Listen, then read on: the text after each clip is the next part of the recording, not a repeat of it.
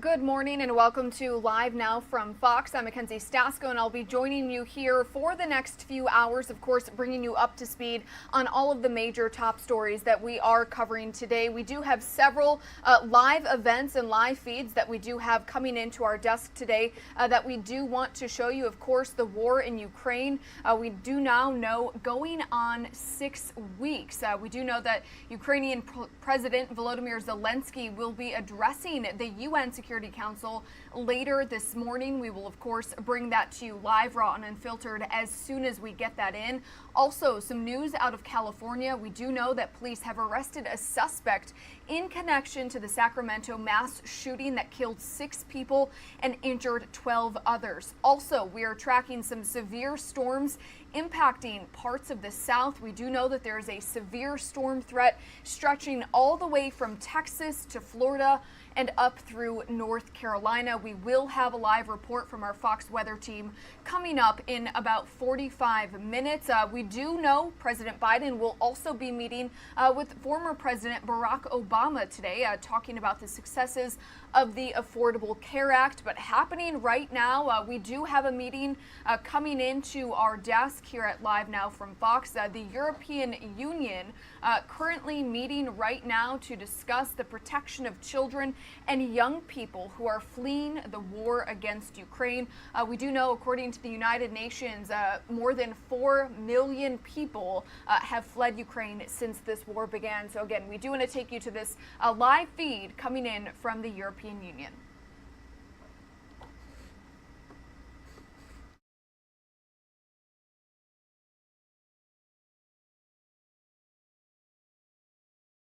Project. We don't sing here ideology. We develop the needed infrastructure for what we want to achieve for the 2030 goals. This project will enable a cumulative pathway to the larger scale project that we all aspire to develop and need in order to decarbonize our economies. In this regard, it's also important to mention that we allow transitional for dedicated hydrogen assets converted from natural gas to be used to transport or to store a predefined blend of hydrogen with natural gas or biomethane. That is what industry asks us to do in order to make it possible to achieve the 2030 goals. And at last, it's rather cynical that you're also always referring to the situation in Malta. I think it's important that Malta is adopted to the grid. And it was very impressive that the family for Coruna Galiza called on the EU not to fund this gas pipeline project that will link to a power station part owned by the man on trial for her killing. But it was EPP and us together then lately asking the Commission to vote for us before we vote for a statement that no EU funding from CEF will go to this project as long as it is directly or indirectly linked with criminals. They confirmed, and it's in the text, so that you should acknowledge. Thank you very much. Ďakujem veľmi pekne. Ďalší vystupí pán Dan Nika na 1 minútu 30. Prosím, máte slovo. Mulțumesc, domnule președinte, doamna comisar. Această revizuire a regulamentului, grupul nostru SND a cerut-o încă din mandatul trecut. Și am cerut această revizuire pentru că este important să ne atingem obiectivele pentru anul 2030, obiectivele de climă, obiectivele pe care le-am propus cu toții ca să trăim într-o lume mai bună. Și vreau să vă spun că aceste lucruri le-am cerut pentru câteva motive evidente. 1. Am vrut să avem și vrem să avem o piață a energiei care să fie funcțională. Din păcate, această criză a prețurilor a arătat că suntem departe de a avea o piață a energiei funcțională în Uniunea Europeană și cred că următoarele măsuri pe care le veți anunța Comisia Europeană și dumneavoastră, doamna comisar, se vor îndrepta în această direcție. Și mai e ceva, securitatea aprovizionării. Și spuneam că securitatea înseamnă să avem energia de care avem nevoie, să ne putem încălzi atunci când este nevoie de ea și mai ales să nu punem niciun cetățean european să aleagă între a se încălzi sau a-și cumpăra mâncare sau medicamente. Și nu suntem acolo. Nu suntem pe drumul cel bun. Este bine că în acest regulament avem un lucru care este legat direct de utilizarea hidrogenului și creșterea accesului surselor de energie regenerabilă, în special offshore. Dar în același timp, războiul din Ucraina ne arăta că este nevoie să avem o siguranță a aprovizionării All right, everybody, you are watching Live Now from Fox. Just tuning in to a meeting coming in from overseas with the European Union Commission in charge of democracy and demography, currently meeting to discuss the protection of children and young people who are currently fleeing the war in Ukraine, which we do know, again, according to the United Nations, about 4 million people have fled Ukraine since the war began more than 6 weeks ago. So it does look like this feed does not have an English translation. As soon as we get that, we will, of course, bring that to you here on Live Now from Fox. We do want to switch gears to some news that we do have coming here at home stateside. So we do want to get you to some video that we have right now. We do know police have arrested a suspect, arrested 26-year-old Dondre Martin in connection with the mass shooting in Sacramento, California, where 3 men and 3 women were killed. 12 others were injured after multiple shooters fired more than 100 rounds on the city's crowded streets. Now, Martin is charged with assault and illegal firearms possession. Police also executed search warrants at 3 homes, and we do know that they recovered at least 1 handgun. So again, that is the latest coming in from Sacramento. Police earlier recovered a stolen handgun within the perimeter of the crime scene as well. And the shooting again did happen in Sacramento's downtown area at about 2 a.m. on Sunday, around the time bars and nightclubs were closing. Fox News senior correspondent Claudia Cohen has the details. I got the call that no elected official wants to get.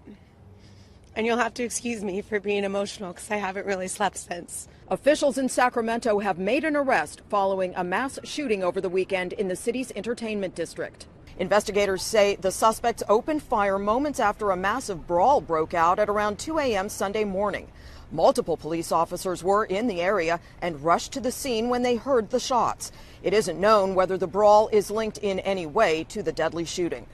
We are shocked and heartbroken by this tragedy, but we are also resolved as an agency to find those responsible. A manhunt is currently underway as police piece together the sequence of events that took place before, during, and after the shooting.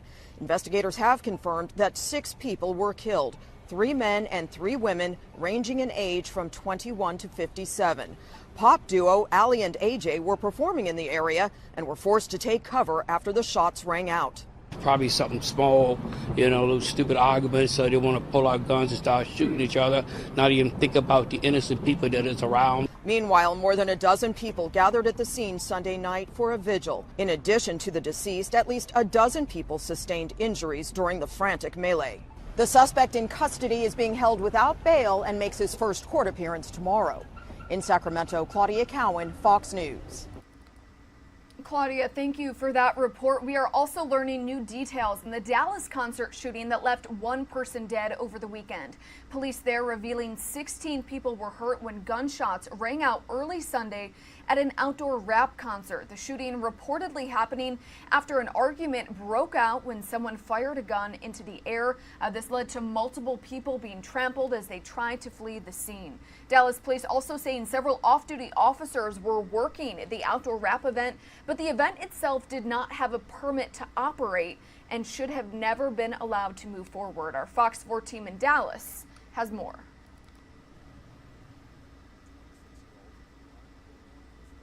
"16 others wounded following a mass shooting at an outdoor concert in southern Dallas just after midnight Sunday. Police say 1 person shooting into the air, another shooting into the crowd. The sound of gunfire heard on social media.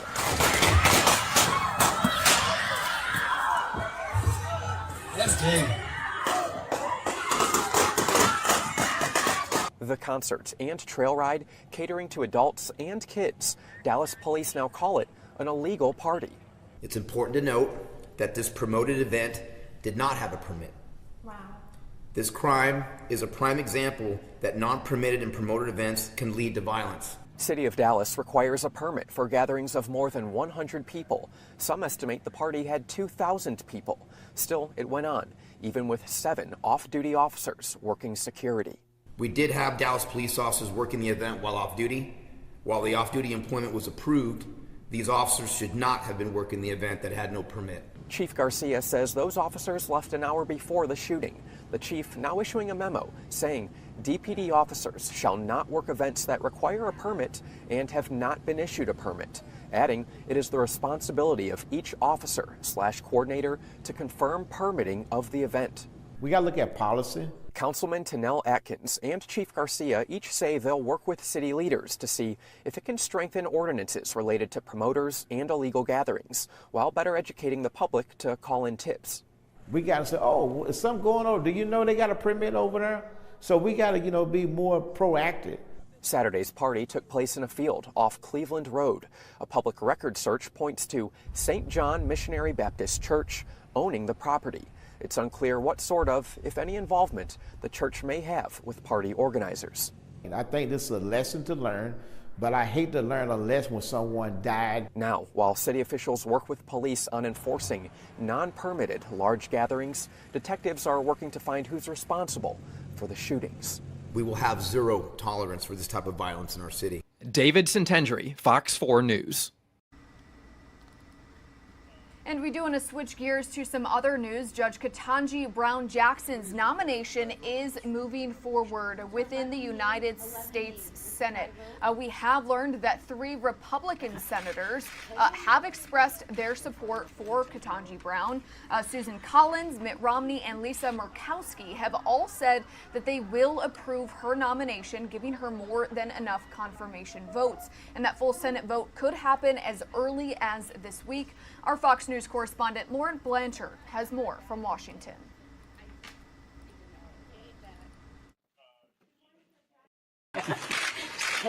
Meeting with Senators, Judge Ketanji Brown Jackson continues to move through the confirmation process, even as the senator's flight delay pushed the Senate Judiciary Committee's vote on her nomination Monday. We're in a little different position because this is not a run-of-the-mill ordinary vote. Democrats on the committee need every last member of theirs because of how split the two parties are on Jackson. She is inching closer to becoming the first black woman to serve as a Supreme Court justice. I like her. I think she's a good person, but I cannot support her. Most Republicans say they oppose Jackson because of her record on sentencing. If you are a criminal, you would be lucky if your case is assigned to Judge Jackson. Democrats say Republicans aren't basing their decisions on the nominee. This is a frustrating experience to see this happen. Judge Jackson is not an extremist. She is not out of the judicial norm. The committee split along party lines on Jackson, but it does not stop her nomination, only slows it slightly. The votes are 11 yeas, 11 nays. It's a tie vote. Democrats plan to bring a full Senate vote on the nomination at the end of the week.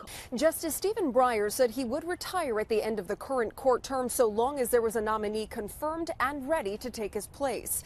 In Washington, Lauren Blanchard, Fox News.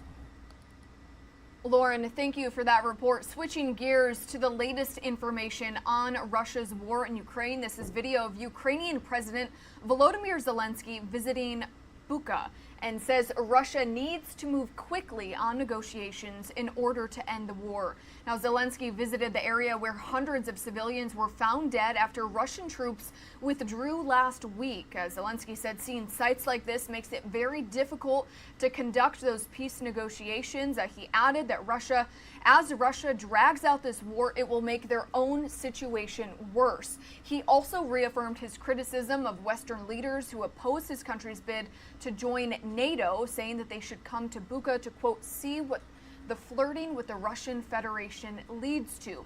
And world leaders say the atrocities are getting harder to ignore, and now as Russian troops pull back from the Kyiv suburbs, advancing Ukrainian forces making a grim discovery. As we just mentioned, Russia facing a fresh wave of condemnation across the world as evidence emerges of deliberate civilian killings. Ukrainian President Zelensky is calling it genocide, and as President Biden calls for a war crimes trial for Russian leader Vladimir Putin, the Kremlin says the accusations should be seriously doubted. Fox News correspondent Alex Hogan has more from Lviv.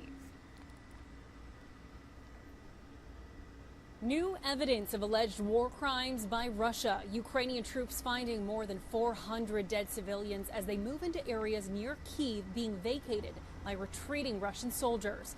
Some of the bodies showed signs of torture. Others were shot at close range with their hands tied behind their backs. Most were buried in shallow pits or simply left along the side of the road. Ukraine's president now calling on Russia to move the negotiations along, saying that the longer they delay, the harder it will be to make a deal. Every day when our troops walk in and deoccupy territories, you see what's going on. It's very difficult to conduct negotiations when you see what they did here. Leaders of dozens of countries quickly condemned Russian President Vladimir Putin, including President Biden, who says he's calling for a war crimes tribunal and also slapping more sanctions on Moscow. Well, the truth of the matter, you saw what happened in Bucha. This warrants him, he is a war criminal. The new allegations come as Russian forces continue their offensive in the east, with a bitter fight still raging in the city of Mariupol. About 2/3 of the Russian forces that had been near Kyiv are now consolidating in Belarus. And the Ukrainian military says about 60,000 more reserves are being called up by Moscow. But most Ukrainians say they will keep fighting no matter what Russia throws at them. Only victory, only victory. I can't imagine anything else. It's not negotiable. The European Union on Monday says it will open up a war crimes investigation in partnership with the Ukrainian government. In Lviv, Ukraine, Alex Hogan, Fox News. All right, Alex, thank you for that report. We do want to continue our news covering Russia's war in Ukraine. We do want to go back to a live feed that we have coming into our desk, coming in from Strasbourg, France, where we do have the European Union Commission discussing their plan to protect children who are fleeing the war in Ukraine. Let's go ahead and listen in. Subsiste quant à la place prépondérante du gaz fossile dans notre système énergétique. Alors, efforçons-nous de minimiser. Important place in our energy systems. Let us make efforts to stop using public funds for fossil fuels. This goes against our climate and geopolitical ambitions. This review of the 10E is much needed, but it is late. This should have taken place 2 years ago. This puts the brakes on our ability to act swiftly. We must be able to make our legal tools more fast in reacting. Let us try to act quickly rather than acting too late. Thank you. Ďakujem veľmi pekne. Ďalší minút. Thank you very much indeed. The next speaker is Ville Niinistö for 1 minute. The fossil economy is a huge part of the security risks of our time, and money from fossil income strengthens the power and wealth of despotic leaders. In Ukraine, we have seen the cruelty and horrors where that leads to. Us Europeans must hear Ukrainian pleas to stop funding Putin's war. One thing should be crystal clear in this discussion to everyone. There is no room for more fossil gas infrastructure investments. We need to stop energy imports from Russia, but they should not be replaced by dependency on fossil imports from elsewhere. The current energy price surge and the geopolitical situation expose vulnerabilities, especially in the forms of energy bills in Europe. Relying on the recipe of more gas through diversification is only a short-term fix that creates new dependencies. Is it really better to depend on fossil gas from Azerbaijan or Qatar and fracking gas from the US rather than from Russia? In the long term, this is not the case. So this is why Greens EFA rejects the revised 10E guideline regulation and demands that any infrastructure projects must be in line with the commitments made under the Paris Agreement. Investments must go into energy efficiency and renewables. Ďakujem veľmi pekne. Ďalší vystupí pán. Thank you very much. And now Krzysztof Jurgiel has 1 minute. Panie Przewodniczący, Wysoka Izbo. Mr. President, ladies and gentlemen, this regulation is key from the point of view of financing essential cross-border energy infrastructure projects. It's a budget worth €6 billion. Unfortunately, it is not possible to finance gas projects.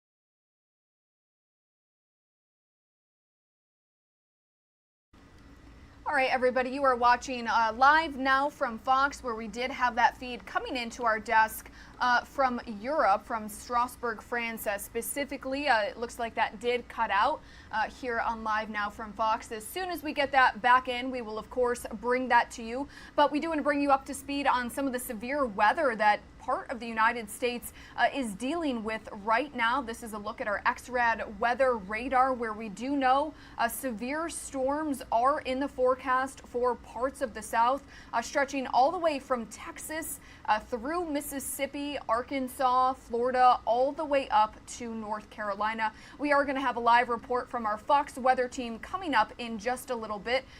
We are going to take a quick 2-minute commercial break. We'll be right back.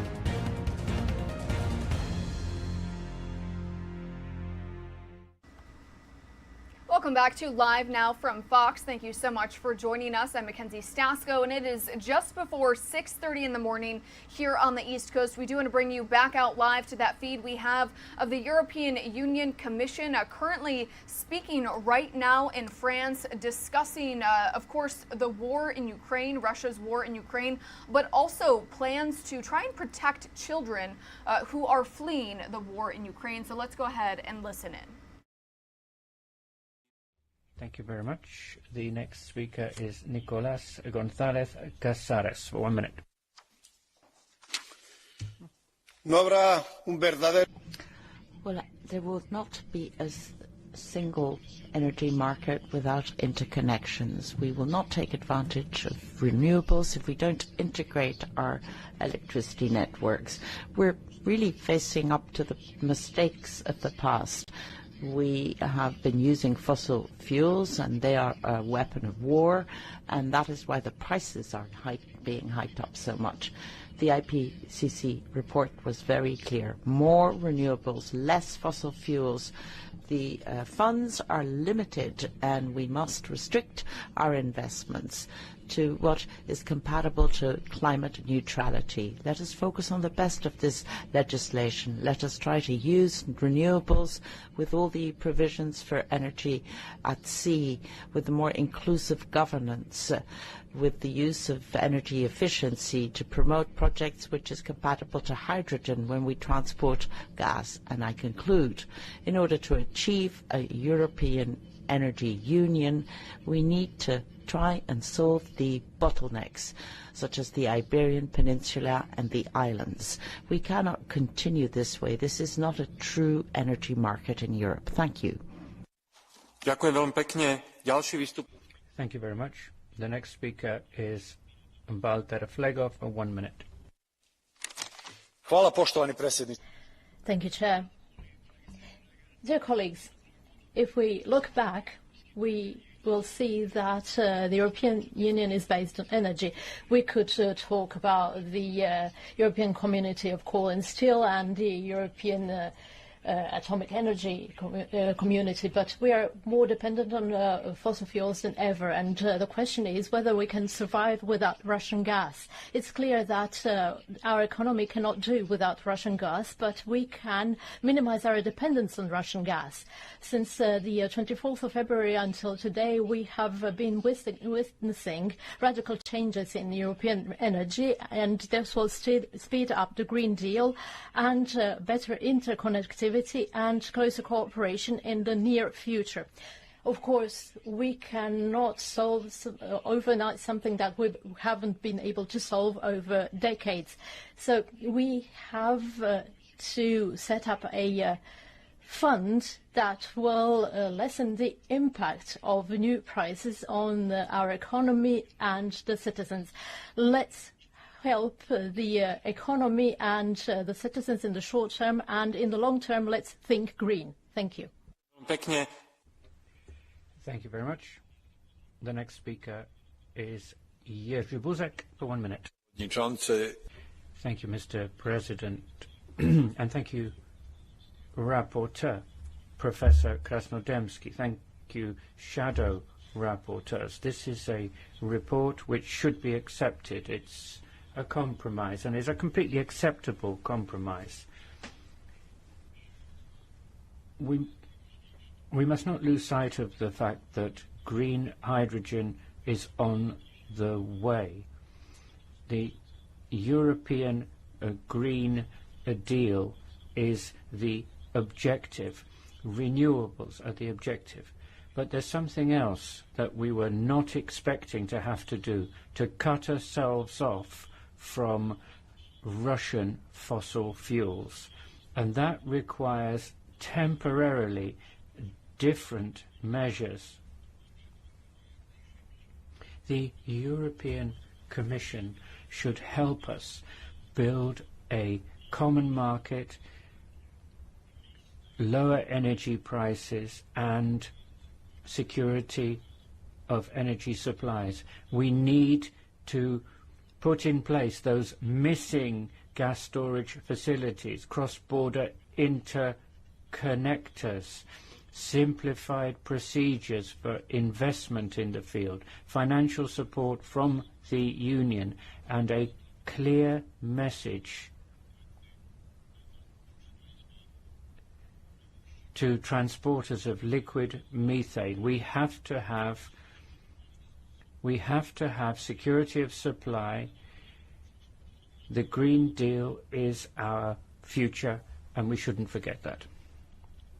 Ďakujem veľmi pekne. Ďalší. Thank you very much. The next speaker is Robert Heischel for 1 minute. Vážení kolegovia, dear colleagues, to connect our energy infrastructure within the EU. Without robust investments into infrastructure and interconnections between member states, it will not be effectively possible to decarbonize our economy and achieve our climate and energy goals, nor decrease our dependency and increase our autonomy. If Europe wants to decrease or even cut off dependency on Russian gas and strengthen its energy security, then cross-border energy infrastructure is crucial. As a reaction to war in Ukraine, the Commission has to assess new infrastructure needs, which will be carried outside the scope of the 10E regulation. In this context, I welcome the REPowerEU plan of the Commission to urgently reduce EU demand for Russian gas, including measures to respond to rising energy prices, replenish gas stocks for next winter, diversify gas supplies, and above all, speed up the rollout of the renewables. We shouldn't forget about the countries like mine, Slovakia, that have worse conditions for renewables, such as photovoltaic or wind energy. If we want to increase our autonomy, we need solidarity within the member states and infrastructure to distribute green energy and ensure no one is left behind. Thank you. Ďakujem veľmi pekne. Thank you. The next speaker is Clement Groschel. For 1 minute. Thank you very much, Chair. TNA needs to guarantee infrastructure which will guarantee enough energy for all consumers. Households these days are especially vulnerable, but also the industry lacks energy. We need to guarantee that this energy will be price-wise available for our households and our companies. Here, these so-called common projects are crucial. We need to guarantee that the supply of energy will be available, and we should not forget about the interconnections. We need them now in short term to guarantee energy sufficiency. However, they should not become an excuse for not following up on our climate goals. For new projects, we need to have a strategical way of thinking so that they will be geared towards renewables and climate-friendly sources of energy. Herzlichen Dank. Unser nächster Sprecher, Sean Kelly. Bitte. Thank you. The next speaker is Sean Kelly. Across Europe, we are horrified by the barbaric, inhumane war crimes carried out on innocent civilians by Russian President Vladimir Putin's army. The EU has to do all it can to help the Ukrainians defend themselves. We must also take action to stop funding Putin's war machine, and this means fundamentally rethinking our energy policy. The revision of the Trans-European Network for Energy, TEN-E regulation, offers an important opportunity for the EU to give priority and funding to future-proof Europe's energy infrastructure in a cost-effective manner in line with the Green Deal. Our future lies in renewable generation, and urgent priority should be given to projects that are directly in line with the full decarbonisation objective. However, cost-effective transitions to decarbonisation must also be considered, including LNG. This is more important now than ever. Herzlichen Dank. Thank you. Thank you so much. I'd now like to give the floor to Thomas Tobé. President, Commissioner, the past months have shown the importance of a strong, resilient and crisis-resistant energy market. The TEN-E regulation, I would say, is actually the foundation for that. Enhanced European connectivity will make Europe less dependent on third countries and, most importantly, on Russian gas and oil. This agreement shows that Europe has strong cooperation among member states for more renewables. Europe will, with this agreement, promote and invest in clean energy that will be crucial for Europe to reach our climate goals. However, in the next revision, I would wish for Europe to also value the need for low-carbon nuclear and include financing for small modular reactors in TEN-E. This will be needed for our energy, for our climate, and for our European security. Thank you. Thank you. This brings us to the Catch the Eye procedure. I'd like to give the floor to Radan Kanev. Thank you, Madam Chair. Colleagues, I think we need a certain degree of moderation and common sense in this debate. And I'm listening to the debate for a full hour now, and I'm afraid I heard too many reasonable, clever, but far too extreme opinions. Of course, we need more renewables. Of course, we need smarter grids. And of course, we need it as fast as we can. But cutting off the Kremlin butcher's gas supply, we need to do now, today. Not in 5 years, not in 3 years, not even in 6 months. And this one we cannot do without providing interconnections of our gas supply, without providing alternative sources. And when we say alternative sources, it cannot be a new dependency. because when you have alternative, it means you don't have dependencies. And in my country, we have 100% gas dependency on the butcher there in Kremlin. Dankeschön. Als nächstes zu Wort gemeldet im Catch. Thank you so much. And the next speaker is Michael Wissig. Please, go ahead. Vielen Dank. Dámy a páni, energetická infraštruktúra Ladies and gentlemen, Europe's energy infrastructure is not just about interconnectedness. The infrastructure has to enable us to meet our climate goals and guarantee security. What is destabilizing our climate and what is threatening our security and our future are fossil fuels. This infrastructure must enable us to wean ourselves off fossil fuels. But what we can see is a huge parcel to back the building of new gas infrastructure, including Cyprus and Malta. This isn't going to be cheap, it isn't going to be easy, and it's going to have long-term consequences. This will be seen to have been expensive and unnecessary. This is a systemic flaw, and I cannot and will not support this in its current form. Dankeschön. Als nächstes. Thank you. Next speaker, Niklas Ninas. Please, go ahead. Präsidentin, wir müssen unabhängig. Thank you, Madam. We need to be independent of Russian gas, and therefore we need to diversify our imports. But surely we shouldn't become dependent on the next dictatorship, and that happens if we invest too much in infrastructure, which clearly shows that we shall be using fossil fuels in the future. We really need to move in a new direction, but we need interconnectors. We need a European energy market in the area of electricity. And let us really call a spade a spade. I mean, France is blocking access to the Iberian Peninsula, to the European energy market at the Pyrenees. Why?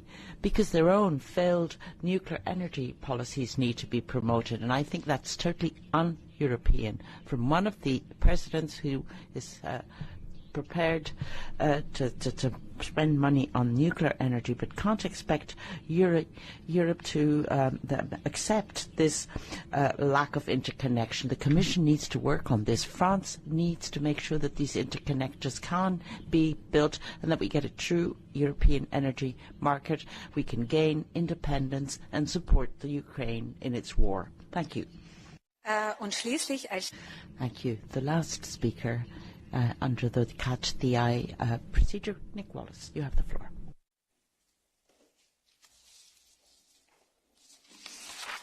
Very much, President. The revision of the Trans-European Network Energy Regulation could have a huge impact on the EU's chances of achieving its climate goals. The revision of the regulation appears to have got to grips with the conflict of interest in the current 10E process, where gas demand has been consistently overestimated by the European network of transmission system operators for gas. This remarkable conflict of interest means that the gas companies that build the gas infrastructure are the same companies that propose the projects. However, the revision fails to exclude financial support in the form of subsidies for fossil fuel gas infrastructure and political support in the form of planning permissions. Europe still is providing over 112 billion a year towards the fossil fuel industry. We need a fossil fuel gas phase out in Europe by 2035 at the latest, and we need an immediate end to fossil fuel gas subsidies. We're in breach of the Paris Agreement at the moment because we're supposed to make finances work for the climate. We also need to make sure that public funding is available to support people and companies to move away from fossil gas. Thank you. Thank you. Honourable Commissioner, you have listened to the contribution of all members. Perhaps you could now give us your final statement. Thank you.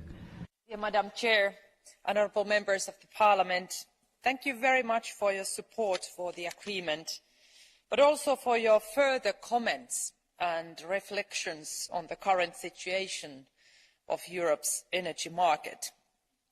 The Commission shares your concerns and the responsibility in swiftly coming forward with concrete solutions that will help us accelerate our transition to climate neutrality, but also the phase out of Russian fossil fuels while our security of supply is guaranteed and prices are kept under control. Your vote for the revised 10E implementation will be part of this solution. It will allow us to focus on accelerating the offshore grids and replace natural gas by hydrogen and other renewable and low-carbon gases. So thank you very much for this debate, and I also will pass all your interventions and messages to my dear colleague, Commissioner Simpson. Vielen herzlichen Dank. Thank you so much. I'd now like to give the floor to the rapporteur. Mr. Krasnodębski, you have the floor. Vielen Dank, dankeschön. Dziękuję bardzo za tę. I'd like to thank everybody for this debate. What we tried to do was establish a compromise, trying to meet the objectives of the Union and at the same time to take into account the specifics. All right, everybody, you are tuning in to a live feed that we have coming in from France with the European Union currently talking and discussing the war in Ukraine, not only about the protection of children and young people who have had to flee their country as this war goes on, but also talking about energy infrastructure and, of course, reducing Europe's reliance on Russian oil as well. So this is just one of the stories that we are following today. We do want to switch gears and, of course, bring you up to speed on other top stories that we are following. You can see there, right there on your screen, police in Sacramento have arrested a suspect in connection to the Sacramento mass shooting that killed 6 people and injured 12 others. Also happening today, Ukrainian President Volodymyr Zelensky is set to address the UN Security Council later today. We will, of course, bring that to you live, raw, and unfiltered. We also have former President Barack Obama set to visit the White House for the first time since departing. He's expected to talk with the Vice President and President Biden about the successes of the Affordable Care Act. And we also have some severe storms that are currently making their way across the South. So again, we do want to switch gears and talk about weather right now. Our Fox weather team, an update from them. We do know that a tornado watch is issued for about 5 million people as those severe storms threaten the South, which is pretty fatigued. We did report to you last week several tornadoes in Texas, Louisiana, and here in Florida as well. We do have our Fox Weather's Nicole Valdez. She is live in Jackson, Mississippi this morning, taking a closer look at this severe weather threat. Nicole, thank you so much for joining us. I know the storm hasn't hit Mississippi just yet, but what type of weather conditions are we expecting there? Well, good morning, Mackenzie. I'll actually tell you, the storm is really hitting us right now. We've just noticed the rain is starting to pick up here. The wind is really whipping by us. And if you notice, the sky is just lighting up as we see several lightning strikes about every second or so, accompanied by that thunder. So unfortunately, it's round 3 of a severe storm threat for the South, including Louisiana, Mississippi, Alabama. And unfortunately, it's an area that really just can't catch a break with the tornado threats. You mentioned we're under that tornado watch. We're also under a severe thunderstorm warning. And you're really looking at the conditions of that just surrounding me here. Again, that heavy rain, the winds here picking up, and it's just the recipe and kind of the tease to what's to come as we approach, or rather that main line of storms approaches us here in Jackson. Earlier, we counted about 80 lightning strikes just within 5 minutes, and it's an alarming number when you think back to some of the storms that we saw over the last few weeks across the South. Mississippi has already seen 49 confirmed tornadoes. The strongest was an EF3 that rocked the county of Kemper on March 22nd. So we already know that areas across the state, including those near Jackson, have already been damaged. They're working to put the pieces back together after those storms, and now they're met with another day of uncertainty. And Mackenzie, the storms here will continue to move through as Jackson remains under the cover of darkness here, which really adds another layer to the danger that these storms could bring.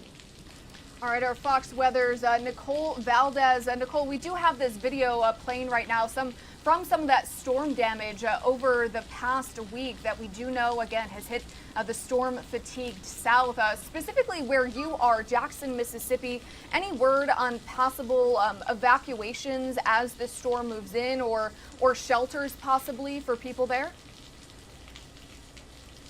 Well, the state of Mississippi always has shelters that they activate ahead of these severe storms, knowing that people may need somewhere safe to go, especially really tornado shelters. If those people who live in mobile homes or need a safe space to really take cover from the danger that these storms can bring, they usually preemptively open those across the state, and several local organizations, local governments are usually the ones that decide when and where those locations will be. So yes, there are several across the state of Mississippi open to those who may need shelter ahead of the impact of the storm. But really, the message is about when it's safe to get to those areas. You know, once those watches and warnings are in place, it's likely too late for you to try to make a move and travel to those locations. So it really, you know, the South is no stranger to these storms. I think it's about making sure that they have that plan, you know, several days ahead of these storms, so they know when to go and what time it is to activate that plan. All right, hopefully people have that ready to go. Fox Weather's Nicole Valdez, again, live in Jackson, Mississippi. Nicole, stay safe, and thank you again for that report. All right, everybody, we do want to bring you one more live look at this XRAD weather radar that we do have up here on our screen. As you heard, our partners over at Fox Weather have issued a tornado watch for about 5 million people as those severe thunderstorms, as you see on your screen, threaten the storm-fatigued South all the way through tomorrow. And as you heard Nicole say, targeting some of the same areas that were on the receiving end of multi-day severe weather outbreaks over the past 2 weeks. So again, NOAA's Storm Prediction Center has issued a tornado watch until 11 a.m. For Central Time for parts of southeastern Arkansas, southern and eastern Louisiana, and central and southern Mississippi, where we just got that live report from Fox Weather's Nicole Valdez. Now, this watch does include El Dorado in Arkansas, New Orleans and Baton Rouge in Louisiana, and Jackson and Hattiesburg in Mississippi. The time here on the East Coast is just before 7 o'clock in the morning. You are watching Live Now from Fox. We'll be back in 2 minutes.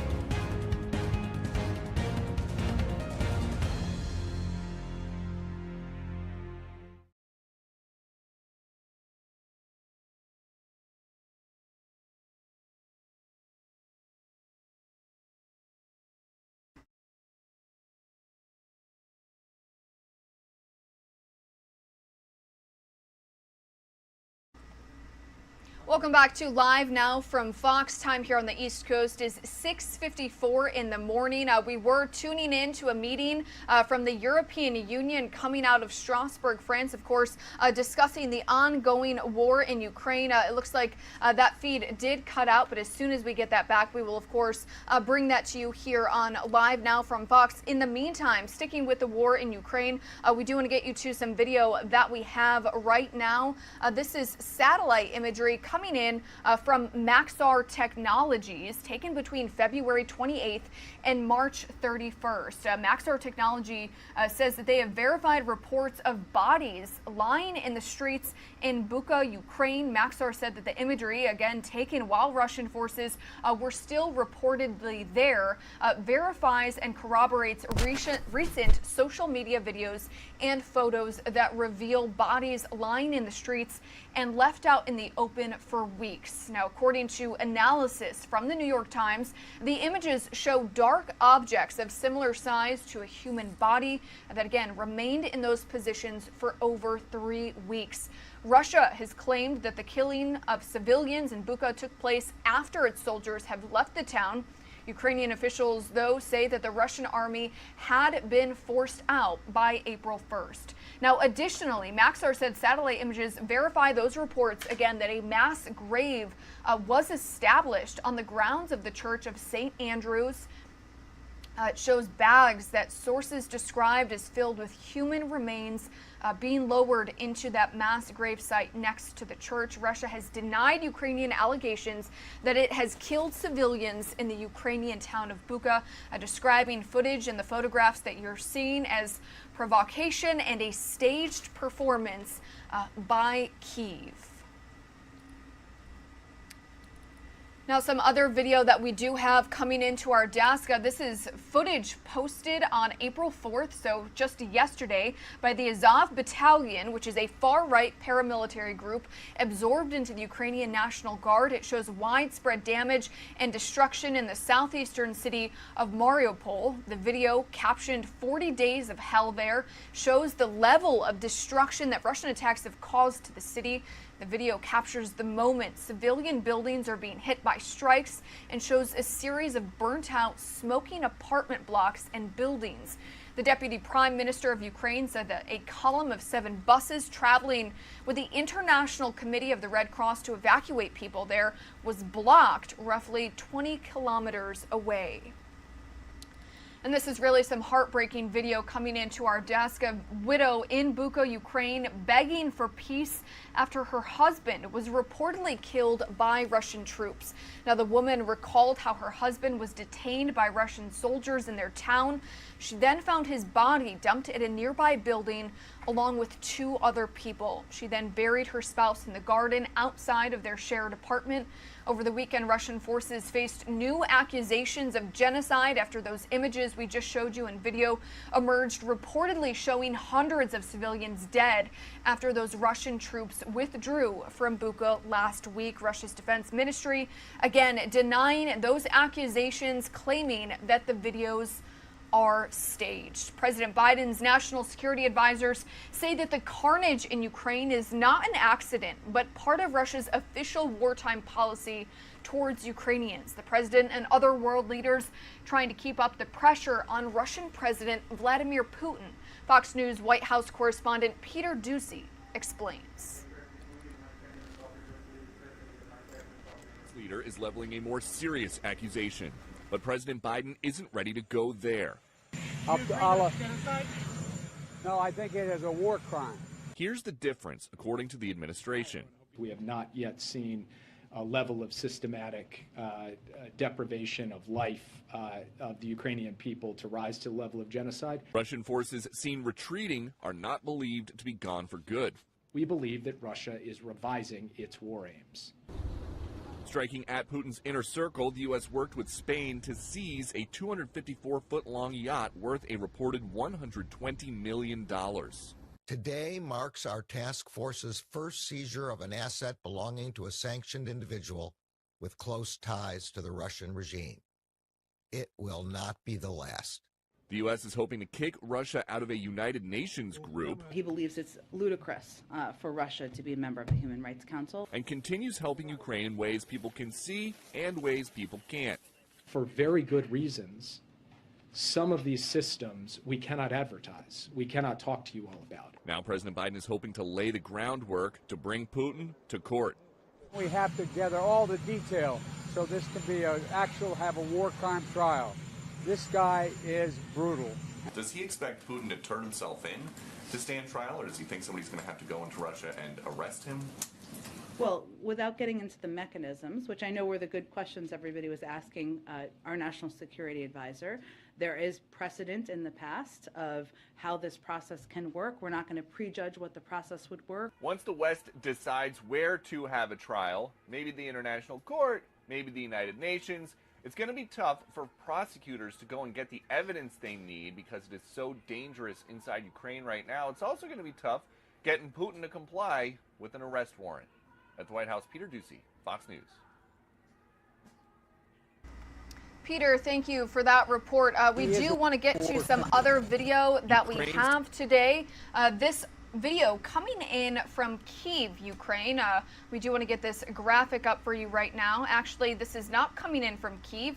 This is coming in from Kramatorsk, Ukraine, where hundreds of desperate people in eastern Ukraine are trying to get to the western part of their war-torn country. As you can see in this video, they are currently stuck in these long traffic lines, again, trying to flee, stuck on gridlocked highways and packing onto crowded trains. Again, this video taken yesterday in Kramatorsk, where hundreds of refugees tried to leave and board the few trains that were leaving. Volunteers have been working to control the crowds at those stations.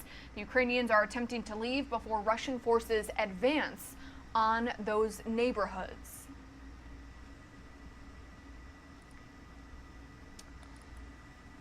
And we do have some other video. This is the video we are speaking about coming in from Kyiv, where emergency crews are hard at work in Ukraine's northern territory. Over the weekend, Russian troops largely withdrew from the area, leaving behind mines, damaged vehicles, and debris. Russian forces have also retreated from the Chernihiv and Sumy regions after meeting intense resistance from Ukrainian troops. NATO Secretary General Jens Stoltenberg warned that the Russians are regrouping rather than retreating, while Ukrainian officials say the movement is a result of being outfought.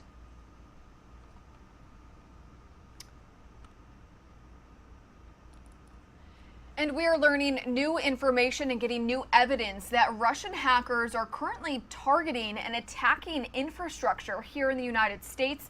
Fox News correspondent Jillian Turner has the latest from the State Department.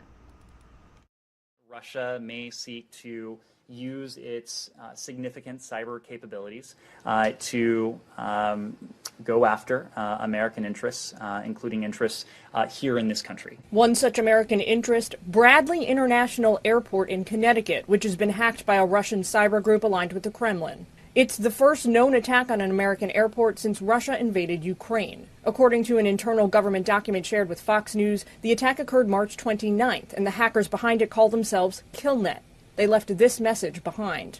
When the supply of weapons to Ukraine stops, attacks on the information structure of your country will stop. America, no one is afraid of you. The Connecticut Airport Authority tells Fox News, quote, while we cannot speculate on who initiated this attack or why, Bradley International Airport was targeted. In this case, the airport's public-facing website was compromised. Our understanding is that they were able to get that website back up and running pretty quickly, and it didn't affect airport operations. It's a scenario the Biden administration has been warning U.S. companies about for weeks. We're working very closely with industry, knowing that cybersecurity is not something that the federal government can do on its own. The president has very publicly encouraged the private sector to ensure that its cyber defenses are up to date. KillNet is known to cyber experts to be engaged in cyber warfare against Ukrainian hackers. At the beginning of March, KillNet briefly took down Anonymous, a pro-Ukraine hacker group with 8 million Twitter followers. National security sources tell us tonight cyber hackers targeting U.S. airports, even planes, has been of major concern to U.S. officials. We're also learning that the war Russian and Ukrainian cyber hackers are waging against one another will soon escalate. In Washington, Jillian Turner, Fox News. Jillian, thank you for that report. We do have this live feed coming into our desk right now. This appears to be coming in from the Polish-Ukrainian border, where we do see Ukrainians continuing to flee and cross into Poland. Poland, of course, receiving the bulk of refugees, about 2.5 million. So about half have taken refugee in Poland. Now, the number of Ukraine refugees has passed the worst case United Nations estimate. Again, more than 4 million people have fled Ukraine since Russia launched its invasion back on February 24th. So again, this is just one of many live feeds that we are following here on Live Now from Fox. The time here on the East Coast is just past 7 o'clock in the morning. We are going to take a quick 2-minute commercial break. We'll be right back.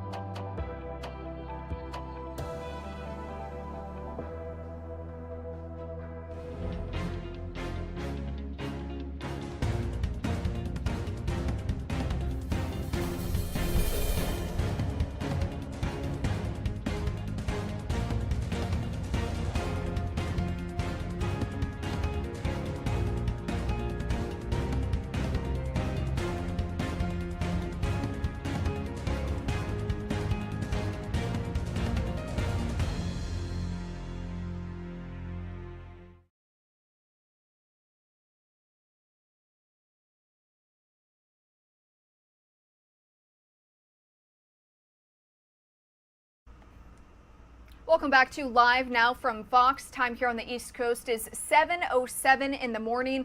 We are following several major stories today that we do want to bring you up to speed on. We do know that police in California have arrested a suspect in connection to the Sacramento mass shooting that killed 6 people and injured about 12 others. Now, again, that is news coming in from Sacramento, California. Also happening today, we do know former President Obama is expected to meet with President Joe Biden at the White House today to discuss the Affordable Care Act. Also happening today, Ukrainian President Volodymyr Zelensky is set to address the United Nations Security Council later this morning as the war in Ukraine now surpasses 6 weeks. We also have there on your screen a live feed coming into our desk from the Poland-Ukrainian border, where the United Nations now says more than 4 million people have fled Ukraine since the war started back on February 24th. Also, some severe storms that we are tracking, severe storm threats stretching all the way from Texas through the south over to Florida and all the way up to North Carolina. Some areas could get wind gusts up to 70 miles an hour. Flash flooding and tornadoes are also possible. But we do want to talk about some news coming from the border. There is new reaction to the Biden administration's decision to end Title 42 coming up in May. Now, both the Trump administration and the Biden administration used the public health order in an effort to expel migrants at the southern border due to the pandemic. 3 Republican-led states are now filing a lawsuit to stop the move. Fox News correspondent Madeline Rivera has a closer look from Washington.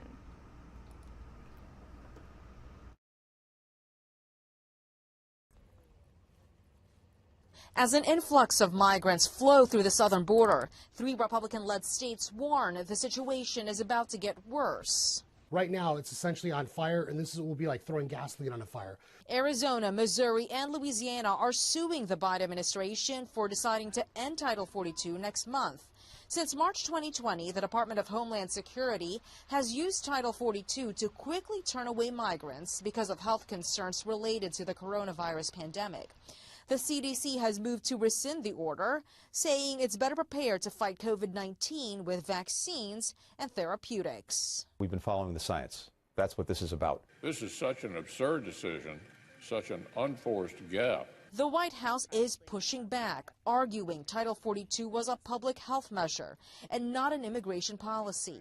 This is why we have the implementation period over the next several weeks continues to be to ensure we are increasing our resources, surging personnel and resources to the border. Political experts say the removal of Title 42 will have an impact not just at the border, but also in November. It's an issue for the election, or this is something that you will certainly hear Republicans continue to criticize the White House about.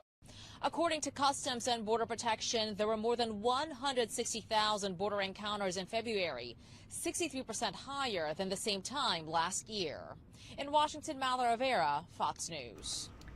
Madeline, thank you for that report. We do want to bring you back out to this live shot of the White House today, where we do know that the momentum is building for some kind of accountability for President Biden's son Hunter over alleged business dealings and influence peddling abroad. The mainstream media addressing the story after months of dismissing it. Fox News chief correspondent from Washington, Mike Emanuel, has more. Republican investigators say President Biden's son and brother were cutting multi-million-dollar deals with business officials connected to China's military. The top Republican on the Senate Judiciary Committee says that is potentially a major national security issue. What's concerning to us is there any sort of blackmail opportunity for China against the United States because of those close working relationships. On Sunday, the White House chief of staff was confronted about Hunter Biden. The president's confident that his son didn't break the law.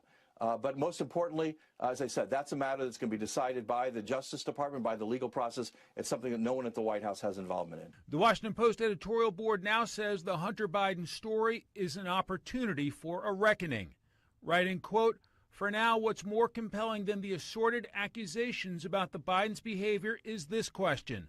Why is confirmation of a story that first surfaced in the fall of 2020 emerging only now?" The top Republican on House Judiciary says that's a good question.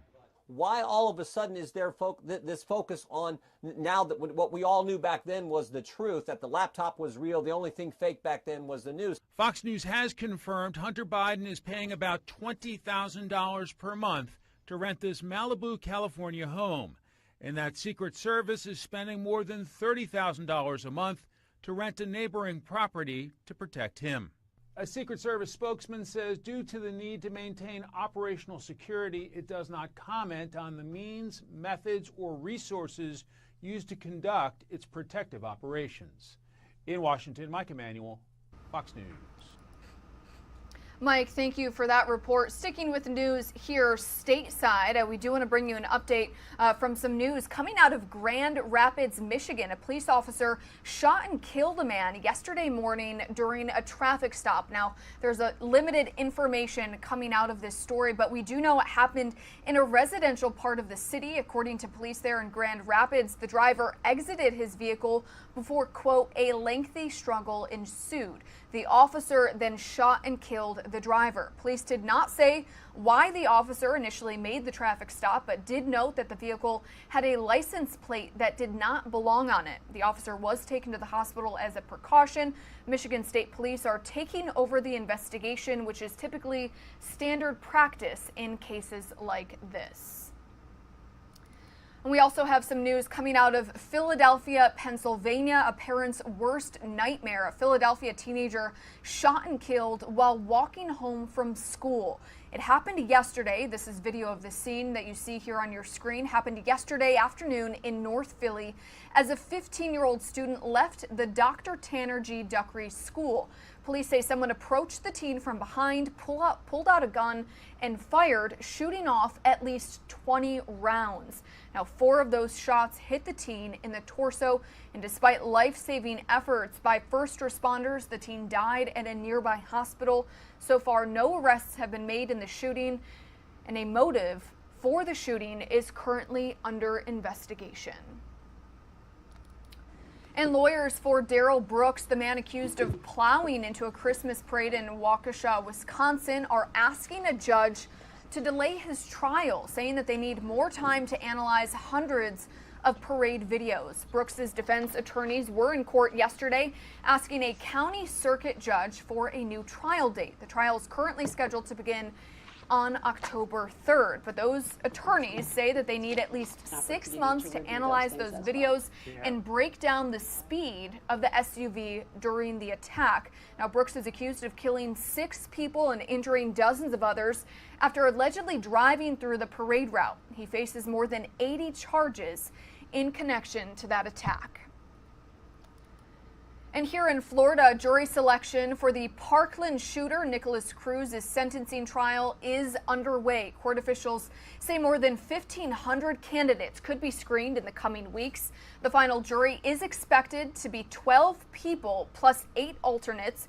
Cruz pled guilty back in October to gunning down and killing classmates back in February of 2018. The chosen jurors will now decide the fate of the 23-year-old, deciding whether Cruz will receive a death sentence or life without parole. The entire jury selection process is expected to take several weeks. And now to an update on a story we have been following from the get-go. We've seen forensic investigators hired by the state of Florida at the Orlando Free Fall ride. Now, the attorney representing Tyree's family say that they have their own investigators looking at the ride as well, even interviewing people who are on it that very same day.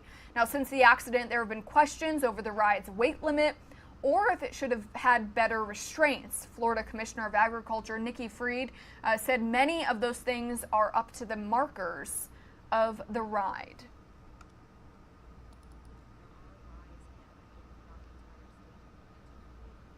And it is up to, unfortunately, this is again things that we're going to be looking into as we go through this investigation. And again, that was the Florida Commissioner of Agriculture, of course, investigating this deadly accident. And New York City Mayor Eric Adams announces a billboard campaign here in Florida to counter the state's so-called Don't Say Gay law.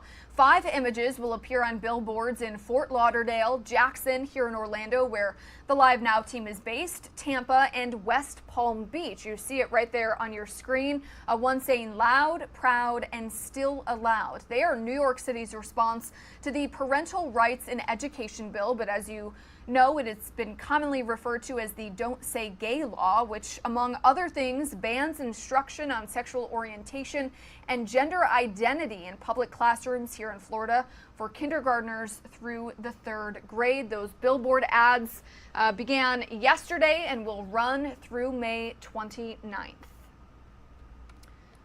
And now to a crazy story out of Germany. Authorities there say a 60-year-old man received the COVID vaccine dozens of times so he could sell the vaccination cards he was given to people who did not want to get the shot.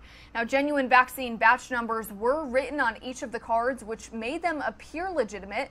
The man's name has not been released because of German privacy rules. Officials say he received as many as 90 shots at vaccination centers over a period of a few months. Police recently caught up with him, but it's not clear if getting all of those shots had any adverse side effects on the man's health, but I'm guessing that it probably did. Now, we do want to switch gears to weather and take you out to our XRAD weather radar right now, where we do know our partners over at Fox Weather have issued a tornado watch for about 5 million people as storms threaten the storm-fatigued South. We did hear from our Fox Weather team reporting live in Jackson, Mississippi. One of those areas currently under that tornado watch. NOAA's Storm Prediction Center has issued the tornado watch, until 11 a.m. Central Time for southern and eastern Louisiana and central and southern Mississippi. Those watch areas include New Orleans, Baton Rouge in Louisiana, Jackson, and Hattiesburg in Mississippi. We actually do have a live shot of Baton Rouge, Louisiana right now. So it looks as though dark there this morning. Of course, the sun is not yet up, but again, that tornado watch issued for about 5 million people.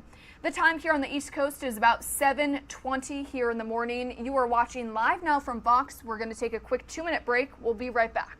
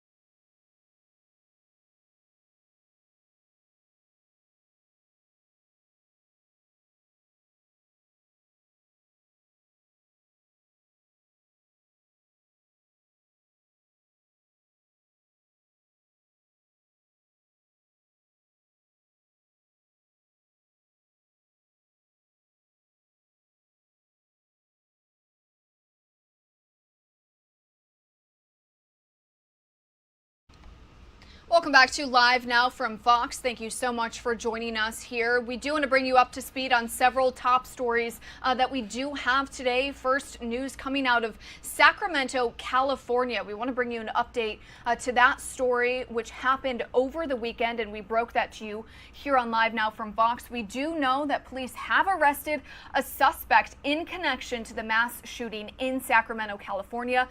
They've arrested 26-year-old Dondre Martin in connection to the shooting, where 3 men and 3 women were killed. 12 others were injured after multiple shooters fired more than 100 rounds on the city's crowded streets. Martin is charged with assault and illegal firearms possession. Police also executed search warrants at 3 homes and recovered at least 1 handgun. They had earlier recovered a stolen handgun at the crime scene. The shooting happened in Sacramento's downtown area at about 2 a.m. Sunday, right around the time bars and nightclubs were closing. Fox News senior correspondent Claudia Cohen has the details. I got the call that no elected official wants to get. And you'll have to excuse me for being emotional because I haven't really slept since. Officials in Sacramento have made an arrest following a mass shooting over the weekend in the city's entertainment district. Investigators say the suspects opened fire moments after a massive brawl broke out at around 2 a.m. Sunday morning. Multiple police officers were in the area and rushed to the scene when they heard the shots. It isn't known whether the brawl is linked in any way to the deadly shooting. We are shocked and heartbroken by this tragedy, but we are also resolved as an agency to find those responsible. A manhunt is currently underway as police piece together the sequence of events that took place before, during, and after the shooting. Investigators have confirmed that 6 people were killed, 3 men and 3 women, ranging in age from 21 to 57. Pop duo Ali and AJ were performing in the area and were forced to take cover after the shots rang out. Probably something small, those stupid arguments, so they want to pull out guns and start shooting each other, not even think about the innocent people that is around. Meanwhile, more than a dozen people gathered at the scene Sunday night for a vigil. In addition to the deceased, at least a dozen people sustained injuries during the frantic melee. The suspect in custody is being held without bail and makes his first court appearance tomorrow. In Sacramento, Claudia Cohen, Fox News. Claudia, thank you for that report. We are learning new details in the Dallas concert shooting that left 1 person dead over the weekend. The shooting reportedly happened after an argument broke out when someone fired a gun into the air. Now, Dallas police are also saying that several off-duty officers were working the outdoor rap concert, but the event itself did not have a permit to operate and should have never been allowed to move forward. Our Fox 4 team in Dallas has more. 26-year-old Keelan Gilmore is dead, 16 others wounded following a mass shooting at an outdoor concert in southern Dallas just after midnight Sunday. Police say 1 person shooting into the air, another shooting into the crowd. The sound of gunfire heard on social media.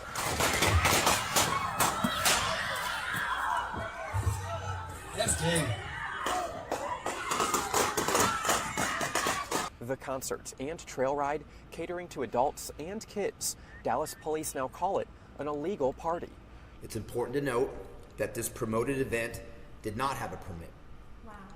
This crime is a prime example that non-permitted and promoted events can lead to violence. City of Dallas requires a permit for gatherings of more than 100 people. Some estimate the party had 2,000 people. Still, it went on, even with 7 off-duty officers working security. We did have Dallas police officers working the event while off-duty. While the off-duty employment was approved, these officers should not have been working the event that had no permit. Chief Garcia says those officers left an hour before the shooting. The chief now issuing a memo saying DPD officers shall not work events that require a permit and have not been issued a permit, adding it is the responsibility of each officer/coordinator to confirm permitting of the event. We got to look at policy. Councilman Tanel Atkins and Chief Garcia each say they'll work with city leaders to see if it can strengthen ordinances related to promoters and illegal gatherings, while better educating the public to call in tips. We got to say, oh, is something going on? Do you know they got a permit over there? So we got to, be more proactive. Saturday's party took place in a field off Cleveland Road. A public record search points to St. John Missionary Baptist Church owning the property. It's unclear what sort of, if any, involvement the church may have with party organizers. I think this is a lesson to learn, but I hate to learn a lesson when someone died. Now, while city officials work with police on enforcing non-permitted large gatherings, detectives are working to find who's responsible for the shootings. We will have zero tolerance for this type of violence in our city. David Centendry, Fox 4 News. And we do want to switch gears to some political news. Judge Ketanji Brown Jackson's nomination is moving forward in the Senate. 3 Republican senators have announced their support for the SCOTUS nominee. Susan Collins, Mitt Romney, and Lisa Murkowski have all said that they will approve her nomination, giving her more than enough confirmation votes. Now, that full Senate vote could happen as early this week. Fox News correspondent Lauren Blanchard has more from Washington.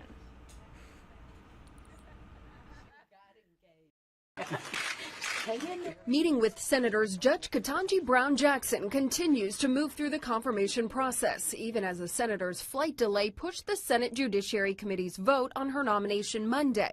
We're in a little different position because this is not a run-of-the-mill ordinary vote. Democrats on the committee need every last member of theirs because of how split the two parties are on Jackson. She is inching closer to becoming the first black woman to serve as a Supreme Court justice. I like her. I think she's a good person, but I cannot support her. Most Republicans say they oppose Jackson because of her record on sentencing. If you are a criminal, you would be lucky if your case is assigned to Judge Jackson. Democrats say Republicans aren't basing their decisions on the nominee. This is a frustrating experience to see this happen. Judge Jackson is not an extremist. She is not out of the judicial norm. The committee split along party lines on Jackson, but it does not stop her nomination, only slows it slightly. The votes are 11 yeas, 11 nays. It's a tie vote. Democrats plan to bring a full Senate vote on the nomination at the end of the week. Justice Stephen Breyer said he would retire at the end of the current court term so long as there was a nominee confirmed and ready to take his place. In Washington, Lauren Blanchard, Fox News. Lauren, thank you for that report. Ukrainian President Volodymyr Zelensky took his case to the United Nations today, speaking to the UN Security Council this morning, accusing Russia of genocide. And as Doug Lazater reports from Washington this morning, the Biden administration is also pressing the UN to act. The U.S. will seek to remove Russia from the UN Human Rights Council as evidence mounts that that country has committed war crimes. The costs of the war are becoming disturbingly clear. As Ukrainian forces reclaim part of their country, the civilian death toll is rising fast. Hundreds found dead. To Ukrainian President Volodymyr Zelensky, walking through the devastated city of Bucha, what happened here is clear. These are war crimes, and they will be recognized by the world as genocide. President Biden won't quite go that far. Up to Allah. No, I think it is a war crime. We have not yet seen a level of systematic deprivation of life of the Ukrainian people to rise to the level of genocide. It's a question that the United Nations will have to grapple with. Zelensky speaks today to the UN Security Council as President Biden will seek to boot Russia from the UN's Human Rights Council. He believes it's ludicrous for Russia to be a member of the Human Rights Council. The U.S. is imposing other costs as well, seizing a mega yacht in Spain said to belong to a Russian oligarch with close ties to Russian President Vladimir Putin. But holding Putin and others to account for what has happened in Ukraine will be much more difficult. Russia may be planning new operations in the east meantime, a new offensive in a country that is now so immersed in violence that as explosions ring overhead, men digging graves here barely pause. Russia's ambassador to the United Nations, meanwhile, says the evidence of war crimes in Ukraine has been staged. In Washington, Doug Lazater, Fox News. Doug, thank you for that report. Sticking with Russia-Ukraine news, this is video of President Volodymyr Zelensky visiting Bucha and meeting with residents there. Again, Zelensky visiting the area where hundreds of civilians were found dead after Russian troops withdrew last week. He said seeing sites like this makes it very difficult to conduct negotiations. Zelensky added that as Russia drags out this war, it will make their own situation even worse. He also reaffirmed his criticism of Western leaders who oppose his country's bid to join NATO. Now, President Zelensky actually spoke to Fox News saying that Ukraine will not accept any outcome besides victory. He did speak with our Fox News' Brett Baer on Friday, touching on a wide variety of topics, including what a victory looks like for Ukraine and what Putin is hoping to achieve. Mr. President, I'd like to start with this. How do you believe this war ends? Only without victory. A victory of truth means victory of Ukraine and Ukrainians. The question is when it will end. That is a deep question. It's a painful question. Besides victory, the Ukrainian people will not accept any outcome. What are you willing to agree to get a peace deal? For example, are you willing to trade any amount of Ukrainian territory to achieve a peace deal with Russia? We do not trade our territory. So the question of territorial integrity and sovereignty is out of discussion. There are difficult questions regarding temporarily occupied territories. There are principal difficulties. We are ready to put off some issues off the agenda, like the Crimean issue. We are prepared to talk about having the Crimea an issue. The occupation of Crimea should be resolved in a diplomatic format, maybe like 10 years later. Globally, the issue needs to be resolved, such as the end of warfare, and then diplomacy steps in. Diplomatically, we can find a solution, because Ukraine is a peaceful, peace-loving nation. And I said this in answering to your first question. It is what matters most is to save as many lives of our people as possible. We do need guarantees of security from leading nations, and the Russian Federation understands that. We may have argument about this or that country, but among the key states, there have to be guarantors, and those can be members of NATO or those outside it. And we are talking about key players, consider key players of the world. But once again, I'm saying that we want those countries that want it join this openly.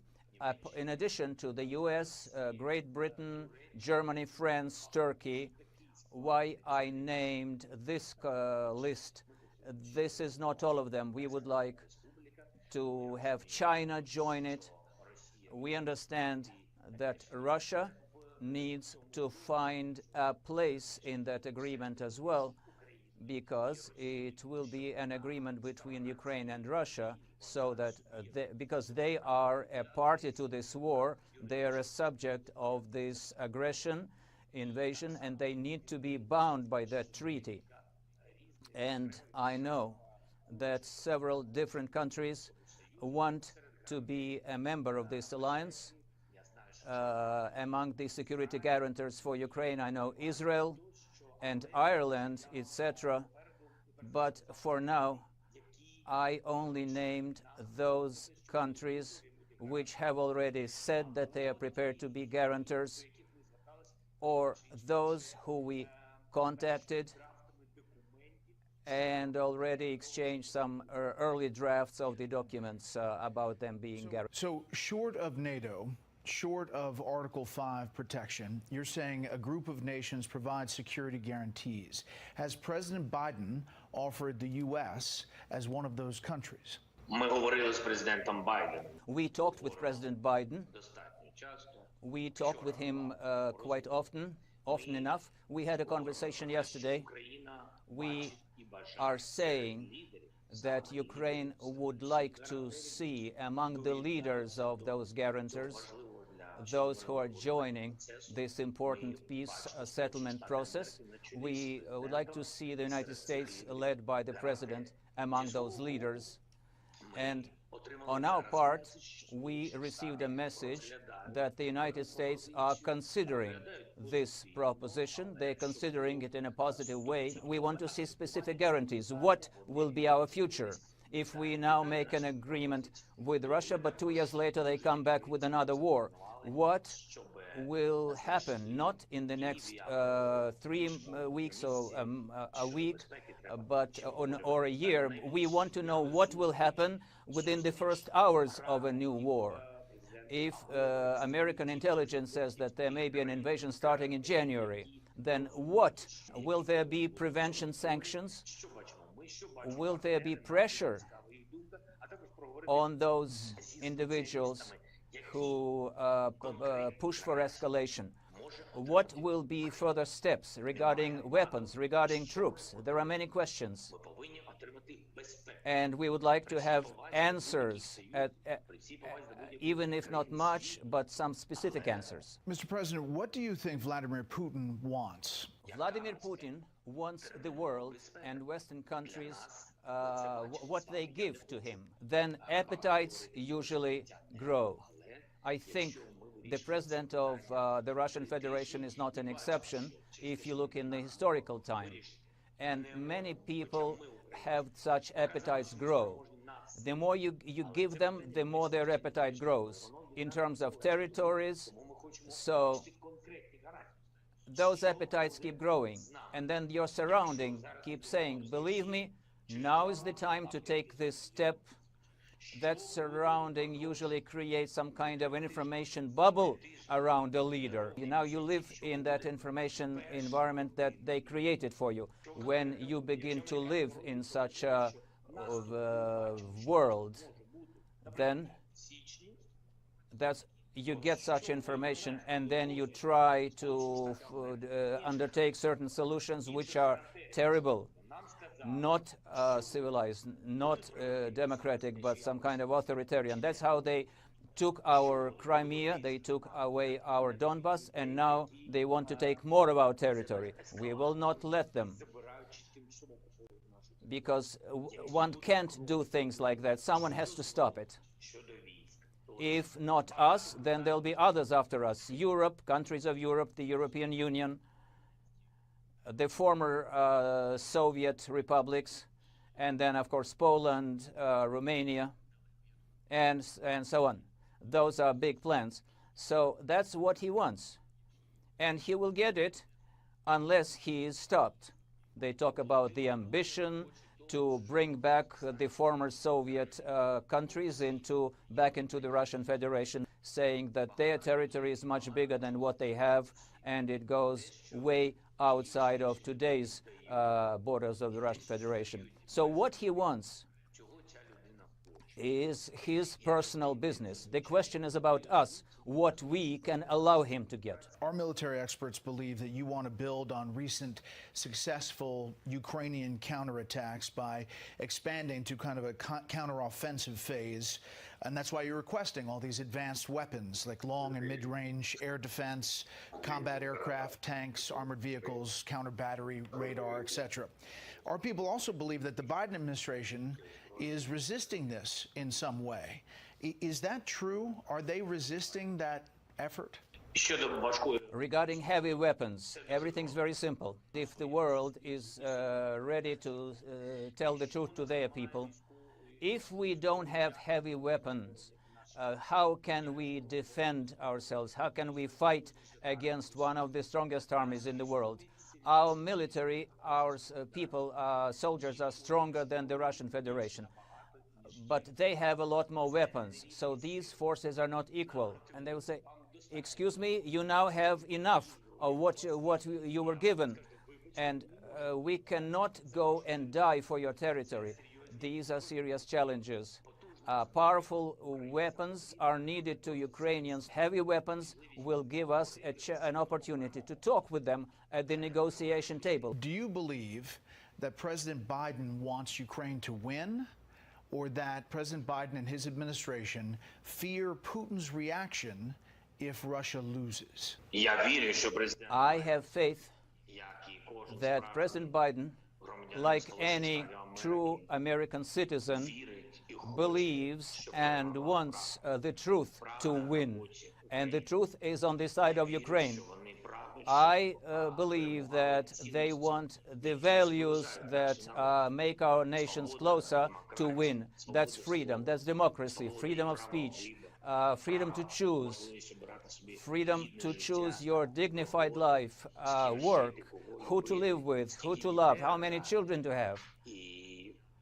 And I think that those values are close to every human being. We want simple peace for our nation.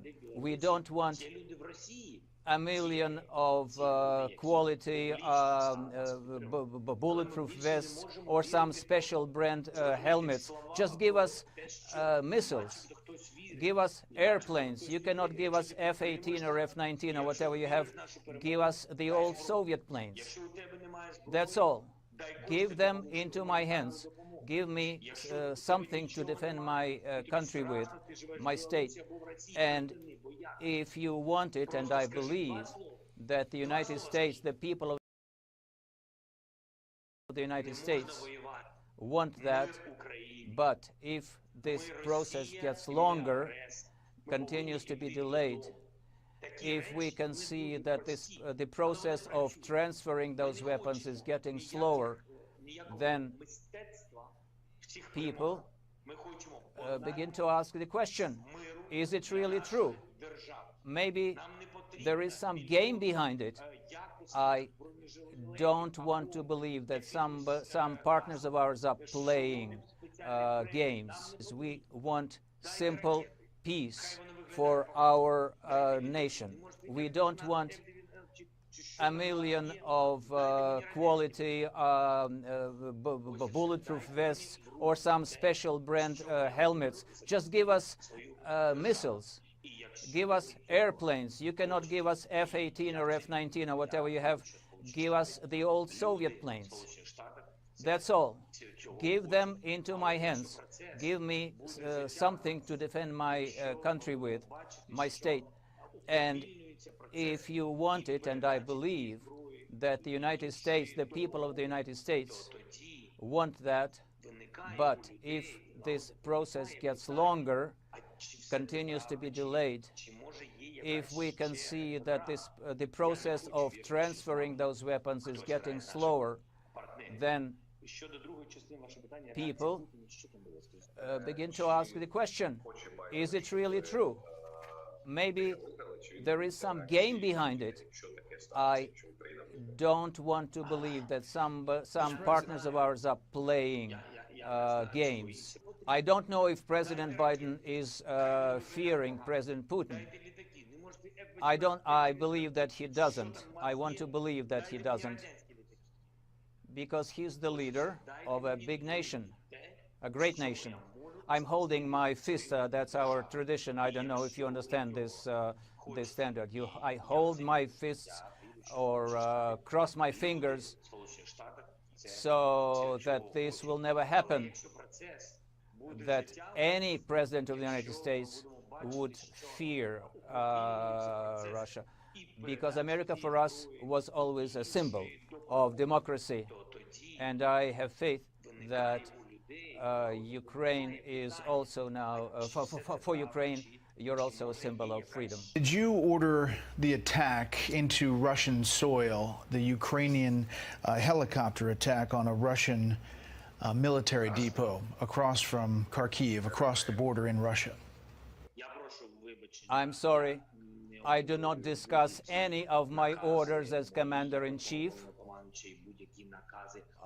the leader of this state, and there are things which I only share with the military armed forces of Ukraine and when they talk with me. You need to understand that on that territory that you mentioned, you have to know they were placing their shooting systems and firing those missiles themselves. And I know in some regions, this path to Mariupol, we had made a deal with the Russian Federation to open that corridor. They went, people went, but then the Russians shot at them. And they said, no, we didn't shoot, but they controlled 140 kilometers of that road. Our forces were not there, and they shot many of those convoys, and Russians were saying, we ordered not to shoot. So In those temporarily occupied territories, there are all kinds of things happening which do not balance. The military do looting, marauding. It's not just Russian soldiers. We know that there are some Wagner group fighters, and there are Chechnya fighters, Chechnya guards, and some Syrians, all kinds of fighters there. So what's happening there? The Russians might not even know fully what happens there. What matters for us is that you and the whole world should know that we are a country at war.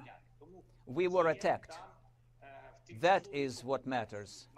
That is the biggest tragedy. But honestly, it's not professional to talk about it. They occupied our territory. They attacked us. It's been this war been going on for 8 years. So whatever happens in a certain situation, it's hard for me to comment. Well, Vladimir Putin's history, Mr. President, on ceasefires, for example, is that he uses them to rebuild his forces. Advance tactically, he always breaks the ceasefire, at least in the past, by initiating military action. If, for example, Mariupol falls to the Russians, some observers believe that Putin may offer a ceasefire in order to stop your successful counteroffenses and then have time to rebuild his forces. Would you accept a ceasefire? Regarding an actual ceasefire, I don't think that it will be real until we have reached that agreement with the leaders. Like I said, an agreement can only be made with guarantors of our security. Yes, there may be an agreement about this or that regime for ceasefire for a day or two, for instance, to collect the wounded and the dead bodies of Ukrainian soldiers from Mariupol that's under blockade. The President of Russian Federation may use that time in order to withdraw his troops back to the east to strengthen his position there. I am sure that such a strategy is likely to be considered by President Putin's military leaders. But if we do get a one-day ceasefire or some hours of ceasefire in order to be able to help our people, those people are waiting for our help. We don't care about the tactics of Russian Federation. We will gladly accept such a ceasefire in order to help our people. That's number one. Number two, the strategy of taking Ukraine in 3 days or 5 days, this is already a matter of the past.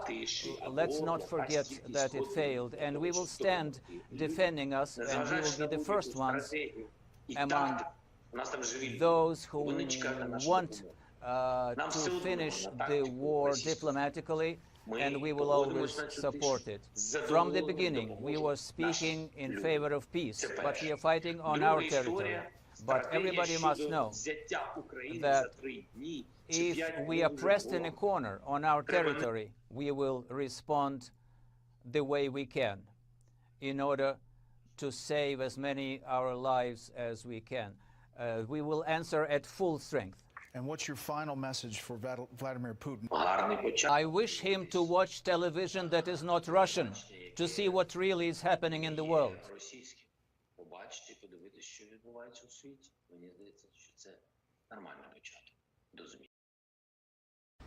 All right, wanted to bring that interview to you here on Live Now from Fox. Our very own Fox News anchor out in New York City, Brett Baer, speaking exclusively with President Zelensky. Now, President Zelensky later on today is expected to address a United Nations Security Council that is going to be taking place about the war in Ukraine, specifically the mass killings that we have seen of civilians in suburban cities in and around the capital of Kyiv. We are live right now in, I I do believe this is in Belgium. This is in Brussels, Belgium. Any moment now, I believe at the top of the 8 o'clock hour, Eastern time hour that is, we are expected to hear live from NATO Secretary General Jens Stoltenberg on the war in Ukraine. He is also expected to participate in that UN Security Council meeting, or hearing, I should say, virtually. So when we do get this feed coming to you here live, raw, and unfiltered, we will start streaming it for you here on Live Now from Fox. It is Tuesday, April 5th, 7:53 a.m. here on the East Coast. Some of you are going to see a quick 2-minute commercial break. When you return, we are going to get you all up to speed on what we can expect from Ukrainians, President Zelensky, as well as that UN Security Council hearing that is expected to get underway at 10 a.m. Eastern time. And when we do get feeds from that, we will be sure to stream that for you as well here on Live Now from Fox. Don't go anywhere.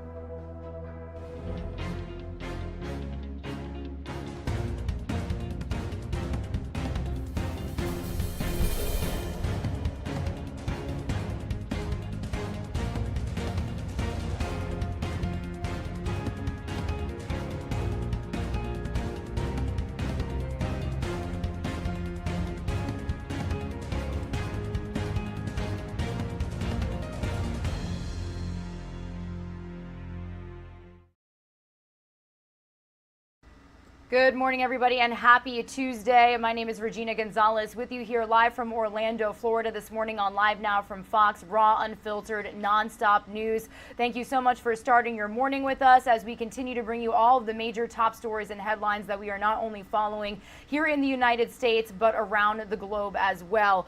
Before we get into the latest surrounding the Russian invasion of Ukraine, I do want to let you know that we are monitoring some severe weather that has already made its way through several parts of the South that have already seen some severe weather outbreaks over the past 2 weeks. These are very impacted areas, seen a lot of heavy winds, a lot of rain and severe thunderstorms, large hail as well, and tornadoes. Now, we do know that more severe thunderstorms with these damaging winds, they are also supposed to make their way through the South. And like I said, we have some reports of damage and power outages in eastern Texas. Damaging wind gusts are the primary threat right now, including the risk of a few gusts expected to reach up to 75 miles per hour. A few tornadoes and isolated large hail are also possible. Now, NOAA's Storm Prediction Center has issued a tornado watch valid until 11 a.m. Central Time for far southeastern Arkansas, southern and eastern Louisiana, and central and southern Mississippi. The watch area includes El Dorado in Arkansas, New Orleans and Baton Rouge in Louisiana, and Jackson and Hattiesburg in Mississippi. We actually do have a live now look right now at Baton Rouge in Louisiana. You can see that there's already some pretty dreary skies out there. Now, this latest siege of severe weather kicked off late last night over North Texas and southern Oklahoma, like I just mentioned. Already reports of damaging winds and large hail. We do have also some reports coming in right now. Over 29,000 East Texan residents without power due to these storms that they've seen over the last couple of hours. So we'll continue to stay in touch with our Fox weather team. We've been speaking with them throughout the morning, and we'll touch base with them on the ground there in these impacted areas throughout the day. Be sure to download the Fox weather app for the latest forecasts and weather alerts for your exact location. Meanwhile, I do want to let you know any moment now as we switch gears here back to the latest developments on the war in Ukraine. Any moment now, we are expected to hear from NATO Secretary General Jens Stoltenberg speaking on the latest developments. Now, this happening ahead of an emergency security council meeting called at the request of Russia on Ukraine. Ukraine's President Volodymyr Zelensky planning to address this council today after there's been more evidence that has emerged of civilian massacres in areas that Russian forces have recently left. So I do want to preview this address and what we could expect today. Fox News correspondent Doug Lazater is going to do just that for us right now.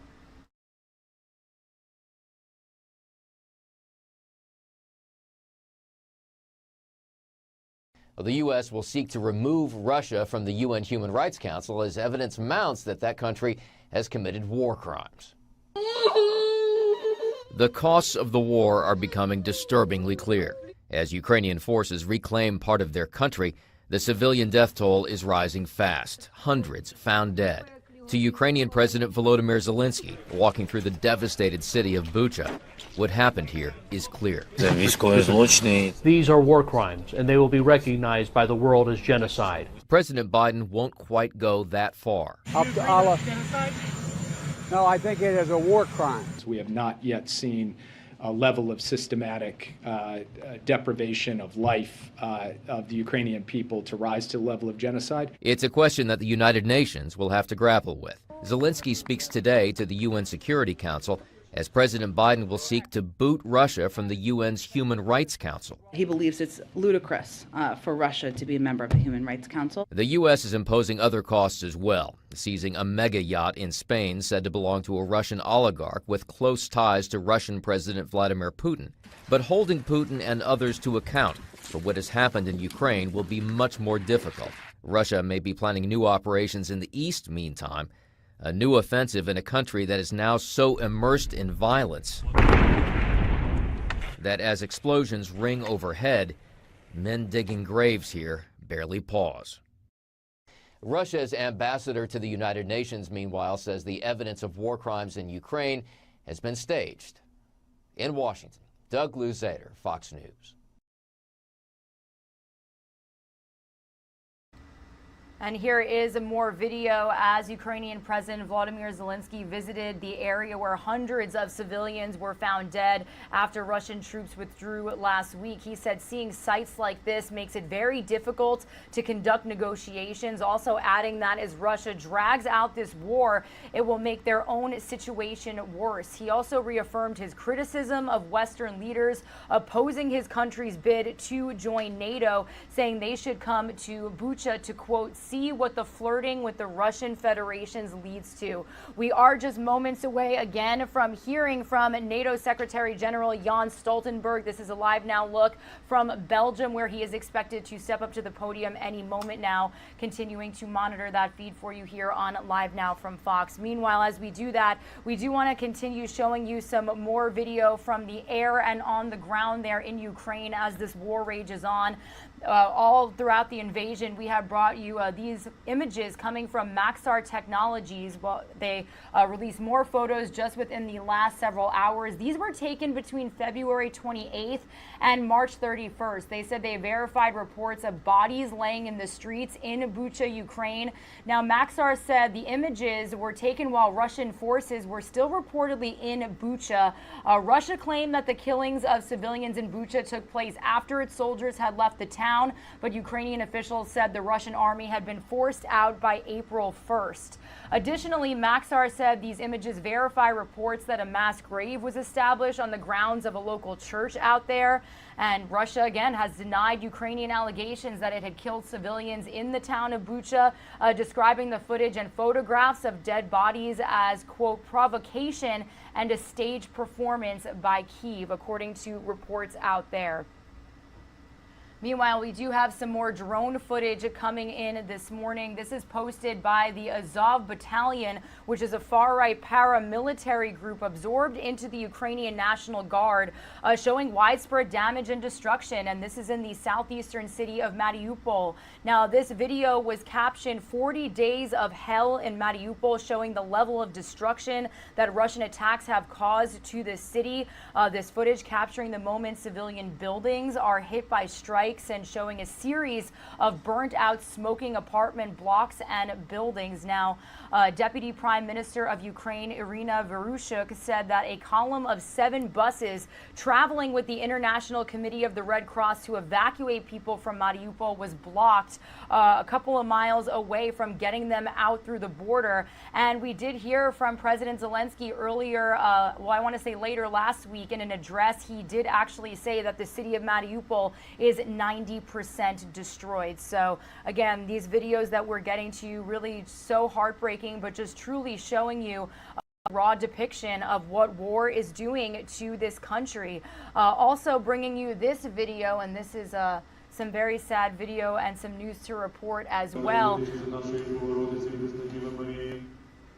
A funeral was held in Kyiv for Ukrainian photojournalist Max Levin yesterday following his death near the capital. Levin's remains were found on April 2nd. He had actually gone missing in mid-March after telling a friend that he was traveling to report on fighting near Kyiv. Now, Ukraine's prosecutor general said that according to preliminary information, the 40-year-old had been shot twice, and video of this funeral here is coming from Ukrainian state broadcaster Suspiln News, showing people gathering at the service and Levin's body in a casket. So absolutely heartbreaking to report there, but wanted to just again bring you some of this video that we're getting here on Live Now from Fox.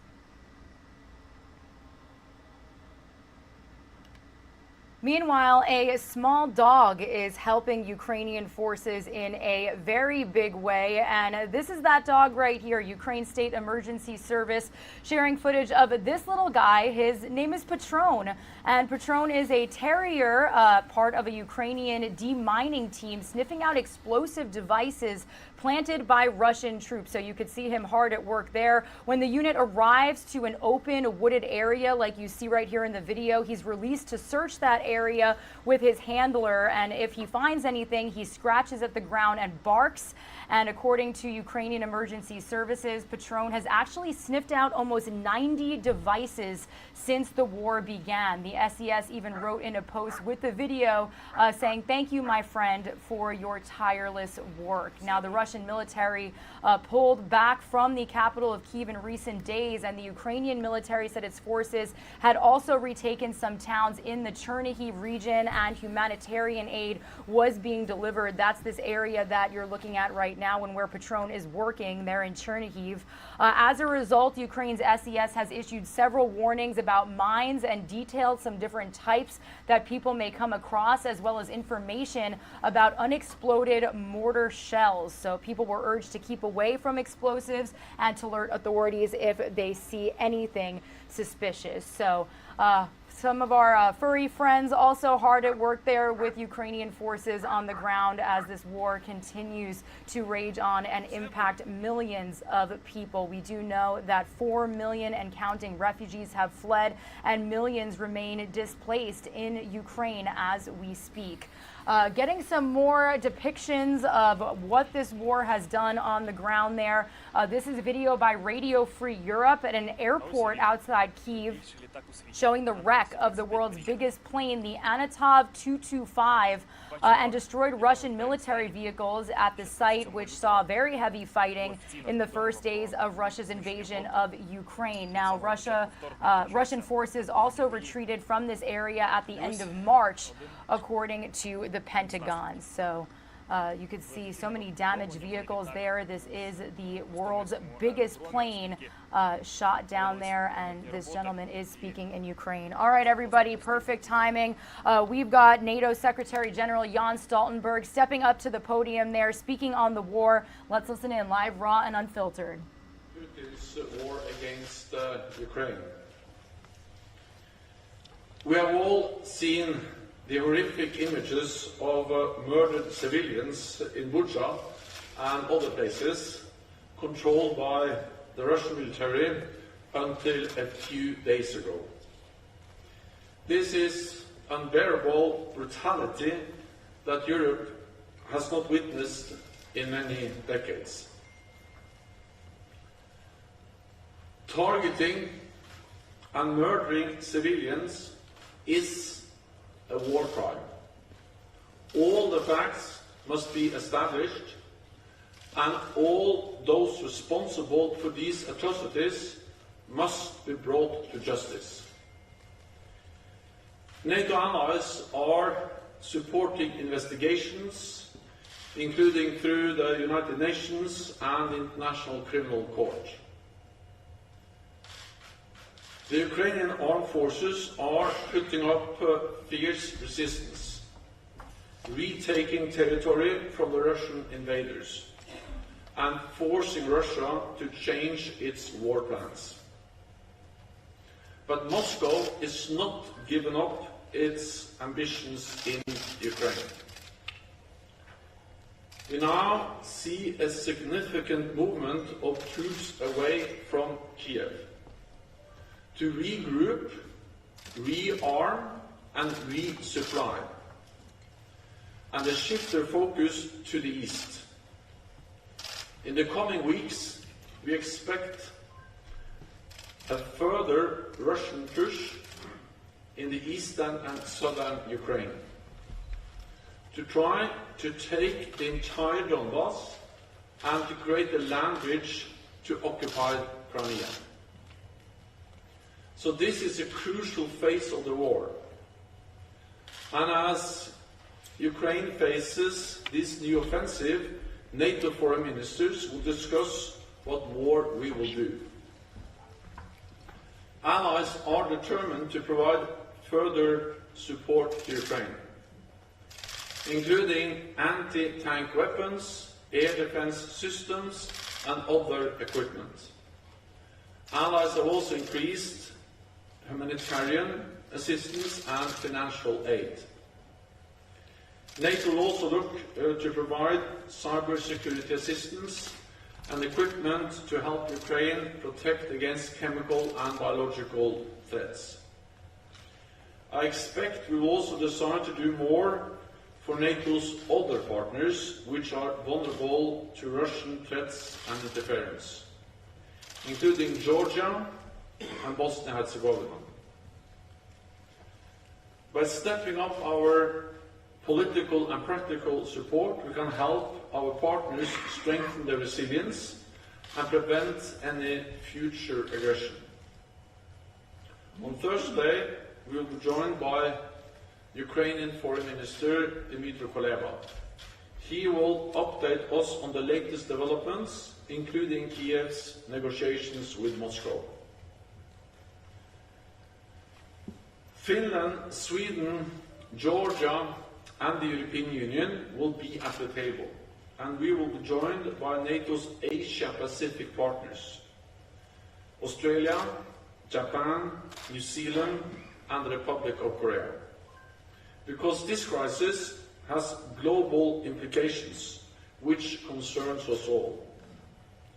We see that China has been unwilling to condemn Russia's aggression and has joined Moscow in questioning the right of nations to choose their own path. At a time where authoritarian powers are pushing back on the rules-based international order, it is even more important for democracies to stand together and protect our values. So I expect we will agree to deepen NATO's cooperation with our Asia-Pacific partners, including in areas such as arms control, cyber, hybrid, and technology. Working more closely together will make us all safer and more secure. Allies will also discuss our work to develop NATO's next strategic concept in time for the Madrid summit in June. It will guide the alliance as we adapt to a new security reality. It will address the implications of Russia's aggressive actions and our future relationship with Moscow. For the first time, it will also need to take account of China's growing influence and coercive policies on the global stage, which pose a systemic challenge to our security and to our democracies. Our next strategic concept must also consider climate change, terrorism, and emerging and disruptive technologies.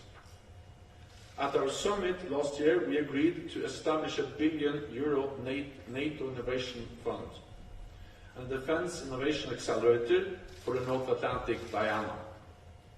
This week, ministers will endorse the Charter of Diana, setting up how it will work. It will include a network of nearly 60 innovation sites in Europe and North America, enabling NATO to develop and test new capabilities for our defence. Altogether, the initial footprint will cover 20 NATO nations, representing a true transatlantic endeavour, and we expect it will continue to expand in the future. Diana will work with academia and the private sector, including startups and entrepreneurs, so that allies, regardless of their size or their location, can harness the best of new technology and keep our people safe. Our meeting this week is an important milestone as we continue to adapt our lines for the future. And with that, I'm ready to take your questions. Okay, we'll start with the National News Agency of Ukraine, gentleman in the second row. Dmitry Shkurkov, National News Agency of Ukraine. Secretary General, by the mass killings and atrocities in the Ukrainian cities, Russian troops absolutely clearly demonstrated what does it mean, a Russian policy of denazification, so-called. But my question is not about the NATO stance about that. Is there any hope that NATO allies will at least understand that there is some kind of real Nazi regime arising in Russia? And the second part of the question is what NATO really can do to prevent the tragedy of the scale as we've seen during the Second World War. Thanks. What we now see is a brutality, is a scale and the scope of war that we haven't seen in Europe since the Second World War. And this is extremely serious. It's horrific, and of course it causes suffering for the Ukrainian people. But it's also dangerous for all of us. And we see the nature of President Putin's war, his lack of respect for the rule of law, for international rules, and also his lack of respect for... All right, everybody, you're watching Live Now from Fox, raw, unfiltered, nonstop news, live and worldwide this morning as we listen into the latest press briefing from NATO Secretary General Jens Stoltenberg, speaking ahead of the foreign ministers meeting that is scheduled to take place for the next few days. Obviously, starting off this press conference, talking about the Russian invasion into Ukraine, calling the mass killings of civilians in Bucha war crimes, and talking about how NATO is continuing to supply Ukrainian forces with military resources, including defense weapons. Also, they're going to step up technical support in the event of Russian cyber attacks. So we wanted to bring you these brief remarks here on Live Now from Fox. We actually are going to depart this press conference and head back out to the United States here. That is because we are monitoring some severe weather systems that are already making their way across the south here. We do know that more than 5 million people in an area of the country that has already seen severe weather damage within the last couple of weeks is now under severe weather watches, and some are expecting damaging winds and tornadoes. So we actually do have our Fox weather team live on this tornado warning for parts of Mississippi. So I do want to cut to that right here on Live Now from Fox. but also Columbus, Georgia as well.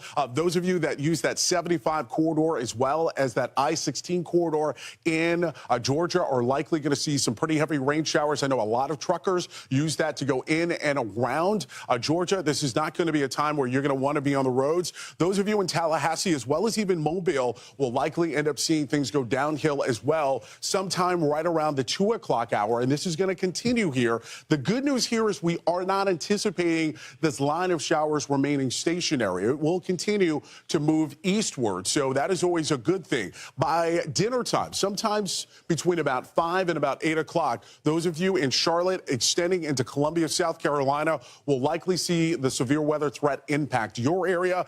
That severe weather threat is going to largely also impact those of you across that South Carolina as well as Georgia area as well, that border. So those of you in Beaufort County, even impacting Appling County just south of there over in Georgia, and then it's going to continue to slide into Savannah as well as Hilton Head as well sometime right around 9 o'clock. The most dangerous part of this storm is likely going to impact those of you in that area towards the latter half of the evening. So this is going to be impacting you just when things are going to be dark. And I see the alert system going off again. It looks like we have another severe thunderstorm warning. This is popping up for, it looks like Butler County, Alabama, as well as Crenshaw County, Alabama. This is going to be going until about 8:30 local time here, so about another hour and a half. So no surprise there. Again, as this line continues to move eastward, if you are ahead of this line, you will likely start to hear your phone go off because of all of the alerts that are coming in. As soon as those alerts come in, that is when we notify you. So we've already seen multiple severe thunderstorm warnings pop up. We still have several tornado warnings that have been popping up for those of you in the Mississippi area. By 9 o'clock, those of you in Alabama as well as Mississippi, the threat will have been long gone, so that is always a good thing to hear. But then it's going to continue to shift eastward. By 11 o'clock, those of you, again, in the Savannah area, that I-95 corridor, things are going to feel very windy. You're going to hear that wind move back and forth. And I would not be surprised to continue to see not only some strong winds with this system, but also some heavier rain bands. I want to bring in my colleague, Britta. I know, Britta, you've been keeping a very watchful eye. What's been happening in the National Weather Service chat? And they've been talking a lot about some of these tornado warnings that have been popping up. Yeah, the two confirmed tornadoes that we're tracking were along this main line that's been blasting through Mississippi. We have two confirmed tornadoes on the ground, one down to the south close to Collins. The other one is really along I-20 between Forest and Meridian. So the one down to the south is one that I need to give you an update on. Again, a confirmed tornado 11 miles west of Collins. This is moving east at 45 miles per hour. So this is a very fast-moving tornado, similar to the tornado that we're tracking up to the north. Focusing on this one that's very close to Collins, you can clearly identify the debris ball right here. Again, this is moving very fast. It's going to be in and out before you know it. So you need to make sure that you're in that safe spot. Most likely, as long as this tornado stays on the ground, it's going to be impacting Mish and also northern portions of Collins. Again, the timeline for Collins, 7:34. So you guys have a 14-minute heads up here. Take advantage of that. Collins, you need to make sure that you're getting to that safe spot, an interior bathroom or even a closet. I was looking at some of the stores around here. We have a Walmart center. So again, if you live in Collins, especially on the north side of town, closer to 84, you want to make sure that you are getting to that interior bathroom or a closet. We do have confirmations from the National Weather Service that the tornado was confirmed 11 miles west of Collins. It's moving east at 45 miles per hour, moving right into your direction. So Collins, your timeline for this confirmed tornado moving towards you, we're anticipating it moving in at 7:34. So you guys have about 14 minutes until this dangerous tornado is moving through your town.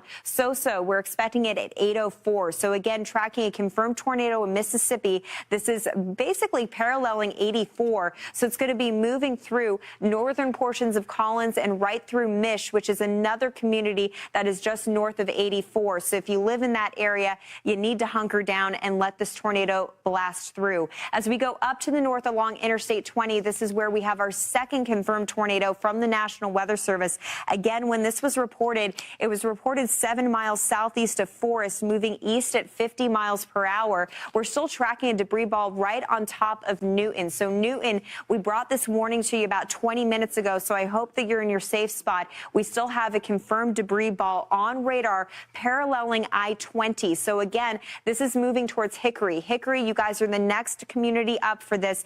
Again, the National Weather Service with this particular tornado is designated this a particularly dangerous situation. That means that this could be a very large tornado. The National Weather Service and Storm Prediction Center do not put out that warning lightheartedly. That means that this confirmed tornado moving across I-20 has the potential of being a very large, devastating, and very dangerous tornado moving towards Hickory. Again, it's on top of Newton right now as we're talking. So Newton, Mississippi, we have a confirmed possible large tornado moving through the community. Next up is going to be Hickory. Here is the timeline for Hickory, 7:34, moving into Chunky at 7:45, Center Ridge at 7:46. But again, we have the potential of major damage being taken place in Newton right now. So we have the debris ball right there. This is a particularly dangerous tornado that's been identified by the National Weather Service. On your screen right now, you're looking at Collins, Mississippi from one of the MDOT cameras. Again, a lot of heavy rain in the area, so you might not see this coming. And it's fast moving. I mean, we're talking about this tornado moving at 45 to 50 miles per hour. It's going to be in and out before you know it. This is a tight look at the community of Newton, where we do have an active debris ball. We're seeing debris being lifted up into the atmosphere, and we're seeing it on radar. Again, you're under that tornado warning in Newton, Mississippi. It is going to continue to move out towards the east, and this is a fast-moving tornado, a very large tornado confirmed by the National Weather Service. The timeline here is Hickory at 7:35, Lebanon at 7:36, and Chunky at 7:45. We do have confirmations that the debris ball is now out of Newton, so that dangerous tornado is exiting Newton, paralleling Interstate 20, and continuing to move off towards the east. So the next community up is going to be Hickory. Hickory, you have about 10 minutes to take action here. You've been underneath a tornado warning for the last 30 to 45 minutes, and now it's time to act. You need to make sure that you are in that interior bathroom or a closet. Stay away from the windows, because not only is this a confirmed tornado, but this is a confirmed tornado that could be devastating and rather large. The National Weather Service is seeing indications that this is a very particularly dangerous tornado that's moving along Interstate 20 in portions of Mississippi. Going back down to our other confirmed tornado, because keep in mind, we have two confirmed tornadoes right now in the state of Mississippi. This is by Collins. We're taking a look at the debris tracker. There's a look at that debris that we saw lofted up into the atmosphere, but we're also tracking some debris right here. Again, this is a long line of thunderstorms that's blasting through the area, so we can see multiple vorticities, multiple areas of rotation, and that's what we're tracking. So just north of Friendship, also picking up on a little bit of debris that could be moving towards the town of Collins. So again, in Collins, you're underneath that tornado warning until 8:30 in the morning. We have a lot of heavy rain in the area. This is just south of Selma. It's going to continue to push off towards the east. So right now, we have two active confirmed tornadoes in the state of Mississippi, one of which is by Collins. The other one is closer to I-20, moving towards the town of Hickory. And Jason, major concerns for Hickory. Seeing the debris signature move through Newton, I mean, we are going to have some serious images to look at as we continue to track this confirmed tornado. Yeah, that is what we call a classic textbook. And since you've been talking, I want to let you know that those of you that live in Jefferson Davis County, the good news for you is that tornado warning has expired. And by the way, if you are just tuning in here to the stream, or maybe you're watching us over the air,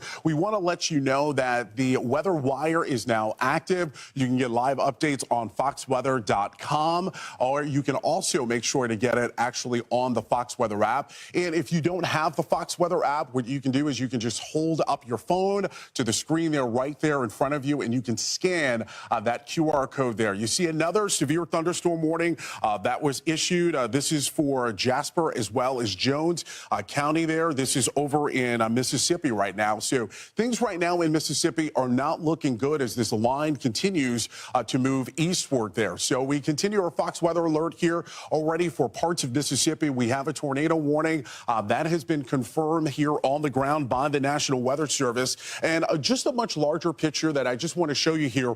All of the areas here across the South right now do have a risk at seeing not only an isolated tornado, but also some pretty strong thunderstorms moving through today. So that includes Mobile as well as Biloxi, those of you in places like Birmingham and even east of there. So Columbus, Georgia, as well as Macon, Georgia, Savannah, all in line with potentially seeing this move through here. We continue to also have another severe thunderstorm warning that was just issued. This is for Elmore as well as Montgomery and Tallapoosa. This is in Alabama now, and this is going to be going for about another 45 minutes, about 8:15 local time here. So this is a live look right now over at Collins, Mississippi there, and it looks like right now that there's a little bit of rotation there in the distance there.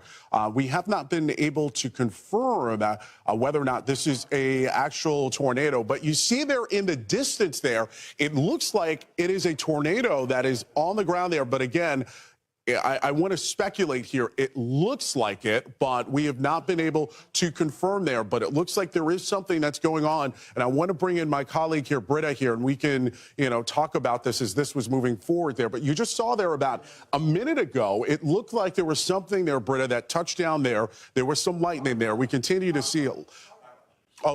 So those are power flashes that were going off there. So, Britta, that looks like it might have been a tornado that we just captured there in Collins, Mississippi. Yeah, we'll have to see if we can re-rack that video to get another look at it. The tricky thing here is that we have so much rain in the area, so that's why we were warning everybody that it's going to be hard to see it. But looking at this MDOT photo and video from Collins, Mississippi, I think we did see that tornado cross right over the highway. We had power flashes. We could clearly see some rotation. Again, all this is going to have to be confirmed with the National Weather Service, and also we'll be confirming it with our radar. We have multiple meteorologists behind scenes and also on camera looking to confirm this for you guys at home. Now look at the rain shaft moving through. My goodness. Yeah. So visibility dropping dramatically on our MDOT camera here in Collins, Mississippi. This is typical of what we would see with a tornado, where we see the tornado roll through and then all of a sudden we see the rain shaft move through. So all the pieces of evidence that I'm seeing visually on this video feed definitely suggesting that we saw the tornado roll through. So again, we're working hard to get you that confirmation and also maybe see if we can back up our live stream to show you that video again. But it's quite possible that we saw that very large tornado crossing over the highway. You know what, Britta, I just got word here. The NWS chat, it's saying that at 7:26 local time here, so this was about a minute ago, a confirmed tornado was located near Collins. So this is likely what we saw here on the camera that was rolling through it. It's moving right now east at about 55 miles per hour. So as you said, I mean, this is typical. You see the tornado move through, and then you see some heavy rain showers that move there. You see the winds also picking up as well. So if you do have any family members or friends in the area, please let them know that it looks like we have a confirmed tornado that moved through that area there. And you can see some of the traffic there slowing down in an effort to try to make sure that they can see right there in front of them. But wow. Yeah, and Jason, we really need to get the warning out for Hickory. So Hickory is a town that's just off to the east of Collins. Again, for Collins, we had that confirmation of a tornado. We very well might have actually seen it live with you cross over the highway. And Hickory is the next community up in line for this. The National Weather Service identifying this confirmed tornado, but also putting a very special warning on it, calling it a particularly dangerous situation. The Storm Prediction Center does not throw around that language lightly. They only reserve that for very large and devastating weather situations, and this would be a tornado. So there is the potential that not only this is a tornado, but a very large tornado. I'm just getting word from our producers that they have re-rolled that video. Nick, if we can go ahead and roll it so we can watch it, we're going to show you what Jason and myself, Jordan and Brian, our other meteorologists on set, were looking at live on Fox Weather. Look at this. This is a re-rack of what we saw around 7:26 local time of the possible tornado. Yep. This was moments ago here, and you see kind of that black thing that's moving there in the distance there, and then you see the spark. You see the flashes there. That's usually an indication whenever you see that spark, that flash, that a tornado has moved through, because one of the things that happens, Britta, is because of all the winds that are associated with a tornado, it rips apart all of those power lines there. Yeah, and we're just sort of rolling this camera footage back and forth for you. So if you're just joining us here on Fox Weather, we're tracking a confirmed tornado that was near Collins, Mississippi. We are looking at this MDOT camera, and we are rolling back through this footage of where we most likely saw this large confirmed tornado from the National Weather Service cross over the highway. We do want to give you critical information for folks in this part of Mississippi. There's communities that need to seek shelter immediately. One of those communities is Hickory. In addition to this confirmed tornado out of Collins, we also have a confirmed tornado that is in northern portions of Mississippi. So a couple things working here. For the confirmed tornado out of Collins, we do need to give a heads up for the town of Laurel. Now, Laurel, Mississippi has a dangerous past with tornadoes. You guys had a tornado that devastated your community in 2019, and now we're tracking a confirmed tornado that we have seen on MDOT. Also, it has been confirmed by the National Weather Service that's moving in the direction of Laurel, Mississippi. Jordan, if you can give me a timeline here for Laurel. Again, that is right along 59 south of I-20. Right now, the tornado is just about 30 to 40 miles away from 59. As we're trying to get a locked-in time for Laurel, local. Your Laurel time is going to be 8:02, so at the top of the hour. So again, we'll have to see if this confirmed tornado stays on the ground long enough to get to Laurel. Hopefully it does not. But the history that we've seen with this is that it has held together. Jordan was just getting in my ear right now saying the National Weather Service believes that this tornado has lifted back up into the cloud. That would be encouraging news for the community of Laurel. We'll continue to watch it very closely. But again, Jason, just impressive things that we're seeing not only on radar but also on camera. Right now, you're taking a look at live footage from Collins, Mississippi, because again, we've been backing up the camera from time to time to show you when we saw that potential tornado cross the highway. But live right now, I mean, visibility is down to nothing as heavy rains moving across the area in the wake of that tornado that rolled through Collins, Mississippi. Yeah, we do have another tornado warning to tell you about. This is in Jones County of Mississippi. This is going to be going for about another 45 minutes or so. About 55,000 people are going to be impacted potentially by this tornado that may potentially move through. So this is a much wider view, as you can see here, just how massive this storm is. It extends all the way from Tennessee, and it's going all the way back into southwestern portions of Mississippi here. All of the blinking boxes that you see here that are yellow, that's an indication of severe thunderstorm warnings. And those of you that are just looking at this red boxes that are popping up here, those are all of the tornado warnings that have just been issued here. So as we take a look at the much wider picture here, I want to just show you what's next here on the forecast here as we take a live look over in Collins, Mississippi, where we just believe that we saw moments ago a tornado move through there. So this line that caused that tornado is likely going to continue to shift eastward. So those of you in places like Nashville, Huntsville, even the Atlanta metro area, Montgomery, Alabama, extending just south and east of Jackson, Mississippi, you can expect to see plenty of rain, a lot of wind, and yes, we could potentially end up seeing another round of tornadoes develop, and that's all due to the fact that we have winds moving at different speeds as well as moving in different directions at heights. And what ends up happening is when you get those winds that are moving at different parts in the atmosphere in different directions, that's where you get that swirling, that rotation that you hear a lot of meteorologists talk about. So this is later on this morning, we will likely end up seeing this moving in to parts of Alabama. Pretty much the entire state of Alabama, we believe, is going to end up being under some pretty heavy rain showers. Eventually, this is going to move from Alabama into Georgia. And those of you in the Atlanta metro area, so that includes Alpharetta, that includes Roswell, that also includes Atlanta, downtown Atlanta. This is going to be impacting all of you during the lunchtime hour. I anticipate also seeing quite a bit of airport delays with this. So hopefully your plane does not take you to the southeast today, because you are likely not going to be going anywhere anytime soon as that system moves through sometime right around the 1 o'clock hour Eastern Standard Time. The good news about this line is it's not going to be stationary for long. It's going to continue to slide eastward like we've been seeing all morning long. So those of you in Jackson as well as Memphis and even Nashville, by the time the kiddos get out, sometime between about 2 and we'll say about 4 o'clock from school, we anticipate the severity of this storm being well east of you. And those of you in Macon as well as Columbus will likely end up seeing the heart of this storm move through. We anticipate also seeing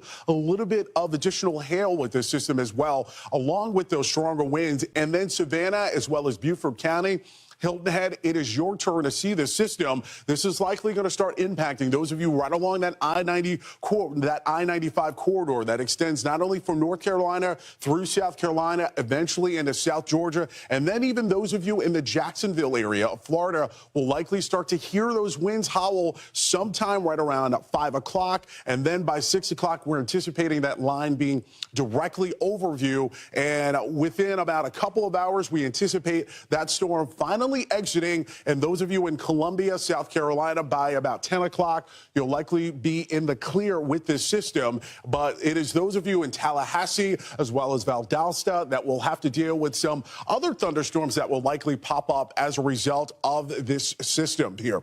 So as far as who is under the threat for seeing some pretty strong thunderstorms today, as far as that hail, those strong winds, it is pretty much everybody that is in this brown circle. So that includes Charleston, South Carolina. That includes Hilton Head, South Carolina. That also includes Savannah, Macon, Columbus, Georgia, the Atlanta metro area, all in line with potentially seeing these thunderstorms develop. We're also seeing a new warning that's popping up here. It looks like there is a flash flood warning that has been popping up. This goes until about 10:30 local time. This is going to be for those of you in Clark, Covington, as well as Jasper, Jefferson Davis, Jones counties. This is in Mississippi. Again, this is going until 10:30. This is all due to all of the rain that fell here. What ends up happening is that rain falls. It's got to go somewhere. Sometimes it doesn't have a place to really go to. So that's the reason why we become very concerned about the potential for some flooding, especially in those areas where we typically see a whole lot of flooding.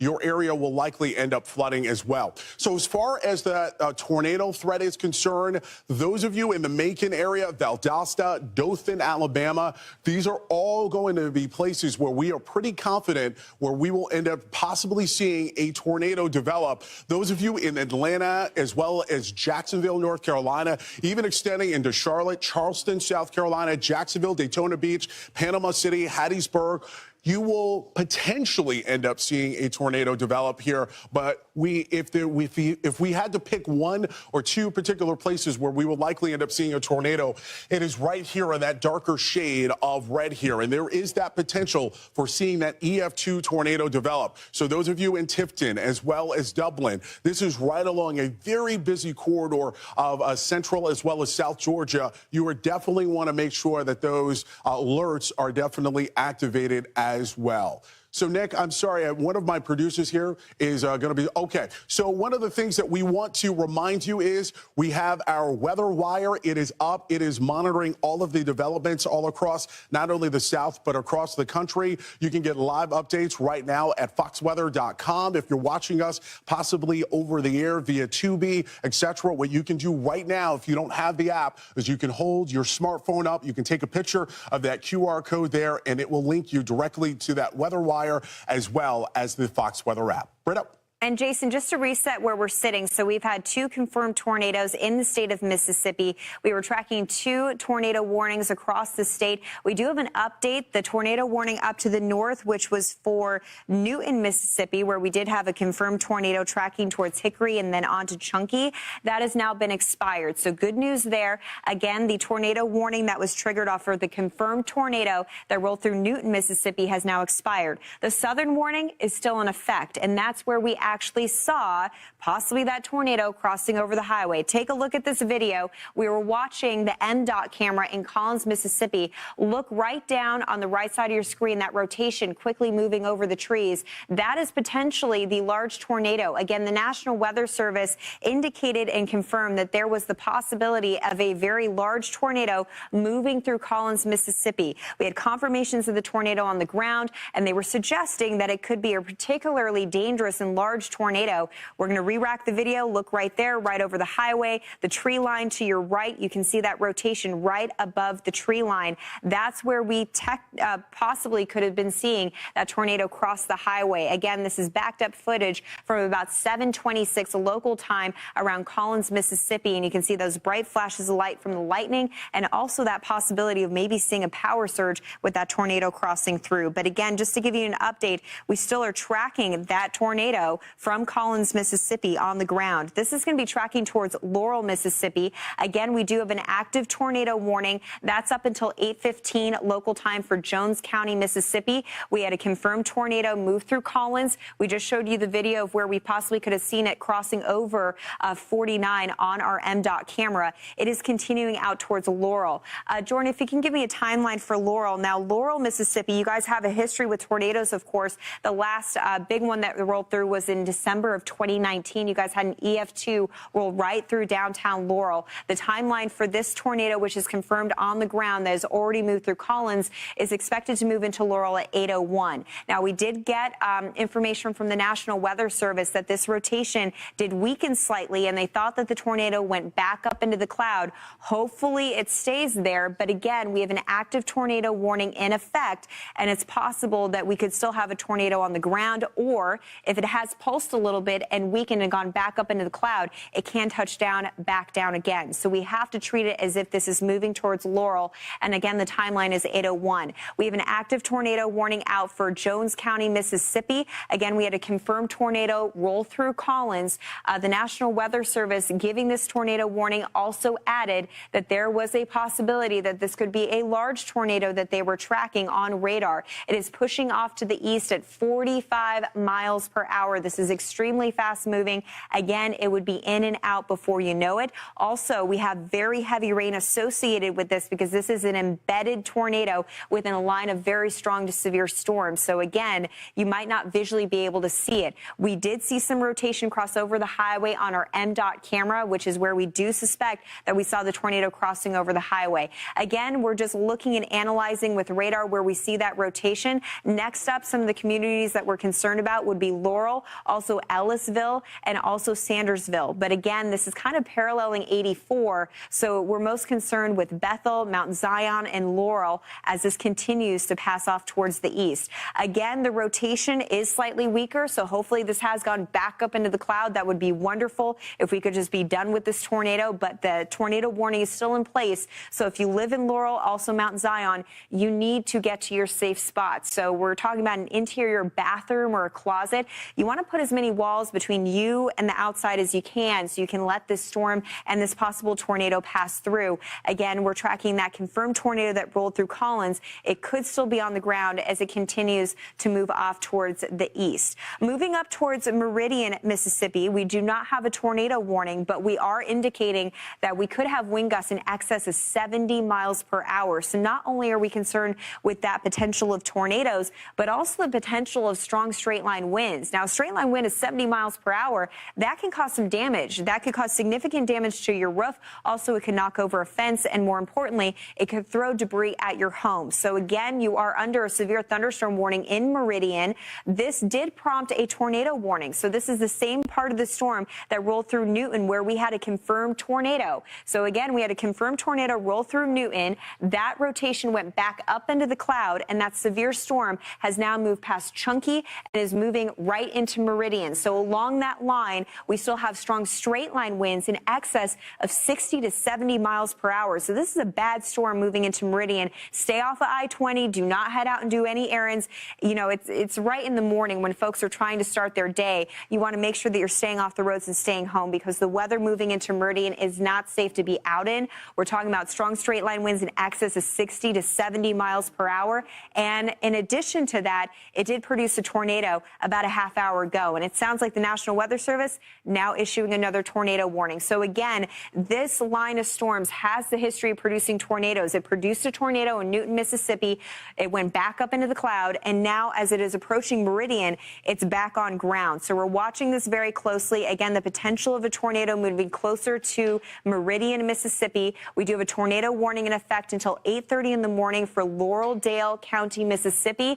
You need to make sure that you are seeking shelter immediately, as we do have the potential of a tornado rolling through. This does include Meridian. It also includes Marion. This rotation is higher up in the cloud, so it's harder to identify on our radar. As we pull up velocity, it doesn't look overly impressive.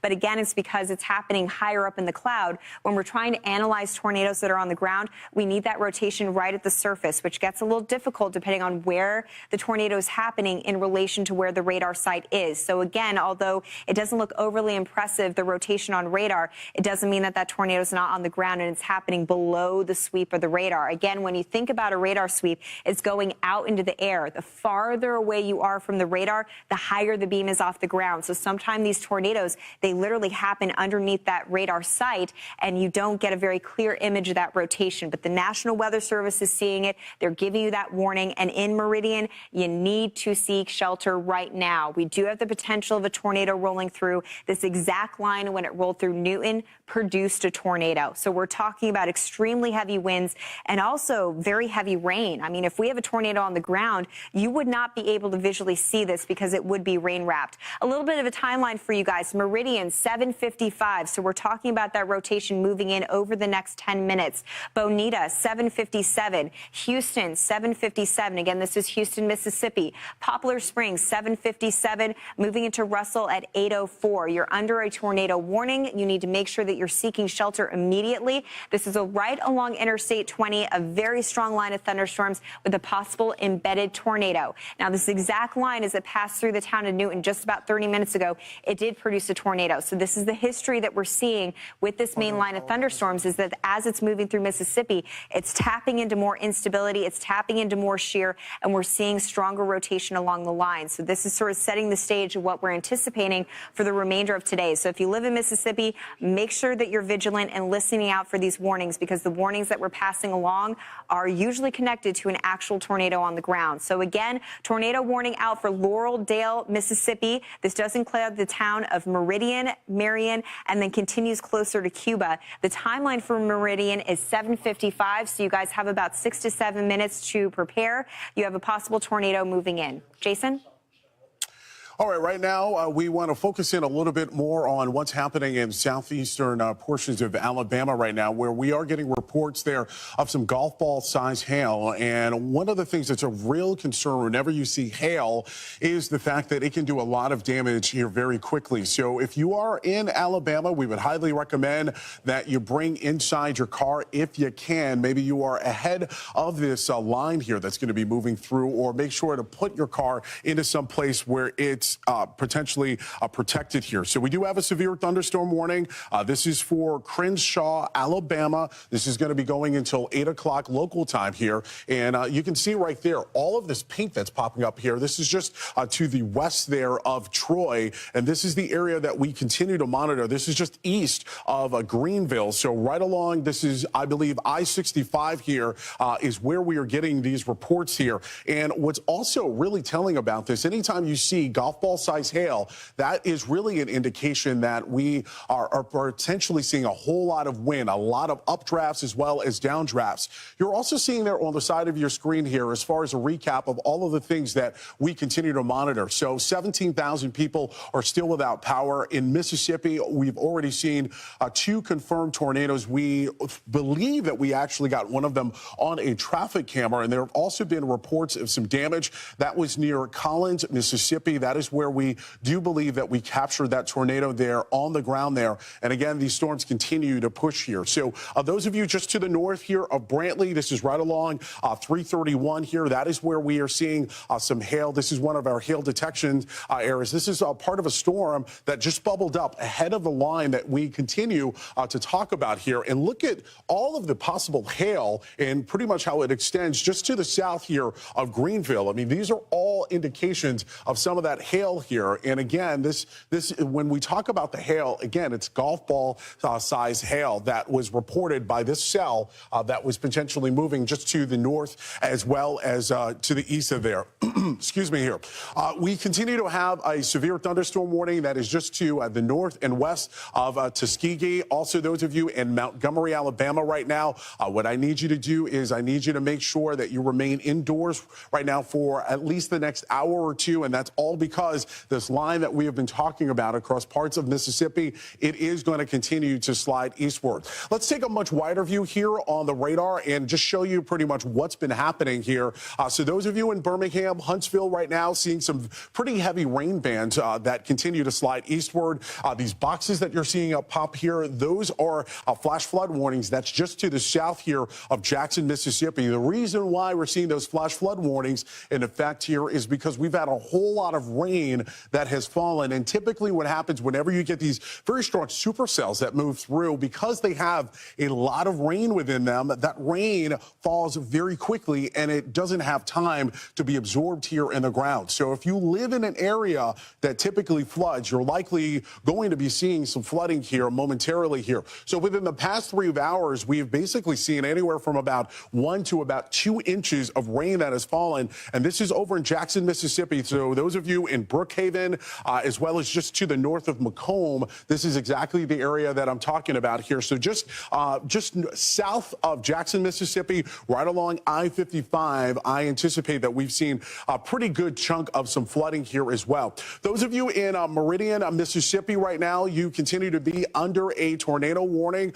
So what I need you to do right now is, if you were just getting word about this, or maybe you have family members as well as friends, what I need you to do is I need you to go into your safe space. I'm really concerned about how close this is just to the highway as well. If you've ever been to Jackson, Mississippi, or even over in Alabama, this is a route that a lot of truckers and a lot of cars use that connect not only Jackson, Mississippi, but also up into Alabama as well. So we also anticipate that it's fairly windy as well. We've not gotten any reports yet of any damage right along I-20, but I know a lot of truckers use that. And if you've ever driven in an 18-wheeler and you get a strong gust of wind, my dad is a trucker, and he'll tell you it is very hard to handle that truckload here. So we continue to monitor some of these warnings that continue to pop up here. We just got a new severe thunderstorm warning that just popped up. This is for Montgomery, Alabama. No surprise here. And this is all due to the fact that we continue to see some very strong storms that are moving just to the south and west of there as well. So this line has slowly been moving just to this storm, I should say, has been slowly moving to the north and east of there. So I know a lot of kiddos are probably just getting ready for school here. If you can, just please make sure to delay that because the last thing I would want to happen is not only some hail happening there as you are moving out and about, but also because of all of the heavy rain, it is going to be impacting visibility as well. If you're getting ready for work, would highly recommend that maybe you stay indoors for maybe about an hour. Just delay yourself here because we've already gotten reports of about golf ball size hail just to the south and west of Montgomery. And this is going to continue to slowly move right up I-65. So this is also another pretty popular highway that a lot of truckers and a lot of people who live in Alabama use here.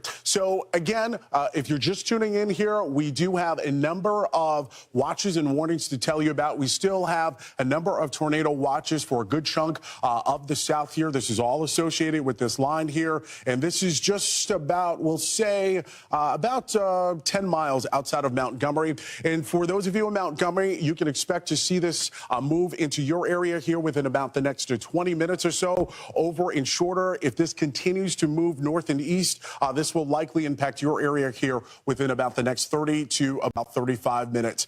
I want to bring in my colleague, Britta. Britta, it has been a pretty busy morning here. We continue to see these storms fire up. Tornadoes have been firing up as well. Already 2 confirmed tornadoes on the ground. Yeah, and the hail that you've been tracking in Alabama is so impressive. We've had reports of tennis ball size hail this morning across the state. So those discrete thunderstorms ahead of the main line producing a lot of severe weather. And that's what we're really facing today. We have the main line where we are triggering those tornado warnings. Okay. Again, we have 2 active tornado warnings for the state of Mississippi, but we also have those independent supercells ahead of the main line. So both things we have to keep track of. Let's track it on our future track model, pausing the clock at 9 a.m. Again, very active this morning. As we go throughout the next several hours, it's going to progress out towards the east. So Alabama is going to be the focus spot from now all the way through lunchtime. But also look at North Georgia. The independent thunderstorms that we're seeing develop ahead of the main line in Alabama are going to be moving into Georgia. So big heads up to make sure that you are weather aware and ready to get those warnings when they pop up.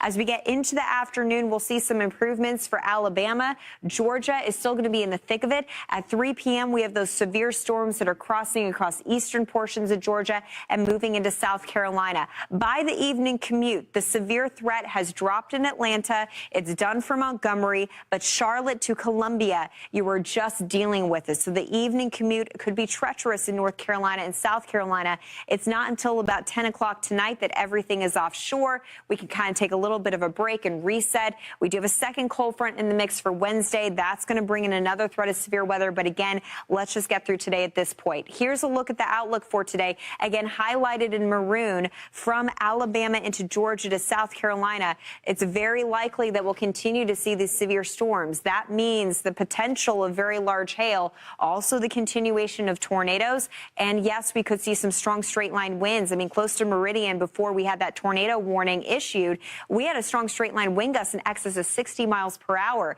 Here's a look at the tornado potential for today. It's highest in southern Alabama and southern Georgia. So over the next 6 hours, we have tornado watches in effect for that exact area. If a tornado warning is issued for your town, seek shelter immediately. Don't mess around with it. We've had 2 confirmed tornadoes in Mississippi today. We will likely see more happening as we continue throughout the day. In addition to the tornado threat, the National Weather Service is also throwing in that some of these tornadoes could be relatively strong, possibly an EF2 or higher. In fact, the tornado that we were tracking moving through Collins, Mississippi, also had a particularly dangerous situation attached to it, meaning that it could be a large tornado.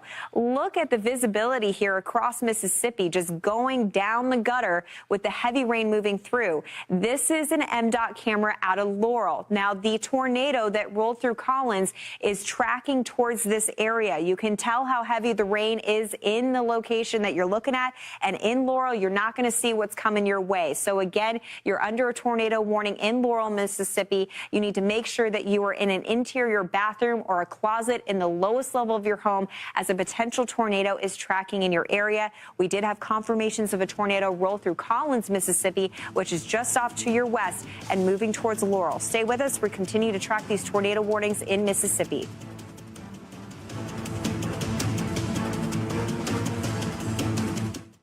All right, some very extensive coverage there from our Fox weather team. When there is a major weather event, we are allowed to bring you their full broadcast. As you can see, they have several meteorologists covering this breaking news.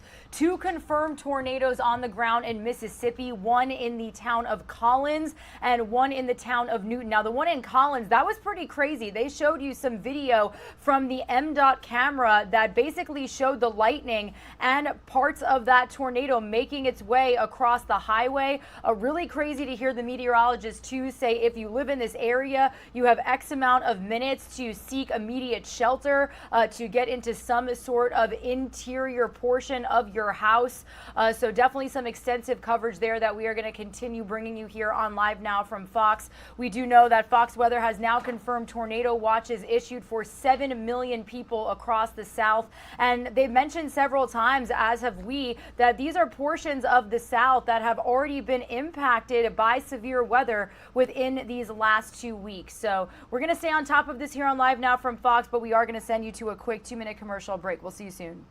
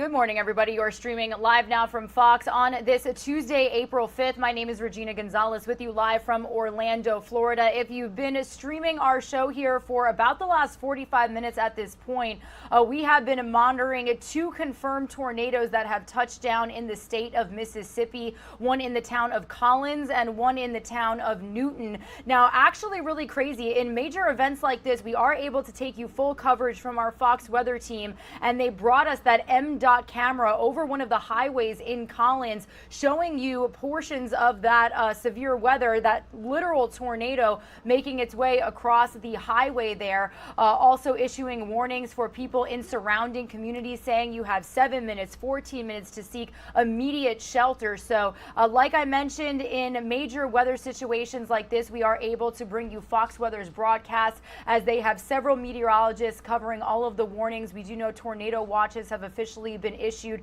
for 7 million people across the South. You can see that system to the side of me here, and it's making its way across Mississippi. It already made its way through Texas a little bit earlier this morning. So we are going to bring you out live to our Fox weather coverage as they stay on top of this breaking news here on Live Now from Fox. That's right on top of Laurel. Again, this was a confirmed tornado in Collins, Mississippi. Now we are seeing some weaker rotation, but enough that the tornado warning is still in effect. Looks like most of the rotation has now moved out of Laurel, so that means conditions for Laurel are going to be improving in the next 30 minutes, but it's still tracking off towards the east, and we're anticipating it to move into Mill Creek at 8:05, continuing into Pleasant Grove at 8:08, and then continuing to move into Waynesboro at 8:31. So again, we're tracking 2 active tornado warnings across the state of Mississippi, and we have had confirmed tornadoes moving through the state this morning. Now, we have had our Nicole Valdez in Jackson, Mississippi this morning. That severe weather threat has now dropped dramatically, which is wonderful, and we did not have active tornado warnings for the city of Jackson. Nicole, you rolled through a severe thunderstorm warning that eventually produced a tornado. So when that severe thunderstorm rolled through Jackson, walk us through what you experienced earlier this morning. Well, Britta, it's hard to believe. You look around Jackson now and it looks like a gloomy, rainy morning. But a couple hours ago, it was really intense. We had heavy rain pours. We had gusty winds. Those flags behind me were just whipping in the wind there. And there were some pretty intense moments. That was probably one of the most dangerous bands of the storm that we felt earlier today. And I got to tell you, I think it's impressive how quickly the storm is moving. I noticed that intense band come into Jackson, I want to say a little bit before 7 a.m. Central Time today, and we'll show you some video of what we saw. Really, it was the gusty, strong winds that were pushing all of that rain all around. You saw the wind even moving over some street signs here, and we also had just a lightning show going on. The sky just lighting up with lightning and thunder made its way through during that thunderstorm here. But less than about a half hour later, you guys were talking about the confirmed tornado on the ground near Pulaski, which is about 40 minutes east of Jackson, Mississippi. So it goes to show how quickly the storm has been moving, that we saw, that darkness, all of those severe, elements just happening, all the conditions that we were facing in Jackson for about a 5-minute period or so. And now we're looking at clear skies. Obviously the ground is saturated. There was clearly evidence that a storm made its way through here, but it has clearly moved past this area and is now affecting those parts in eastern Mississippi. So Britta, it's just impressive, of course, concerning how quickly this is moving, how quickly that system was able to produce a severe thunderstorm where I'm standing and then quickly transformed into a tornado just about 40 minutes east of here. Yeah, Nicole, as that main line tapped into all of that shear and instability, we started to see a lot more rotation as the line continued to progress through Mississippi. I'm glad that you only rolled through a severe thunderstorm warning. Thank you for the update. We'll check in with you just in a little bit. Jason, today is just going to be an extremely active day. I think what we're going through right now, kind of a precursor to what we're going to see for the remainder of today. Yeah, and speaking of what happened today, I want to show folks who may be just tuning in what happened in Collins, Mississippi here. here. So this was some video we were watching. This happened maybe about 30 minutes ago. We were watching this line move through, and you can see in, we'll call it the right corner there of your screen, that dark shadow there. And moments later, we saw what appears to be either some lightning or maybe possibly even a transformer there explode there in the distance there. Right now, our meteorologists behind scenes are working to confirm what happened here, but it may appear as though we may have gotten a confirmed tornado there over in Collins, Mississippi there. But I know the National Weather Service was saying that when they were watching the radar, they confirmed that there was a tornado near Collins, Mississippi here. So right now you can see there is lots of lightning that is associated with this line, and it is continuing to move eastward. I want to show you a little bit about what's specifically happening in the Montgomery, Alabama area, where they continue to be under a severe thunderstorm warning. This is going into effect for about the next 25 minutes or so. And we've gotten reports of some hail. You see some of that pink that's been popping up there, and it's been anywhere from about pea-size to even golf ball size hail that's been associated with this cell that's been moving right over parts of not only 231, but also right along Route 81 as well. And again, this is going to be going on for about the next 20 to about 25 minutes or so. All of this yellow that you see here that's been popping up here, that's an indication of the intensity there of the rain. And you're looking right now at one of the traffic cameras there. And you can see because of the intensity of all of that rain, it is affecting visibility. We would estimate that visibility is down to anywhere between a quarter to about a half of mile. So this is not going to be the time where you're going to want to be out there on the roads as well. Now, we're also getting word that we do have some hail video that was also sent in to us. This is from Brandon at Mississippi there. And you can see there, that's probably about anywhere between penny size to upwards of golf ball size hail. And that is not the type of hail that you want hitting your car. That's also not the type of hail that you want hitting you as you're going to be heading in and around the area as well. So this line continues to shift eastward. So this is going to be the same line that's going to be moving into Alabama. And this is why we've been monitoring the system and telling everybody to please make sure to stay indoors if you can. Don't go outside, because this is going to be the line that may produce some additional hail here. So let's put future track into motion here, and let's show you what to expect from later on this morning. So this is going to be an hour from now. We anticipate most of the state of Alabama to end up being covered here in some rain showers. And we are looking at some flooding here. This was from Dallas, Texas. This is via one of our partners, Fox 4 Dallas here. You got to remember, this was the same storm that moved through there over, we'll say, about 12 hours ago. So it dumped a lot of rain in that area, and it produced not only some flooding, but this is going to be the same line that we are concerned about producing some flash flooding in places like Mississippi as well as Alabama. But you can see right there that there are multiple areas there where there was some flooding there. So if your area typically floods, if you live in Mississippi or Alabama, this is likely going to be the type of storm that's going to end up producing some flooding. So this is right around lunchtime. You'll notice here just to the south of Montgomery and also just to the north of Mobile, we're going to see a lot of rain associated with this. And you even see some of those pinks popping up there as well. That's an indication that we could even get a little bit of hail with this system as well. Even those of you just south and east of Alexandria over in Louisiana will end up being hit by this storm. And then by 3 o'clock, we are anticipating those of you in the Atlanta metro area, also those of you in the Macon area will likely end up seeing some of these heavier downpours. We can't rule out the possibility of an isolated tornado as it moves through. Montgomery is going to continue to end up getting slammed with this. In Tallahassee, Apalachicola, Pensacola, Mobile will continue to see those on and off again rain showers as well go through. And by 9 o'clock, the good news is most of Alabama is going to end up being in the clear. It's going to be pretty much the same for Mississippi as well. But it's those of you in Hilton Head as well as Beaufort County, right along that I-95 corridor. Savannah also is likely going to end up getting clipped.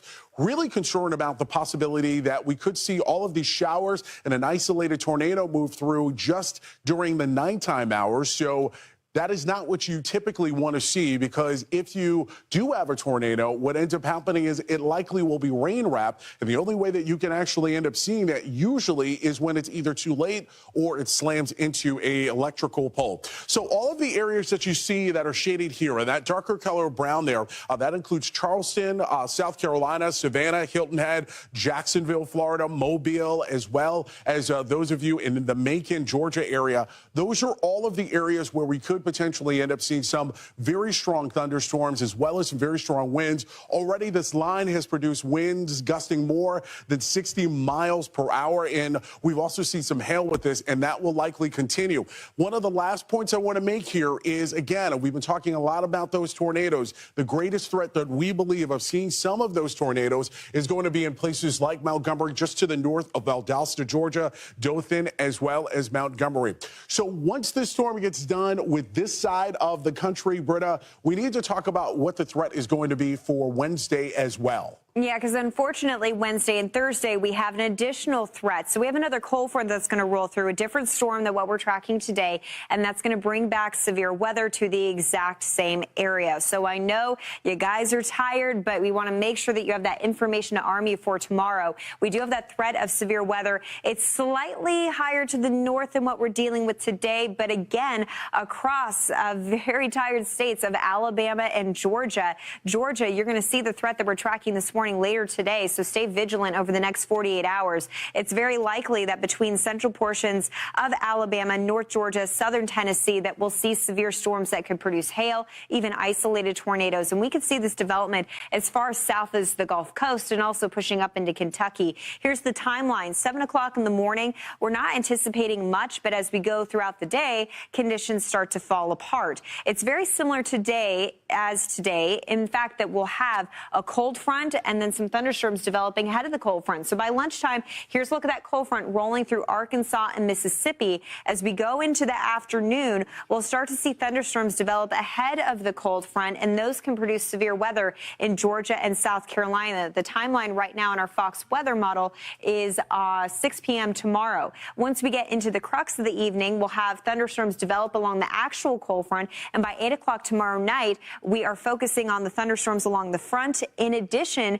to those supercells developing ahead of the cold front. And those two things can produce that threat of severe weather. Closer to 11 p.m., that cold front starts to catch those discrete thunderstorms out front. That starts to lower the threat of instability. And as we get past midnight through the early morning hours of Thursday, finally, we are done with it as that line continues to push off towards the Atlantic. But again, can't stress this enough. We have the threat today, and then we have another cold front moving through tomorrow. There's a look at the cold front concerns for Thursday. Again, this is going to be for early Thursday morning. Just in that final clearing experience, we could see some strong thunderstorms over the Outer Banks. Moving up into the northeast, we are going to encounter some weather here. The potential here is really for heavy rain. So pausing the clock at 3 p.m. on Thursday, you can see the thunderstorms rolling through Pennsylvania and New Jersey. It's going to pick up in intensity as we go into Thursday night. We'll have to look out for the potential of some stronger storms, but right now it looks like rain is going to be the largest concern, especially in southern New Jersey and also Delaware. We could see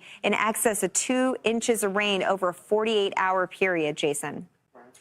Yeah, that's right. So you see the Fox weather alert system there blinking there. We continue to have not only severe thunderstorm warnings popping up, but also tornado warnings popping up as well. And I just thought that this would be a good time to just remind everybody about the weather wire that we have active right now. You can take a look at that weather wire, continue updates throughout not only this show, but also throughout the day on foxweather.com. You can also access it on the Fox Weather app as well. If you're watching us maybe on Tubi or on YouTube TV, one of the things that you can do right now is you could just hold up your phone there and you can snap a photo of that QR code there, and it'll take you right there to the weather wire as well. So we continue to monitor pretty much what's been happening across the entire state of Alabama right now. You are pretty much in the path of that storm right now. And look at all of this lightning that is associated with this.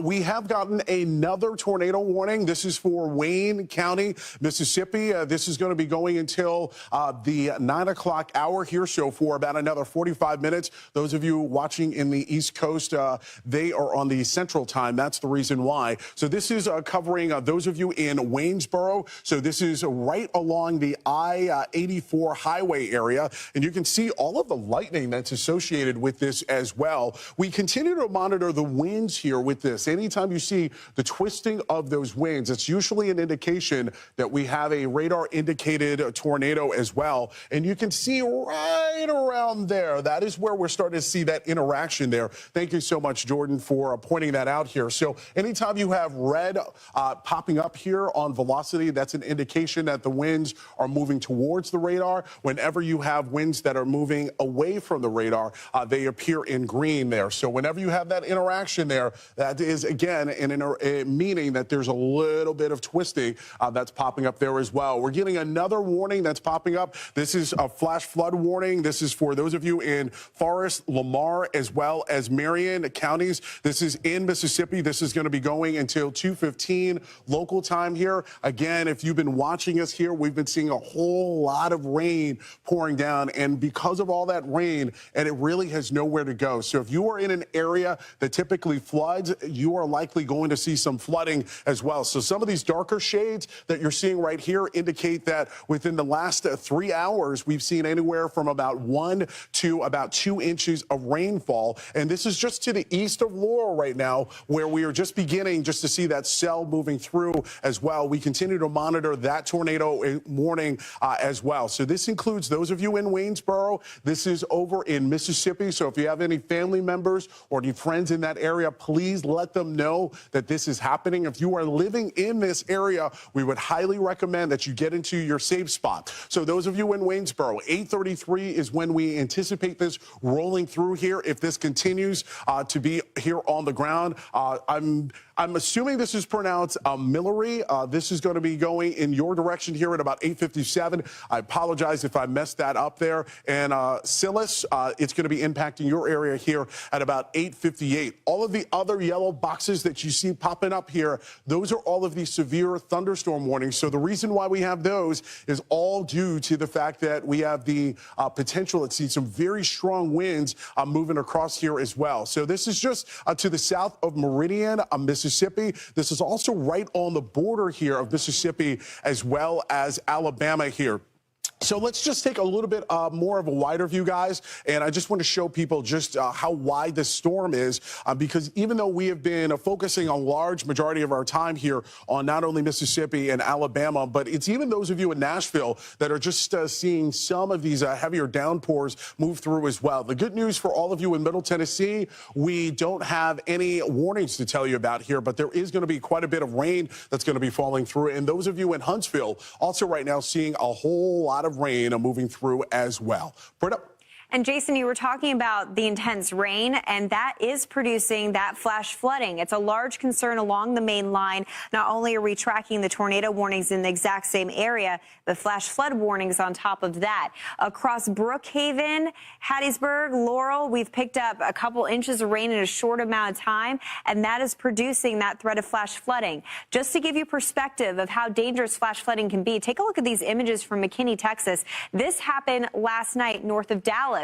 Now, in the town of McKinney, they had to rescue people from floodwater. So this is how quickly it can happen. The benefit that we have on our side this morning is daylight. Take a look at these aerials coming in from helicopters that are flying over Dallas, thanks to Fox 4. You can tell these swollen waterways just allowing that water to rush out into open fields. So again, all of us know those typical low-lying areas that we live next to that cannot handle a quick couple inches of rain. And that's what we're seeing unfold right now in Mississippi. So as we take a look at this aerial footage of water just spilling out into these open fields near Dallas, those high water rescues out of McKinney last night, make sure that you take these flash flood warnings across Laurel, central portions of Mississippi very seriously. You don't want to be out on the roads. You want to make sure that you're seeking higher ground, because you can quickly get yourself in a situation that's not safe. When we pick up, 2 inches of rain in less than an hour, street flooding can occur very quickly.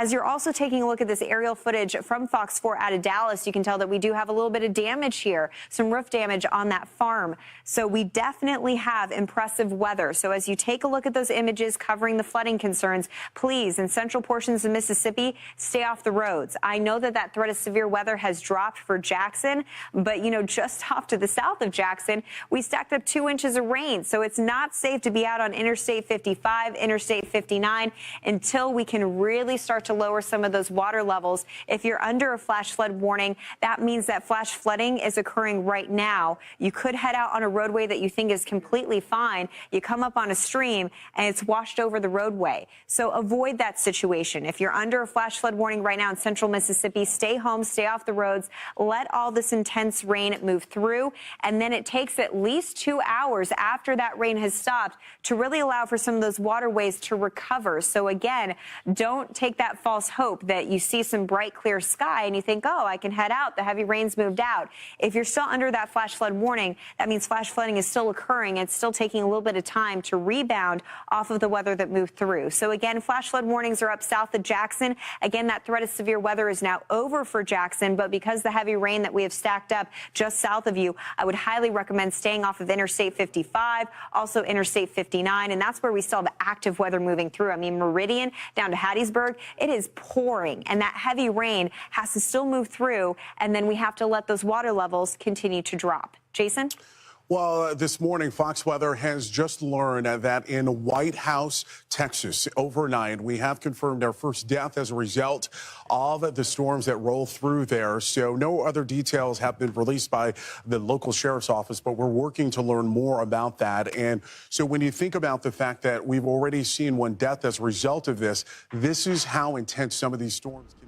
Good morning, everybody. You are watching Live Now from Fox on this Tuesday, April 5th. If you have been tuning into our stream for about the last hour now, we have been live with Fox Weather as we had 2 confirmed tornadoes in the state of Mississippi. We actually did have some live video courtesy of their broadcast. So really just to elaborate here, in major instances, major breaking news regarding weather like this, we are able to bring you Fox Weather's complete broadcast here. As you can see, they've got multiple meteorologists on this here.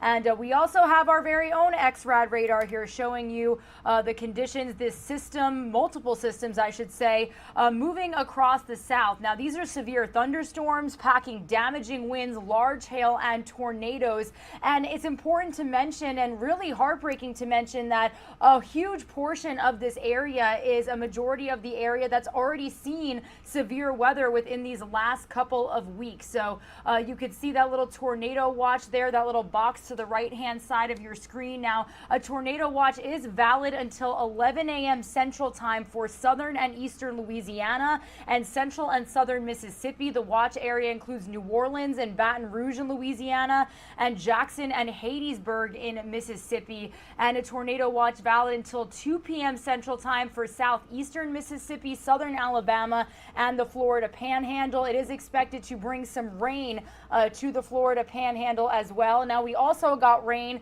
last week because this system was moving across the south, shifting east, and then heading out to the Atlantic. So this is something that we're going to stay on top of for you here on Live Now from Fox. Tragically, we did just learn that one person was confirmed dead after the severe weather made its way through eastern Texas earlier this morning. We also learned that at least 29,000 people in eastern Texas were without power because of this storm.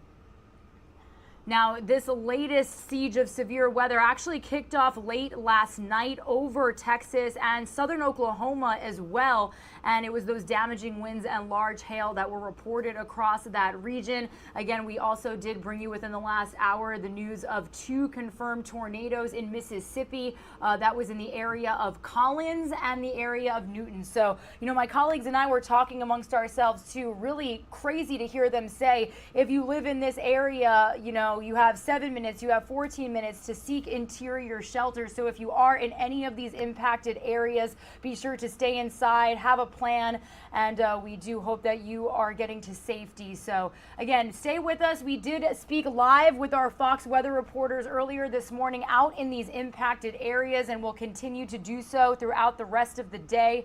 So be sure to stick with us for the latest developments on this severe system. Another one in the books. There has been a record number of tornadoes confirmed for the month of March. So be sure to stick with us here. And what you can expect tonight, I'll bring you the latest on that. So a broad area of severe storms is expected today across portions of the southern and southeastern U.S., with the highest severe weather potential from the central Gulf Coast eastward to the Florida Panhandle. So you can see us moving around a little bit there. Middle and South Georgia and southern South Carolina also impacted as well. So the system is kind of doing a similar move that the systems last week did, making its way across the south, shifting upwards, impacting portions of the Carolinas and Georgia and the Florida Panhandle before moving out into the Atlantic. Those last systems that we covered for you here just a couple of days ago actually were big enough to span from the Florida Panhandle all the way up to the Hudson Valley in New York. And tragically, we do know that a tornado in the Florida Panhandle did claim the lives of 2 people. Now, this system, all this severe weather is going to be caused by a line of strong to severe thunderstorms charging eastward, as you can see right here on our radar. Heavy rain is also going to spread from the central Gulf Coast to the Piedmont of the southern Appalachians, yielding an increased threat of flash flooding. So there's also that threat for flash flooding as well. Some of you are going to see a quick 2-minute commercial break. We'll be right back with some more updates on this severe weather system that is impacting 7 million people and counting across the South and across the Florida Panhandle and parts of Georgia and the Carolinas. We'll be right back.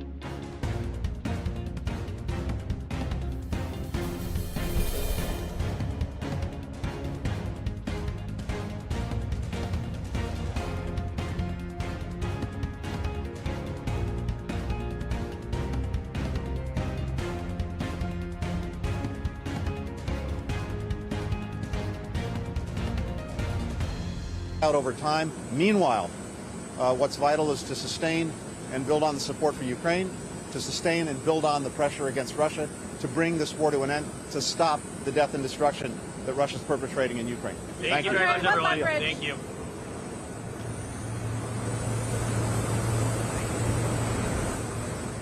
All right, everybody, some brief remarks there live from Washington, D.C. as Secretary of State Antony Blinken was speaking to the media on the Russian invasion of Ukraine, specifically on the mass killings of civilians that we saw in Bucha, which is a suburb of the capital of Kyiv in Ukraine. That is what we are going to hear about later on today at 10 a.m. Eastern Time. The United Nations is holding an emergency security council to speak on the latest surrounding the invasion and whether or not the killings of civilians can be considered war crimes. You've heard that term thrown around a lot. President Zelensky of Ukraine is expected to address the UN Security Council himself, and he's expected to accuse Russian President Vladimir Putin of genocide.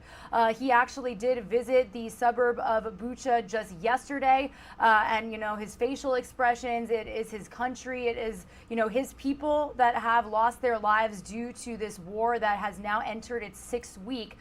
So we are just about a half hour away from getting that UN Security Council live. Important to mention that Secretary of State Antony Blinken was heading to Brussels, Belgium, where he is going to meet with NATO leaders for the foreign ministerial meetings that is expected to take place within the next few days. So if we do get those international feeds of him attending those meetings, making remarks, we'll be sure to bring it to you here on Live Now from Fox. That is a major top story that we are following for you here on this Tuesday morning. I do want to let you know we are also following this severe weather system that has made its way through portions of the South, portions of northern Texas, now Mississippi, and you can see that it is continuing to shift eastward, impacting about 7 million people who are under tornado watches right now. We had we had 2 tornado watches confirmed in, 2 tornadoes confirmed in the state of Mississippi. So more severe weather coming for people who have already seen multiple systems cause damage, severe wind, damaging wind, fast wind, 75 miles per hour, and really big hail, really severe thunderstorms. This is all a squall line of strong to severe thunderstorms that is currently charging eastward. So a tornado watch is valid until 11 a.m. Central Time for southern and eastern Louisiana and central and southern Mississippi. The watch area includes New Orleans and Baton Rouge in Louisiana and Jackson and Hattiesburg in Mississippi. A tornado watch also valid until 2 p.m. Central Time for southeastern Mississippi, southern Alabama, and the Florida Panhandle. So lots of news to bring you here on Live Now from Fox. It's for sure been a busy morning. We're also past 9:30 a.m. Eastern Time, and we've got stocks trading in New York. We've got the Dow Jones down to start this Tuesday. We've also got some feeds coming from the White House today. We do know that former President Barack Obama is going to be paying a visit to President Joe Biden. They are expected to make a joint announcement and some joint remarks regarding health care in the United States a little bit later this afternoon. So we'll be monitoring those remarks for you here on Live Now from Fox. But speaking of Secretary of State Antony Blinken's trip, he's going to Brussels, Belgium to meet with NATO officials for the foreign ministers meeting that is taking place within the next few days. So we did just hear about those meetings from NATO Secretary General Jens Stoltenberg. We were able to bring you a little bit of his live remarks, but he did speak for about 45 minutes and answered a lot of questions from the media on the Russian invasion into Ukraine. So I do want to play that for you here on Live Now from Fox.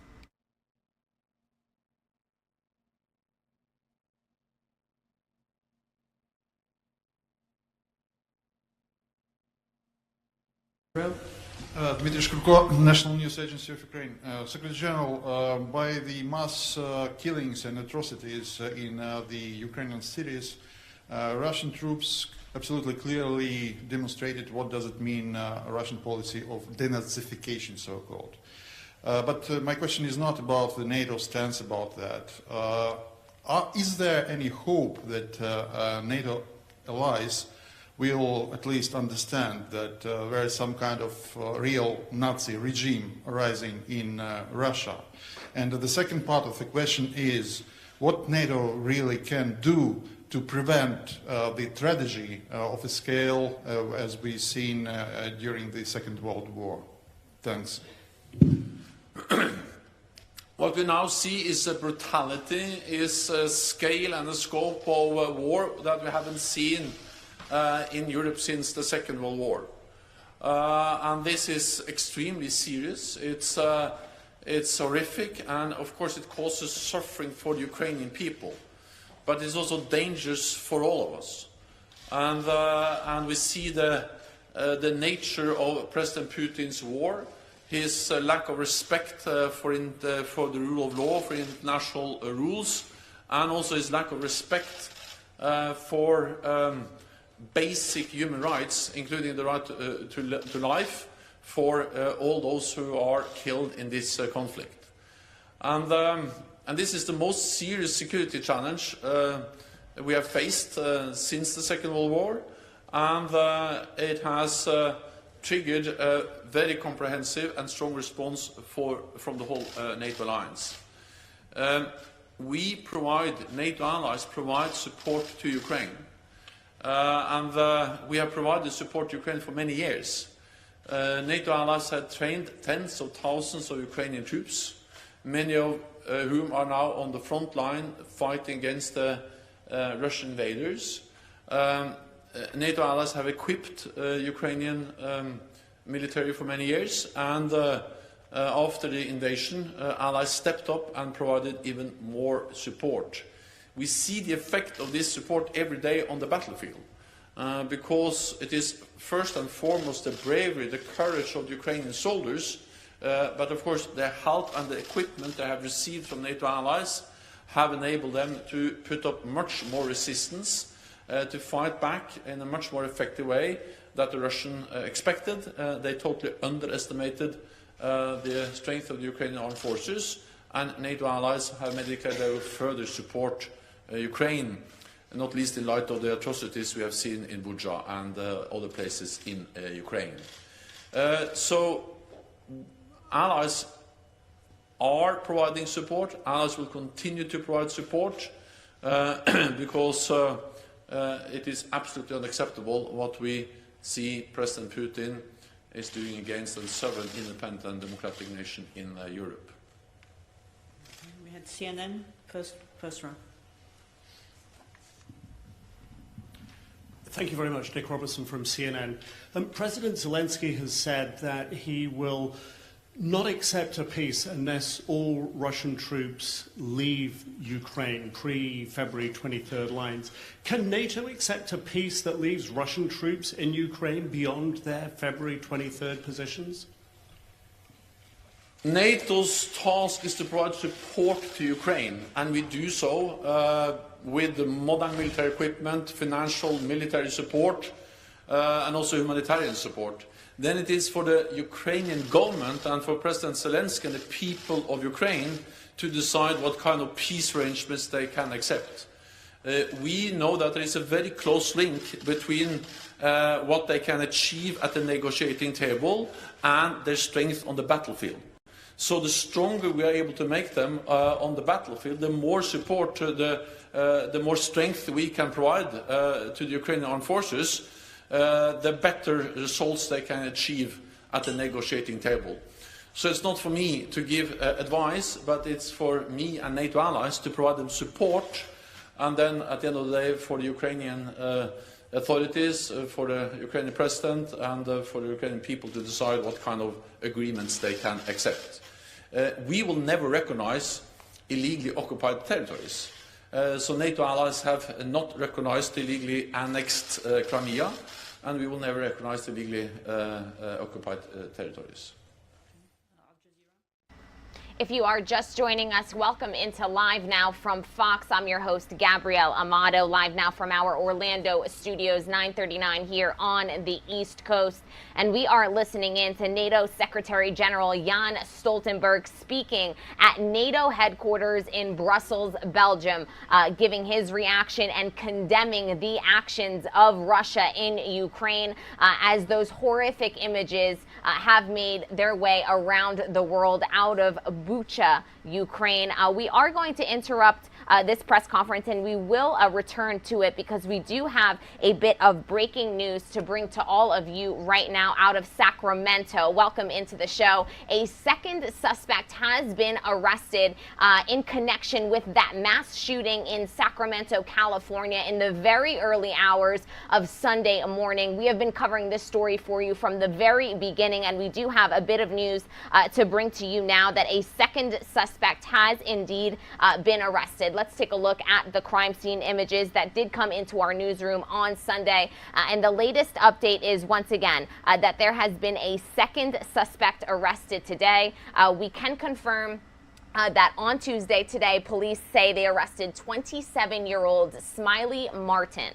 Police say he will be booked at the Sacramento County Main Jail for possession of a firearm by a prohibited person and possession of a machine gun. Smiley Martin is the brother of Dondre Martin, who was the first suspect to be arrested as a related suspect to the shooting. We did bring you news of that arrest of Dondre Martin yesterday, live, raw, and unfiltered here on the show, and we can confirm today that his brother, Smiley Martin, has also been arrested in connection with the mass Sacramento shooting that claimed the lives of 6 people, 3 men and 3 women, and also injured 12 others. Police have arrested the men for being the gunmen behind the shooting. This story is obviously developing. This is breaking news coming into our newsroom right now, but we will work on getting you more details about this. But once again, for those of you just joining us, a second suspect has been arrested in connection with the mass Sacramento shooting that claimed 6 lives and injured 12 others. For those of you that are joining us and perhaps are not familiar with this story, this occurred in the very early hours of Sunday morning at around 2 a.m. For those of you perhaps not familiar with the Sacramento bar scene, those bars and those restaurants, they close at 2 a.m. And so it's very often that the streets of Sacramento are flooded with people exiting those bars and making their way home. And what occurred and what transpired in the moments on packed streets is unfortunately a shooting that claimed the lives of 6 people and injured 12 others. Now, there were reports initially that an altercation occurred that did eventually lead to the shooting. Police are still working on this investigation, but what we know as of right now is that 2 suspects have been arrested in connection with this shooting. On Monday, it was Dondre Martin who was arrested. He was the first suspect to be arrested, and now we can confirm that today Sacramento police have confirmed that they have arrested 27-year-old Smiley Martin, who is the initial suspect's brother. Police say he will be booked at the Sacramento County Main Jail for possession of a firearm by a prohibited person and possession of a machine gun. Once again, this is what we do here on Live Now from Fox. We bring you breaking news as soon as it comes into our newsroom. We will work on getting you more details as, once again, they come into our newsroom. But both brothers, Smiley Martin and Dondre Martin, have been arrested in connection with the mass shooting that occurred in Sacramento in the very early hours of Sunday morning. I am going to bring you back out to that Jens Stoltenberg press conference. And as soon as we have more details on this Sacramento shooting and this latest arrest, we will be sure to bring it to you live, raw, and unfiltered here on Live Now from Fox.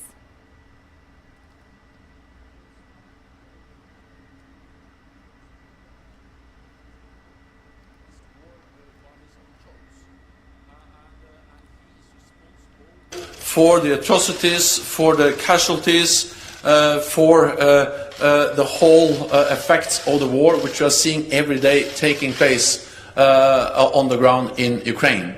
Then our responsibility is to support the Ukrainians. And we have done that for many years.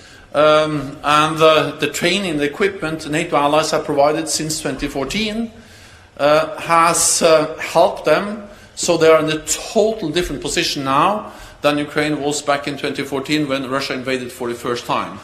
The Ukrainian armed forces are bigger, better equipped, better trained, better led today than in 2014, not least because of support that NATO allies have provided for more than 8 years.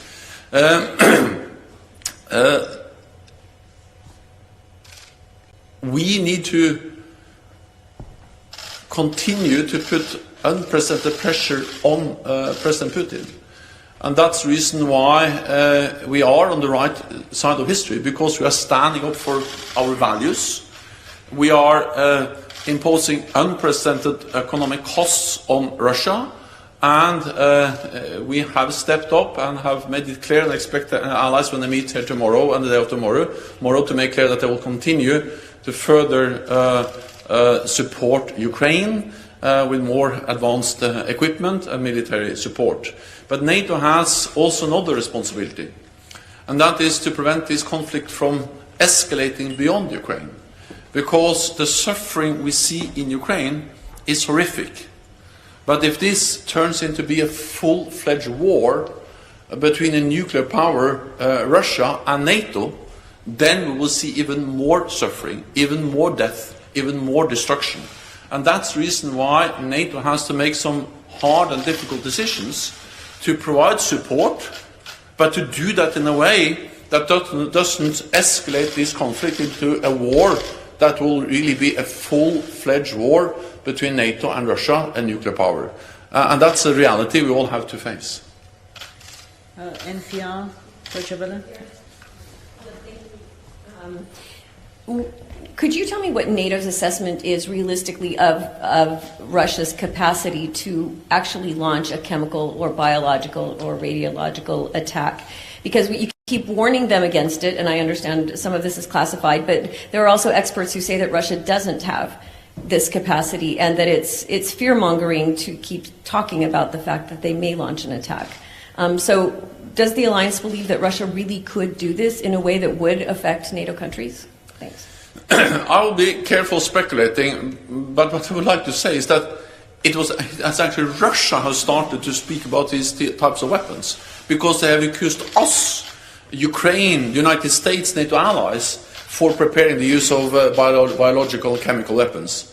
And this is absolutely false. It's not has nothing to do with truth whatsoever. And then it has been necessary for us to push back and say that no, NATO and NATO allies are in no way supporting Ukraine in any way for any use of chemical weapons. That has been our message. Then we have added two more points, and that is that we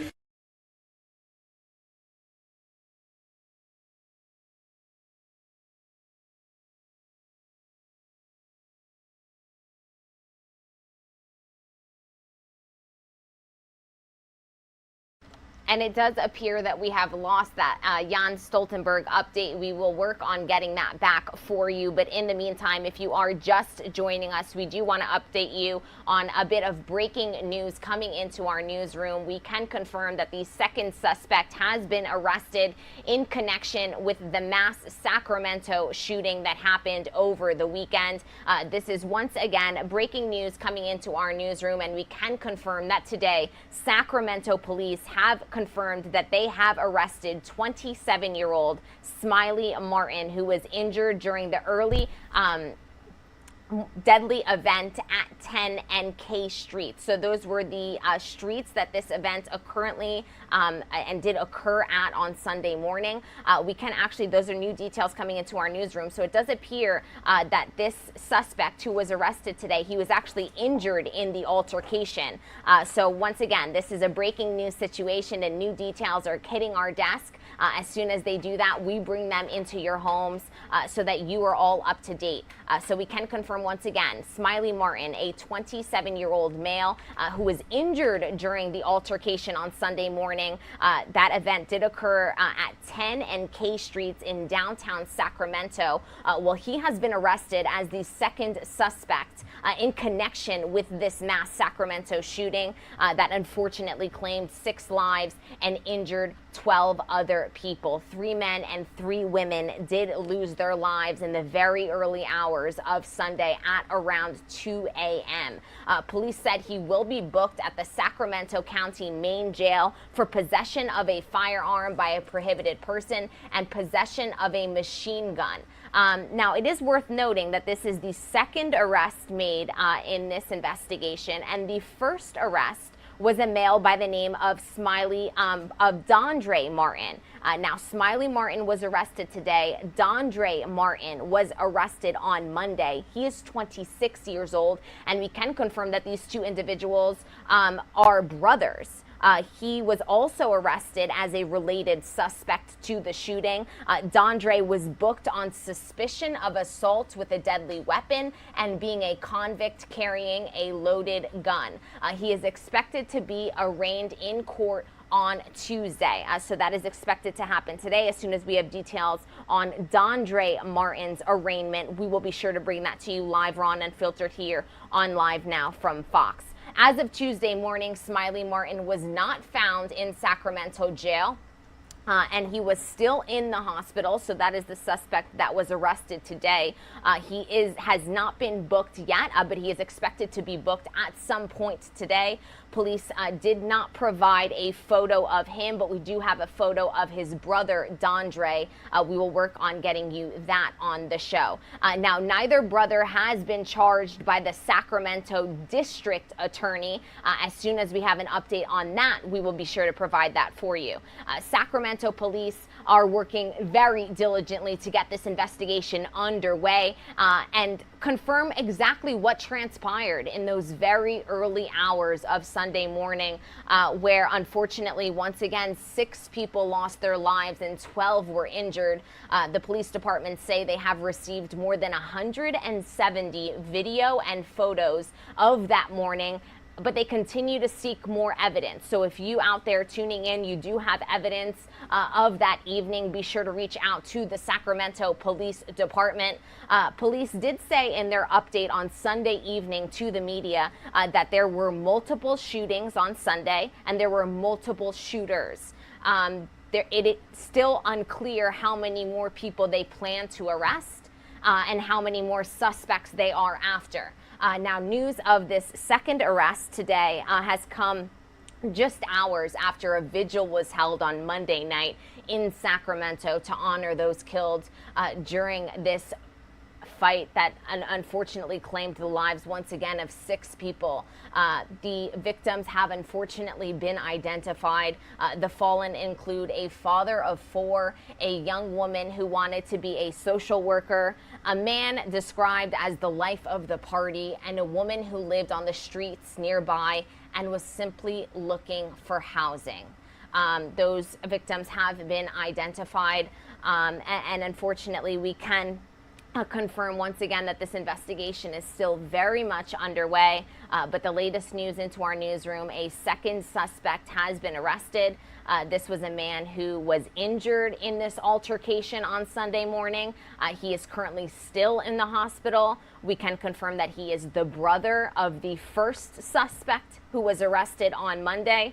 And these 2 men go by the name of Dondre Martin, 26 years old, who was arrested on Monday, and Smiley Martin, 27 years old, who was arrested just today. As soon as we have more details on this situation, we will be sure to bring that to you live, raw, and unfiltered here on Live Now from Fox. But as we work on getting you more details, what we do here on the show is we bring you out live to any feeds, any events that are happening live, raw, and unfiltered as this show goes on. And we do want to bring you out to Strasbourg, where there is a meeting with the European Union. Let's take a listen.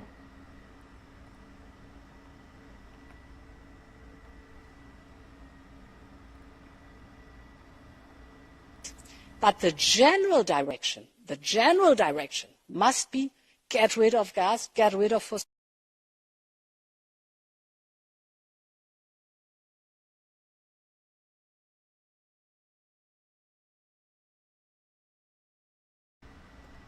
And that is how this program goes. That is how this show goes. We unfortunately did just lose that feed. We'll try and get that back up for you live, raw, and unfiltered here on Live Now from Fox.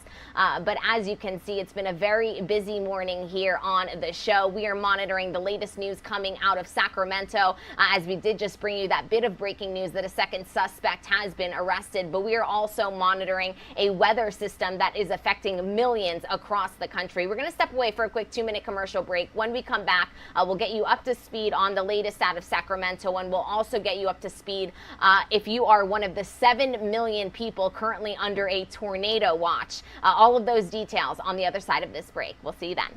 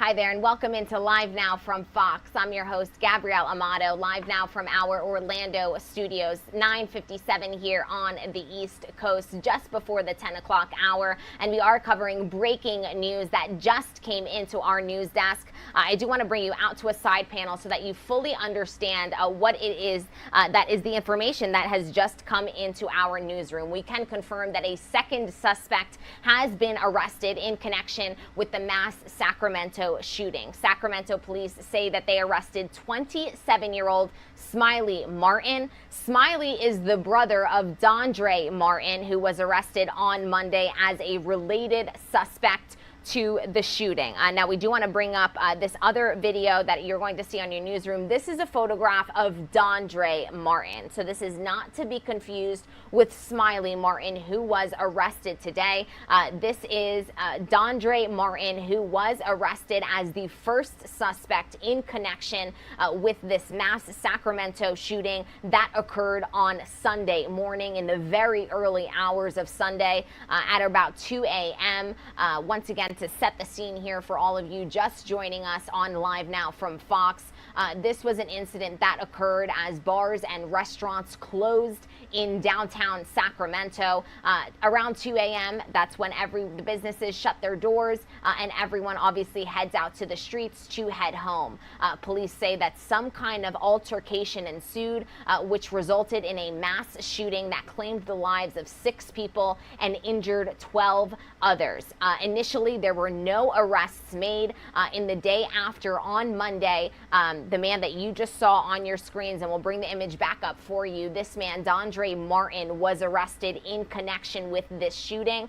And today, breaking news coming into our newsroom is that his brother has now been arrested in connection with this incident as well. A bit more information on what is coming into our newsroom. Sacramento police say they've arrested 27-year-old Smiley Martin. He was actually injured during this altercation early Sunday morning. A deadly event, once again claiming the lives of 6, injuring 12 others. 3 men and 3 women lost their lives on early Sunday morning.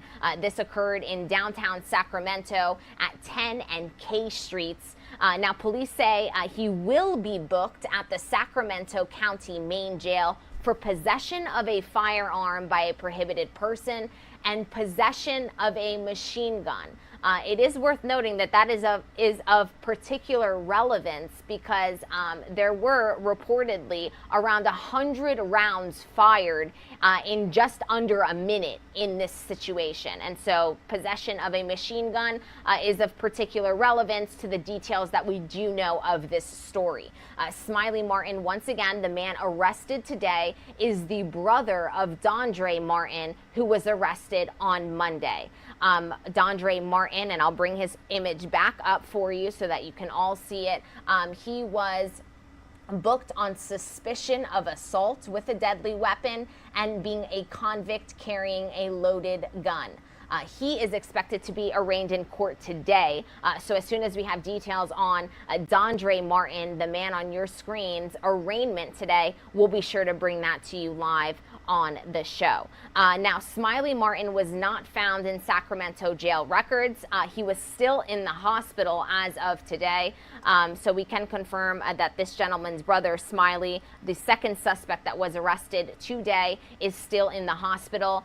So neither brother has been charged by the Sacramento district attorney.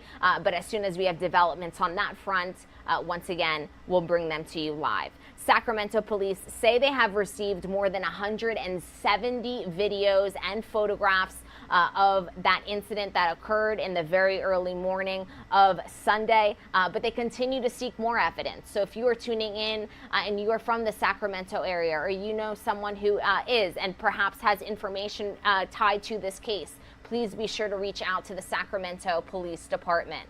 Police have confirmed in their initial address to the media that occurred on Sunday evening. They said there were multiple shootings on Sunday and multiple shooters. So we did know that they were after multiple individuals, but we do not have confirmation on how many people they are looking for and how many arrests are expected to be made.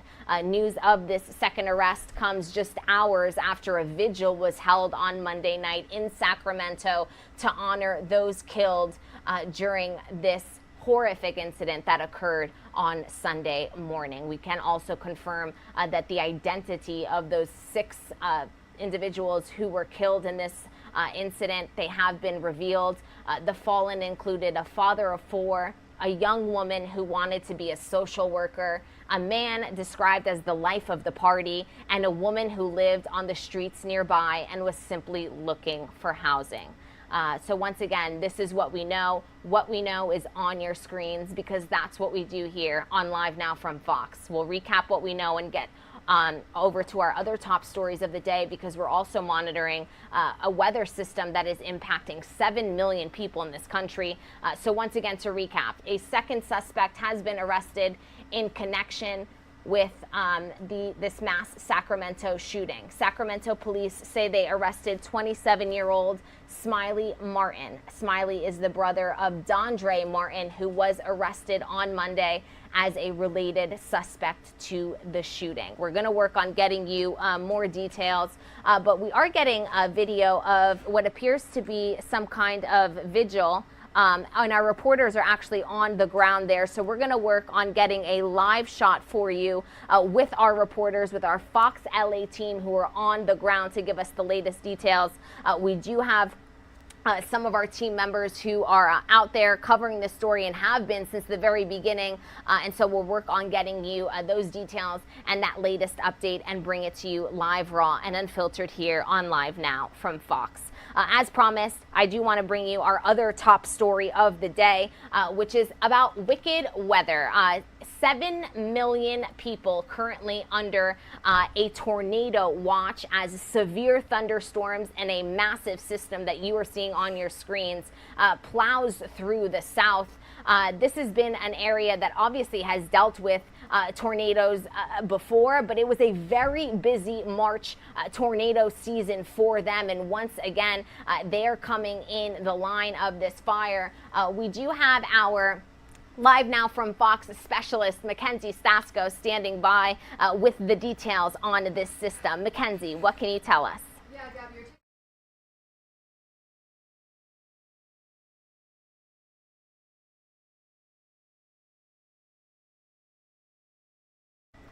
And it does appear that we are having some audio difficulties. So as soon as we get Mackenzie's audio situation up and running, we will be sure to bring that to you live, raw, and unfiltered here on the show.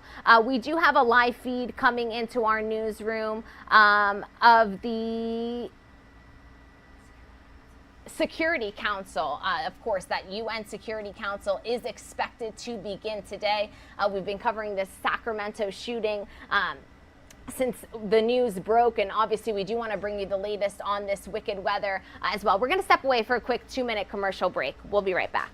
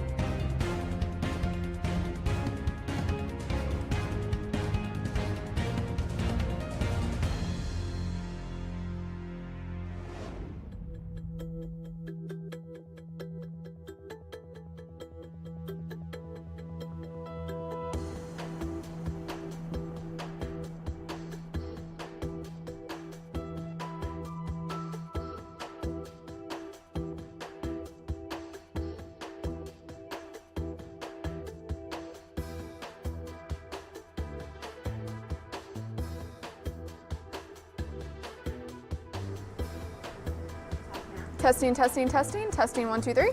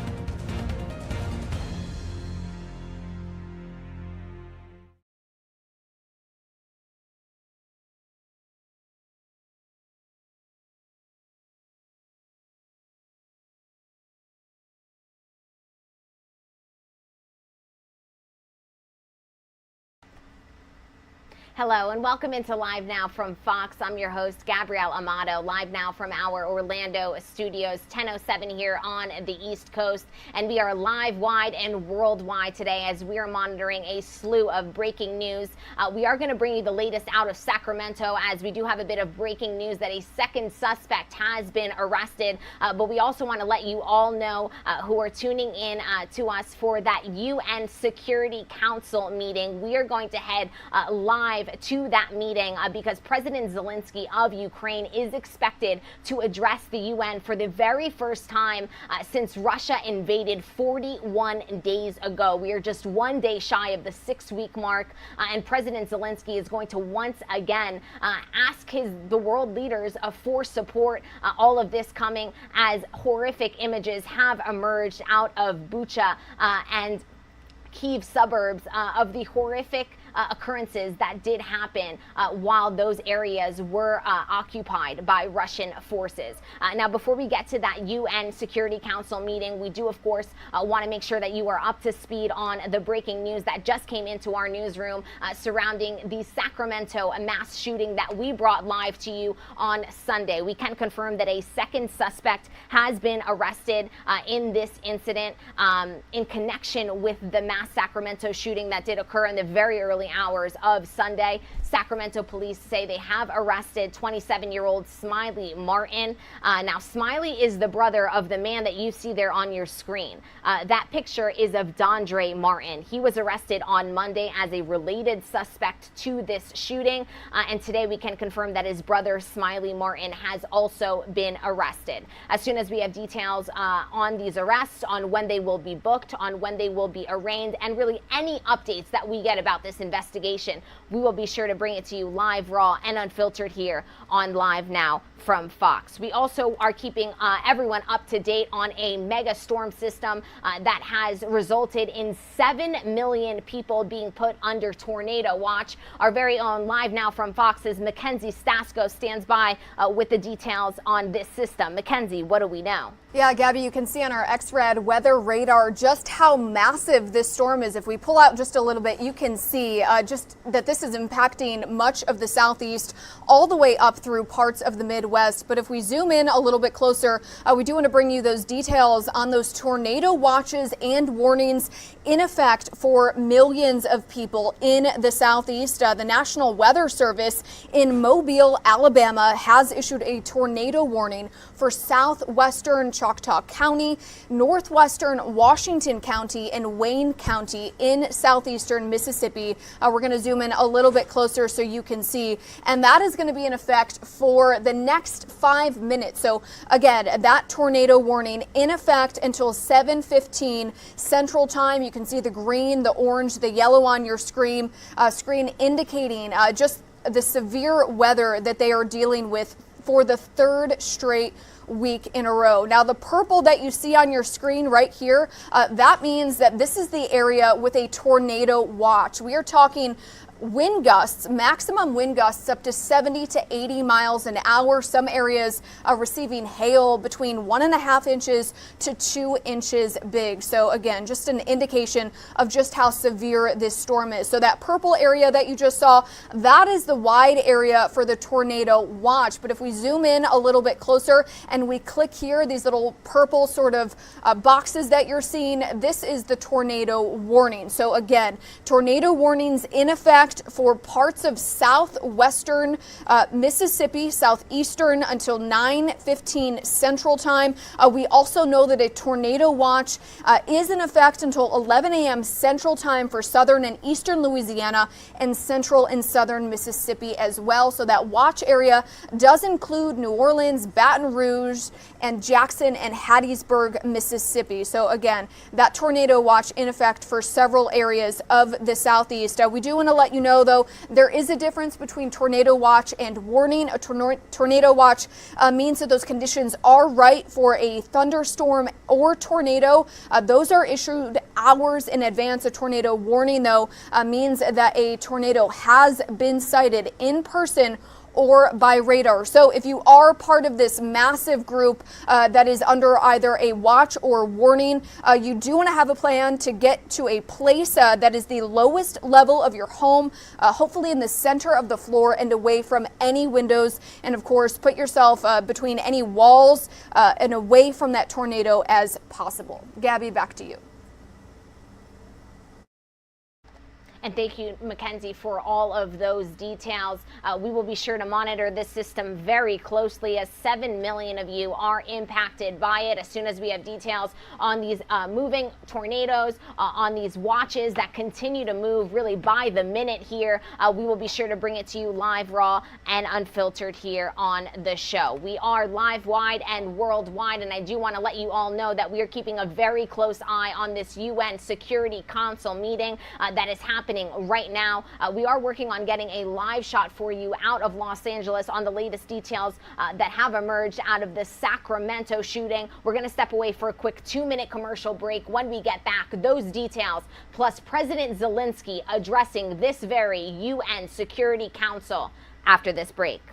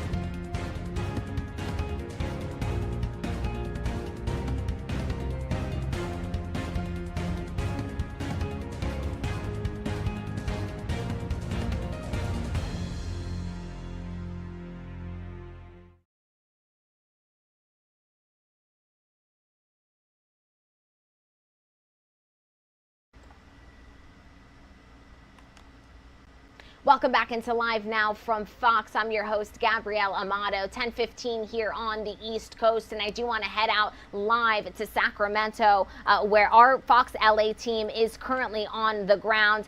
Gina Silva joins us to give us the latest details on a second arrest made in this conflict and in this investigation. Gina, what are the details? Gabrielle, police are definitely making progress in this investigation. As you said, they have made a second arrest, and they're telling us they plan to be making more in the near future. We're going to get into that investigation in just a bit, but first let's remember the victims, the 6 people who lost their lives during Sunday's mass shooting.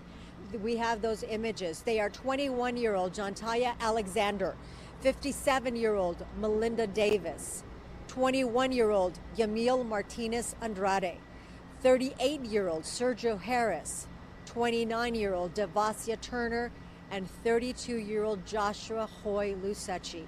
Here in Sacramento last night, residents held a vigil to honor the memories of those victims.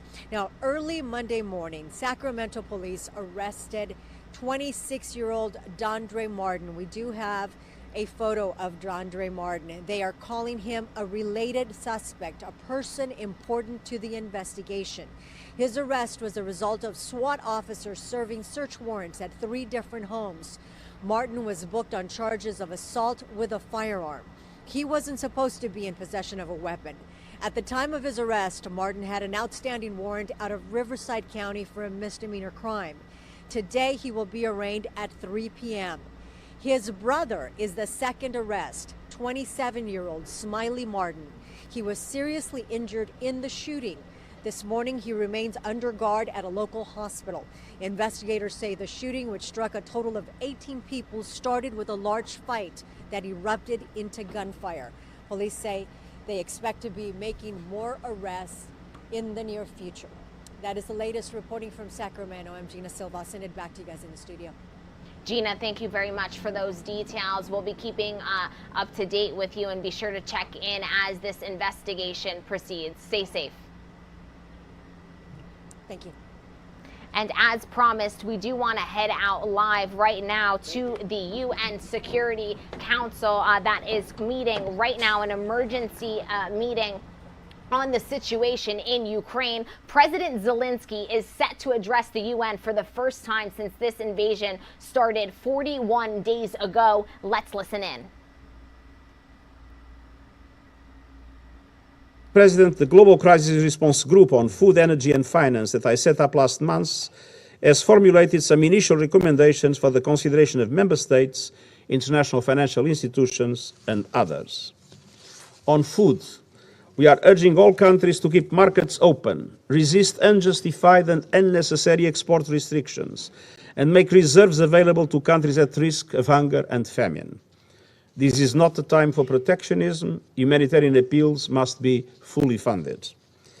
People caught up in crises around the world cannot pay the price for this war. On energy, the use of strategic stockpiles and additional reserves could help ease this energy crisis in the short term. But the only medium and long-term solution is to accelerate the deployment of renewable energy, which is not impacted by market fluctuations. These will allow the progressive phase-out of coal and other fossil fuels, and renewables are already cheaper in most of the cases. And on finance, international financial institutions must go into emergency mode. We need urgent action by the G20 and international financial institutions to increase liquidity and fiscal space so that governments can provide safety nets for the poorest and most vulnerable.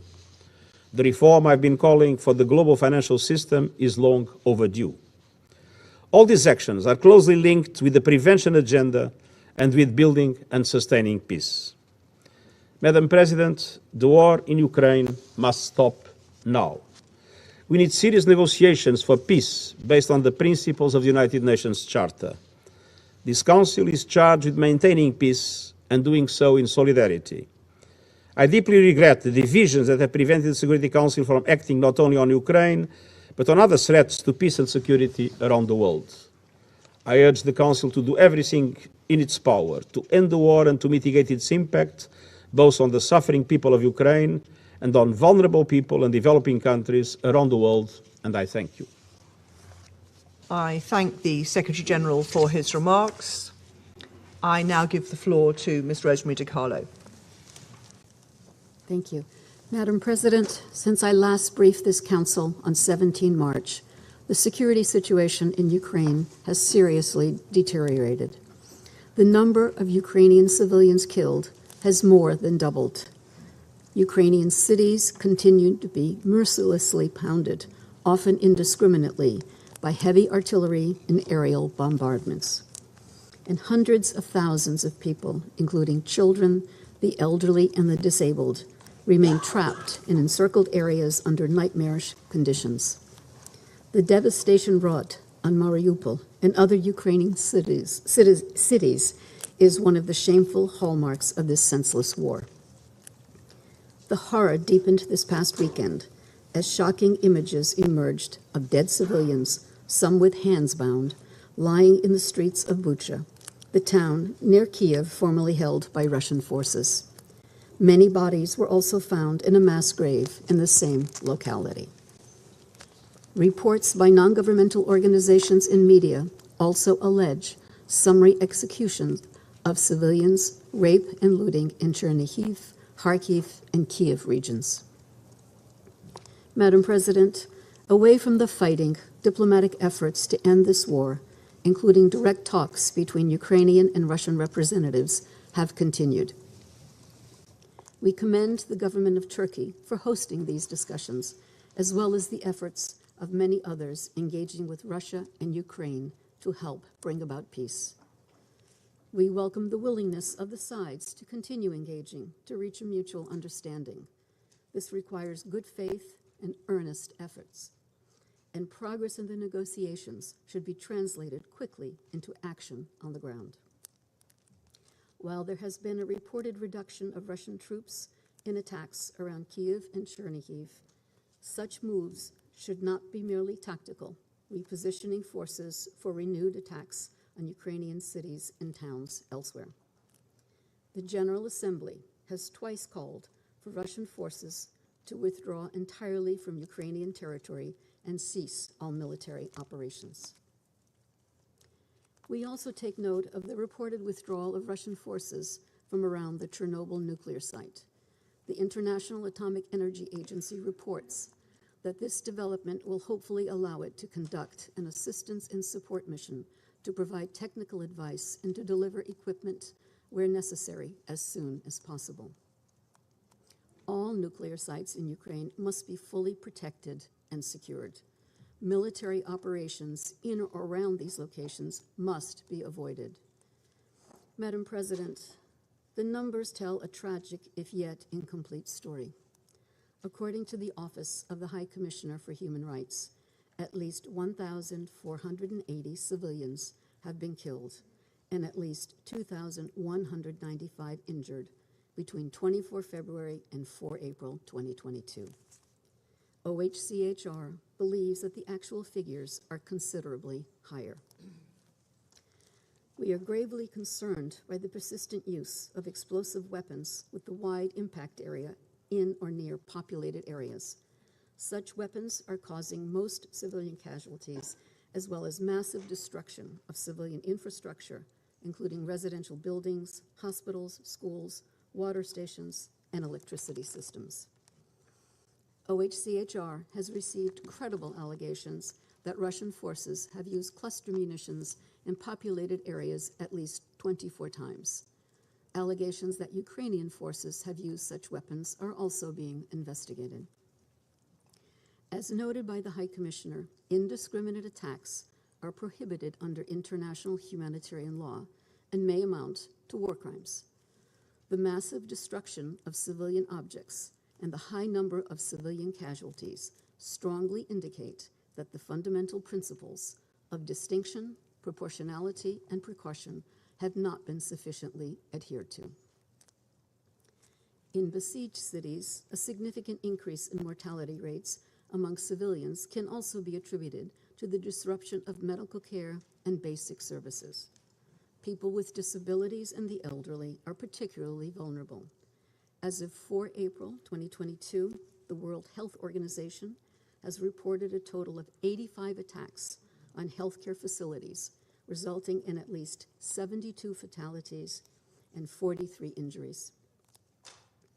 Madam President, we are seriously concerned about reports of cases of arbitrary arrests and enforced disappearances of persons who have been vocal against the Russian invasion. As of 30 March, OHCHR has documented the arbitrary detention and possible enforced disappearance of 22 journalists and civil society members in Kyiv, Kherson, Luhansk, and Zaporizhia regions. 24 local officials have also been detained in regions under Russian control, 13 of whom have been subsequently released. We call for the immediate release of all individuals who have been arbitrarily detained, including journalists, local officials, civil society activists, and others. Also, as of 30 March, OHCHR has recorded 7 journalists and media workers killed since hostilities began. Another 15 have come under armed attack, 9 of whom were injured. Allegations of conflict-related sexual violence perpetrated by Russian forces have also emerged. These include gang rape and rapes in front of children.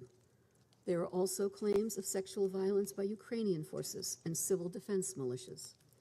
The UN Human Rights Monitoring Mission in Ukraine continues to seek to verify all these allegations. We're also concerned about disturbing videos depicting abuse of prisoners of war on both sides. All prisoners of war must be treated with dignity and full respect for their rights in accordance with international humanitarian law. Madam President, the many credible allegations of serious violations of international humanitarian law and international human rights law from areas recently retaken from Russian forces must not go unanswered. We support efforts to examine these allegations and to gather evidence. Ensuring accountability and justice for acts committed during the war will not be easy, but it is essential. Madam President, we are heartened by the generosity of neighboring countries who have accepted millions of refugees and the solidarity of the Ukrainian people who are hosting their displaced compatriots. With more than 10 million people displaced, either within Ukraine or abroad as refugees, roughly 1/4 of the population, the United Nations is gravely concerned about the heightened risk of human trafficking. Indeed, suspected and verified cases of human trafficking are surfacing in the surrounding countries, according to the International Organization for Migration. Madam President, this war is devastating Ukraine now, but it also threatens its future. Early assessment projections by UNDP suggest that if the war continues through 2022, Ukraine faces the prospect of seeing 18 years of socioeconomic progress lost. This would set the country and the region back decades and leave deep long-term social and economic fissures. UN agencies, including UNDP, are working to help preserve Ukraine's hard-won development gains. This involves supporting the government to sustain essential government structures and basic services, including emergency measures to sustain livelihoods, such as cash-based assistance. Madam President, the war in Ukraine has damaged Europe's security architecture.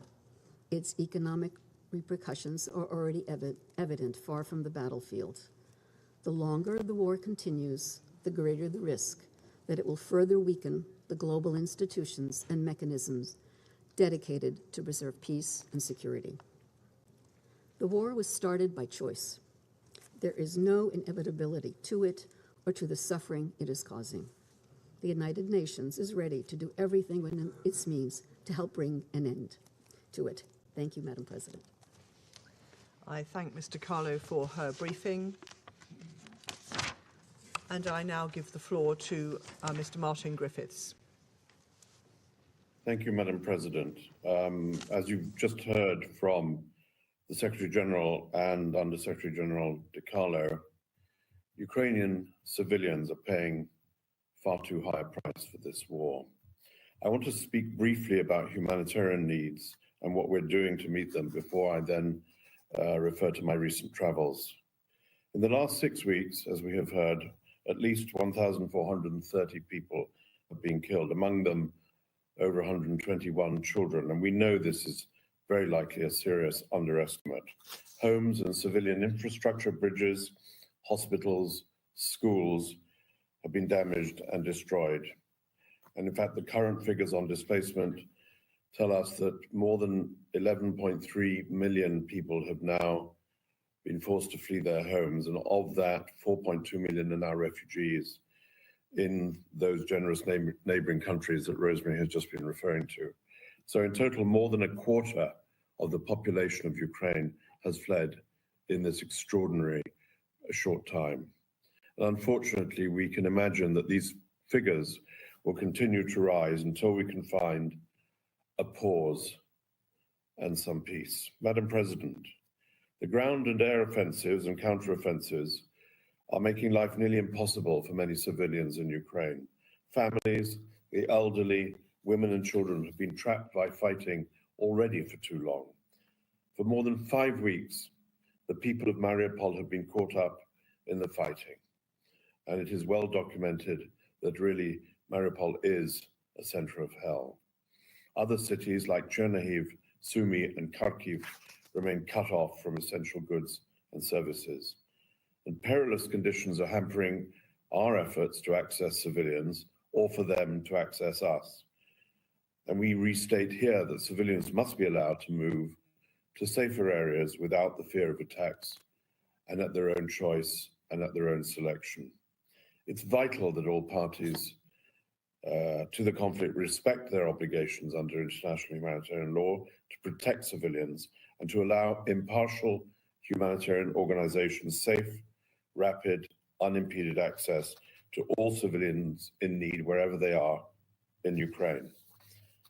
Madam President, as the world watches humanitarian needs soar in Ukraine, the United Nations and our partner organizations are making every effort to dramatically increase our support to affected civilians.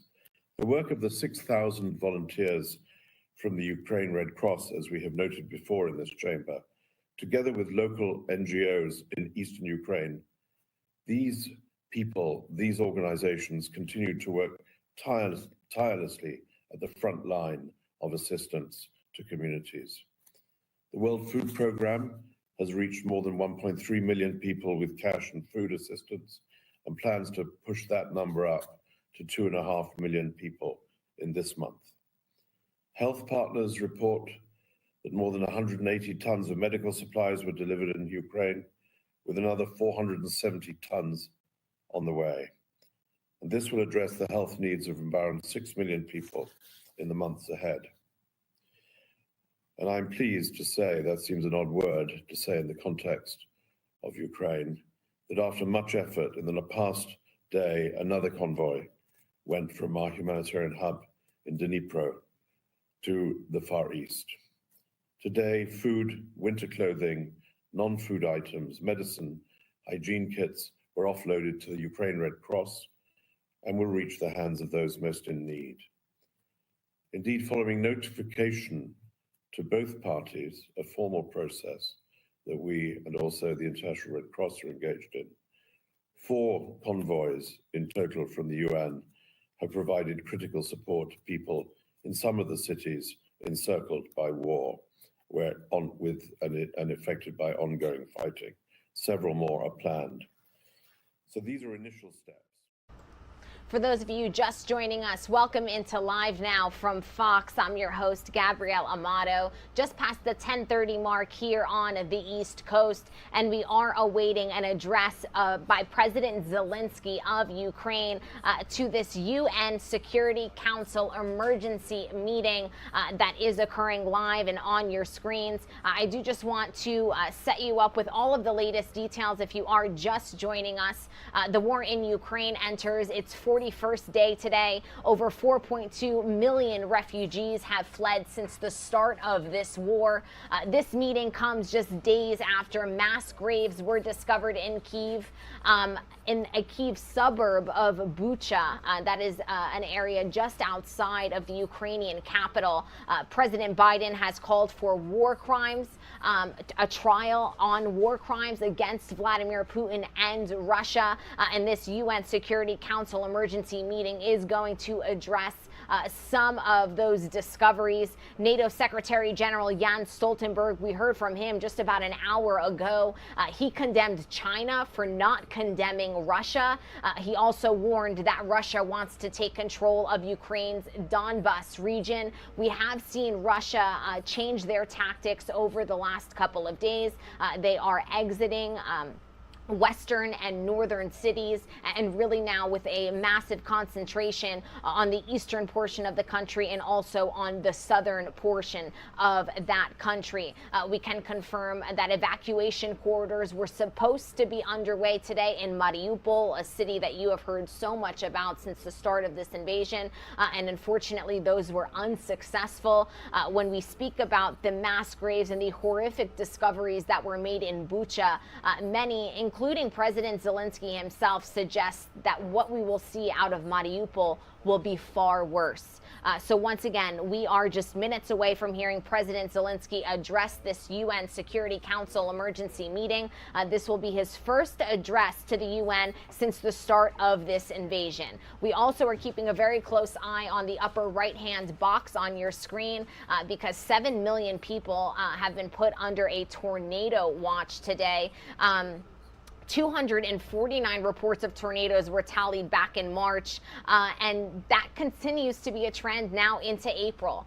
We did get a live report from our Fox weather team, and we are keeping up to date with them. If we do have breaking tornado news, we'll cut into that as well.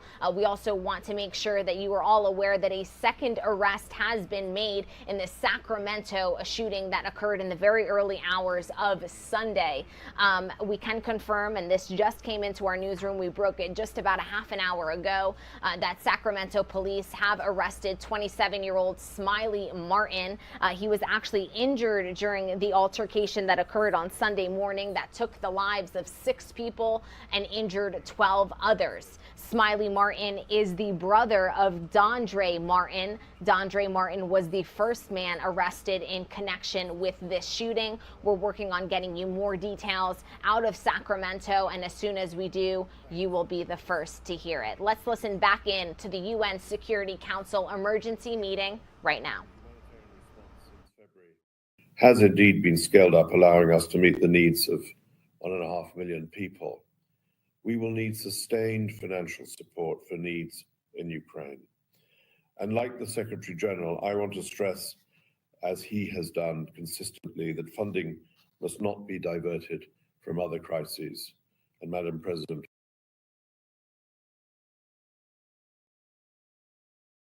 for Afghanistan, that is one example. And as you heard from David Beasley last week, conflict, climate shocks, COVID, compounded by the soaring food and fuel costs indicated by the Secretary General, could push another 47 million people globally into severe food insecurity. And so the total number of people around the world who will not know where their next meal comes from could be driven to the astonishing figure of 325 million people around the world. That is by a long distance the highest in our recent history, and well over double what it was 3 years ago. So, Madam President, I close, of course, like others, by reminding the Council of what the Council already knows well. The world cannot afford this war, and neither can the people of Ukraine. And like others, I call on all Council members and member states with influence to support all efforts from whatever part they come from in the pursuit of peace and the alleviation of humanitarian suffering, for the sake of the people of Ukraine, for the sake of those around the world who cannot afford to bear the additional burden this war imposes on them and all of us. We must, as the Secretary General said, silence the guns. Thank you, Madam President. I thank Mr. Griffiths for his briefing. I now give the floor to His Excellency Mr. Volodymyr Zelensky, the President of Ukraine. You have the floor, sir. Дуже дякую. Шановна пані голово, пане генеральний секретар, шановні члени Радбезу та інші учасники цього засідання. Дякую за можливість. Впевнений, мене сьогодні почують і всі представники держав-членів ООН.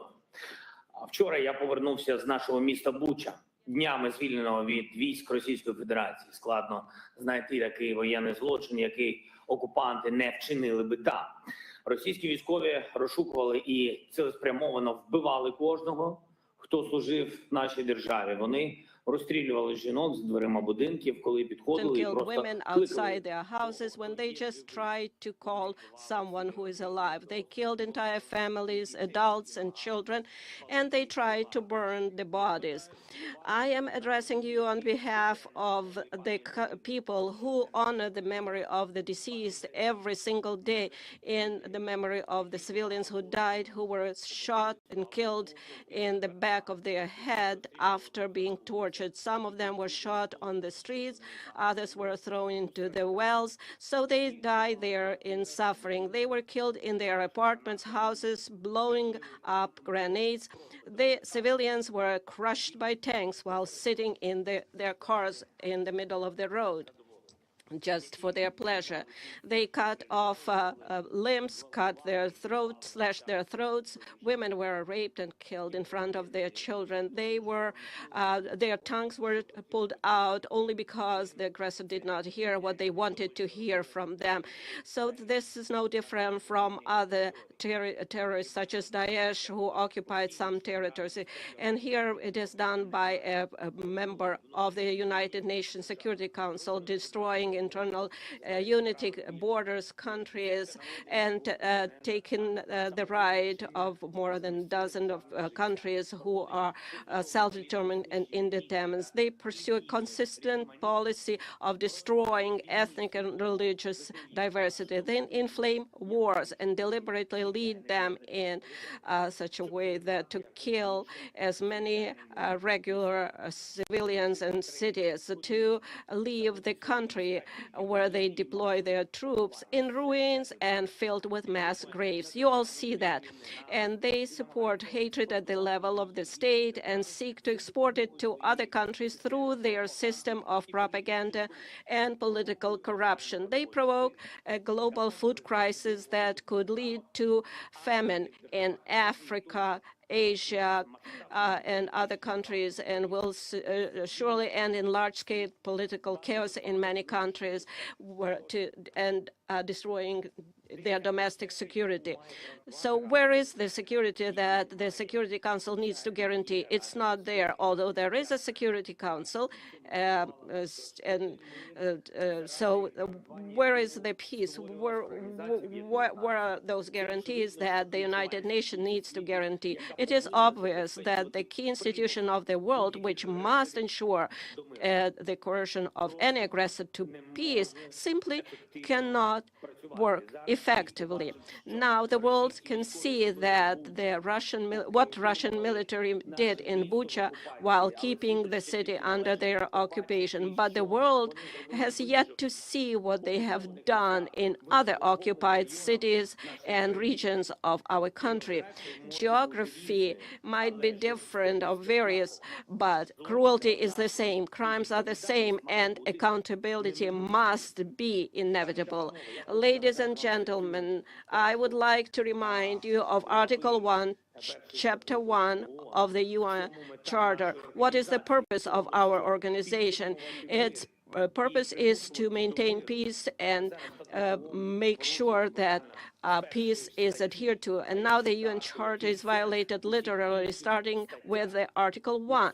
And if so, what is the point of all other articles? Today, as a result of Russia's actions in our country, in Ukraine, the most terrible war crimes of all times we see since the end of World War II, and they are being committed. Russian troops are deliberately destroying Ukrainian cities to ashes with artillery and airstrike. They are deliberately blocking cities, creating mass starvation. They deliberately shoot columns of civilians on the road trying to escape from the territory of hostilities.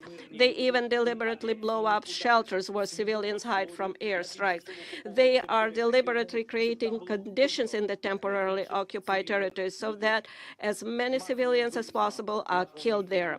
The massacre in our city of Bucha is only one, unfortunately, only one of many examples of what the occupiers have been doing on our land for the past 41 days.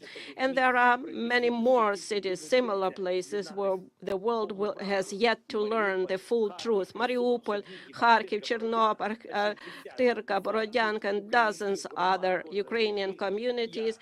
Each of them is similar to Bucha. I know, and you know perfectly well, what the representatives of Russia will say in response to the accusations of these crimes. They have said that many times.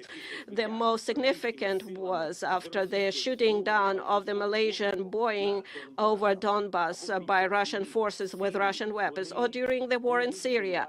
They will blame everyone just to justify their own actions. They will say that there are various versions, different versions, and it is impossible to establish which one of those versions is true. They will even say that the bodies were of those kills were allegedly thrown away, and all videos are staged. But it is 2022 now. We have conclusive evidence, so there are satellite images. We can conduct full and transparent investigation. That is what we are interested in. Maximum access for journalists, maximum cooperation with international institutions, involvement of the International Criminal Court, complete truth and full accountability. I'm sure that every member state of the UN should be interested in this. For what? In order to punish once and for all those who consider themselves privileged and believe that they can get away with anything. So show all the other potential war criminals in the world how they will be punished. If the biggest one is punished, then everyone is punished. Why did Ukraine come to Ukraine? I will tell you, because Russia's leadership feels like colonizers. In ancient times, they need our wealth, our people. Russia has already deported hundreds of thousands of our citizens to their country. They abducted more than 2,000 children, just simply conducted those children and continue to do so. Russia wants to turn Ukraine into silent slaves. The Russian military are looting openly the cities and villages that they have captured. This is wide-scale looting. They are stealing everything, starting with food, ending with earrings, gold earrings that are pulled out and covered with blood. We are dealing with a state that is turning the veto into the UN Security Council into the right to die.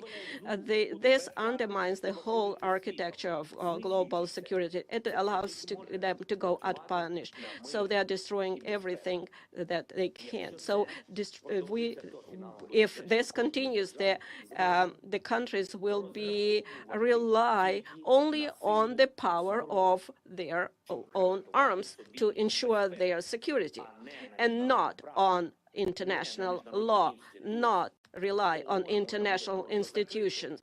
The United Nations can be simply closed. Ladies and gentlemen, are you ready to close the UN? Do you think that the time of international law is gone? If your answer is no, then you need to act immediately. The UN Charter must be restored immediately. The UN system must be reformed immediately so that the veto is not the right to die, that there is a fair representation in the Security Council of all regions of the world. The aggressor must be brought to peace immediately. Determination is needed. The massacre from Syria to Somalia, from Afghanistan to Yemen and Libya, that should have been stopped a long time ago, to tell you the truth. If tyranny had at least once received such a response to the war it had waged, it would have ceased to exist, and honest peace had been guaranteed after it, and the world would have changed for sure. And then perhaps there would not be war in my country against our people, against Ukrainian people, against our citizens. But the world watched and did not want to see either the occupation of Crimea or the war against Georgia or taking the entire Transnistria from Moldova, and how Russia was preparing the basis for other conflicts and wars near their borders. How to stop it? Right away, the Russian military and those who gave them orders must be brought to justice immediately for war crimes in Ukraine. Anyone who has given criminal orders and carried out them by killing our people will be brought before the tribunal, which should be similar to the Nuremberg tribunals. I would like to remind Russian diplomats that a man like von Ribbentrop has not escaped punishment for crimes in World War II. I would also like to remind you that Adolf Eichmann also did not did not go unpunished. Nobody of them escaped the punishment. But the main thing is today is it's time to transform the system, the United Nations. So therefore, I propose to convene a global conference, and we can do it here in peaceful Kyiv in order to determine how we are going to reform the world security system, how we will rely, how do we establish guarantee of recognition of borders and integrity of states and countries, how we will assert the rule of international law. It is now clear that the goals set in San Francisco in 1945 for the creation of a global security international organization have not been achieved, and it is impossible to achieve them without reforms. Therefore, we must do everything in our power to pass on to the next generation an effective UN with the ability to respond preventively to security challenges and thus guarantee peace, prevent aggression, and force aggressors to peace, have the determination and ability to punish if the principles of peace are violated. There can be no more exceptions or privileges. Everybody must be equal. All participants of international relations, regardless of economic strength, geographical area, and individual ambitions. The power of peace must become dominant, the power of justice and the security power, as humanity has always dreamed of it. Ukraine is ready to provide a platform for one of the main offices of the newly updated security system, as similar to the Geneva office that deals with human rights, the Nairobi office that deals with environmental protection, and in Kyiv we can have U24 office that can specialize in preventive measures to maintain peace. I would like to remind you of our peaceful mission in Afghanistan. When we, Ukrainians, evacuated from that country more than 1,000 people from at our own expense. It was a very difficult phase, and Ukraine came to their help. We took in people of different nationalities, ethnic groups, different faiths, Afghan citizens of European countries, U.S., Canada.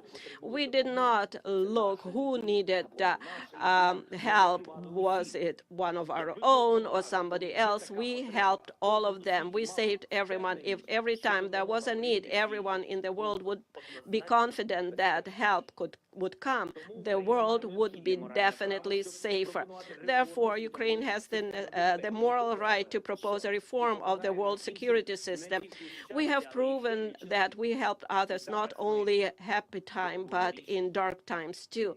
And now we need decisions from the Security Council for peace in Ukraine. If you do not know how to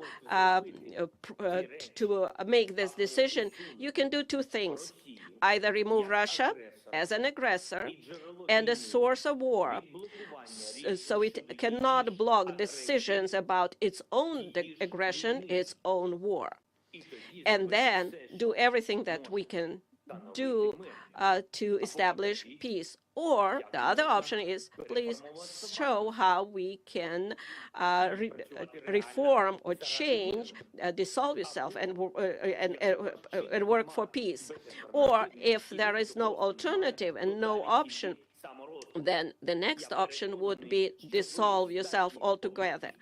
And I know that you can admit that if there is nothing that you can do besides conversation, we need peace. Ukraine needs peace, Europe needs peace, and the world needs peace. And finally, I would kindly ask you very much to watch this short video. Please give us 1 more minute of your time, the video that we want to show that one country can violate rights, and that's the result of being unpunished.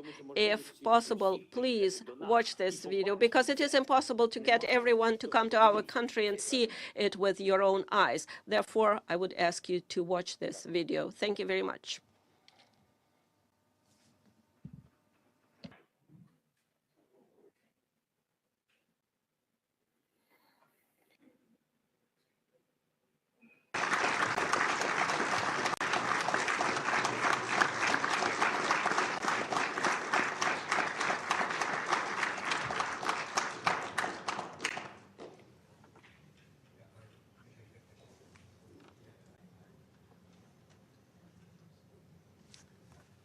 the video? They have the video. They have to.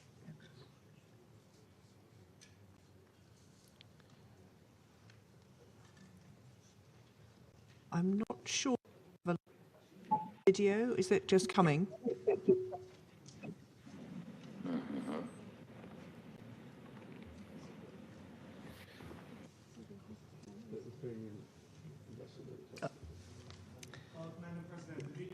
Been uploaded to the technicians of the Security Council. So they have it in their possession.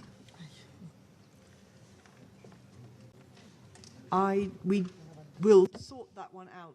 Technically, we don't have the video. So I propose that while we sort that out, I thank His Excellency Mr. Zelensky for his compelling and powerful remarks. We will come back to the video when we've sorted out the technical issues around it. And may I say, speaking in my national capacity, may I express appreciation to the President for his leadership in wartime and for the extraordinary fortitude and bravery of the Ukrainian people under this unprovoked and illegal invasion. I resume my function as the President of the Security Council, and while we sort out the technical video, I propose to give the floor to those Council members who wish to make statements. And I now give the floor to the representative of the United States. Thank you, Madam President. Let me also start by thanking UAE and Ambassador Nisbeh for her successful presidency during the month of March. Madam President, as you begin your Security Council presidency, I want to thank the United Kingdom for your leadership and for organizing this vital discussion on Ukraine today.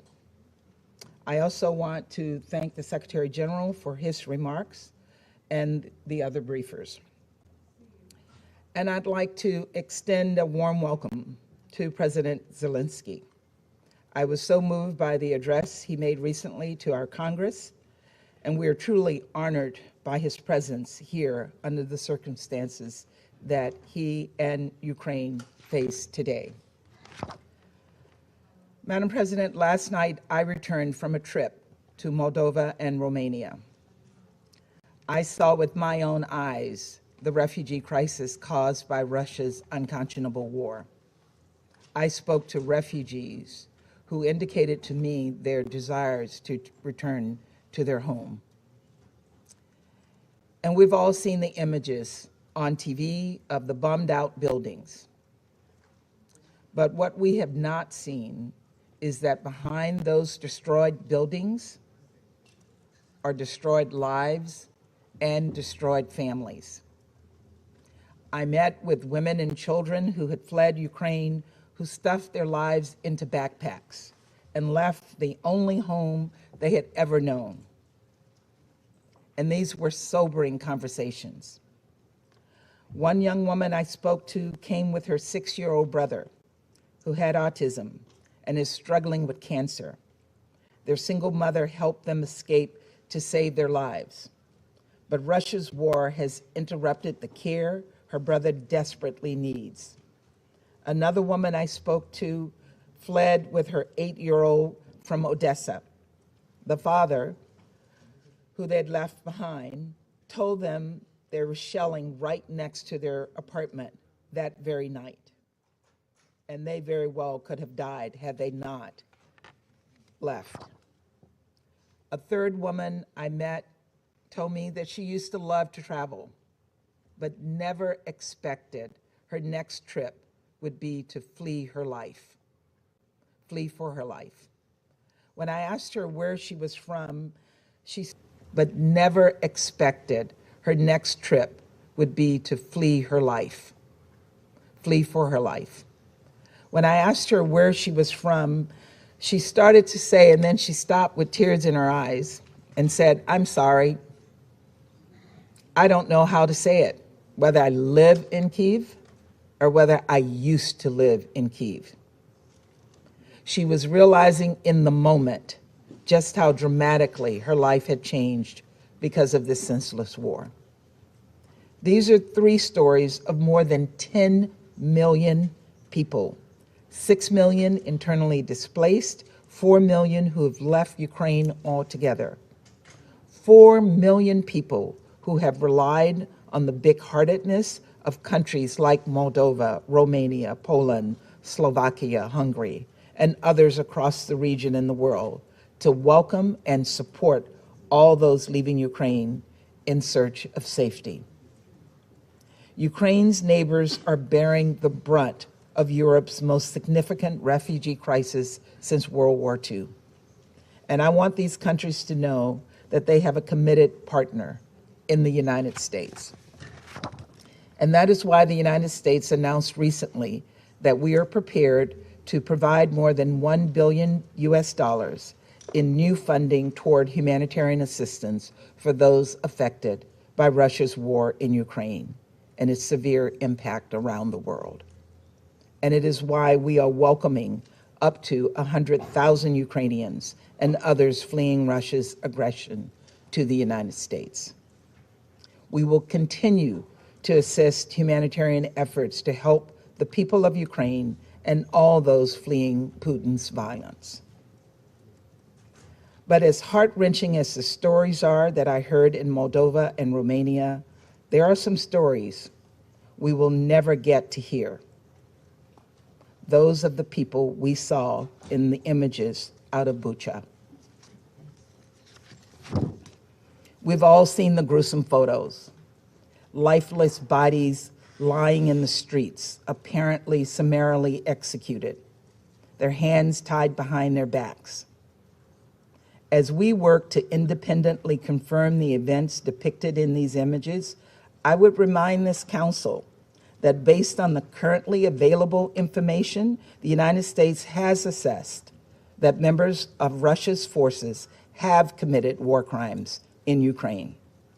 And even before seeing the images from Bucha, President Zelensky, along with others in the region, were reporting that children were being abducted, and we heard him say that today. Also abducted are mayors and doctors, religious leaders, journalists, and all who dare defy Russia's aggression. Some of them, according to credible reports, including by the Mariupol City Council, have been taken to so-called filtration camps, where Russian forces are reportedly making tens of thousands of Ukrainian citizens relocate to Russia. Reports indicate that Russian federal security agents are confiscating passports and IDs, taking away cell phones, and separating families from one another. I do not need to spell out what these so-called filtration camps are reminiscent of. It's chilling, and we cannot look away. Every day, we see more and more how little Russia respects human rights. And that is why I announced yesterday that the United States, in coordination with Ukraine and many other UN member states, will seek Russia's suspension from the UN Human Rights Council. Given the growing mountain of evidence, Russia should not have a position of authority in a body whose very purpose is to promote respect for human rights. Not only is this the height of hypocrisy, it is dangerous. Russia is using its membership on the Human Rights Council as a platform for propaganda to suggest Russia has a legitimate concern for human rights. In fact, we will hear some of that propaganda here today, I know. And I will not dignify these lies with a response, only to say that every lie we hear from the Russian representative is more evidence that they do not belong on the Human Rights Council. 140 UN member states voted to condemn Russia over its unprovoked war and the humanitarian crisis it has unleashed upon the people of Ukraine. Here's my message to all of you. Now is the time to match those words with action and show the world that we can work responsibly.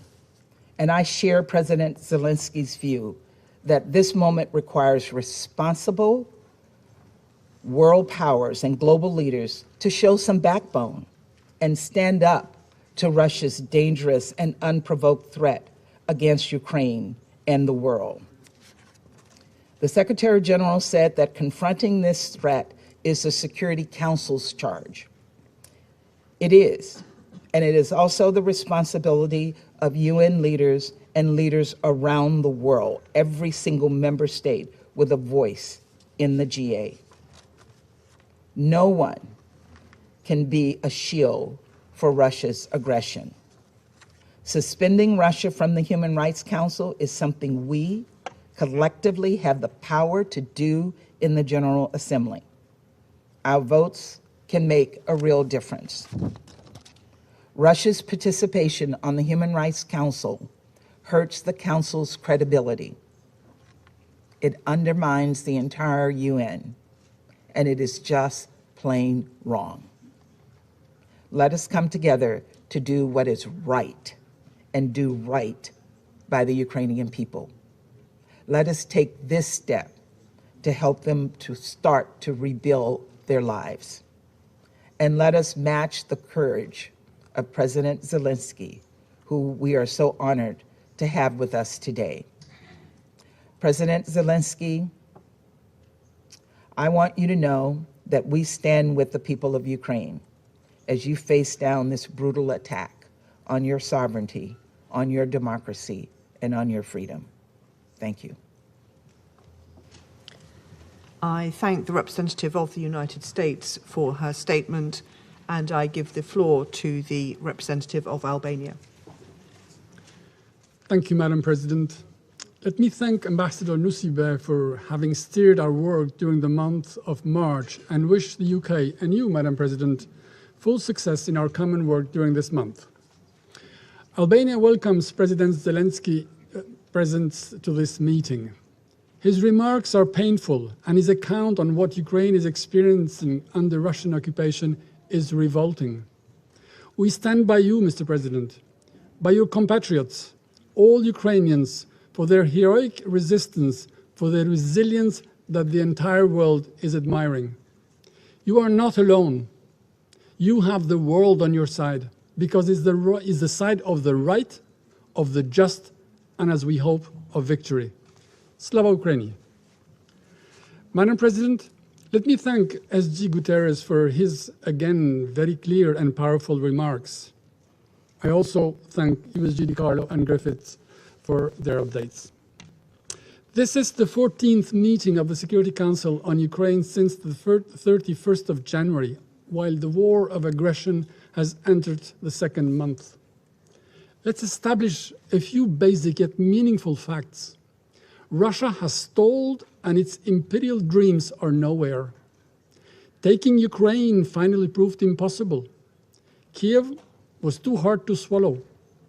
Russian army is in disarray, but it has not stopped shelling and bombardments. But all this is not new, and all this is not news. The real news that has horrified the world is what Russia is leaving behind. The unspeakable horrors, those soul-crushing images in areas from which Russia is withdrawing. Images of civilians executed with a bullet in the neck, sometimes with their hands tied behind their backs or shot dead in their bicycles. Images of mass graves overflowing with corpses.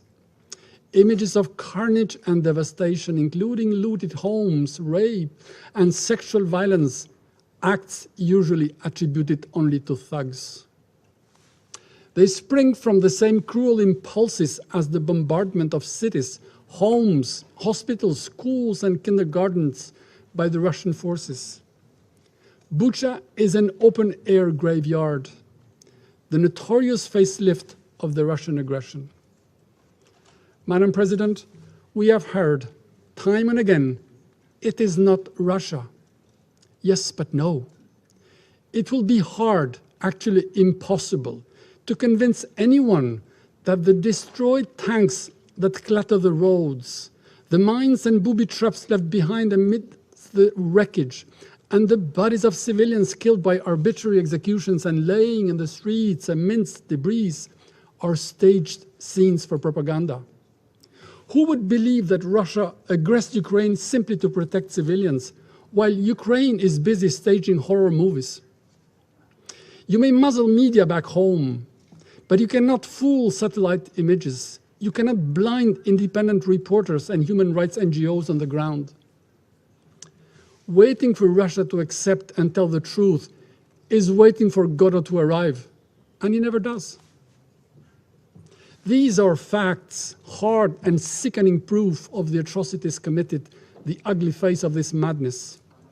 Such crimes, as documented by Human Rights Watch and verified by independent and respected professional reporters, those who are banned for the Russians call for answers, call for thorough investigation, for effective accountability, for justice. Prime Minister Rama called these crimes a terrible pain and a horrible shame. Russia has an international obligation to abide by international humanitarian law, the laws of war, including the Geneva Conventions of 1949 and its first additional protocol. Russia has an obligation to abide by the order of ICJ to immediately halt its military activity in Ukraine. But unfortunately, Russia has made another choice, not to respect any of it, and has cancelled itself from international law. But the law will pursue it. Russian army and its commanders cannot escape accountability. The name of the butcher of Mariupol, a criminal that has reduced an entire city to ashes and has made its citizens go from 3 meals a day to barely 3 meals a week, is engraved in the ruins of the city. This is why we will support the call to suspend Russia's participation in the Human Rights Council. The UNGA resolution that created the Council stipulates that, and I quote, members of the Council will respect the highest standards in the promotion and protection of human rights. As we see, Russia's standards are nose-eating, and its presence there is a farce, a desecration of the place that is called to be the sanctuary of rights. Dear colleagues, Russia has announced that it will now shift its focus on eastern Ukraine. This means that it will concentrate its brutality there in what may end up becoming a war of attrition. Russia has blocked the renewal of the OSCE International Observer Mission in Ukraine. This denies the international community the independent eyes it needs there. This anticipates, sadly, more war, further atrocities, other crimes, even more humanitarian disasters. This war continues to particularly affect women and children. Millions have been displaced, many of them alone, in search of safety and security. It is heartbreaking to see mothers write names and addresses in the back of their children so that they are recognized in case they end up being orphans. We welcome the efforts of OCHA and its partners to deliver assistance in support of the people in Ukraine and the millions of refugees in neighboring countries. Madam President, let me end with this note. Rarely has the outcome of a war been so disastrously the complete opposite of what it wanted to achieve. Russia's army has been defeated by the outgunned and outnumbered Ukrainian resistance. Russia is isolated like never in its history. It has become the world's most sanctioned country in history. No country has ever seen itself transform in a matter of only 10 days from a global player into a financial and international pariah, to the point that it is obliged to find comfort in the support from North Korea and Syria. Dear colleagues, this aggression and its startling defeat have once and for all separated the fates of Ukrainians and Russians, because the case of Ukraine is also the cause of democracy against tyranny and kleptocracy. It is a fight between the will of the people against the vicious will of one, whose reckless actions have challenged everything we stand for, and who is directly responsible for the economic disruption and food insecurity which is affecting the entire world. He may choose to stop, withdraw troops, and quit Ukraine, or continue to descend in the very abyss he has created and face the consequences. I thank you. I thank the representative of Albania for his statement. I understand that we now have solved the technical problems, so I suggest we return to the video. Thank you.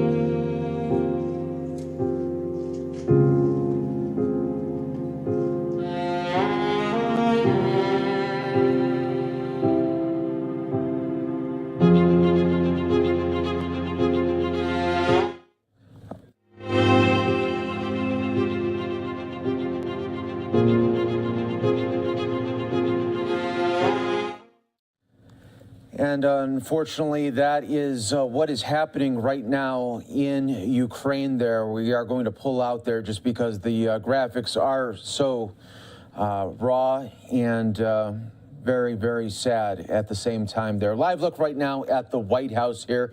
You do have President Biden inside of the Oval Office right now. We'll get back out to the UN Security Council. We just wanted to pull away from that video because it is so graphic and very sad at the same time. It looks like they are going to go back now to the UN Security Council, and we will bring that to you right here on Live Now from Fox. For sharing that video with us. The images are harrowing. Speaking in my national capacity, we are appalled by what we have seen and reiterate our solidarity with Ukraine. I resume my function as the Council President, and I now give the floor to the representative of Gabon.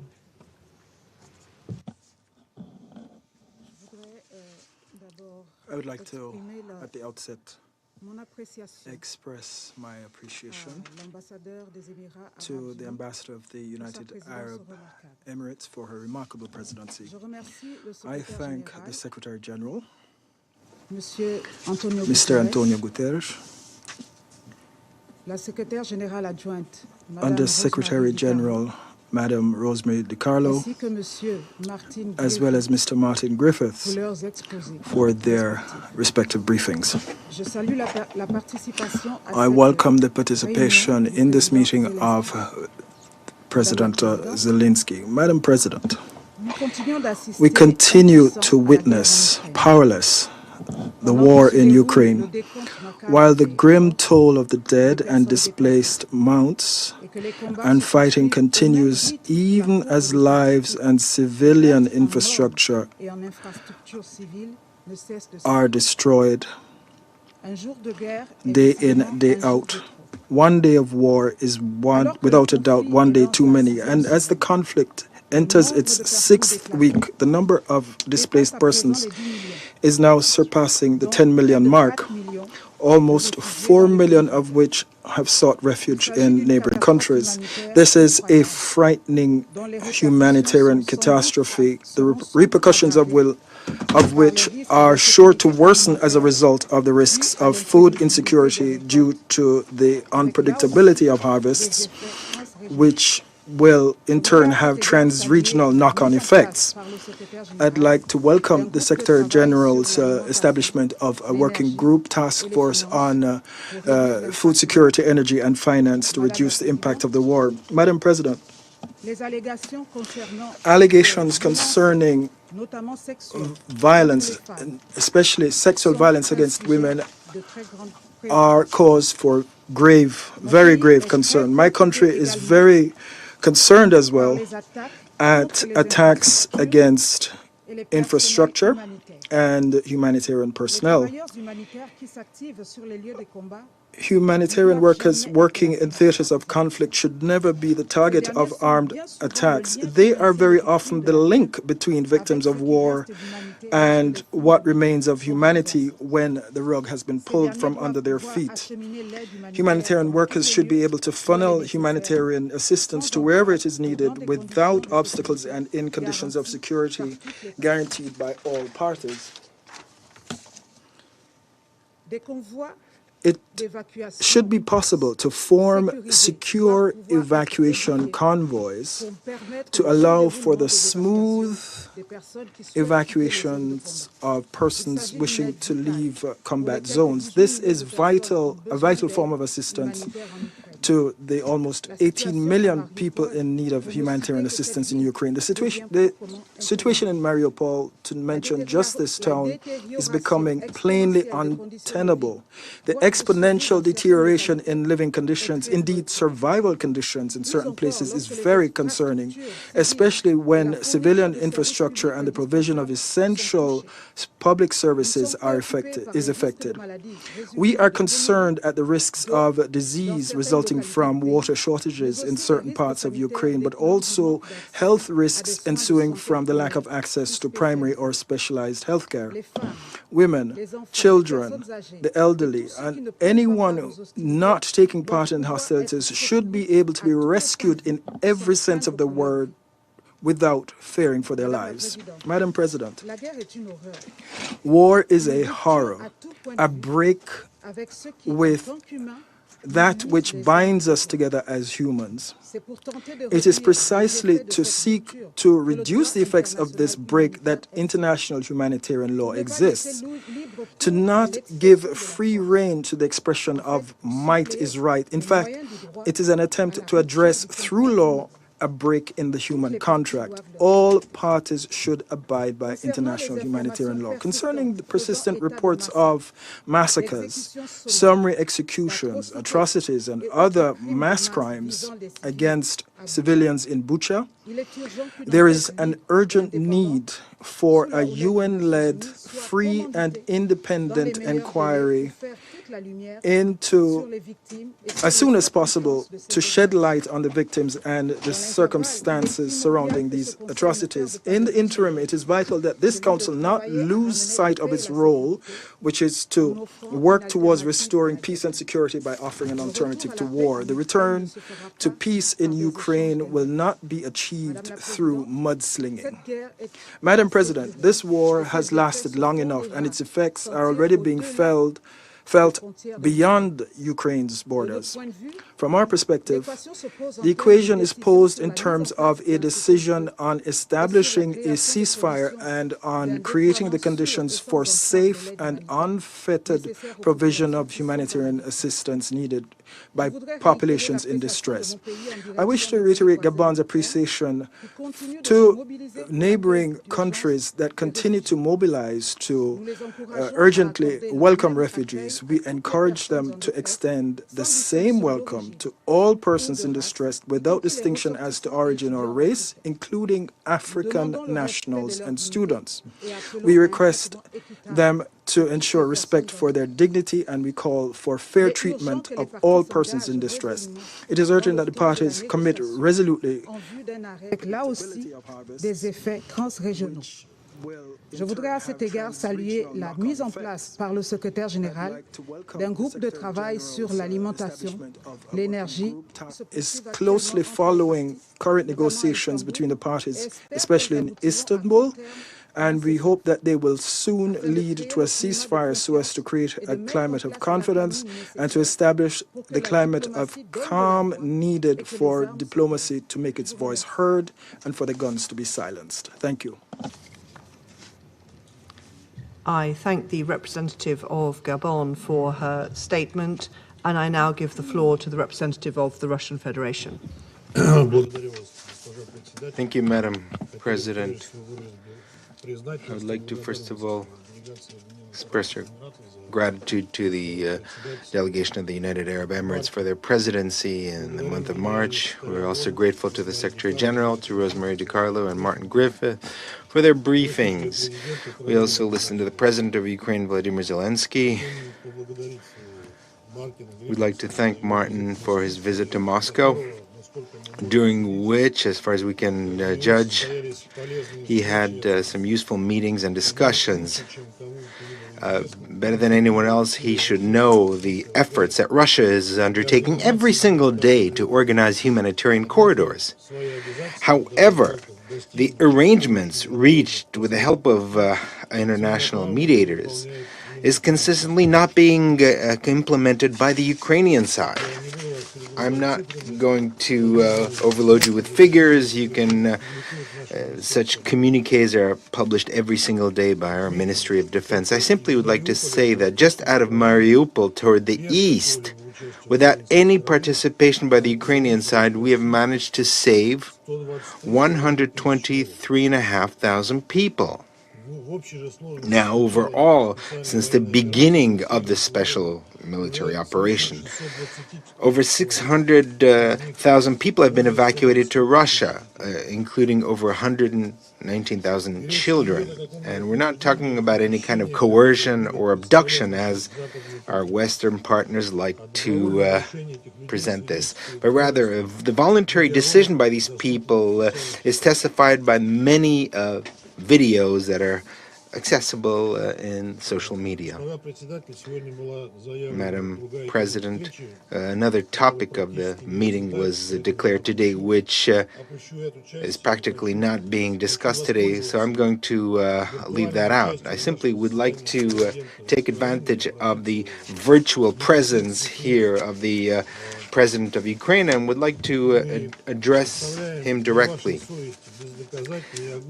Now, we place on your conscience the ungrounded accusations against the Russian military, which are not confirmed by any eyewitnesses. And we spoke about this in detail yesterday at our press conference. Vladimir Alexandrovich, we all remember when in 2019 you were elected as the president of Ukraine. Now, there were a lot of hopes tied to your election because you were, as a candidate, pledged peace and an end to the war in Donbass, including the Russian-speaking population, which you pledged to protect. So it seemed that we were on the verge of correcting the historical injustice when, as a result of the Maidan coup in 2014, Ukraine began to be transformed into a hateful anti-Russia, and that seemed to be on the verge of being turned, that page of being turned. However, those hopes failed to materialize, and now you scornfully call the residents of Donetsk and Lugansk People's Republic as a subspecies, repeating what your predecessor stated, who in fact threatened that the residents of the Donetsk and Lugansk will rot in their basements. And you are calling on them to return, to leave and to Russia. And now you've declared war against your native Russian language by introducing, in essence, a linguistic inquisition in a country where Russian is the native language for a minimum of 40% of the population. And today, explosions and artillery rounds are exploding over the entire territory of Ukraine, and not only in the east, where they haven't ceased for the past 8 years. And they're exploding precisely because there was no other way of bringing peace to the Donbass, unfortunately, after you and your subordinates categorically refused to comply with the Minsk agreements, at the same time by preparing already back in March to solve the problem of the Donbass by military means. In the course of our special operations, we have found many secret orders testifying to this. We're told that there can be no Nazis in Ukraine. However, we know very well that not only are they there, but unfortunately they are running the show. And how can it be any other way when the national heroes of Ukraine are Nazi collaborators Bandera and Shuhevich, who are responsible not only for the Holocaust, but the killing of hundreds of thousands of peaceful Poles, Russians, Ukrainians, and Jews? You simply preferred not to notice Ukrainian Nazis, pretending that they're simply not there. But unfortunately, they are there. And they are very many of them, and among them a lot of young people. How do we know that? Well, they're not concealing it. They have tattoos made, Nazi tattoos. They decorate their clothing with swastikas and other Nazi symbols. They give Nazi greetings, and they're open about it in the social media. There are particularly many of them in the national battalions such as Aidar, the Right Sector, and the Azov Battalion. And that would be one thing, but they're also acting like Nazis, and they're killing like them. And they're not just killing Russian or prisoner soldiers, in which they torture and gloat about it on the social media, but they kill their own. Your neo-Nazis and radicals have shown unrivaled cruelty against the civilians, which they use as human shields, and position heavy artillery next to residential buildings and multiple rocket launchers as well. Today we've heard once again a huge amount of lies about Russian soldiers and military. We have hundreds, if not thousands, of video testimonials of people who are ready to provide testimony about the cruelty of Ukrainian nationals. I'll just read some of them here. These are cruel histories, but you need to hear them. Natalia Kudinova says, the mayor of the town was one of the first to run away. Afterwards, the Ukrainian authorities lied that Russia was not letting people through humanitarian corridors. The National Battalion Azov, under threat of death, kept women and children in basements, and it robbed civilians at checkpoints. A grandmother said that the Azov Battalion did not allow her to leave basements. Anyone trying to leave was shot at the Azov checkpoint. Women and girls were stripped naked and had their jewelry and money taken away, including their Valentina Nikolaevna Borisenko says how Ukrainian soldiers kicked out women with 2 children from a private home and then used it to lob mortar rounds. And that woman had 2 children. They were kicked out by soldiers with blue armbands. Those are Ukrainian insignias of the Ukrainian army. Marina Vasilyevna testified that she was tortured in a basement by Ukrainian security services. They tied me to a sewer pipe when I found out I was Russian. They beat me, used electric current, raped me, and they threatened to rape my young daughter. Shapovalova Olga Georgievna. We left Mariupol from Mangusha on the 25th of March. The firing positions of the Ukrainian army were positioned between residential homes and in the courtyard of a school. They used civilians as cover. In the neighborhood around the drama theater, a Ukrainian tank drove around, firing indiscriminately, including targeting residential buildings. On the territory of the 69th, 68th, and the 5th school, tanks were stationed. I saw this with my own eyes.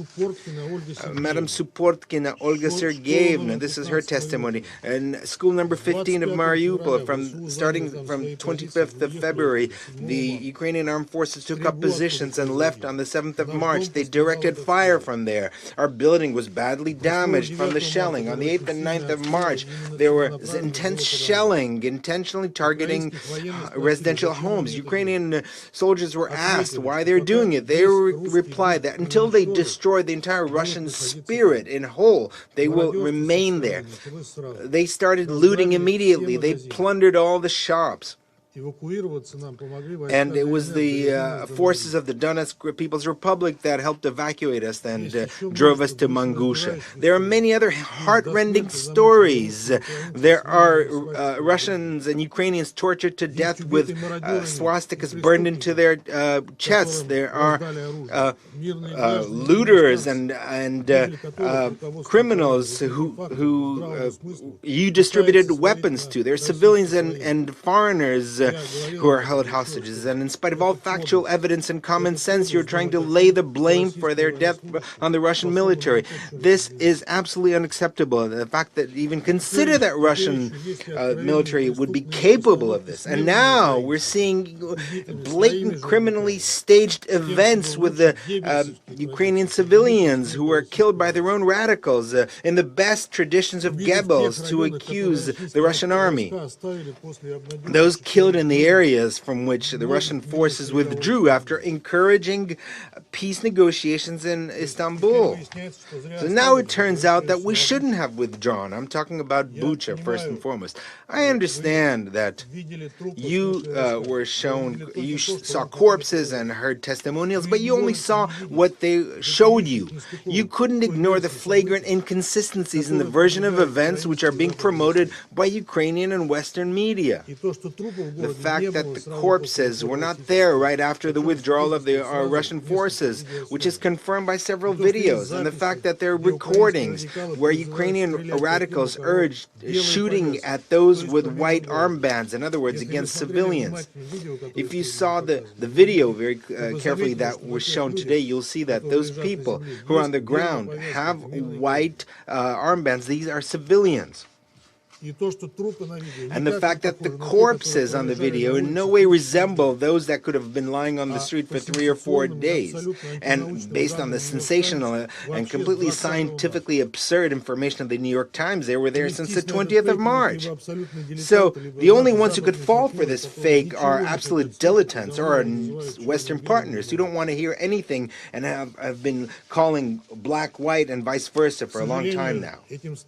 Unfortunately, these countries don't give a hoot about Ukraine itself. It's simply a pawn in the geopolitical game against Russia, which they will sacrifice easily. But in the meantime, they will try to prolong the conflict by delivering as much weapons as possible and ammunition. But the most important thing is that how have we sunk to such depths of cruelty that nationalists are displaying, for example, those from the Azov battalion? And you, I'm addressing the Ukrainian president, in your interview with the American media, you coyly, bashfully state that they are what they are.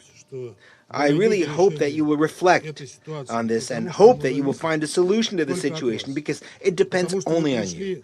Because we came to you, to Ukraine, not to conquer lands. We came to bring the long-awaited peace to the blood-soaked land of Donbass. Not a truce, but a true, lasting peace. And for this, we need to root out the cruelty, which I mentioned. We need to cut out the malignant Nazi tumor that is consuming Ukraine and would in time begin to consume Russia. And we will achieve that goal. I hope sooner rather than later, because there is no other outcome. We are not shooting against civilian targets in order to save as many civilians as possible. This is precisely why we're not advancing as fast as many expected. We're not acting like Americans and their allies in Iraq and Syria. We're razing entire cities to the ground. They had no pity for them, but we felt great pity because these are people who are close to us. But radicals have nothing to lose. They couldn't care less about civilians. They're ready to take to the grave with them the entire population of the Ukraine, as was clearly demonstrated by the provocation in Bucha. Don't allow the West to achieve its goals, Vladimir Alexandrovich. Make the right decisions that are needed for your country, because the West is ready to fight in the Ukraine until the last Ukrainian. Make that decision now, because the real situation on the front. Later, it might be too late soon. Thank you very much for your attention. I thank the representative of the Russian Federation for his statement, and I now give the floor to the representative of Ireland. Thank you very much, Madam President. And I'd also like to thank the Secretary-General and our other briefers this morning. I want to express a very warm welcome to President Zelensky being with us this morning. President Zelensky, your courage, your leadership, and the courage of the Ukrainian people are an example to all of us. Secretary General, on the 24th of February, as Russia launched a large-scale invasion of its neighbour Ukraine, you told the world that Russia's action was wrong, that it was against the Charter, that it was unacceptable. We agreed with you. However, you also told us that this invasion was reversible and called on President Putin to end this war to save innocent lives. We echoed those calls. Sadly, 40 days later, our call has been left unanswered. Instead, over the last 40 days, we have witnessed unprecedented levels of destruction and human suffering. We are watching cities pounded by Russian artillery. We are seeing millions forced to flee their homes, seeking refuge from Russian aggression. Just minutes ago, here in this chamber, we have seen the utterly shocking images of civilians lying dead in the streets of Bucha and elsewhere in Ukraine. Some, we know, are piled into improvised mass graves. Simply harrowing. So many innocent lives lost on our watch as our pleas for peace go unheeded. The attempts here today to deny Russian culpability are frankly appalling in their cynicism, and I see them as an insult to the memory of those slaughtered civilians. Madam President, we roundly condemn the atrocities reportedly committed by the Russian armed forces in a number of occupied Ukrainian towns. The images from Bucha and other towns in the Kyiv region liberated by Ukrainian forces are horrifying. We here cannot suspend our humanity. Our thoughts, first and foremost, must be with the families of those killed. Their pain at the loss of their loved ones in such an unspeakable manner is almost unimaginable. Let's be clear. The Russian authorities are responsible for these atrocities committed while they had effective control of the area. The Russian authorities are subject to the international law of occupation. There can never be impunity from such crimes. Never, ever. Not in Bucha, not in any other town or village, ever. Where crimes have been committed, they must be fully investigated and evidence preserved so that these crimes can be prosecuted by domestic and international courts, including the International Criminal Court. Ireland will continue to support efforts to ensure robust and independent investigation of all violations of international law. We must have accountability and justice for the victims and for the survivors of this war. We at this table share that responsibility in face of such atrocity. We call on the Russian Federation to abide by the order of the International Court of Justice and to immediately cease its military action and withdraw from the entire territory of Ukraine. Madam President, in the last 40 days, we have seen a horrific humanitarian disaster unfold in Ukraine because of the Russian Federation's unprovoked and unjustifiable further invasion of that country. A country where just weeks ago, citizens lived in relative peace and prosperity, and one which has been transformed now into one where families lack access to basic necessities, where basements have become bomb shelters, where millions have become IDPs and refugees. The use of explosive weapons in populated areas has had a devastating impact on civilians in the midst of active hostilities. Once again, we call for the parties to the conflict to comply with international humanitarian law, including the obligation to direct attacks only against military objectives, the prohibitions against indiscriminate and disproportionate attacks, and the obligation to take all feasible precautions in attack. We have heard increasing allegations of sexual violence by Russian soldiers.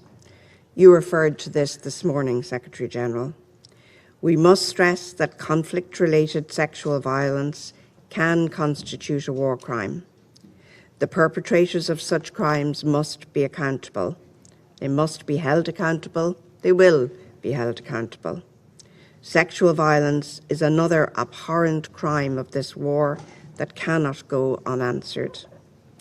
We again reiterate the need for full, safe and unhindered humanitarian access to those in need, as called for today by Martin Griffiths. Secretary-General, we again echo your call for Russia to implement an immediate humanitarian ceasefire. It is the very least the aggressor can do. It is way past time. As we know, the reverberations of this war are reaching far beyond Ukraine. It's unacceptable that Russia's war of choice against Ukraine is also having, and will continue to have, significant spillover effects across the globe. Deterioration of food security, surging energy prices, increasing poverty. The most vulnerable and impoverished in developing countries will suffer the most. We utterly reject that. Madam President, it is our collective responsibility here at this table to maintain international peace and security, nothing less.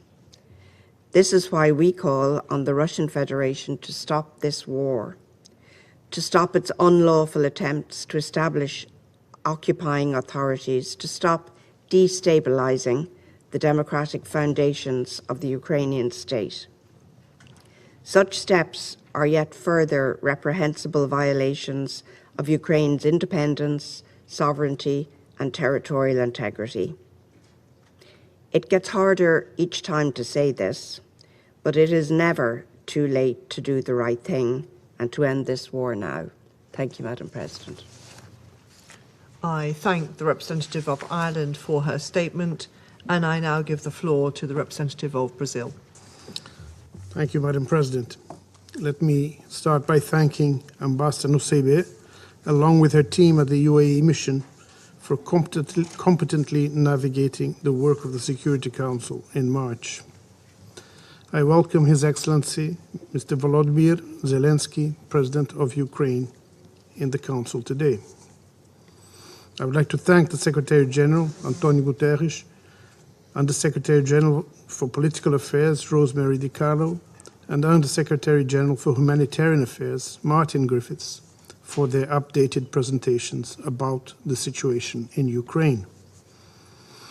Madam President, as we enter into the 6th week of hostilities in the Ukrainian territory, we continue to witness appalling images of human suffering.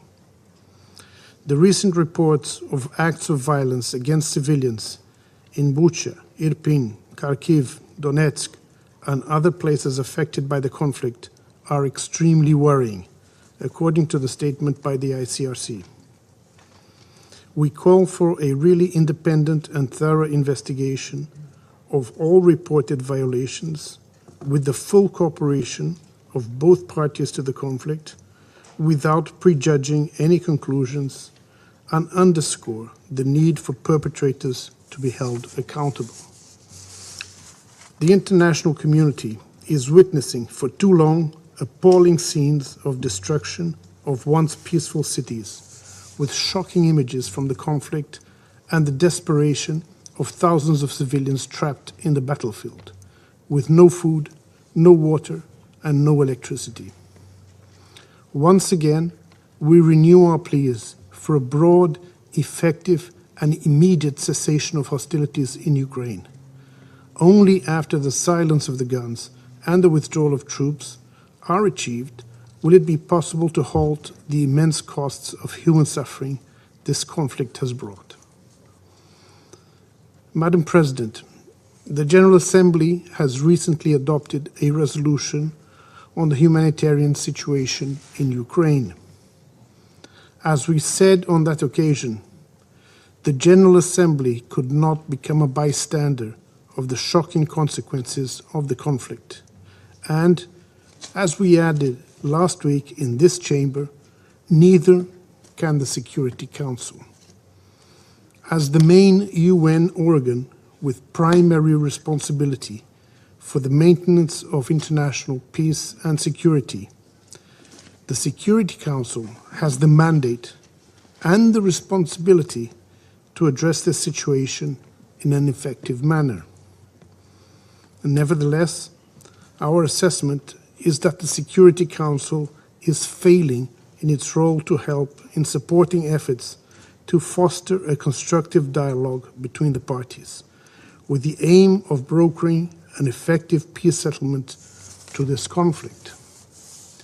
We deeply regret that the Security Council has not been able to speak with one voice throughout the crisis.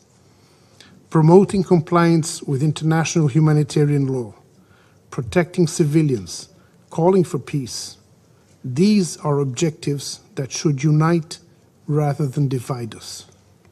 We should strive to create the conditions for, on the one hand, invigorating the political negotiations, and, on the other, reaching an understanding on practical measures to minimize human suffering in Ukraine.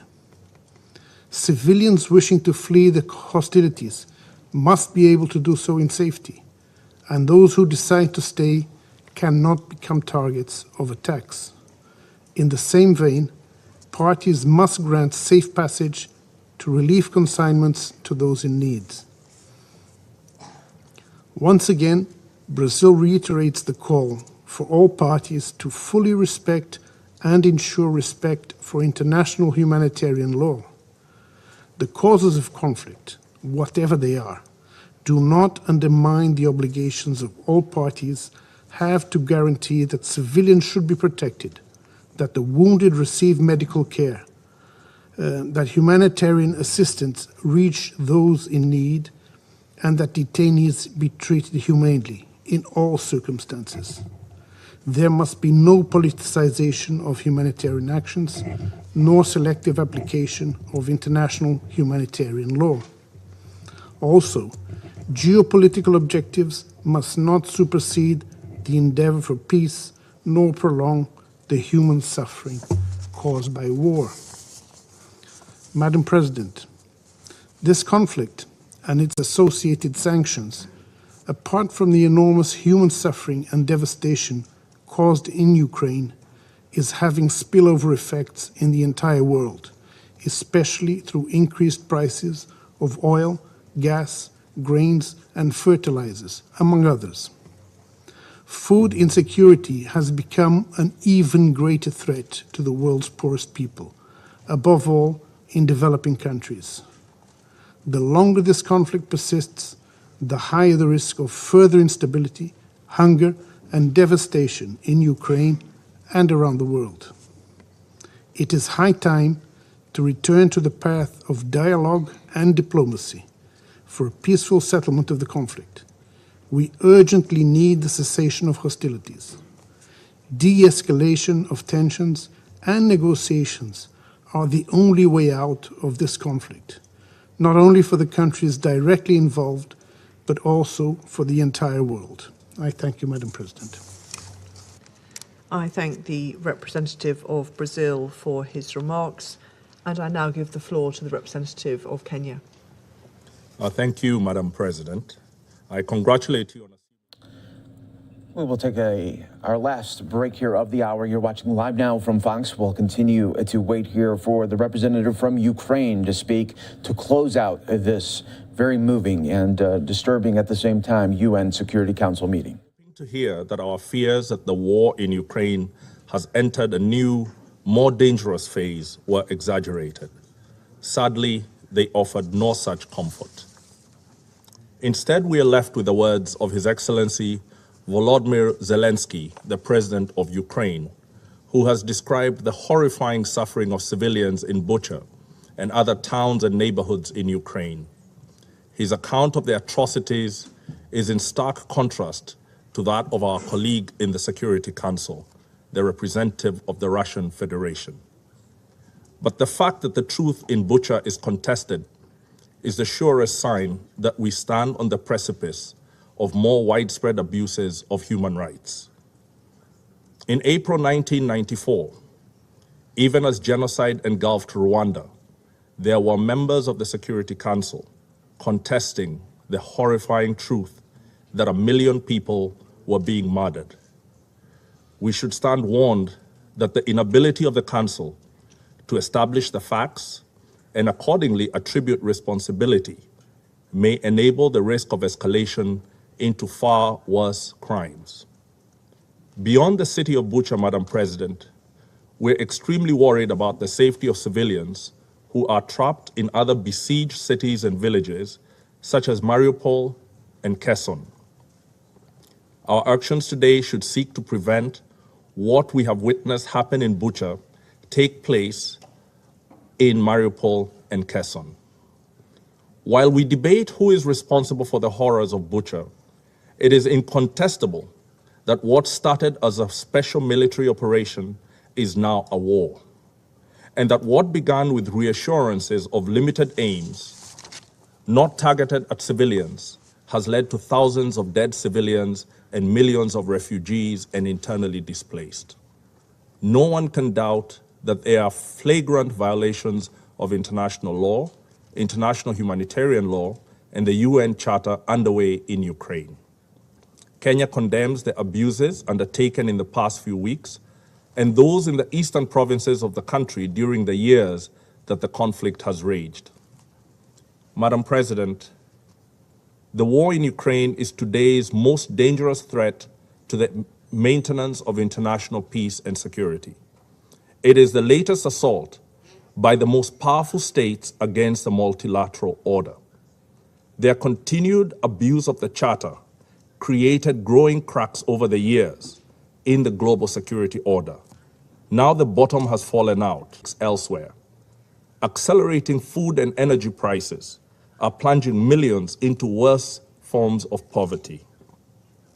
The UN, as a forum for solutions to humanity's most pressing problems, is losing prestige and its historical standing.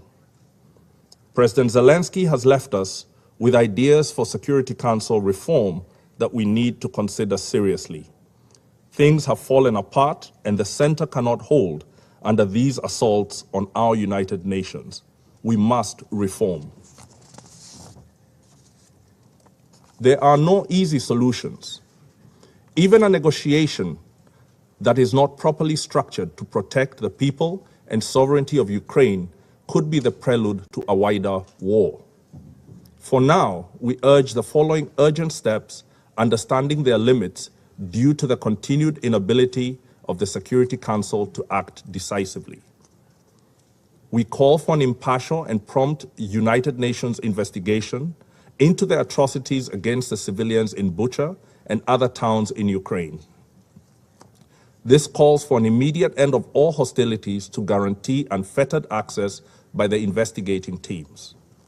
We urge the conflicting parties to immediately make clear to their military personnel that they will be held to account on the basis of command or superior responsibility if they violate the international laws that regulate warfare.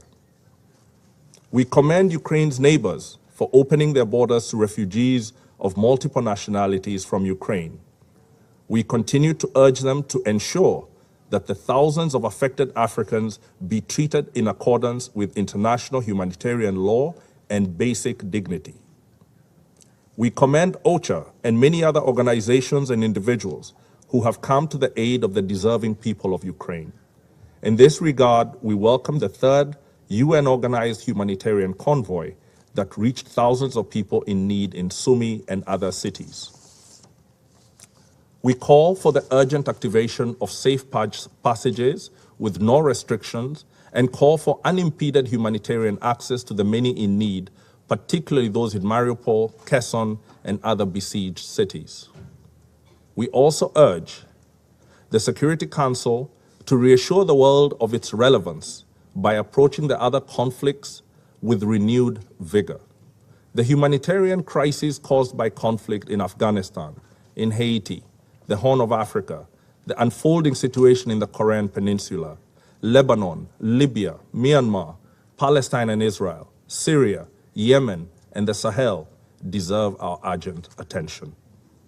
We look forward to the Secretary General rallying the international community to deploy resources to cushion the most vulnerable from the effects of the conflict in Ukraine.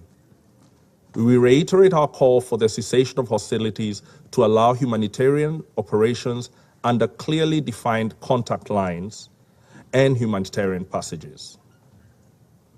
Madam President, I finish by reaffirming Kenya's recognition of the inviolable rights of Ukraine to its sovereignty, territorial integrity, and political independence. I thank you. I thank the representative of Kenya for his statement, and I now give the floor to the representative of Mexico. Madam President, we wish you every success during your presidency this month, and we recognize and acknowledge the work of the United Arab Emirates in leading the work of the Security Council last month. We thank the Secretary General and Under-Secretaries General DiCarlo and Griffiths for their briefings, and we appreciate the participation of President Volodymyr Zelensky in this meeting of the Security Council. We have listened to him. We did so closely and with the respect due his office. We have also looked on with horror at the images shared with us. They are like the Guernica mural recreated with even more civilian victims. For the past 6 weeks, the world has been looking on in dismay at the devastating consequences of Russia's invasion of Ukraine. Through 2 General Assembly resolutions, the international community has taken a clear and strong stance by deploring that invasion and demanding an immediate cessation of hostilities and any attack against civilian populations or civilian infrastructure. And it has also pointed to the urgent need for secure and unfettered, swift humanitarian access. The International Court of Justice also ordered the immediate suspension of military operations on Ukrainian territory. It now falls to the United Nations to take action in as much as it is the guarantor of enforcement of the ICJ's decisions. All mechanisms for peaceful settlement of dispute established under international law must be geared towards achieving this common objective. Regrettably, hostilities continue and their impact on civilians is worsening, as are the humanitarian needs of the population, including the humanitarian needs of more and more urgent need of refugees and internally displaced persons. The flood of images of the streets of Bucha and other cities circulating in recent days have moved the world. We strongly condemn the atrocities captured in those images. There is absolutely nothing that can justify them. Protecting the civilian population is an undeniable responsibility borne by the international community. As the High Commissioner for Human Rights pointed out, gross international humanitarian and international human rights law violations compel us to consider the possibility that war crimes may indeed have been committed. Mexico stands strongly and resolutely by the Secretary General's statement calling for prompt, impartial investigations leading to the identification of perpetrators and effective accountability for them. By the same token, we will be closely following the work of the International Criminal Court, and we support the prosecutor who is now in the process of investigating allegations of international crimes committed in Ukraine, as well as the Independent International Commission of Inquiry established for the same person by the United Nations Human Rights Council, and their reports will be decisive.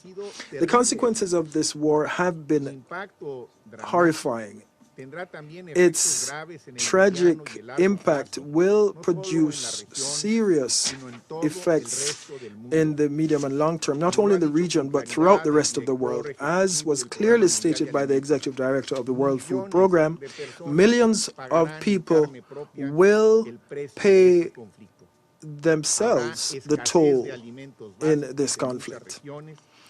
Supplies of basic food items will run short in many regions where they are already insecure and fragile.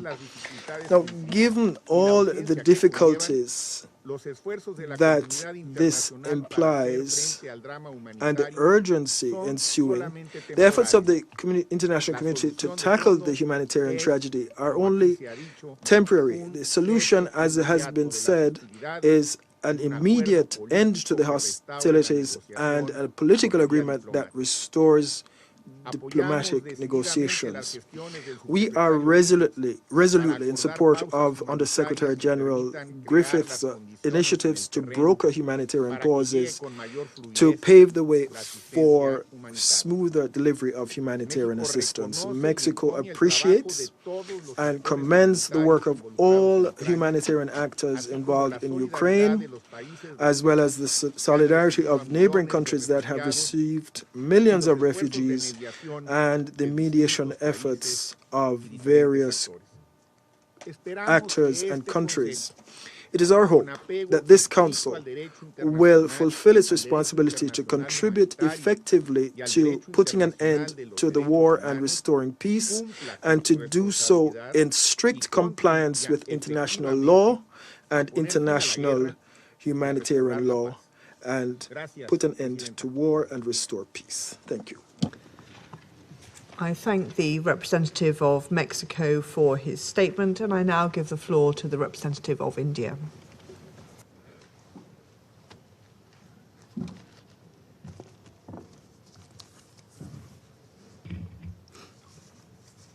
Thank you, Madam President. Let me begin by thanking Secretary General Antonio Guterres for his presence and remarks on the situation in Ukraine. I also thank USG Rosemary DiCarlo and USD Martin Griffiths for their respective briefings on the security and humanitarian situation. We thank the participation of His Excellency, the President of Ukraine, at today's meeting. I also take this opportunity to thank the United Arab Emirates and Ambassador Lana Nusaibah for their excellent presidency. Madam President, the situation in Ukraine has not shown any significant improvement since the Council last discussed the issue.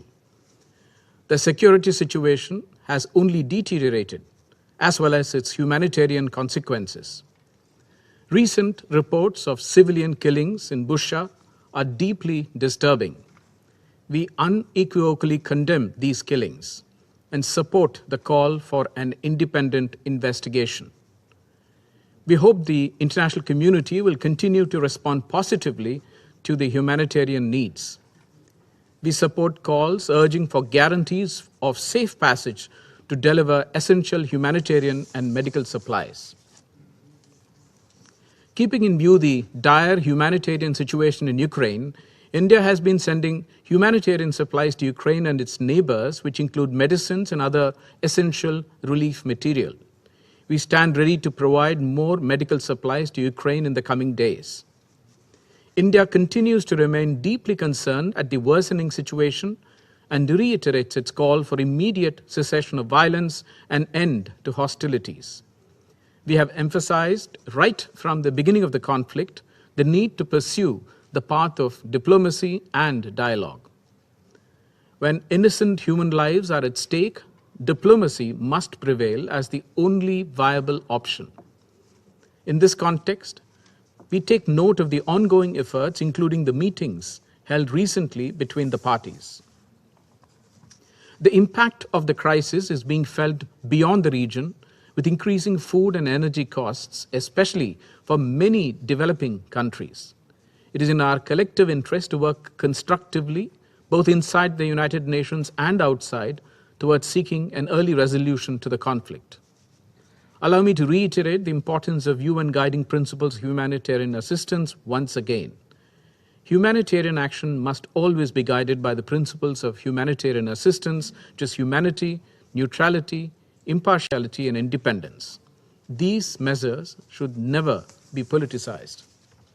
We continue to emphasize to all member states of the UN that the global order is anchored on international law, UN Charter, and respect for territorial integrity and sovereignty of states. I thank you, Madam President. I thank the representative of India for his statement, and I now give the floor to the representative of China. Thank you, Madam President. Madam President, I first of all would like to congratulate you upon assuming the presidency of the Council for this month. At the same time, I would also like to thank Ambassador Nusebe as well as the UAE team for their outstanding work when UAE was the president of the Council during the month of March. Madam President, de-escalating tension in Ukraine and putting an early end to the fighting is the urgent expectation of the international community and the strong desire of China. We have many times emphasized that dialogue and negotiation is the only way out for opening a door of peace. Russia and Ukraine have already had many rounds of negotiations. We welcome the two sides to stick to the general direction of peace negotiations, overcome difficulties and differences, and continue to build conditions for a comprehensive settlement of the crisis.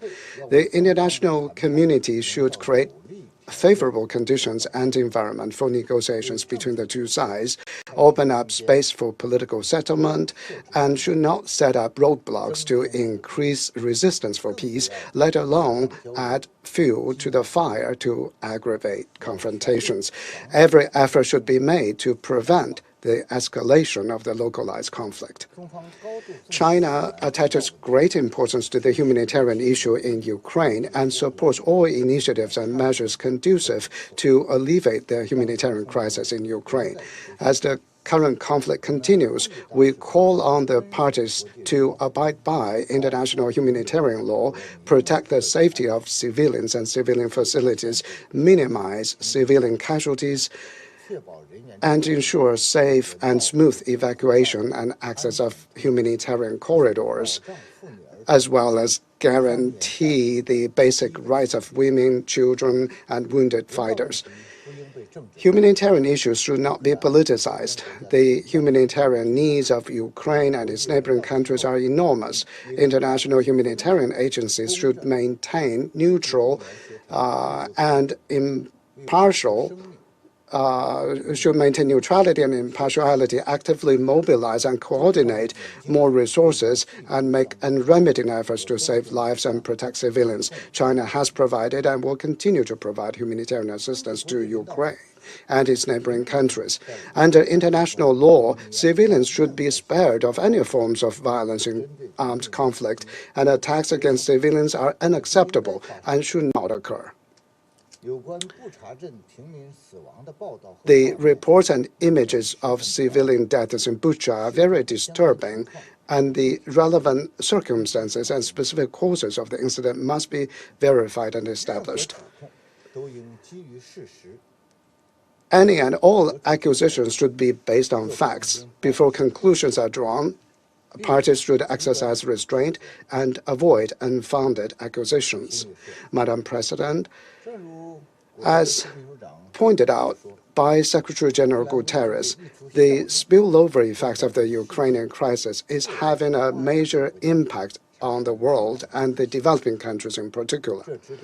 This requires our great attention and our strengthened management. Sanctions are not an effective means to solve the problem, but will instead accelerate the spillover of the crisis and bring new and complex problems. Today, with the deep development of globalization and the closely linked community of mankind, the implementation of all-dimensional and indiscriminate sanctions is tantamount to politicizing, instrumentalizing, and weaponizing the world economy, triggering serious crises in the fields of global economy and trade, finance, energy, food, industrial chain, and supply chain, and endangering decades of development gains of the international community and making people of all countries pay a hefty price.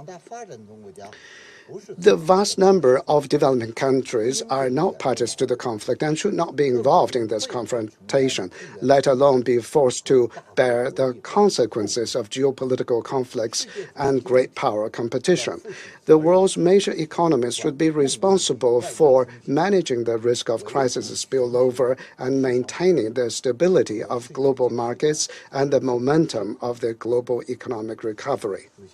Madam President, more than 30 years after the end of the Cold War, such a geopolitical tragedy taking place in Europe now deserves our profound reflection. The sovereignty and territorial integrity of all countries should be respected, and small and medium-sized countries should not be pushed to the forefront of confrontation between and among great powers. All countries have the right to decide their foreign policy independently and should not be forced to take sides. The security of all countries is inseparable, and the security of one country cannot be achieved at the expense of the security of others. We call upon the United States, NATO, and the European Union to engage in comprehensive dialogues with Russia to face head-on their differences accumulated over the years, find solutions to the problem, and promote the building of a balanced, effective, and sustainable regional security framework. On the issue of Ukraine, China does not seek geopolitical self-interest. It is not our mindset to watch the situation indifferently from the sideline, let alone do anything to add fuel to the fire. There's only one goal we sincerely look forward to, and that is peace. China will continue to promote peace talks and play a constructive and responsible role in helping resolve the crisis in Ukraine. I thank you, Madam President. I thank the representative of China for his statement, and I now give the floor to the representative of France. Madame la Présidente. Madam President, I'd like to hail the participation of President Zelensky in this meeting, and through him I'd like to hail the courage and the spirit of resistance of the Ukrainian people. France stands by your side. I thank the Secretary General, the Undersecretary General for Political Affairs, and the Undersecretary General for Humanitarian Affairs for their statements. The war of aggression that Russia is conducting against Ukraine has, in the past few days, reached a new threshold of horror. The images of mass graves and of mass atrocities against civilians in towns in the north of Ukraine, in Bucha, Borodyanka, and Motin have led to the condemnation and indignation around the world. We would like to express our wholehearted compassion for victims and our full solidarity with the Ukrainians, and we're still shocked by the horrific images that were shown in the video this morning. France condemns in the strongest terms the massive atrocities committed by the Russian forces. These atrocities could constitute war crimes, but also crimes against humanity. The disinformation tactics used by Russia to conceal its crimes unfortunately are no surprise to anyone. Once again, Moscow, to the disgrace of the murder of civilians and children, is adding the disgrace of lying and denial. Madam President, in the face of these horrific crimes, France urges not giving in to hatred and rather to take action along the following lines. First of all, we need to maintain the strongest possible pressure to compel the Russian authorities to put an end to a war that is compromising global security and well beyond Europe, including food security.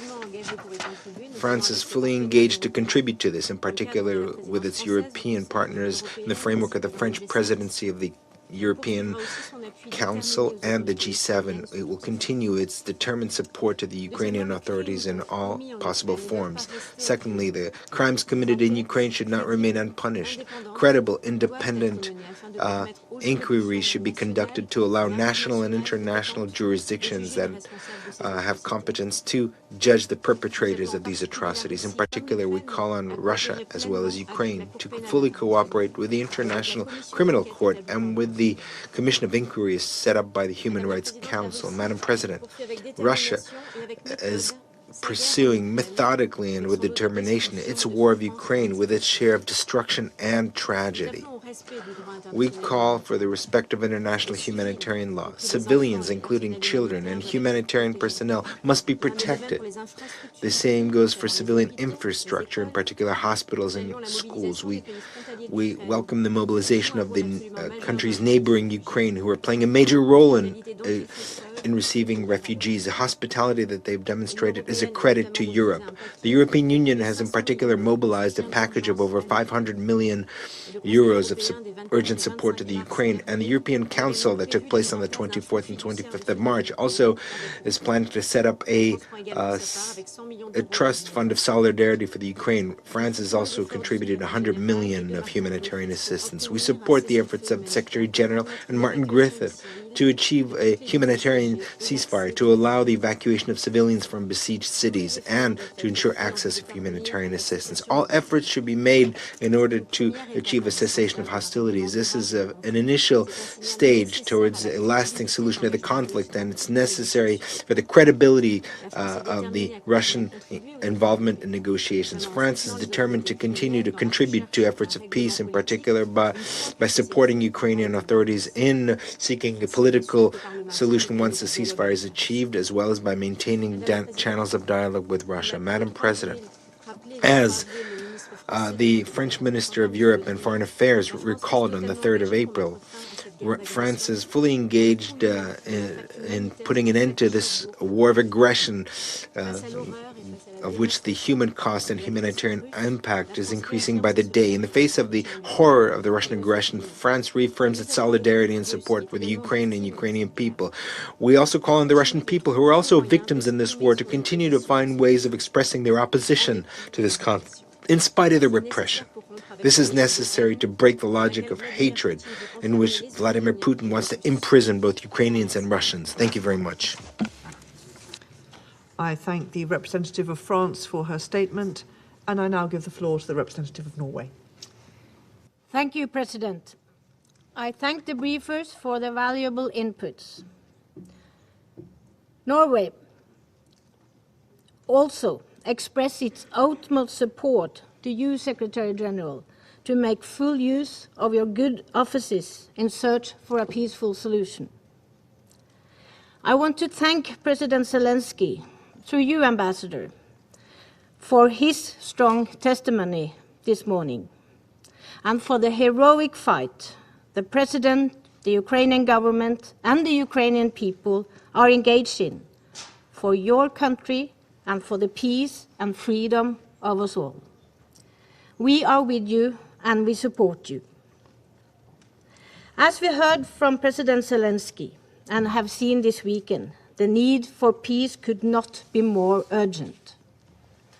For more than 40 days and nights, attacks from Russia have continued to batter the Ukrainian people and their cities, causing death and destruction.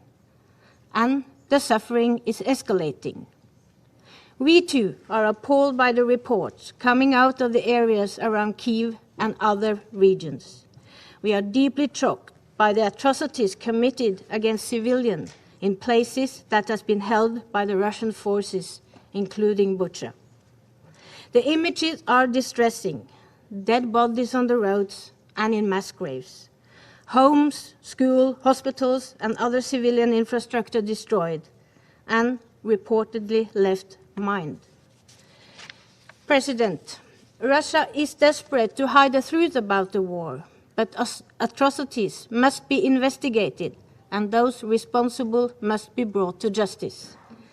In this respect, we welcome the establishment by the Human Rights Council of a commission of inquiry on Ukraine to investigate all alleged violations of international humanitarian law and human rights law. And we also welcome that the ICC has opened an investigation into the situation in Ukraine. We urge Russia and everyone holding evidence to fully cooperate with these investigations. We cannot allow there to be impunity for war crimes being committed in Ukraine. The world is watching. President, Russia's unprovoked and illegal war against Ukraine, a free and sovereign country, is also an attack on democratic values and on freedom. It is a blatant violation of international law and the very principles of the UN Charter. And, as the Secretary General underlined this morning, this Council has a responsibility. We must do everything in our power to end the war and to mitigate its impact. Let me repeat the message by the Norwegian Prime Minister Støre gave to President Putin when they spoke on Thursday. He urged him to cease the hostilities and emphasized that Russia must ensure rapid, safe, and unimpeded humanitarian access to the civilian population, particularly in Mariupol. He stressed also the need to find a negotiated solution to end the war. President, the suffering is widespread. Russia's war is causing the largest humanitarian crisis in Europe since the Second World War.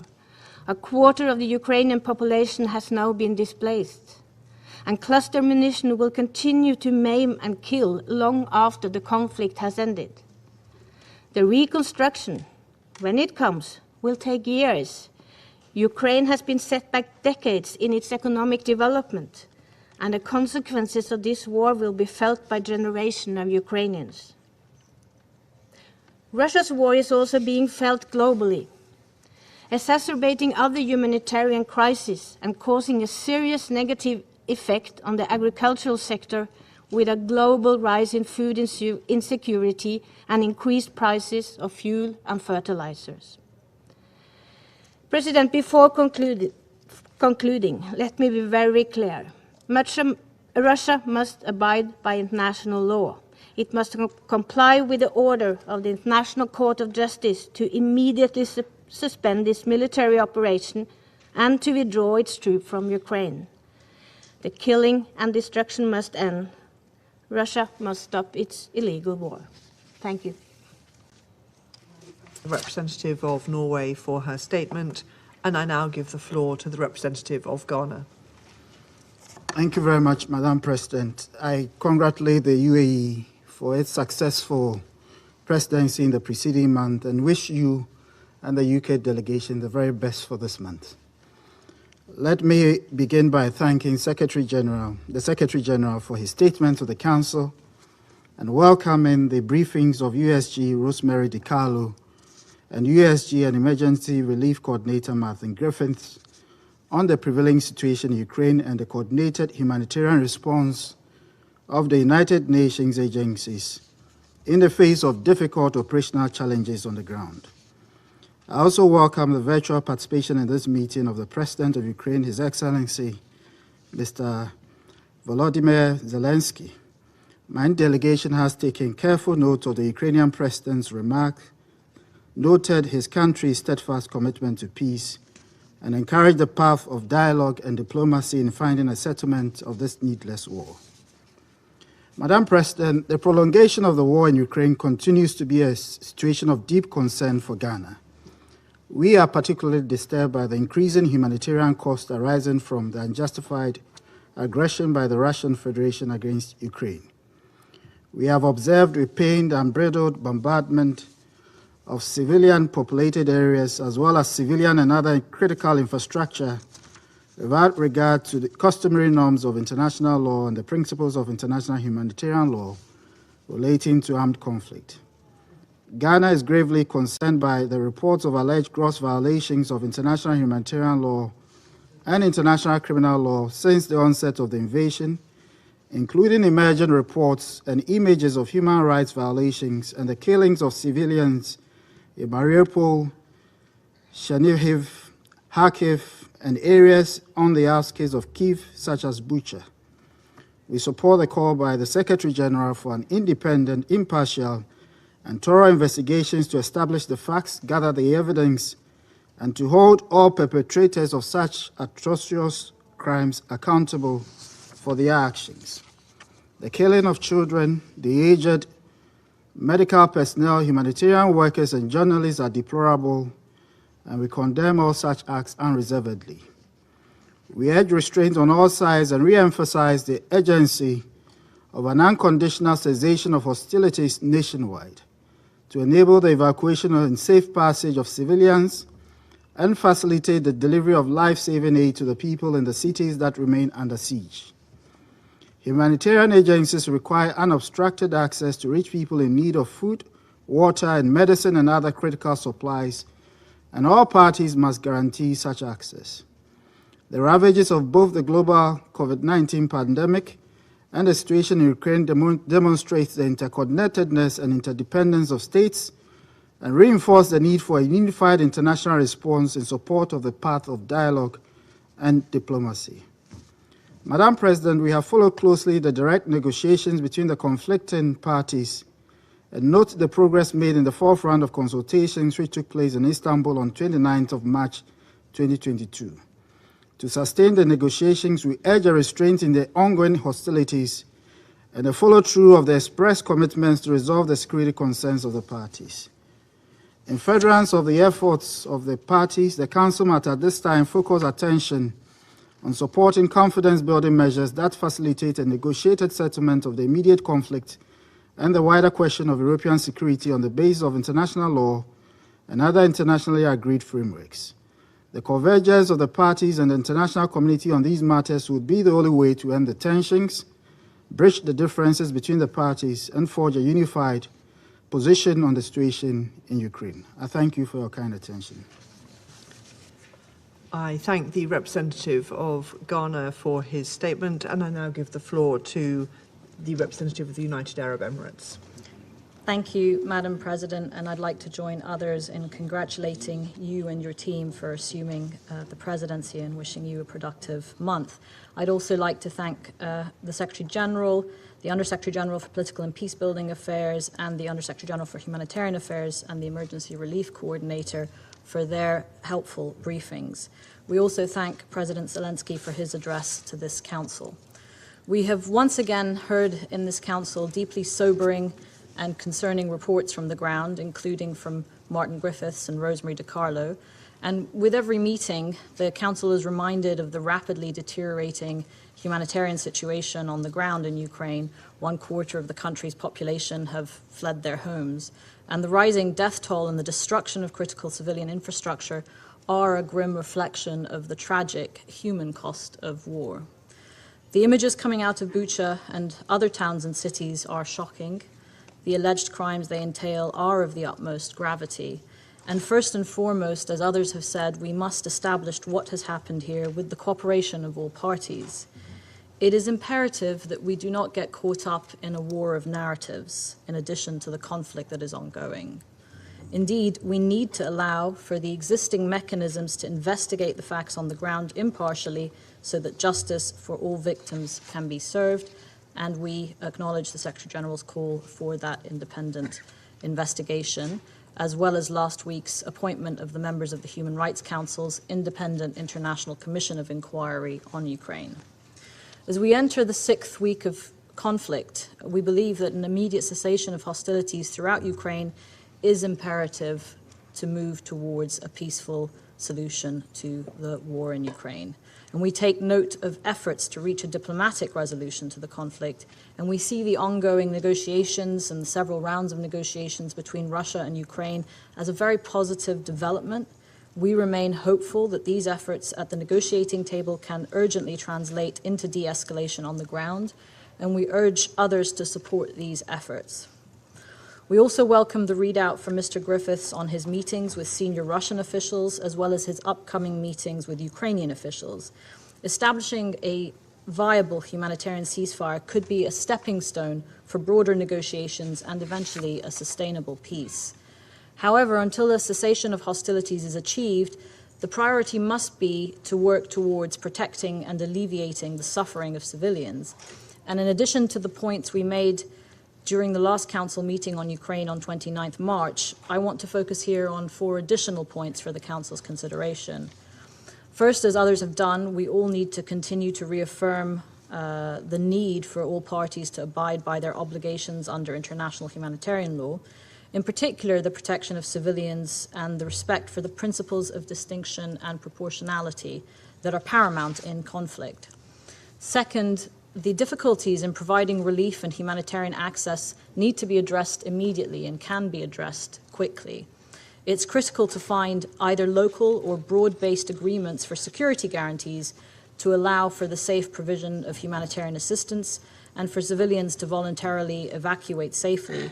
And these are initial confidence-building measures that can be developed down the line and should also be encouraged, including the proposals left by Mr. Griffiths with the government in Moscow. Third, as the ICRC has noted, false narratives and disinformation has the potential to cause real harm for humanitarian organizations on the ground. The use of digital technologies that amplify the spread of harmful information, including misinformation, disinformation, and hate speech, is a true challenge in conflict zones. And these phenomena are not new, but technology has greatly increased the scale and speed at which harmful information reaches target audiences online. And this is particularly concerning in crisis settings where information can influence the dynamics and behavior on the ground and can put communities and humanitarian responders at risk.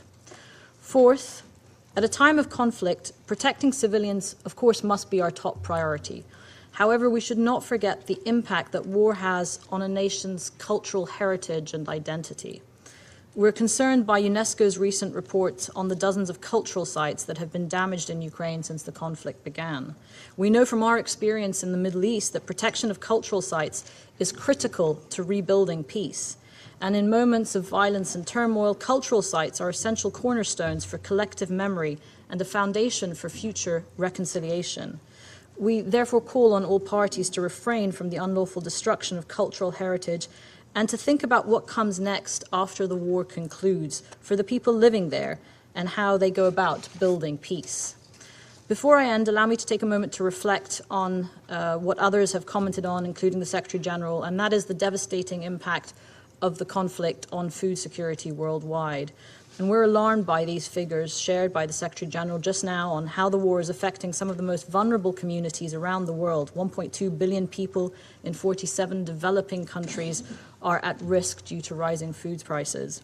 And food shortages are aggravating situations already on this Council's agenda, and these shortages are felt in other settings where high prices of basic commodities can lead to further unrest and instability, not just in this part of the world, but around the globe.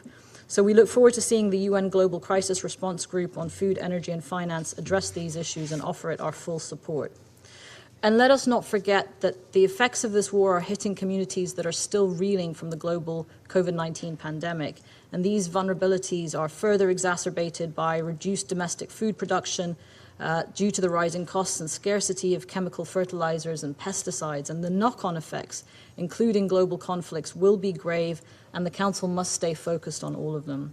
Unless we do something to end this conflict now, it will continue to drive suffering and instability worldwide in the coming months and years, and the world simply cannot afford this, and the Security Council should do its part to stop this conflict and to help parties come and reach a peaceful solution. Thank you. I thank the representative of the United Arab Emirates for her statement, and I will now make a statement in my capacity as the representative of the United Kingdom. President Zelensky, by video, Secretary General, colleagues, the United Nations was created in the wake of a European war of aggression that laid waste to Europe and engulfed the world. All of us who signed the UN Charter committed to ending the scourge of war, to fundamental human rights, the dignity and worth of the human person, the equal rights of nations large and small, to justice and respect for international law. Yet now, we're facing another war of aggression in Europe. We've heard today, again, the devastating impact of Russia's unilateral and illegal military action in Ukraine, its impact on surrounding countries and the region, and on the security and prosperity of the wider world as it seeks to recover from the COVID-19 pandemic. Thousands killed, millions displaced, cities razed to the ground, hospitals bombed, citizens cut off from food, water, and medicine, blockaded seaports, and the rapid increase in wheat prices, pressure on already stretched humanitarian resources.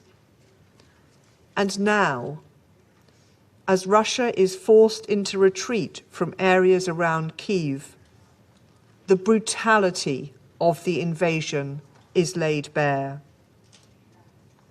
We've all seen the horrific images from the towns of Bucha and Irpin of civilians deliberately killed in areas from which Russian forces have recently withdrawn.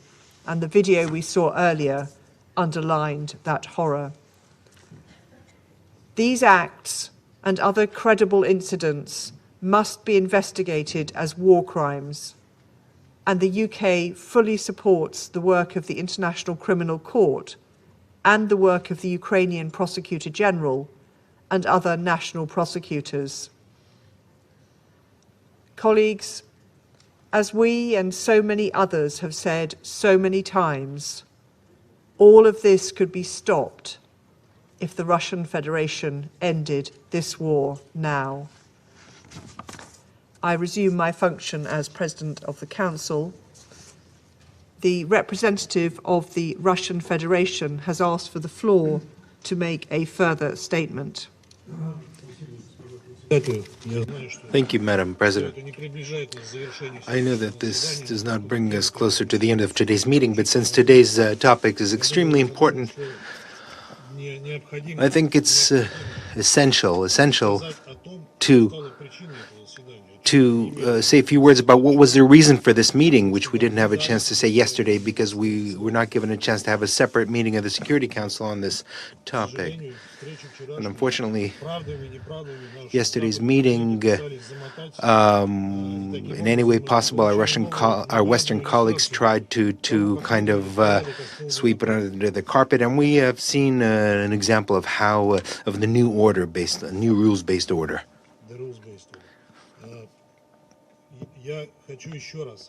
I would like to once again focus on the events in Bucha, which became the premise for conducting today's meeting and has led to some far-reaching conclusions that many of you have already made. All units of the Russian armed forces fully withdrew from Bucha as a gesture of good faith on the 30th of March. The very next day, after a round of negotiations between Russia and Ukraine in Turkey, in the presence of negotiators. Now, a report about this was published that very same day on an official website of the Russian Defense Ministry. During the time that the town was under the control of the Russian armed forces, not a single civilian suffered from any kind of violence. People were able to move around freely around the town and use their cell phones. Furthermore, the towns of the Kiev Oblast the Russian army supplied 450 tons of humanitarian assistance to those cities. This was confirmed. Now, the towns, the Russian army did not prevent people from leaving the towns. All inhabitants could freely leave the towns toward the north. At the same time, the southern areas of Bucha, including residential areas, were shelled round the clock by Ukrainian forces from using heavy caliber weapons, tanks, and mortars. Already after the withdrawal of the Russian forces, the mayor of Bucha, Anatoly Fedoruk, in his video statement on the 31st of March, presented this as a heroic liberation of the city by the Ukrainian armed forces. Now, let's set aside its so-called liberation.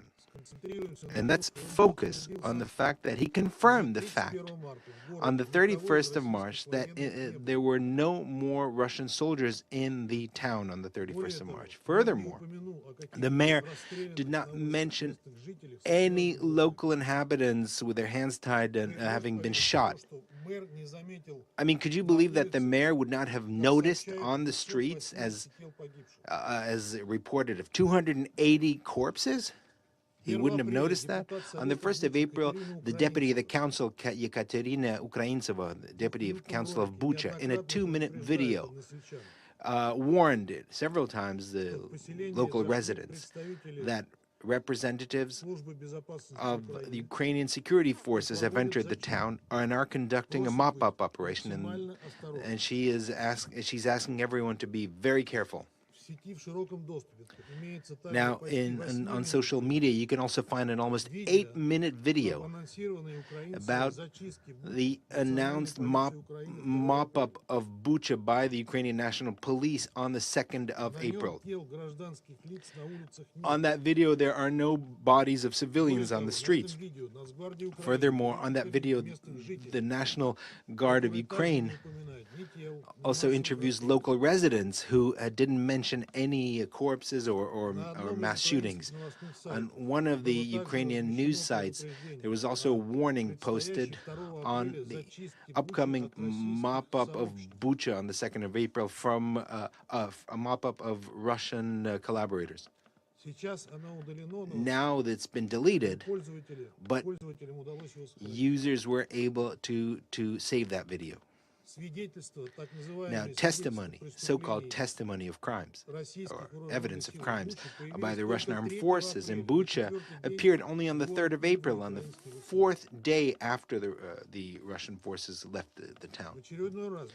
Once again, without any evidence based on the presumption of guilt, the Russian army is being accused of some kind of evil deeds. Of course, we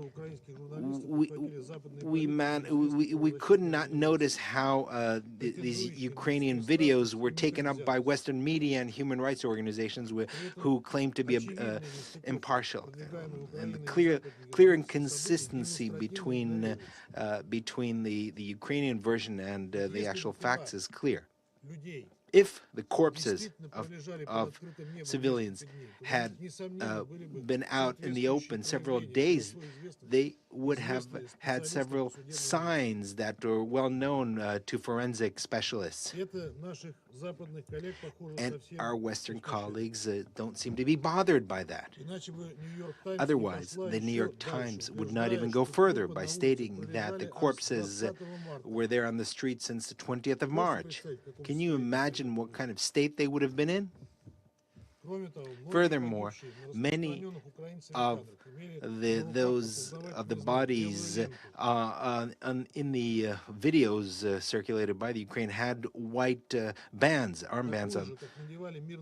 These are armbands that were worn by civilians after the entry of the Russian armed forces into the town. And one of the videos posted by Ukrainian radicals, you could hear a call to shoot anyone who doesn't have blue arm bands on. That video during the mop-up of Bucha was posted by a member of the territorial defense battalion to whom the Ukrainian authorities handed out weapons. Furthermore, the member of the city council of Bucha, who I mentioned, Yekaterina Ukraintseva, stated on the website Meduza that she did not see the Russian forces execute any civilians. In the same interview, she confirms that it's Ukrainian armed forces that are guilty of most of the violations. Of course, these are details that have not been mentioned in the presentations of our Western and Ukrainian colleagues. However, Ukrainian President Zelensky is already claiming that all these staged events in Bucha have give the Ukrainians the right for an uncivilized response. Well, we can just imagine what that is based on how Ukrainian radicals behaved in the east of Ukraine. Many testimonials of their crimes are shocking. Unfortunately, Ukrainian experts on disinformation and staging do not intend to stop there. As the Ministry of Defense claimed, based on confirmed information in the evening of the 4th of April in the town of Moshun, 23 kilometers to the northwest of Kiev, troops from the 72nd Ukrainian Main Center of Psychological Operations conducted another staged video of so-called killing by Russian troops of civilians for future circulation by Western media. These kinds of activities have been carried out by in Suma and other towns. So in conclusion, I would like to address my Western colleagues. We understand very well that what you're doing by fueling anti-Russian hysteria every single day. So we are assuming that there will be further horrible provocations similar to the one in Bucha. New attempts to discredit Russian soldiers and to present them as murderers and rapists. I said once again that this is an incredibly low blow. Of course, you're not interested in the fact that modern technologies today make it possible to create any video. We watched a video today presented by the Ukrainian side. Today, already the Ukraine is full of in fact, information refuting what was in the video, stating that it wasn't filmed in the right place with not the right people. And just a few words to my American colleague who declared a crusade to exclude Russia from the Human Rights Council. This is stated by the representative of a country who 3 years ago criticized the council in the strongest, harshest terms that it had the audacity of condemning the actions of American soldiers in Afghanistan. And as is well known, the United States left the council. So I hope that our colleagues from the United Nations will not allow themselves to be manipulated and play up to Washington and its very dangerous games. Thank you very much. I thank the representative of the Russian Federation for his statement. The representative of Ukraine has asked for the floor to make a further statement.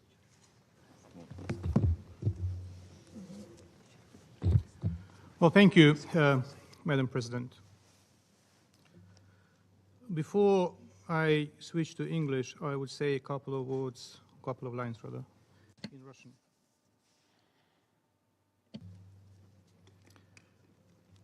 Мы уже привыкли к вранью have become accustomed to the lies that are constantly being spewed in the chamber of the Security Council. Comrade Nebenzia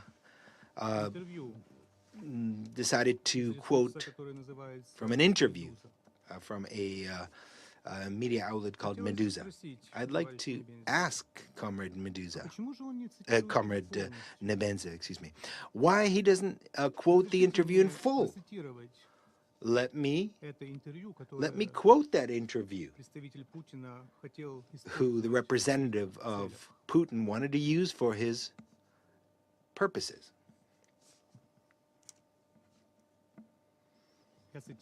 I'm quoting. These are the words of the woman who he mentioned, and I'm quoting. Sometimes Russian soldiers gave dry rations to the basement, and then after lowering these rations, they tossed grenades into the basement. You wanted to quote that interview. Why didn't you quote the whole interview?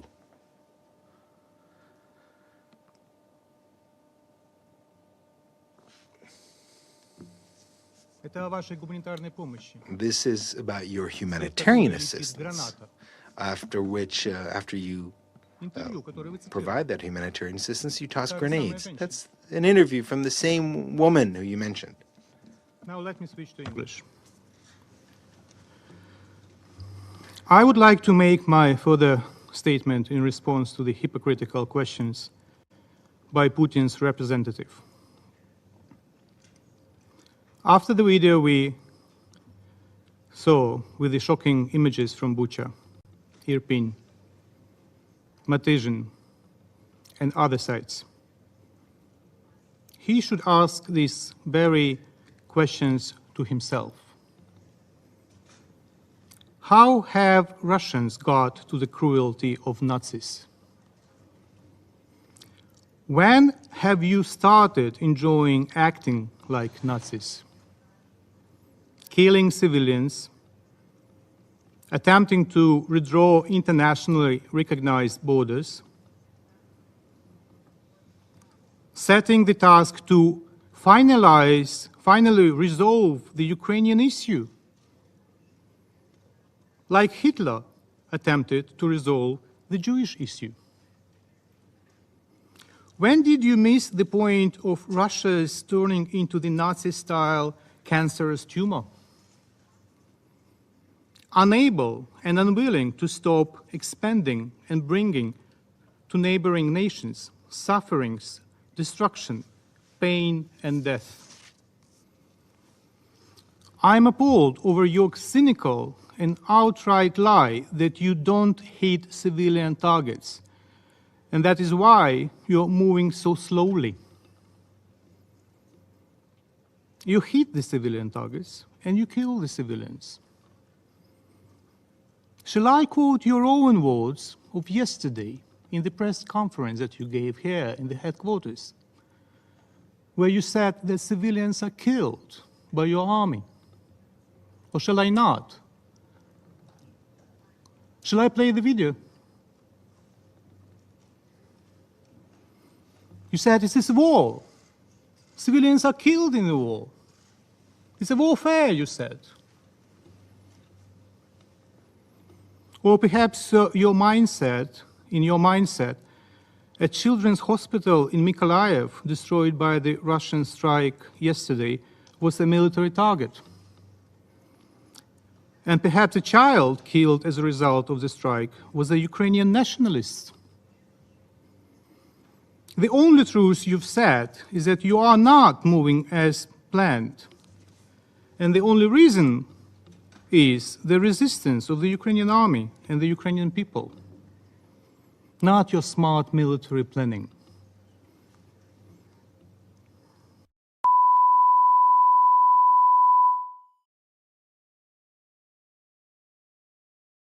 Welcome, everyone, here to Live Now from Fox. You're watching the very latest here is across the board. Soon, in the next half an hour, we will feature back at the White House. President Obama will be there with President Biden. And of course, we'll take that for you in full right here on Live Now from Fox when it happens. I want to show you just some severe storms that we're watching right now in the South. Take a look here in Alabama area as it continues to push through. I want to go out right now to our Fox weather team who continues to track it right now. Let's watch it right here on Live Now from Fox. Now at the current warnings and where the storm is headed right now. So in terms of, we're looking at Auburn, Alabama, the southeast certainly picking up the heaviest in terms of the storm system. So Auburn, Alabama, you folks are currently not under the warning any longer. However, there's still pretty good rain coming down. So we're watching that very closely because we do still have numerous severe thunderstorm warnings in effect. Now that tornado warning was allowed to expire at the top of the hour. However, watching closely because this storm system has had history of producing possible tornadoes. So watching very closely for a spin up within that line. Now you can see where those severe thunderstorm warnings currently are in effect. We'll click on a few of those just to show you what counties are currently included. So zooming in, here's Eufaula, Troy. So this first severe thunderstorm warning, it remains in effect until 12:45 p.m. Central Time for Pike County, Alabama. And then also down a little bit further to the south, we have another severe thunderstorm warning to speak of. This is going to remain in effect until 12:45 p.m. as well for Covington County. Now these storms, they are racing to the northeast at a pretty good rate, 40-50 miles an hour. So these storms, they will be cruising right on through and knocking on Georgia's doorstep here in the next few hours. But you can see that active tornado warning that we did have just in the last 15 to 20 minutes, that has since been allowed to expire. So that's the good news. But here's that current view from Auburn, Alabama. You can see on radar the heaviest of the rain just pushed through, just some light rain coming down, but still a lot of raindrops on the camera lens as temperatures coming in at 65 degrees. Tornado watch does remain in effect until 2 p.m. for some locations, Biloxi, Mobile, the Panhandle, Florida. But then as we get closer into Georgia, that's where we start to see that tornado warning take over until 7 p.m. because we're slowly trimming off those tornado watches from west to east. Now, our flash flood watches also remain in effect through Thursday morning. A few still located in southern Mississippi and northern Louisiana, but then also right along the I-10 corridor from Dothan all the way over to Tallahassee and Perry. That's that area of greatest concern where we could see 1, 2, maybe upwards of 3 inches of rain per hour. So pretty significant. All right, well, let's keep the focus on this severe threat rolling through the south as parts of Alabama are currently under a tornado warning. Now, we are joined by the Deputy Director of Mobile County Emergency Management, Mike Evans. Good afternoon.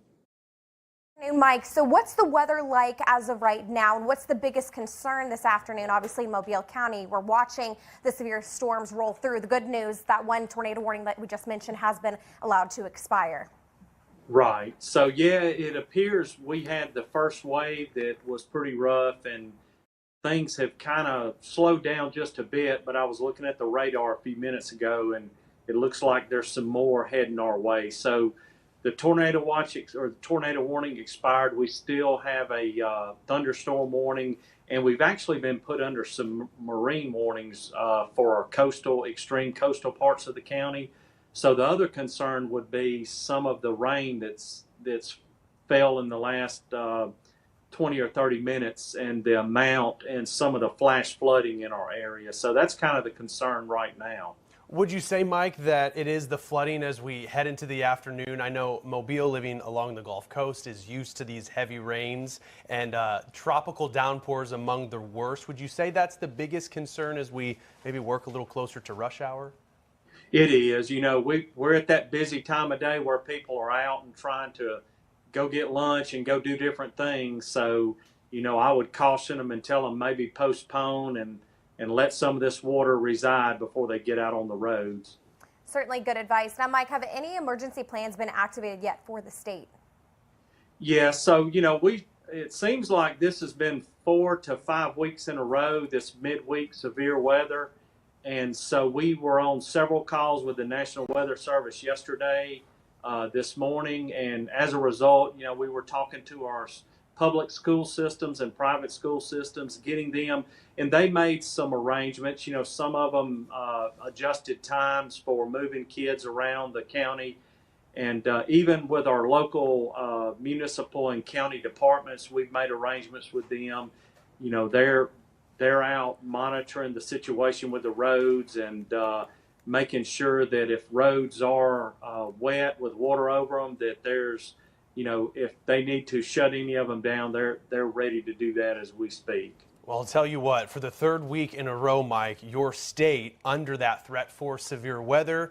Let's just hope we can get through this. You know, the storm's quite strong, especially north of Mobile County, but really a good chunk of the state under that threat today. Mike Evans with the Mobile County Office of Emergency Management, we appreciate your time this afternoon. Stay safe, okay? All right. Y'all have a great afternoon. All right. So let's talk about where those storms are now heading, Kendall, because this is going to be the threat as we head into the afternoon and the evening hours, because with these storms really maintaining their structure, there is going to be that concern that we have for the potential of more tornado warnings. Of course, we have that tornado watch, which Kendall had highlighted in effect, and all levels of the atmosphere, again, working in tandem. It's almost as if we sound like broken records here, because this is the third week in a row where severe weather has affected portions of Texas, Louisiana, Mississippi, and Alabama. There's that divergence aloft that we have, which would provide and promote for some pretty strong updrafts, and that can do a host of things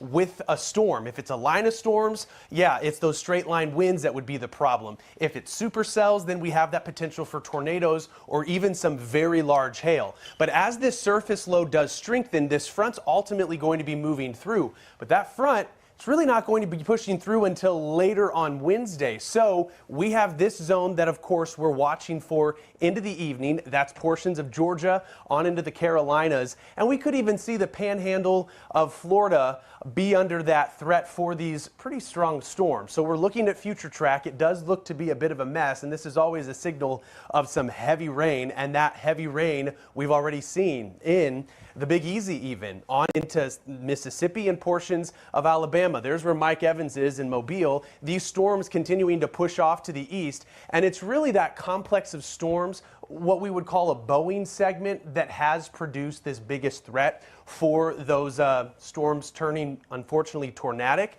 But even if the tornado warnings go away, we could still see some damaging winds, some very strong winds in excess of even 60 or 70 miles per hour. Eventually, we'll see these storms race off and clear the coast, and then we'll eventually see improving conditions. It's going to be not until Wednesday, though, unfortunately. Here's that tornado threat, really from southeastern Mississippi into Georgia and South Carolina. Of note, the Storm Prediction Center doesn't always do this, but when they do, we know that we have to pay extra attention, and folks have to be extra aware, because that potential for EF2 tornadoes or stronger is a little higher in this area that you see with the polka dots. So the flash flood threat, that's the other problem today, as we have that likely chance of seeing some flooding, and unfortunately it's going to be some time until these storms move on through Wednesday morning. Portions of South Carolina could see upwards of 2 to 3 inches of rain before it's all said and done. And as I had mentioned, this is the third week of the South dealing with a multi-day severe weather threat, leaving behind a trail of damage and debris. Let's bring in Fox Weather's Nicole Valdez, who's in Newton, Mississippi, where there is some storm damage from earlier this morning. Nicole, has the rain at least let up? It appears the sun's out now. It is, Stephen, and you'll notice that only several hours after that storm really rocked this area, a lot of work being done here behind me, because you think about not only the physical damage that comes along with these storms, the severe thunderstorms, the tornadoes, straight line winds, what have you, but I want to point out that it also has a huge impact on accessibility to resources. I'll give you an example here. I just met the owner of the home behind me. It's still standing, mind you. It's got lots of damage. You'll talk about those columns in the front that are snapped, barely hanging on to the front of the roof there, all of the trees in the yard, and it's impacting his ability right now to get inside his home, a home where he says he took shelter with his 87-year-old mother this morning as really the main event moved through this Mississippi area. Again, Newton is about an hour or so east of Jackson, but right now the work is being done to not only fix the debris that you see here, but restore power and running water. They don't have that right now. You'll notice crews in the distance are out. They've been out here for the last several hours trying to do just that, bring it back. Because of course, you talk about the damage and that's devastating, but not having access to power or water is really more of the immediate need for those folks who are impacted by this storm. So that is the work being done right now. That seems to be the priority. Of course, we're so thankful to learn that that man, his mother, others that were inside are safe. But again, you talked about this has just been one after the other. What's probably felt like an ongoing threat for most of the South. We know the threat is not over for states like Alabama, Georgia, others that will see really the storm move through their areas later on. So when you look at storms like this and the impact that they leave behind in states like Mississippi, one that's already seen 49 tornadoes, that number of course could go up as we wait for storm surveys to be done today. You look around and you remind yourself why these threats are taken so seriously, why we do this when we remind people and show them the impact that they could be seeing in their communities in the next several hours or days to come. Again, Mississippi definitely hit by these storms. It was around, I want to say earlier, maybe before 7 a.m. Central Time, that we really saw the main event here move through Jackson, then make its way east. And that's really when we saw, you know, what could have been a tornado come through this area. Again, we'll still have to wait for reports on that, guys. But a lot of work left to be done. You'll notice here the city of Newton, other electric crews, power companies, water here, really trying to get things back in order for the residents who live here so that hopefully they can get back to their normal lives and at least have access to the things they really need for the next few days. And we were listening right there to Fox Weather, breaking it all down there with the severe storms that are impacting the South. Before we go to break, just want to give you a closer look of what we're looking at right here. As you can see, that track continues right now in the South. We're talking about Alabama right now as it's pushing through with the severe thunderstorms still very active at this hour. We'll continue to watch it for you right here on Live Now from Fox. Let's take another quick 2-minute break while we have it.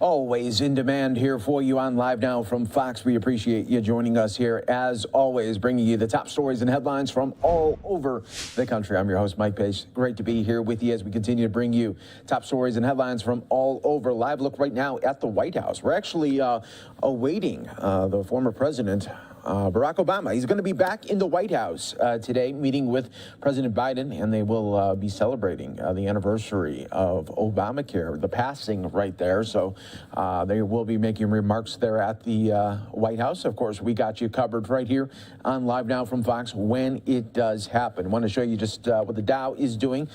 Stocks are mixed right now, just down about 30.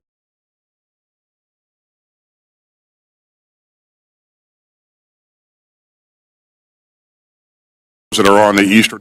On the House side, we do have the Defense Secretary right there, Austin, talking about the very latest, what he is seeing on the defense side, not only in Ukraine, but really around the world, as well as they talk about the latest budget put forth by President Biden. With NATO. Great. Well, I can't think of a better signal that we could send to our allies and to Putin that we are committed to NATO than this basing issue. I am concerned that with the budget that it only had one Patriot battery in it, and in my view, we need at least 3. I know we have a manning issue with that, but General Milley, in your opinion, do we need more than one Patriot battery in addition to what we currently have in inventory? Well, thanks, Congressman. The Patriot is one of those systems that's in huge demand worldwide. We've got 15 battalions, I think it is, in the Army, and one of those is really an experimental type or training unit, so call it 14 for deployment. We've got several spread out in the Middle East, Asia, and in Europe, and they are on a very, very high op tempo, one of the highest in the force. So additional Patriot is always a good thing. Now, having said that, Patriot is extraordinarily expensive, takes a long time to train on it. So one method could be to produce Patriot, sell them to allies and partners. That would be a technique that could work. We've done that in the Middle East. Another one is to produce Patriot and loan them to allied partners and train the soldiers from the other countries, because our soldiers in that particular MOS, we would have to expand the numbers significantly of those troops that man Patriot. But there's a couple of different ways to go about it. But I think Patriot is one of those systems that is definitely worth investing in. Great. Well, that's what I would like to see us do. I'd like for us to, instead of buying one additional, I'd like for us to buy 3 and then use at least 2 of those along the Eastern European flank on a loan basis and let them man them. But for our needs alone, we need at least one more outside of Eastern Europe. And so I hope the budget that we come up with does reflect that. Last question I'd have, and I know it's hard to answer, but this would be for Secretary Austin. We've just given in this current year, fiscal year, a 6% increase. I know you just got the omnibus bill in the last couple of weeks to fund it. But do you have any idea how you're going to keep up with inflation, given that we just plussed you up by 6%, but we're living in an 8% inflation world? I would say that this is a very robust budget that we've asked for, and I think Ranking Member Rogers, that we can address our needs with what's in this budget. And clearly, you know, when we snapped the chalk line when we built the budget, inflation was at a different point. But I think this budget gives us the capability to go after the types of things that we believe that we need to support our strategy and give us the warfighting capabilities that we need. Thank you. On the Patriot battery issue, I absolutely agree with you. You know, we do need more. If you take a look at what we're doing across the FIDEP, we are going to invest in additional Patriot batteries going forward. We expect to have 3 batteries by the end of 26. So. Thank you, Mr. Chairman. Yeah. Mr. Langerman is recognized for 5 minutes. Thank you, Mr. Chairman. I want to thank our witnesses for your testimony today, and thank you for your service to our country. I applaud everything that we're doing to put weapons in the hands of the Ukrainian people. Thank you for making that happen under President Biden's leadership. Obviously, they've shown incredible resilience and effectiveness with the weapons that we have given them to push back against the Russians, the Javelins and the Stingers in particular. But of course, we all want to do more. And Mr. Secretary, you and I had a conversation at the Pentagon not long ago about more lethal weapon systems, and you did respond saying that it doesn't do us any good to give them weapons that the Ukrainians aren't trained to use, which I agree with that. But now that we have the luxury of time, are we identifying those more lethal weapon systems that would help them to be even more effective at fighting against the Russians with the minimal amount of training that we could give some of the Ukrainians and get those more sophisticated weapon systems into their hands? Yes, we are doing that, and I think if you look at the inventory of the latest round of assistance that we provided them, there are UAVs like the Switchblade UAV that we discussed earlier. That is, you know, a higher level of technology, but provides them additional capability to go after armor formations and that sort of thing. And we continue to work with our allies to see what they may have in their inventory to be able to kind of up the game there in terms of additional capability. So again, we continue to interact with them on a daily basis and endeavor to meet their needs as the situation evolves. Thank you. Let me turn to cyber for a minute. Secretary, in last year's testimony, I asked you a question that I'd like to revisit. The Department of Defense recognizes 5 warfighter domains: air, land, sea, space, and cyberspace. In the case of 4 of these, the senior civilian responsible for this domain is a service secretary. However, in the cyber domain, the senior most civilian official is 4 rungs below in that hierarchy. Obviously, this seems like an imbalance. Can you explain to us why this does or does not make sense? Well, thank you, sir. Well, cyber is a warfighting domain. There is not a cyber force like there is with special operations forces, with Army forces, space forces. So there is not a secretary, service secretary, designated. The head of the cyber command obviously reports to me, and he also is supervised by my undersecretary for policy, and so we have a number of checks and balances that provide civilian oversight.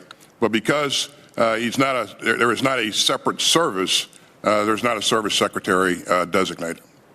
Well, I remain concerned about this structure, and I think that's something we're going to have to continue to look at, especially since cyber, the U.S. Cyber Command and Cyber Mission Force, which can be and is highly effective.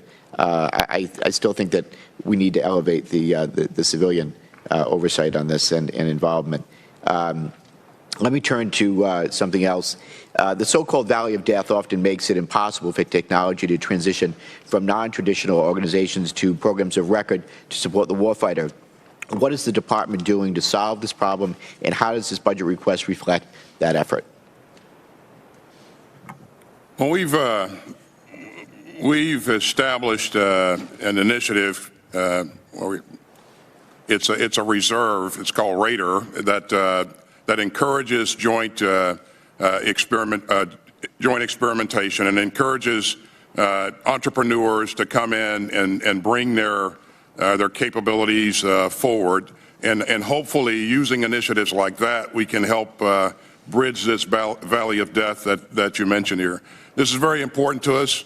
We want to make sure that we're getting the best that's available out there in terms of technology and capability. And so we'll continue to focus on that particular issue. But I think it's really important to make sure that the small entrepreneurs have a chance to get their products in the inventory. Couldn't agree more. We have incredible entrepreneurs out there that can help make the warfighter even more effective. We want to make sure they have that opportunity to do so. I'll yield back, Mr. Chairman. Thank you. Mr. Turner is recognized for 5 minutes. Thank you, Mr. Chairman. Gentlemen, thank you for your service and your leadership. We were all very concerned as the war broke out in Ukraine as to the concern about weapons getting into Ukraine. We had advocated for the administration to give lethal assistance to Ukraine before the conflict occurred. After the conflict occurred, We were very concerned about how quickly things would get in. Both of you had given us assurances that you were doing so and doing so quickly. I think we've seen the evidence of that on the battlefield. So I want to thank you for your efforts. I think the whole world is seeing the effectiveness of U.S. lethal aid that is being provided to Ukraine. And that brings me to my area of question. The ranking member had raised the issue of the budget in the top line, and that's certainly important. And two other components under your responsibility are also cost structures. How do we manage the overall cost? If we give you more money but we don't manage it effectively, we don't really buy more. Another issue is the rate of production, how quickly things get where they're going. Now, I think one of the lessons from Ukraine to our allies is going to be the need for them to stockpile weapons. We have a number of weapons that have been used by the U.S. and our allies that are going to have to be backfilled, and then our whole inventory concept is going to have to change as we look to the fact that we now have an aggressive Russia. Mr. Secretary, how do you view this issue of what we need to be doing specifically in the areas of missiles and ammunition so that we can get the defense industrial base to ramp up production and also lower overall our costs? Well, thanks, sir. This is obviously a very important issue for us, and my staff is working hard to ensure that we have engaged industry. We have highlighted what our requirements are, and we're working with them to speed up the process to replenish those stocks that you mentioned. I'm optimistic that we'll be able to truncate the forecasted timelines that we got early on, but this is very, very important to us. We not only have to replenish our stockages, we have to also make sure that those allies who volunteer to provide capability to the effort, and if it's U.S. capability, we're able to replenish those stocks as well. So we're working this very hard. Industry's been responsive, and if we need additional help or authorities from Congress, we won't hesitate to ask. Excellent, because I appreciate you mentioning, because the timelines that we're hearing from you are certainly. And thank you again to everyone who's watching here with us on Live Now from Fox. Did want to pop up a triple box because we are waiting for an event. President Biden, alongside with Vice President Kamala Harris, as well as former President Barack Obama, all going to be here at the White House speaking about the Affordable Care Act. Let's go ahead, step away for a 2-minute break. As soon as that event in the White House does begin, we're going to be jumping into that live here for our viewers with us on Live Now from Fox. We can speed that up. We're behind our adversaries. Could you tell us how that's turning out? Yeah, when we say we're behind our adversaries, I think we have to be careful. Now, hypersonics is a capability, sir, but it's not the only capability. I seriously we have a short period of time. I really want to hear how you're meeting efforts to get them. I really want to answer that question. They need to speed it up. I mean, you could tell me that there are other systems, but we're talking hypersonics. And there are other systems, and we look for a balance of capabilities that match our warfighting concepts here. And so, yeah, I have engaged industry and asked them to make sure that they're leaning into this issue of hypersonic development.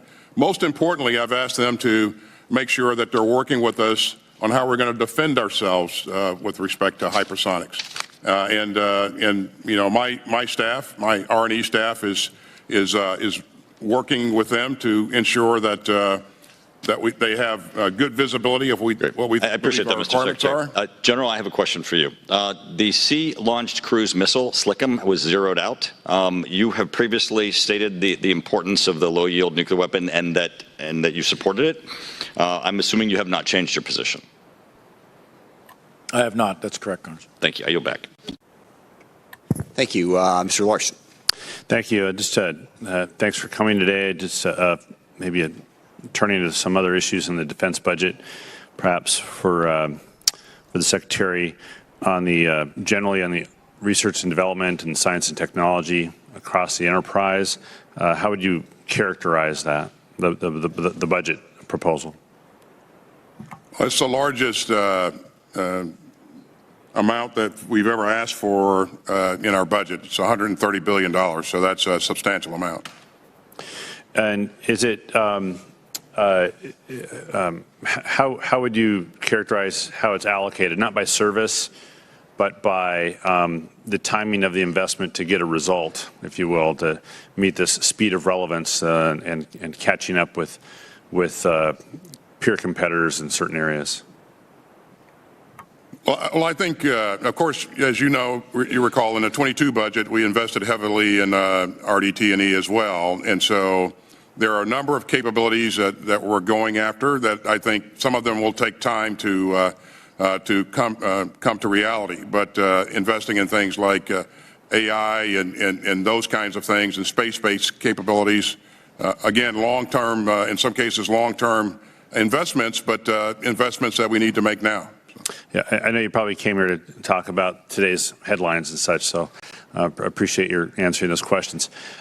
There's one particular program of interest of mine that NATO and the NATO Alliance developed. Its shorthand is DIANA, but it's the Defense Innovation Accelerator for the North Atlantic. And I don't think that we've committed yet to participating in the Alliance's efforts for investment into these developing and sharing emerging, what they call EDT, emerging disruptive technologies. Can you give an update on that?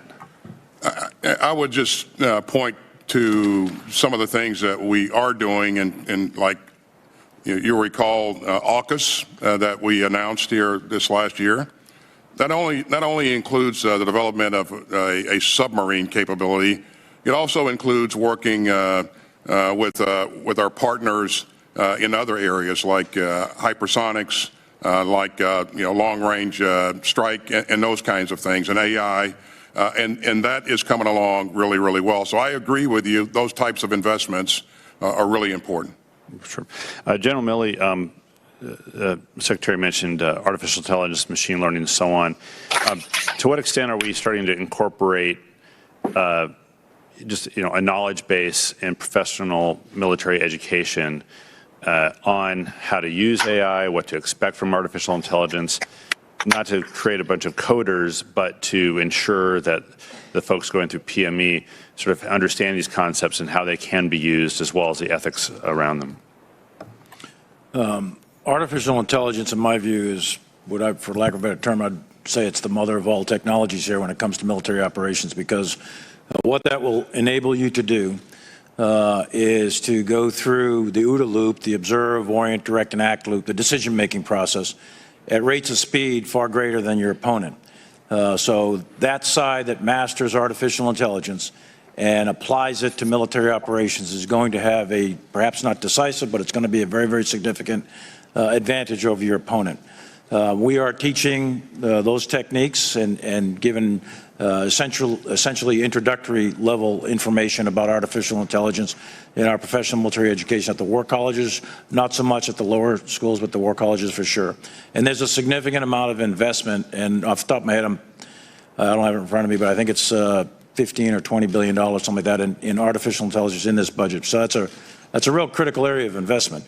Now, years ago, Department of Defense was the innovative leader in technology many, many decades ago. Now it's the commercial industry. So we've got to leverage commercial efforts in artificial intelligence for military application, and that will be an enormous advantage in future combat. Great. Do you anticipate injecting this type of education into the service academies in the near future? Actually, the service academies right now are on the cutting edge of that. They're younger, they're digital natives. They do an awful lot of technical or technological courses at the service academies. So they are actually at the cutting edge of the artificial intelligence programs that the Department of Defense is doing.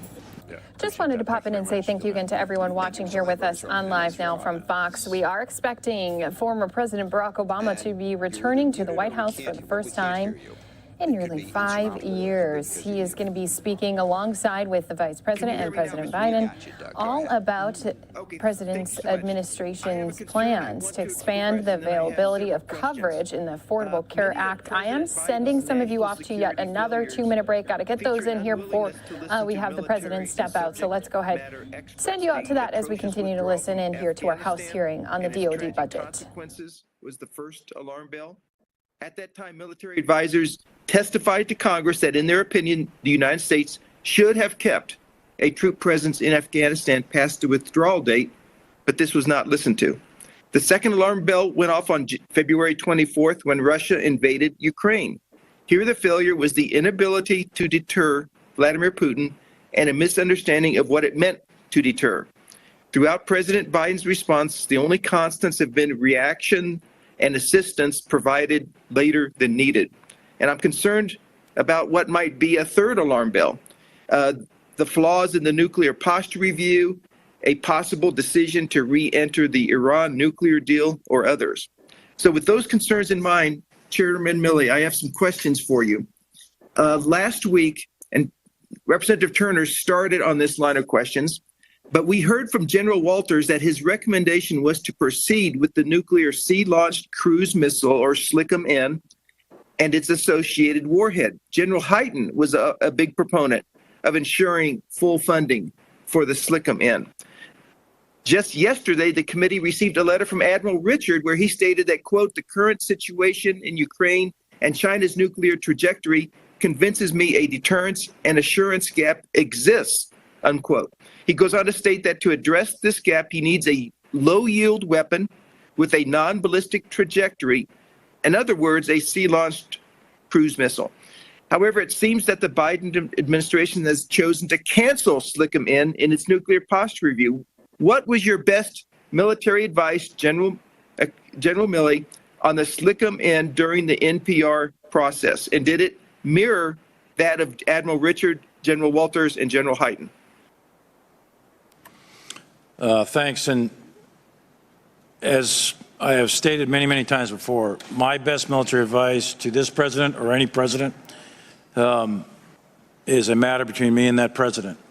I will say that to you, though, as members of Congress who have oversight responsibilities, my position on SLICM-N has not changed, as I mentioned to Representative Turner. My general view is that this president or any president deserves to have multiple options to deal with national security situations. And my advice is listened to, and I have an opportunity to express my voice on a continuous basis many, many times. General Milley, was any of this put in writing that we would be able to get a copy of? My best military advice is almost always put in writing, whether or not the committee requests that. There are rules, obviously, on how we do that. So it's all classified, but I'll defer to the chairman, Chairman Smith, on that. We give up stuff to the committee all the time or individual members upon request, but there's procedures to do that, and it is in writing. Okay, thank you. Now, for both of you, I see that there is full funding in the budget for the ground-based strategic deterrent, W-87-1 warhead, and the two-site solution for producing plutonium pits. That is excellent, and I applaud that. Now, I am curious as to why the Department of Defense canceled a Minuteman III flight test last week. These are regularly scheduled tests that are scheduled months in advance. Secretary Austin, how could this have been perceived as escalatory when it's a routine test that's scheduled months in advance? And did the White House exercise its and provide input over this cancellation? To answer your question on the second part of your question first, no, we did not get a directive to cancel that from the White House.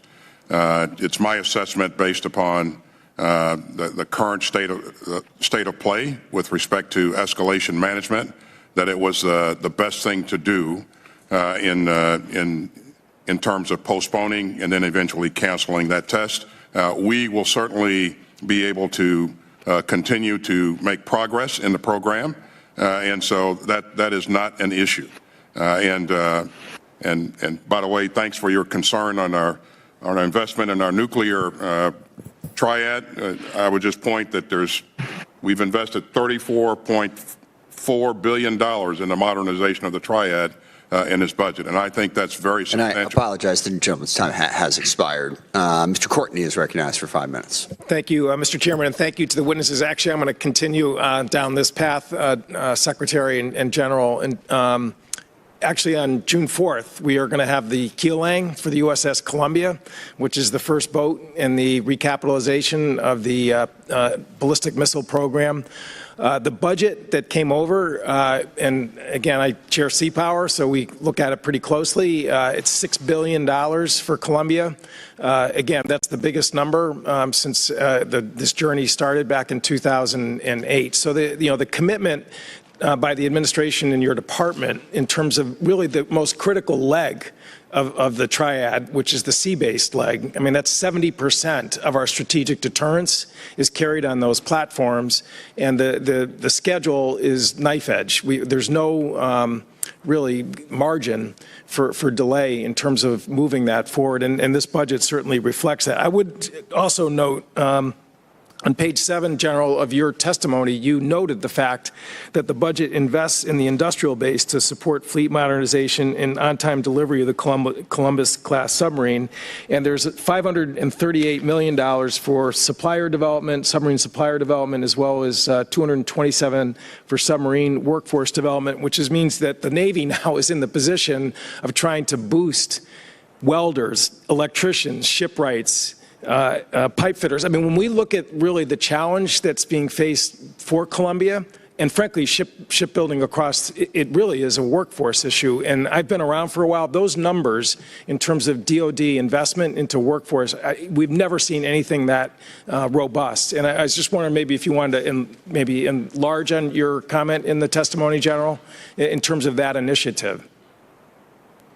I just would underline that our submarine force in the joint force, as we look to the future, changing character of war and then operating environment in the 2030s, 2040s and beyond, the submarine force is the most lethal, the most capable, and the most survivable part of the joint force that's out there.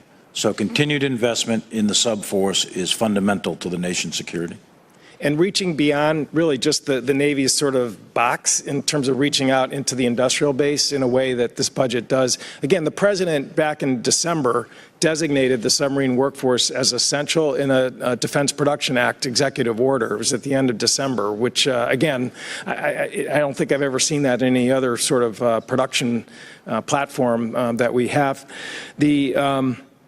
At one point, just to go back to the question of the low-yield missiles, I would note that the Nuclear Posture Review does provide that low-yield missiles will be deployed on ballistic submarines.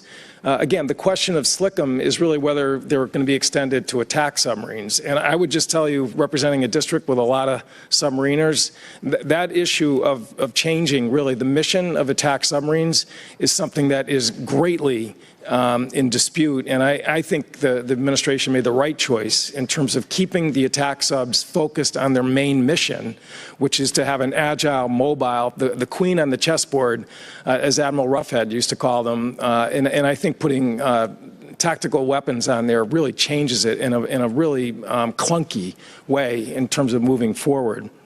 I would note also that the budget that came over in terms of shipbuilding is about $28 billion. That's the first time in 6 years where we've had a president's budget that's come over higher than the prior year's enacted level. You know, and that may sound like sort of a green eye shade sort of comment, but the fact is we're not beginning, you know, underground or below zero with this budget this year in terms of the committee. This is the first time we've actually seen investment in ship construction that's higher than the prior year. And again, I think that shows, you know, that you're committed to you know, really making sure that we have the fleet of the future that's there. It's not perfect. I think General Berger's made a really good argument for you know, the LPD program to get looked at, and I know that's on his unfunded requirements list. And again, I think that's something we're certainly going to take a very strong look at. And lastly, you know, the sea lift component, which is mentioned in your. All right, guys, we do have everyone standing at attention, and walking out now is the Vice President Kamala Harris, alongside with President Joe Biden and former President Barack Obama. Let's go ahead, listen into this event live right here for you on Live Now from Fox.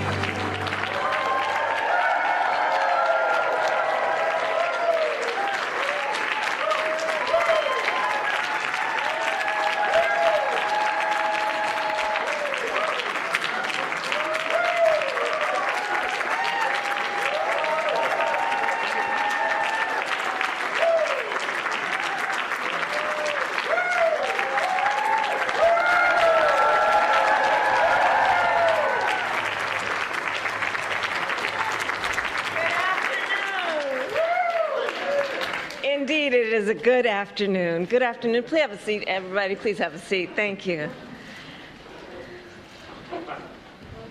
Feels good, doesn't it?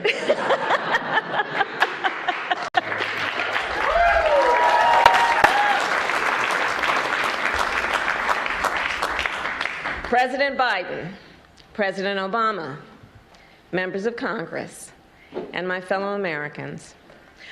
On March 23, 2010, the Affordable Care Act was signed into law.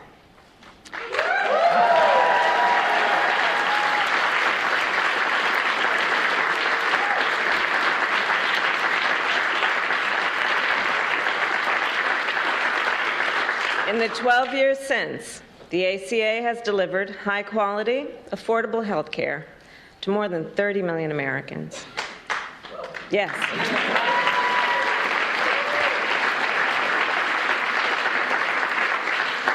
And those Americans are working parents and young children, college students, and older Americans, millions of people who had never been able to afford coverage before, or who had been denied coverage altogether, often because of a category of denial called pre-existing conditions.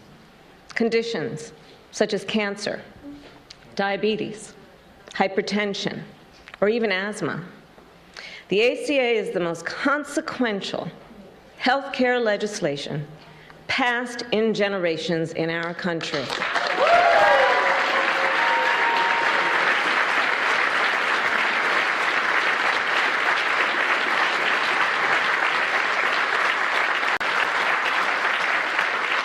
And it is something more.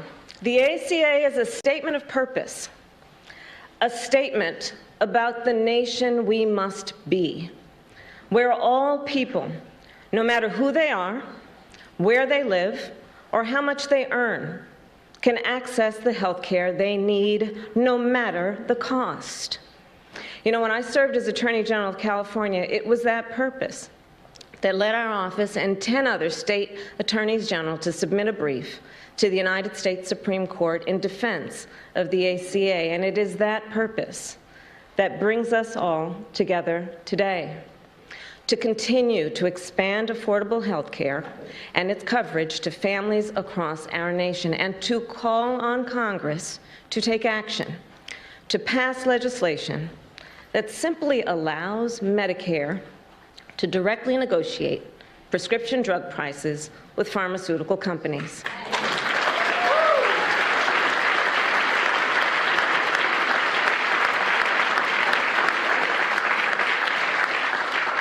And if there's any question why, I'll explain. More than 60 million Americans are enrolled in Medicare. That would give Medicare significant bargaining power to negotiate prices for all those Americans. So instead of forcing individual patients to negotiate by themselves, to require them to pay whatever price the drug companies set, they would have that kind of representation to stand there with their fellow Americans and negotiate those prices so that they would just simply be fair. So today we also call on Congress to make permanent the ACA subsidies that are included in the American Rescue Plan.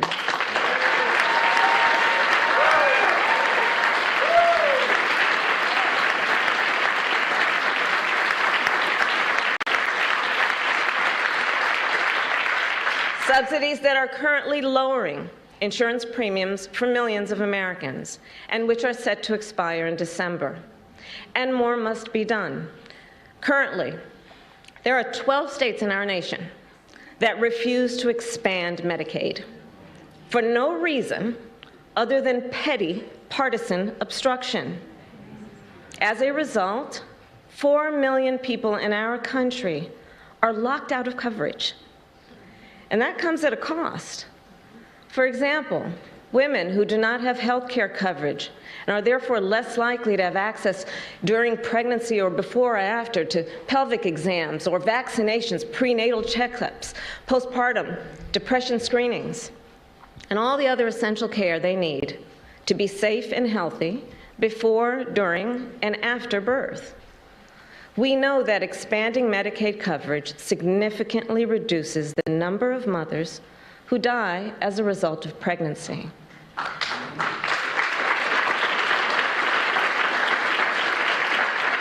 So the sooner coverage is expanded in those 12 states, the more lives we will save.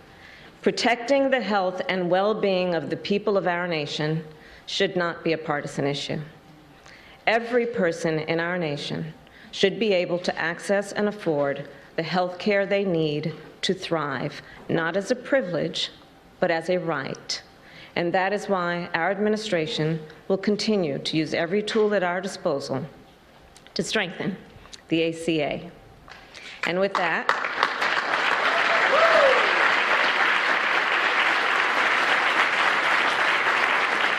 it is now my great pleasure to introduce the man whose vision and leadership led us to this day, whose unwavering commitment to the people of our nation laid the foundation for this groundbreaking legislation. A leader who showed us the way forward on this important issue. Please welcome President Barack Obama.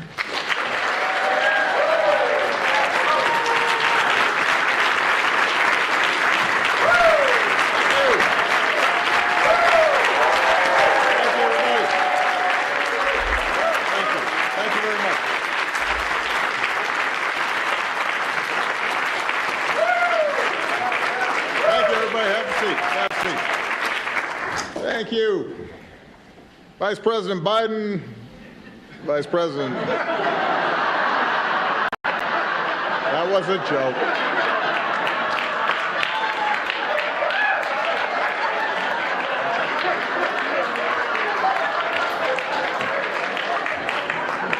That was all set up. My president, Joe Biden, Vice President Harris,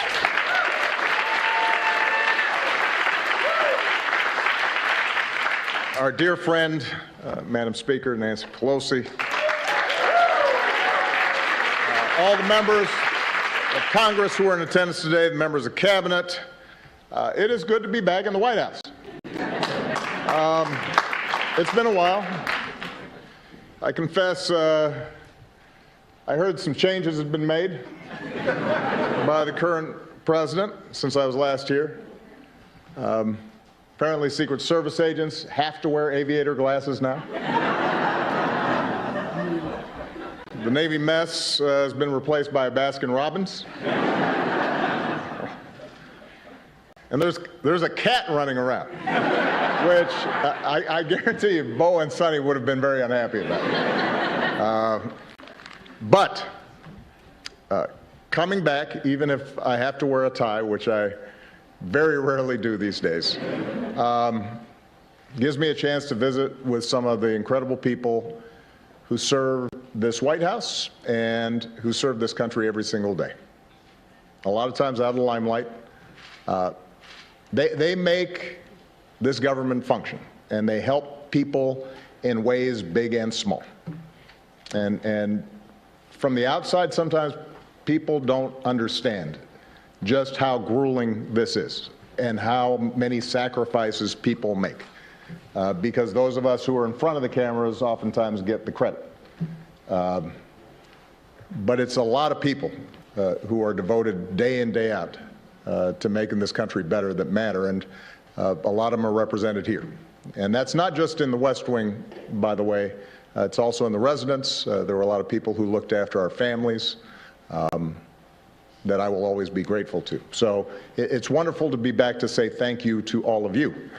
But most of all, coming back here gives me a chance to say thank you and spend some time with an extraordinary friend and partner who was by my side for 8 years. And Joe Biden and I did a lot together.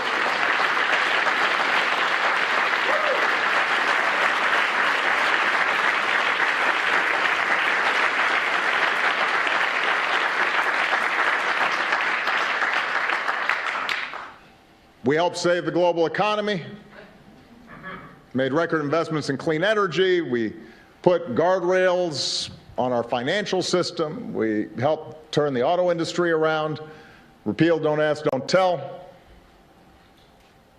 But nothing made me prouder than providing better health care and more protections to millions of people across this country.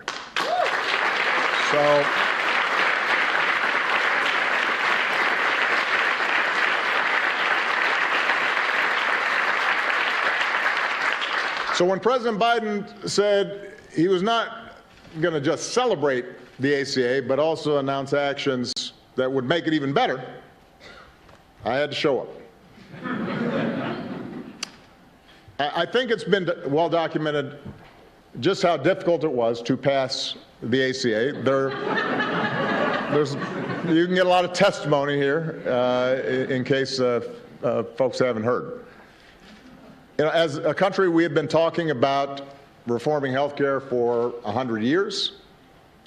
Unlike almost every other advanced economy on earth, we didn't have a system that guaranteed access to health care for all of its citizens. Millions of people didn't have health insurance, often because their employers didn't provide it or because it was too expensive. But despite the fact that our health care system didn't work well, it was hard to change. Healthcare represents about 1/5 of our economy. That's trillions of dollars that are involved. So there were a lot of different economic interests that were vying to maintain the status quo. And because the majority of Americans did have health care, some people naturally worried that they'd lose what they had. The media was skeptical of past failures. There was a lot of misinformation, to say the least, flying around. And it's fair to say that most Republicans showed little interest in working with us to get anything done. That's fair to say. But despite great odds, Joe and I were determined. Because we'd met too many people on the campaign trail who'd shared their stories. And our own families had been touched by illness. And as I said to our dear friend Harry Reid, who is missed, wished he was here today, because he took great pride in what we did. I intended to get health care passed, even if it cost me re-election, which for a while looked like it might.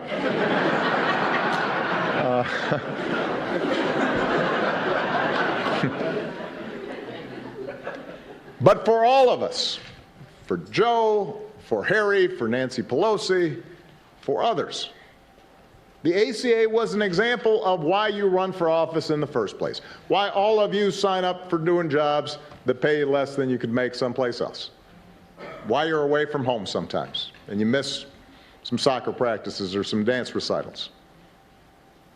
Because we're not supposed to do this just to occupy a seat or to hang on to power. But we're supposed to do this because it's making a difference in the lives of the people who sent us here. And because of so many people, including a lot of people who are here today, made enormous sacrifices. Because members of Congress took courageous votes, including some who knew that their vote would likely cost them their seat. Because of the incredible leadership of Nancy and Harry, we got the ACA across the finish line together.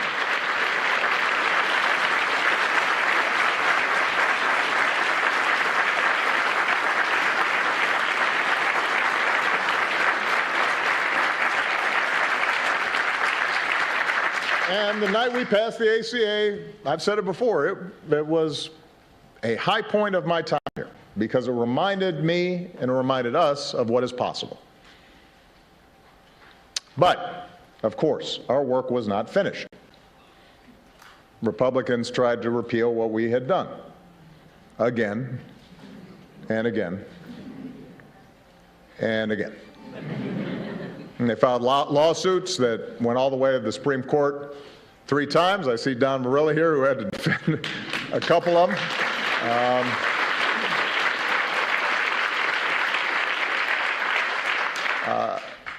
They tried explicitly to make it harder for people to sign up for coverage. And let's face it, it didn't help that when we first rolled out the ACA, the website didn't work. That was not one of my happiest moments. So given all the noise and the controversy and the skepticism, it took a while for the American people to understand what we had done. But lo and behold, a little later than I'd expected, a lot of folks, including many who had initially opposed health care reform, came around. And today, the ACA hasn't just survived, it's pretty darn popular. And the reason is because it's done what it was supposed to do. It's made a difference. First 20 million, and now 30 million people have gotten covered thanks to the ACA.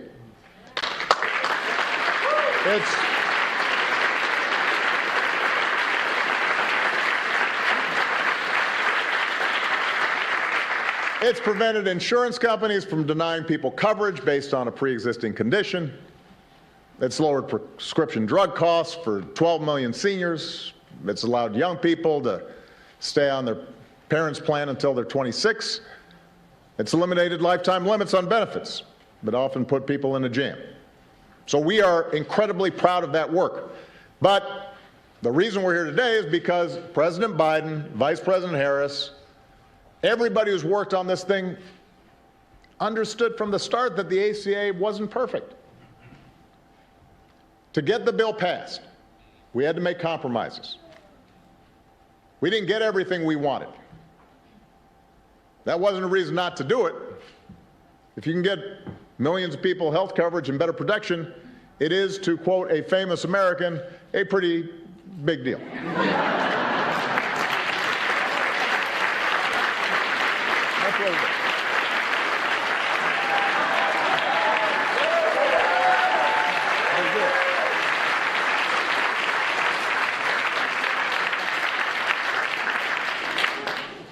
But there were gaps to be filled. Even today, some patients still pay too much for their prescriptions. Some poor Americans are still falling through the cracks. In some cases, healthcare subsidies aren't where we want them to be, which means that some working families are still having trouble paying for their coverage. Here's the thing, that's not unusual when we make major progress in this country. The original Social Security Act left out entire categories of people, like domestic workers and farm workers. That had to be changed. In the beginning, Medicare didn't provide all the benefits that it does today. That had to be changed. Throughout history, what you see is that it's important to get something started, to plant a flag, to lay a foundation for further progress. The analogy I've used about the ACA before is that in the same way that was true for early forms of Social Security and Medicare, it was a starter home.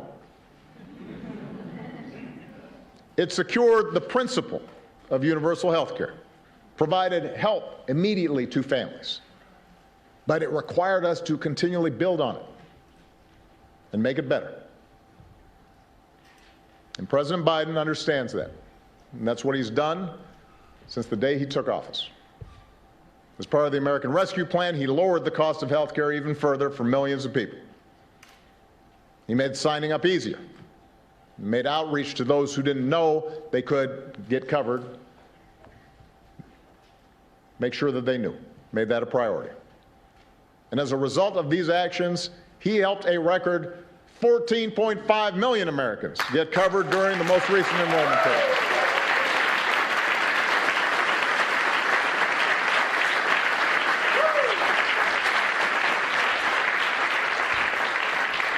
That, ladies and gentlemen, is what happens when you have an administration that's committed to making a program work. And today, the Biden-Harris administration is going even further by moving to fix a glitch in the regulations that will lower premiums for nearly 1 million people who need it and allow 200,000 more uninsured Americans get access to coverage.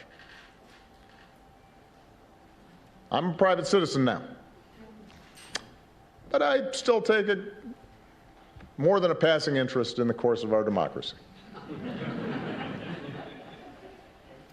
But I'm outside the arena, and I know how discouraged people can get with Washington. Democrats, Republicans, Independents. Everybody feels frustrated sometimes about what takes place in this town. Progress feels way too slow sometimes. Victories are often incomplete.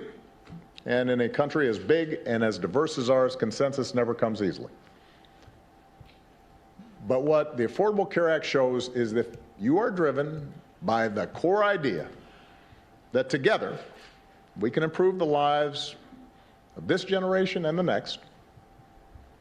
And if you're persistent, if you stay with it and are willing to work through the obstacles and the criticism and continually improve where you fall short, you can make America better. You can have an impact on millions of lives. You can help make sure folks don't have to lose their homes when they get sick, that they don't have to worry whether a loved one is going to get the treatment they need. President Joe Biden understands that. He has dedicated his life to the proposition that there's something worthy about public service and that the reason to run for office is for days like today. So I could not be more honored to be here with him as he writes the next chapter in our story of progress. I'm grateful for all the people who've been involved in continuing to make the ASA everything it can be, and it is now my great privilege to introduce the 46th President of the United States, Joe Biden.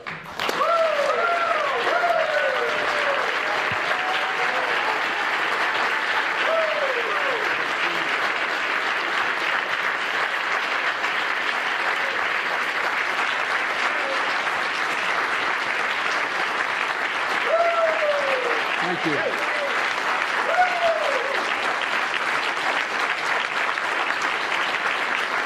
Thank you, thank you, thank you. Please. Thank you. Thank you.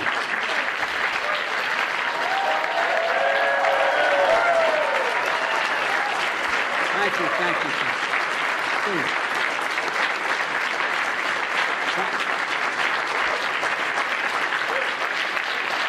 Please. Thank you.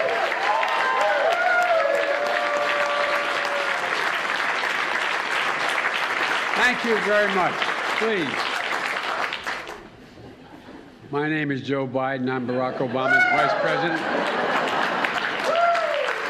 And I'm Jill Biden's husband. By the way, the only reason Jill's not here today, she's working. She's teaching. And so I just want you to know that's why she's not here. Good afternoon, everyone. Mr. President, welcome back to the White House, man. Feels like the good old days. Being here with you brings back so many good memories. We just had lunch together, and we weren't sure who was supposed to sit where. Look, it's fitting that the first time you return to the White House is to celebrate a law that's transforming millions of lives because of you. And I say because of you. We had a lot of help, the staff, and I helped a little bit, but it's because of you. A law that shows hope leads to change. And you did that. You did it. Let's be honest. The Affordable Care Act has been called a lot of things, but Obamacare is the most fitting. Obamacare. True.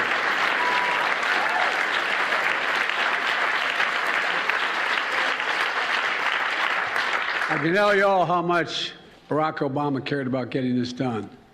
Throughout the countless hours of negotiations and the relentless political attacks, he never, ever, ever gave up. And I guarantee you that.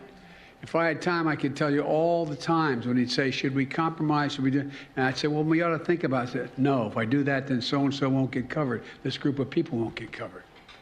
And whether it was after meeting during our weekly lunch, and we met every single day, he'd remind me of why we're doing this in the first place. We're doing this in the first place for people who needed it and deserve to be treated with dignity. Dignity. The idea that when you can't afford health insurance for your children, for your spouse, male or female, it doesn't matter. Not only are they in trouble, but you're deprived of your dignity. Barack, you talked about the idea that it was important that we make sure that you couldn't outrun your insurance. I can remember there with Bo, thinking to myself, what would I do if they walked in and said, you've outrun your time here? And there were still 35 days to live. The things that change people's lives. We both understood the Affordable Care Act wasn't about a single president or the presidency. It was about the countless Americans lying in bed at night, staring at the ceiling, wondering, my God, what if I get really sick? What am I going to do? What am my family going to do? Will I lose the house? Discussions we had in my house with my dad when he lost his health insurance. Who's going to pay for it? Who's going to take care of my family? You know, in America, health care, as we all three said, will have now said, health care should be a right, not a privilege. And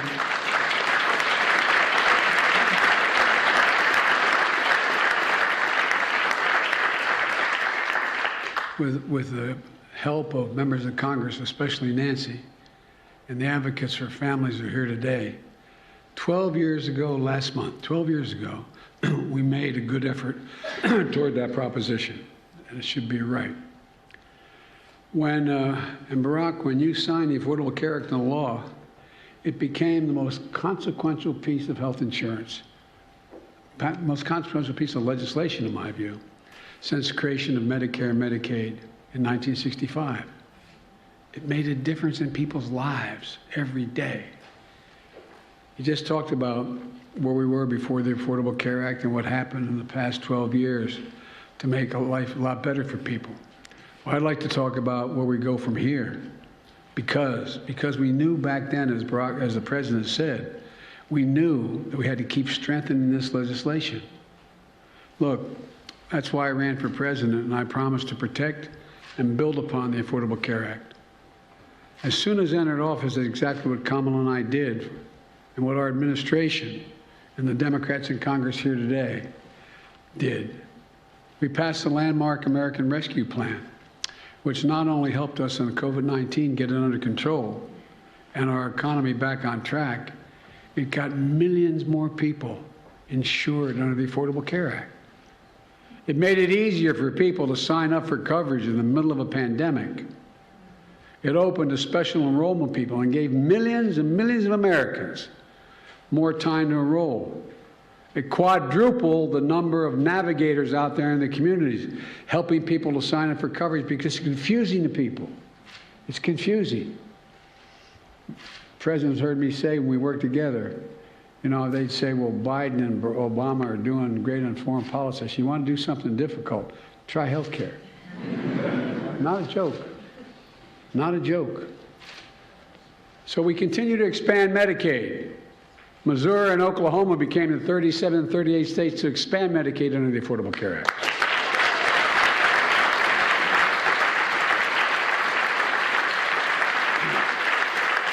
And as been mentioned, over 31 million people now have health insurance through the Affordable Care Act. 4 out of 5 Americans can find quality coverage for under $10 a month. The average family is saving $2,400 a year on their premiums. That's $200 every single month, available for other needs in their lives, from gas to groceries to other basic necessities. The bottom line is this: the Affordable Care Act is stronger now than it has ever been. And today,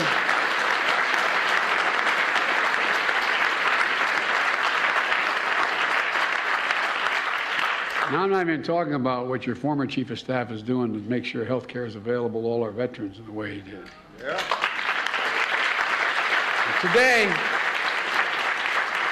we're strengthening it even further. In a moment, I'm going to sign an executive order building on one of those that I signed last year. It directs federal agencies to continue doing everything in their power to expand quality and affordable health care coverage, making it easier for people to enroll in and keep their coverage, helping people better understand their coverage options, and to be able to pick the best option for that family, taking steps to strengthen benefits, lower costs, and expand eligibility, protecting Americans from low-quality coverage that can lead to a mountain of medical debt. And folks, and separately, it's time to fix what we refer to as the family glitch. Now, the family glitch, everybody in this room probably knows what it is. But it's a common issue facing 5 million Americans who can't get financial help to get coverage under the Affordable Care Act. And here's the problem. Under the current rules, a working mom is told, as long as she can afford employer-based coverage for herself, she can't qualify for premium subsidies to afford coverage for her family. Cover her, but not her family. We're working to change that. Once today's proposed rule is finalized, starting next year, working families in America will get the help they need to afford full family coverage. Everyone in the family.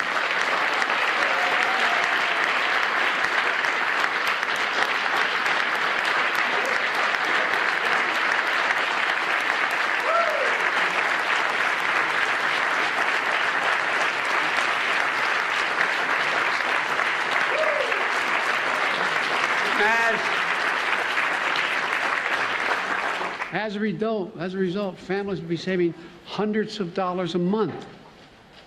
With this change, it's estimated that 200,000 presently uninsured Americans are going to gain coverage. Nearly 1 million Americans will see their coverage become more affordable. This is considered one of the biggest things my administration can do, lower cost and expand coverage. And we're taking steps today to get that done. So look, folks, but we need to keep up the fight. Our Republican colleagues, as they say in Southern Delaware, they haven't changed a whole hell of a lot. Good folks, but haven't changed a lot. They continue to attack the Affordable Care Act. They're unrelenting. They haven't stopped, Mr. President, since you signed the law. They haven't stopped for 1 second.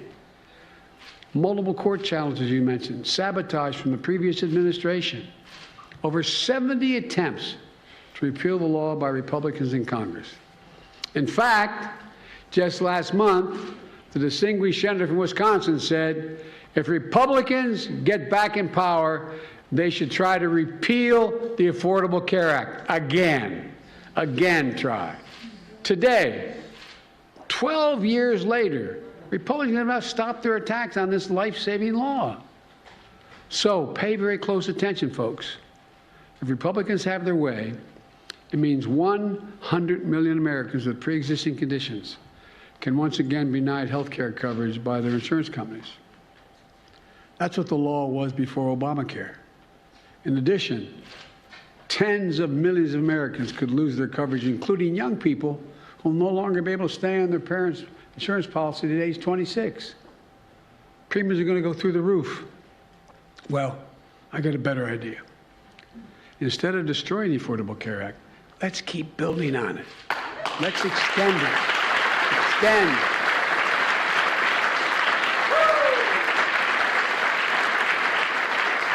And because of all the folks in this room, members of Congress, the American Rescue Plan subsidizes that are lowering premiums, subsidies are lowering premiums and extending coverage. And I got a little practice when you gave me that other act, when we were president. You were president, I was with you. Look, close the Medicaid coverage gap that locks nearly 4 million Americans out of coverage just because their states refuse to expand Medicaid. Lower prescription drug costs, which is mentioned already, by allowing Medicare to negotiate prices for drugs that are on the market. We can do this. We should do this. We have to do this. But let me close with this. 12 years ago, at a bill signing the Affordable Care Act, President Obama said, quote, "We're a nation that does what is hard, what is necessary, and what is right." That's exactly what he did. Exactly what he did. And folks, that's what we have to do. That's what we do as Americans. You know, it's what all of you did here in making the Affordable Care Act possible. I really mean it. We just got to keep it going and keep building on it. We need to keep the faith. And we need to remember, we're the United States of America. And there is simply, literally, nothing beyond our capacity when we're united and do it together. So God bless you all. May God protect our troops. And now I'm going to sign an executive order. And Barack, let me remind you, it's a hot mic.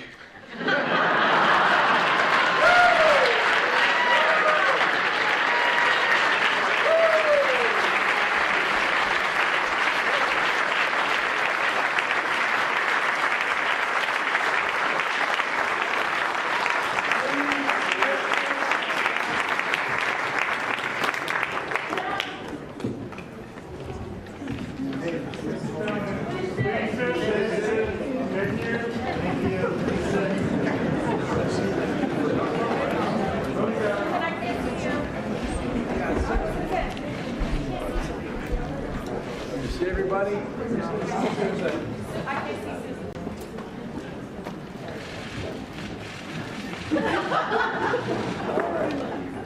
I have to admit, one thing I haven't gotten down. Barack Obama could sign his name using 9 different pens. I'm going to use one.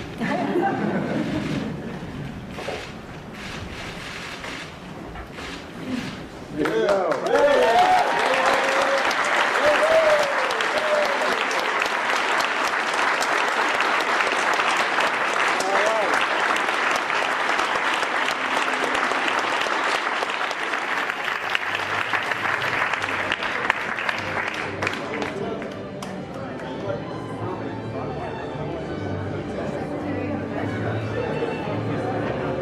Once again, bringing this event to you live on Unfiltered is what we do here for you on Live Now from Fox. President Barack Obama back in the White House here.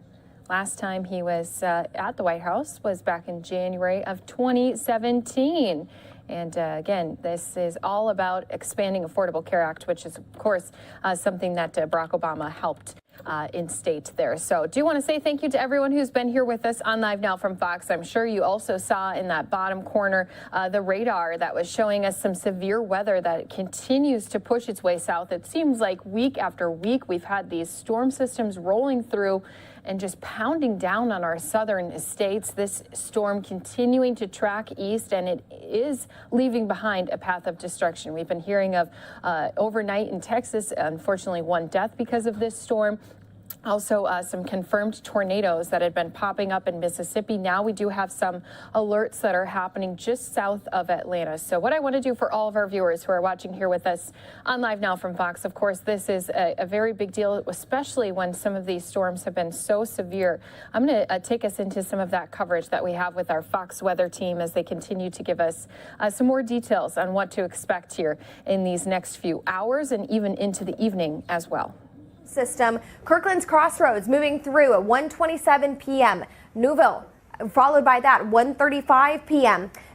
Balcom at 1:45 p.m. Browns Crossroads at 1:49 p.m. and then Barnes at 1:55. So certainly a lot more populated of an area than some of the other storms that we've been tracking today. But here's State Highway 231, a few other locations. So if you are planning on traveling, here's Dothan to put this into perspective. If you are planning on traveling from Dothan, maybe to the north, maybe northwest, I certainly recommend holding off on that travel, just delaying that travel for the next 30 to 45 minutes as these storms blow through, because they are packing a punch. We do have active tornado warnings ongoing. And if it's not the tornado warnings that if you're not under a tornado warning, rather, then you might be under a severe thunderstorm warning. So here is right now that red flashing polygon. That's that tornado warning for the county of Henry, Alabama. But as we look out and we broaden out, we can see that, look at this. flashing yellow polygon, a much larger box. This is including a lot of folks in the Peach State as well as Alabama, and that's that severe thunderstorm warning, and that's associated with this line. So pretty much every location right along this line is under some sort of a warning, whether that be a severe thunderstorm warning or a tornado warning. But in terms of the threats, it's still pretty similar. We're looking at very strong, damaging straight line winds, which can do similar damage. We're seeing wind gusts upwards of 70, 75 miles an hour. Certainly that can do some pretty serious damage, and that's just located with those severe thunderstorms. Then obviously we get a little bit more in detail with those tornado warnings, and that's where we're seeing that rotation. But here's a few other locations on the list, and we are going to be dealing with this line of strong to severe storms for the next couple of hours as it continues to make its way to the east. Stephen. And Kendall, as I had mentioned, embedded in these storms, this line of storms, we have those tornado warnings as you're following. Just one at the moment. I know that our map here is showing two. I do believe we just have one tornado warning, right? That's the one that's in Alabama, and that's associated with a different segment of the storm. But within the line, we have those rotations, but this line is also on the severe side. And so as it marches off to the east, we have several counties from Chattahoochee to Stewart to Webster. We have that severe thunderstorm warning until 2:30, and it is for quarter-size hail and winds at about 60 miles per hour. That's one of the threat. Sometimes within these severe thunderstorm warnings, we have that tornado possible tag, as we call it, and that's what we have going on here. A few of those counties, Clay, Early, Henry, and Randolph, and as these push off to the east, we're going to continue with that threat. Those winds at 60 miles per hour. Here's that tornado warning that we're following right now for Dale and Henry County in Alabama, but there's the state line. On the other side, we've got the state of Georgia, which is just like what we've been following farther to the north. Here's the severe thunderstorm warning that we have for Geneva, Holmes, and Walton counties. This is separated between, I believe it's Alabama and Florida. The threat here is considerable. Not always do we see that considerable tag with the severe thunderstorm warning, but look at those wind speeds, 70 miles per hour. Doesn't take a tornado to do damage. When we see those winds at about 70 miles per hour, we know that that's excessive and extreme. Here's Pensacola, Florida. We've already made it down to the Gulf of Mexico. This is for Okaloosa and Santa Rosa counties. And this particular segment of storm is also detecting 70 mile per hour winds. At least the Weather Service is detecting that within these storms. This is right along Interstate 10. So that threat is considerable right along the panhandle of Florida this afternoon, right from Pensacola, let's say, points to the east. Eventually you'll hit Tallahassee. So there's the damaging wind threat that we have and the tornado warning that we're following north of Dothan. We have that flash flood warning also in Mobile County, a portion of Mobile County. It does include the city of Mobile. The other area where we have the flash flood warning is farther to the north. This is for portions of Mississippi, Forest, Lamar, and Marion, and those flood warnings run until about 2:15 Central Time. Farther to the south is where we have that other flash flood warning. This is for Mobile County, right along the coast. This is the one that's most recently been issued. Of course, you think of the rain which is falling over a city. When we see that heavy rain fall in a short period of time over a city that's a little more densely populated like Mobile, it won't take much to flood. We've seen much heavier rain farther to the north of Mobile, but that doesn't mean that the threat is less significant because Mobile, there's a lot more concrete than, say, in Hattiesburg, and we're closer to the Gulf Coast, too. So a lot of this is running off. It has to go somewhere. It'll eventually dump into the Gulf of Mexico. But look at Montgomery and Hattiesburg, up into Jackson. Some spots radar indicating 3 to 5 inches, perhaps 5 to 8 inches worth of rain. So that is quite a bit. So encompassing these warnings, we have a tornado watch. And that tornado watch still includes Pensacola, Florida. And that runs until about 2 o'clock Central Time. So we're coming up on the bottom of the hour. We have about 30 more minutes, and this will be cut away and chiseled away, if you will, as those storms march off to the east. That tornado watch, though, that we do have in portions of Georgia and verifying why that tornado watch is issued. If you remember, when it comes to a tornado watch, that means the potential is there. But the newest tornado warning that we're following, and I think this is a new one, this runs until 3 o'clock Eastern time. So for the next 30 minutes or so, for Marion, Talbot, and Taylor counties in Georgia. It's radar indicated, but it's right in line with where Kendall has been showing you that storm line pushing through Mississippi, eventually crossing there into Georgia. And unfortunately, we have that rotation there, that couplet where we have those strong winds, and they're very close together. And it appears that State Highway 19 right through Butler, if you live in Butler, a good idea to take those tornado precautions. Go into the most interior room. I mean, what we've seen, the sort of radar indications of rotation that we've been seeing, while we haven't had confirmation with all of these warnings, there have been confirmation that there's a tornado and it's moving through portions of Mississippi at times and then on into now Georgia. The heavy rain. All right, thanks again to our Fox weather team. Did want to just interrupt your show. That live radar again really focused in on that area in Georgia that does have a confirmed tornado down on the ground. We have actually 4.1 million people who are in the path of this storm. They're under tornado watches at this time. That includes places in Alabama and Georgia. And there have been reports of multiple tornadoes already across Mississippi that had happened. So we're going to continue to follow the latest with weather, plus other remarks being made on Capitol Hill with some of our Senate and House leaders. More to come right here on Live Now from Fox after we come back from this break.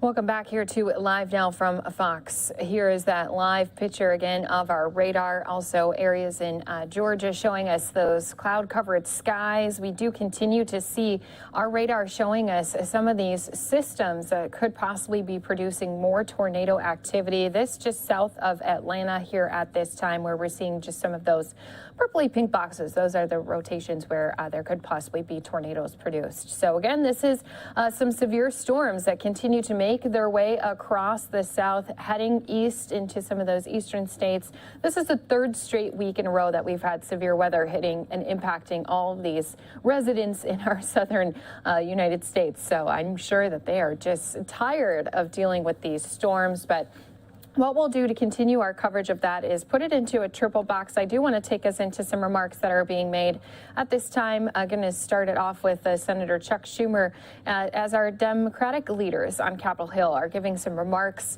at a time when we're not only keeping an eye on, of course, the hearings and now soon a vote for the SCOTUS nominee of Ketanji Brown Jackson. But also, I just heard some of the senators talking about where we go from here after, of course, more COVID restrictions are being lifted across the country. Let's go ahead, listen into that right here on Live Now from Fox.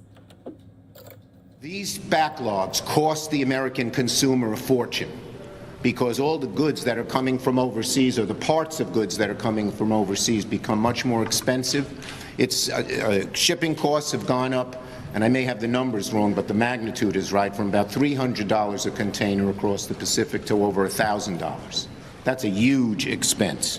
And now the Federal Maritime Commission, in a bipartisan bill, Klobuchar-Thune, shepherded through by Senator Cantwell in the Commerce Committee, will be able to undo those backlogs. The big shipping companies don't talk to each other. They're competing with each other. So that's very important. So, as I said, it's been a very, very productive work period, and there's a lot for members to go home and talk about. Senator Durbin. Thanks, Chuck. President Joe Biden made a strong choice to fill the vacancy on the Supreme Court. Judge Ketanji Brown Jackson has an exceptional resume, and literally no one has questioned her credentials to serve on the court. She went through 24 hours of questioning before the Senate Judiciary Committee. It was a real test. I want to say this about it. A majority of the Republican senators on that committee were fair and respectful. They asked tough questions, but that's their job. Unfortunately, a handful went too far in style and in substance. But that's going to happen, I guess, sometimes. I looked at the table a couple times and thought to myself, if she stood up at this point and said, enough, I'm taking my family and going home, I would have understood it. But she didn't. She was strong as can be and showed grace and dignity throughout the entire process.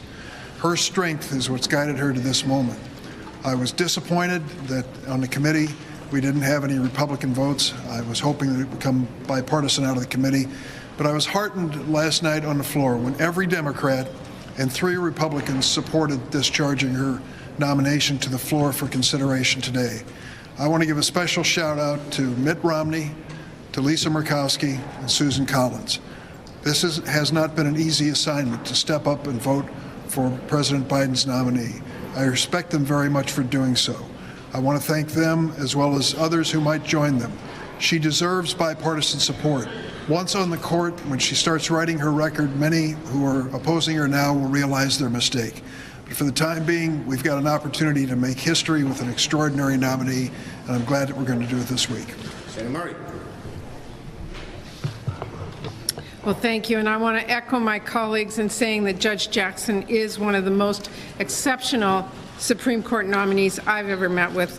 As a former public defender, the daughter of 2 public school teachers, I think she brings a perspective that has been missing and one that really does matter.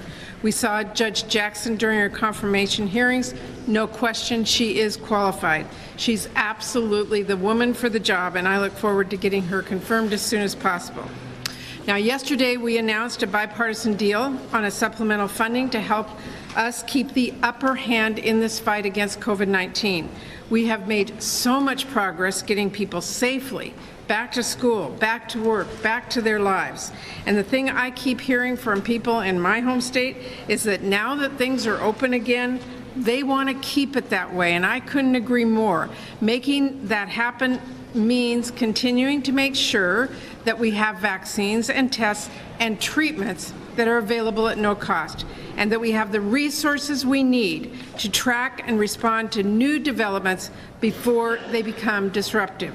That's why I and Senator Schumer and others pressed Republicans very hard to reach an agreement on important steps to keep our nation open and to be ready for whatever comes next. There's, of course, still more we need to do to help the world in the fight against COVID-19 and to strengthen our public health and our medical preparedness systems for whatever our nation faces next.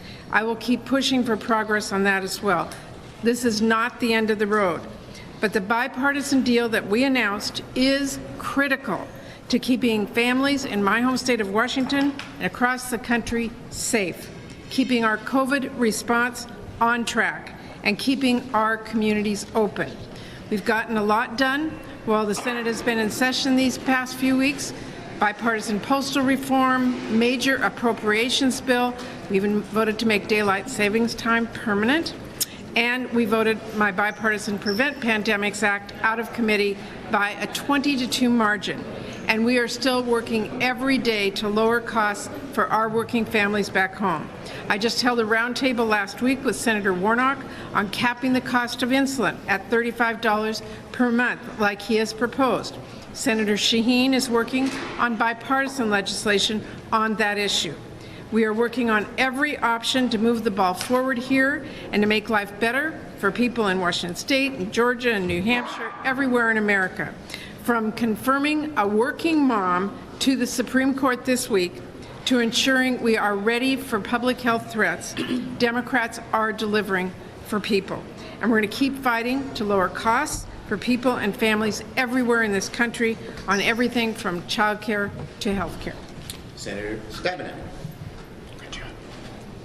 Well, thank you. And I first want to join with my colleagues in expressing my personal excitement about Judge Jackson going on the United States Supreme Court. This is a very, very historic week. I do want to take a step back, though, and just make it very clear that President Biden and our new slim Democratic majority inherited a mess a little over a year ago. We inherited a mess. At that point, there were 424,000 Americans who had lost their lives from COVID. There was $7 trillion in new debt just from the 4 years of Trump. $7 trillion in debt and 2.6 million jobs lost during the Trump years. But when Senator McConnell and the Republican leaders come to this podium, all they do is complain that we aren't cleaning up their mess fast enough. So let's fast forward to today. 7.9 million jobs have been created in a little more than a year, onto a record, possibly the strongest record ever for any president. Children safely back to school, Americans returning to their lives, their normal lives, and we certainly want to keep it that way with this COVID package. And we are delivering as Democrats every single day. Just this work period, again, critical ports and supply chain reform bill to help our farmers and to cut costs. Cut costs. Postal reform, talked about for 15 years, we got it done. The Violence Against Women Act, critical aid to Ukraine, an omnibus with the right priorities for people. The Emmett Till Anti-Lynching Act, only 100 years overdue. Cybersecurity bill, bills to help veterans access life-saving cancer care, legislation to support child sex abuse victims. Thank you again to everyone watching here with us on Live Now from Fox as we continue to hear these remarks made on Capitol Hill by our Senate Democratic leaders. Let's go ahead and send some viewers off to a 2-minute break. We'll be back listening in with them right here for you on Live Now from Fox when you return. Democrats are delivering every day. Thank you. One more thing. I've just heard that the president is going to extend the student loan moratorium through August. This is a very good thing. Students are suffering under a huge amount of debt, and to extend the moratorium is a good thing. But of course, I believe the president should go further and forgive $50,000 in student loans permanently. It's a huge burden on so many people. College should be a ladder up. It is all too often with student debt is an anchor down. Okay. No. Yes. Yes, good afternoon. So Leader McConnell indicated on the COVID bill here that there might have to be some amendments, and he suggested it might be something on Title 42. Does that imperil the passage of this bill? And how do you handle this with the Jackson confirmation in the next couple of days? Okay. Kind of dual track these? The bottom line is this is a bipartisan agreement that does a whole lot of important good for the American people. Vaccines, testing, therapeutics. It should not be held hostage for an extraneous issue. Yes. No. You. The Iranian Foreign Minister was saying, today that there's negotiation to only go back to Vienna to sign a deal based on the proposals that already submitted, and they're not going to negotiate with the U.S. and other world powers on Iran nuclear deal. Now that the negotiation seems to be stalled, what do you think about? Well, I don't know. I'd have to get a briefing on what happened to give you an answer to that. Yes, sir. Senator, would you allow an amendment process, though, on that bill? As I said, this is a bipartisan bill. It was negotiated in good faith. It should not be held hostage to extraneous, unrelated issues. Last one. It's been more than a year since you announced your intent to reveal comprehensive marijuana reform. When are you planning to announce that legislation and put it on the Senate? We hope to do that towards the end of April. Senator Booker, Senator Wyden, and I are talking about it. And, in fact, we're trying to reach out. I've reached out already to a few Republicans to see what they want. Last one. Reconciliation. I'm curious if you have a time frame as to when you'd like to get this done. Doesn't have to be done by August recess. Well, we want to get it. Look, there are lots of talks going on right now. They're not in a great degree of granularity. Once we finish Supreme Court, they may pick up pace. We'd like to move a reconciliation bill and go as far as we can, get as much done as we can with 50 votes. Thank you, everybody. Our Democratic leaders walking off there as they have made a number of remarks. Do want to remind everyone that we're going to continue our coverage here for you on Live Now from Fox of events happening all across our country. But here on Capitol Hill, busy day. Not only did we have Barack Obama visiting the White House, but now we are expecting soon a White House press briefing with the press secretary, Jen Psaki. So I'm sure she'll be making some remarks on that expansion of the Affordable Care Act, but also speaking about what was happening this morning with their United Nations Security Council as we had yet more meetings on the war that is happening in Ukraine. We continue to just hear of the devastation and destruction that is happening. And President Zelensky himself had even addressed the UN Security Council, talking about everything that he's been seeing happening in his country because of Russian troops. So we're going to continue that coverage, of course, stay on top of those latest stories, just as we've also been staying on top of the wild weather that's been pounding the south with storm after storm. You can see a system right now is putting a lot of rain down in the Atlanta area, but south of Atlanta is where we're really focused on. You can see that red band of clouds. That's where the heaviest amount of rain, also the strongest, most severe part of the storm is. And then those light purple, pink boxes that are popping up on your screen, those are some tornado warnings. Right now we know that there's more than 4 million Americans under a tornado watch, but of those under the tornado watch, we do have a lot of people who are in also severe thunderstorm watch as well. So that means that it's still going to be bringing a lot of that rain. It's already been causing some flash flooding on roads in Mississippi as tornadoes had already swept through that state.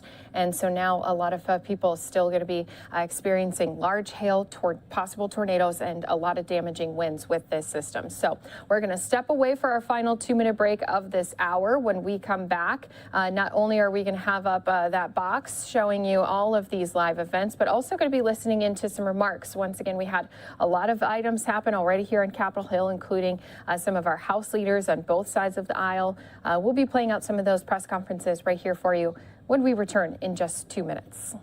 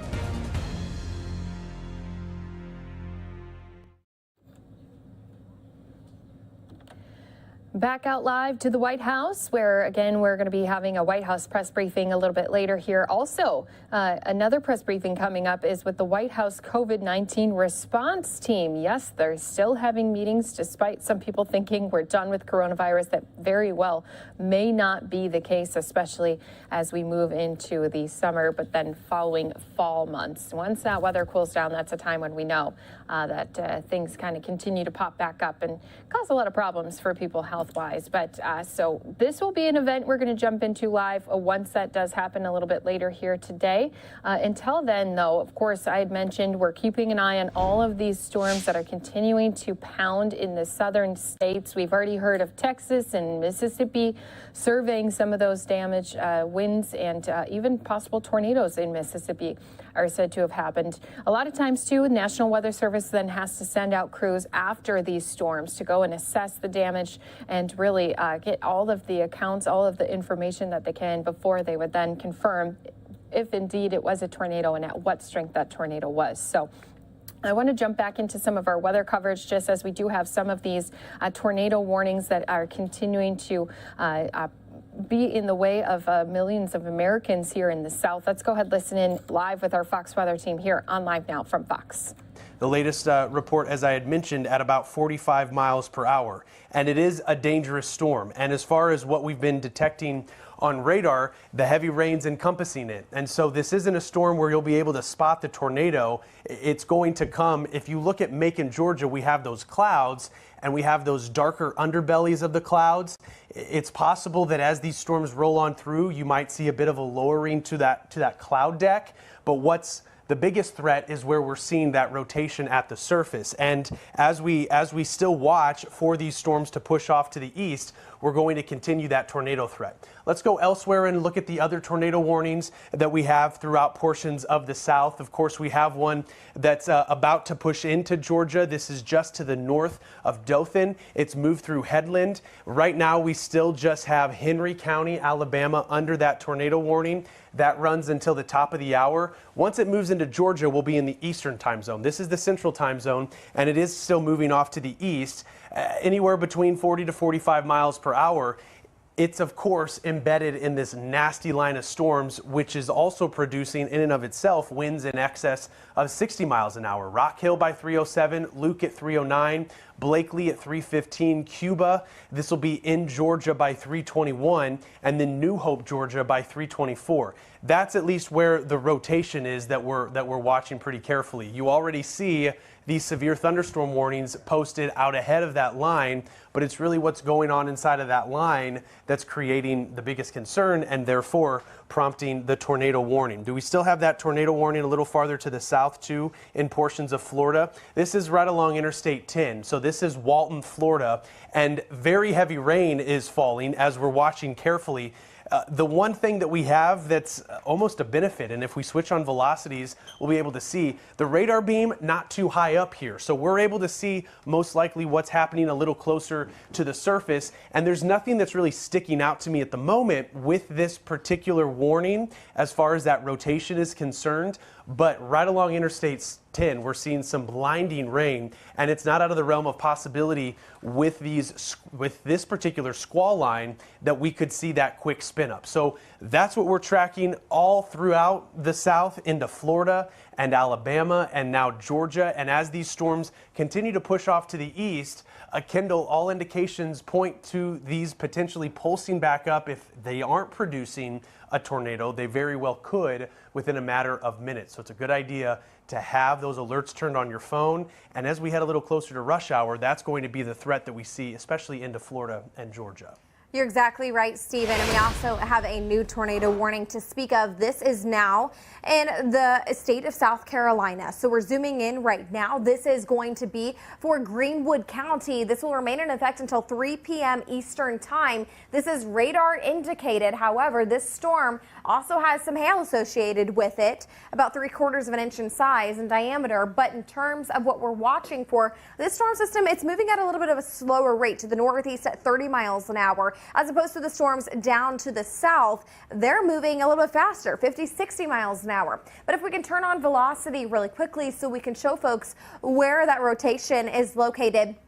Well, we'll be turning that on here shortly, but essentially that's that latest tornado warning that was just issued. It will remain in effect until 3 p.m. And we also have numerous severe thunderstorm warnings associated with this line. So it's just significantly impacting the eastern seaboard this afternoon and will continue to do so throughout the evening hours as well. All right, so here is that velocity. So we're looking right now at the rotation and what the National Weather Service out of Greenville, South Carolina, decided to warn on. So right now, that's that area of rotation. It's not super pronounced, however, it is still there. It's weaker, on the weaker side of things, but it is still there nonetheless. So here is what we're looking at for Chapels as well as Chapman's Crossroad. That's the area that we're looking at as the storm system will be moving to the northeast at 30 miles an hour. Those inflow and outflow winds. So we just drew on those arrows. You can see what's taking place, and it's located really just right around Chapels. So if you are in Chapels, you want to make sure that you are taking cover now. The time is up. You want to be in your tornado safe place as we speak, because this storm is going to be moving to the northeast at 30 miles an hour. So that's what's going on with this active tornado warning. However, if we can zoom out so we can show you all of the other active warnings that we have, so you can see on the lower right hand side of your screen, that is our alert system, so you can see all of our other active warnings. Certainly it's been a very busy afternoon already, but here's I-20. Here's another tornado warning that was just issued for Aiken, South Carolina. So these storms are just blowing up as we speak. So here's Aiken, here's I-20. We'll turn on our velocity so we can show you that and show you the rotation with this storm as well, because again, this is what we were worried about with these thunderstorms, these severe thunderstorms. They just pulse up from time to time, and we have that embedded rotation. Here's that area of rotation. Here's Aiken. So if you live in the city of Aiken, it is making its way over top of you as we speak. We are circling that rotation just to the south of Balltown. So certainly be in your tornado safe place. Again, I feel like a broken record saying this, but this is what we're going to be saying all afternoon and evening long as these severe storms race to the east. We'll be right back with more on the severe weather. But right now, this is Fox Weather across America. All right, so thank you again to our Fox Weather team who has been staying on top of all of these storms that have been impacting so many residents in our southern states. Again, so many new tornado warnings to keep our eye on. Of course, we're going to be keeping track of that right here for you on Live Now from Fox. Also keeping track for you of the White House press briefing. We do have that scheduled here today, as well as another briefing that will be happening with our White House COVID-19 response team. So we are expecting those press conferences to happen. We've also been staying on top of the latest that has been happening with our United Nations Security Council. They had a meeting earlier here today where there was a number of representatives around the world speaking to the crimes that we've been seeing happening in Ukraine. The images just continue to pour in, showing the damage and destruction that has been left behind because of Russian forces.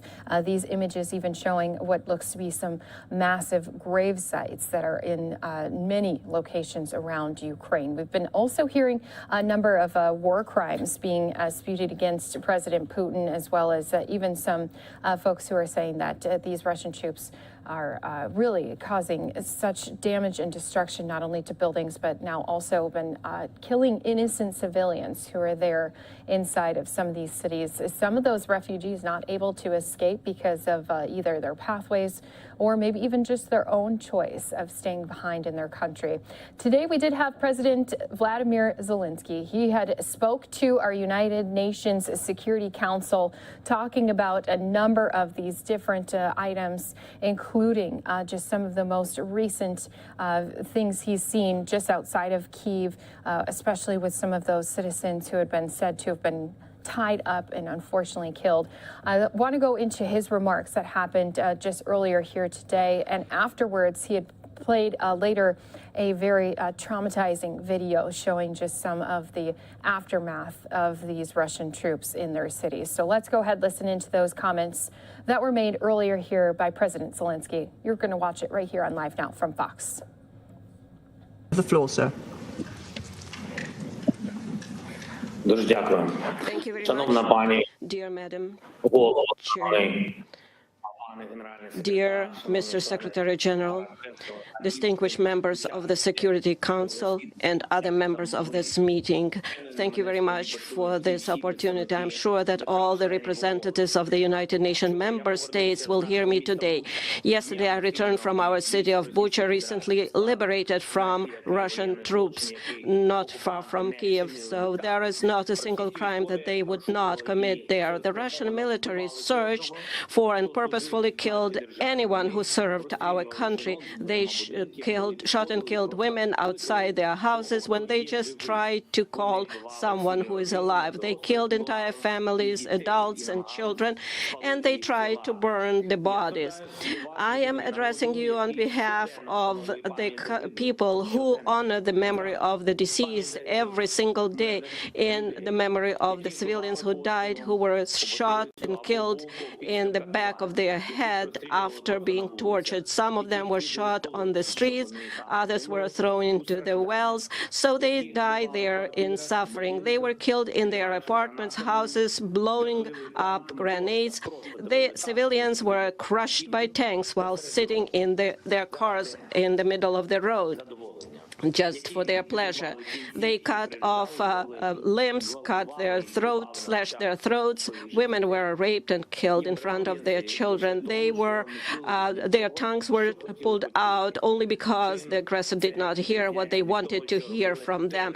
So this is no different from other terrorists such as Daesh, who occupied some territories. And here it is done by a member of the United Nations Security Council, destroying internal unity, borders, countries, and taking the right of more than a dozen of countries who are self-determined and independent. They pursue a consistent policy of destroying ethnic and religious diversity. They inflame wars and deliberately lead them in such a way that to kill as many regular civilians and cities, to leave the country where they deploy their troops in ruins and filled with mass graves. You all see that. And they support hatred at the level of the state and seek to export it to other countries through their system of propaganda and political corruption. They provoke a global food crisis that could lead to famine in Africa, Asia, and other countries, and will surely end in large-scale political chaos in many countries, and destroying their domestic security. So where is the security that the Security Council needs to guarantee? It's not there, although there is a Security Council.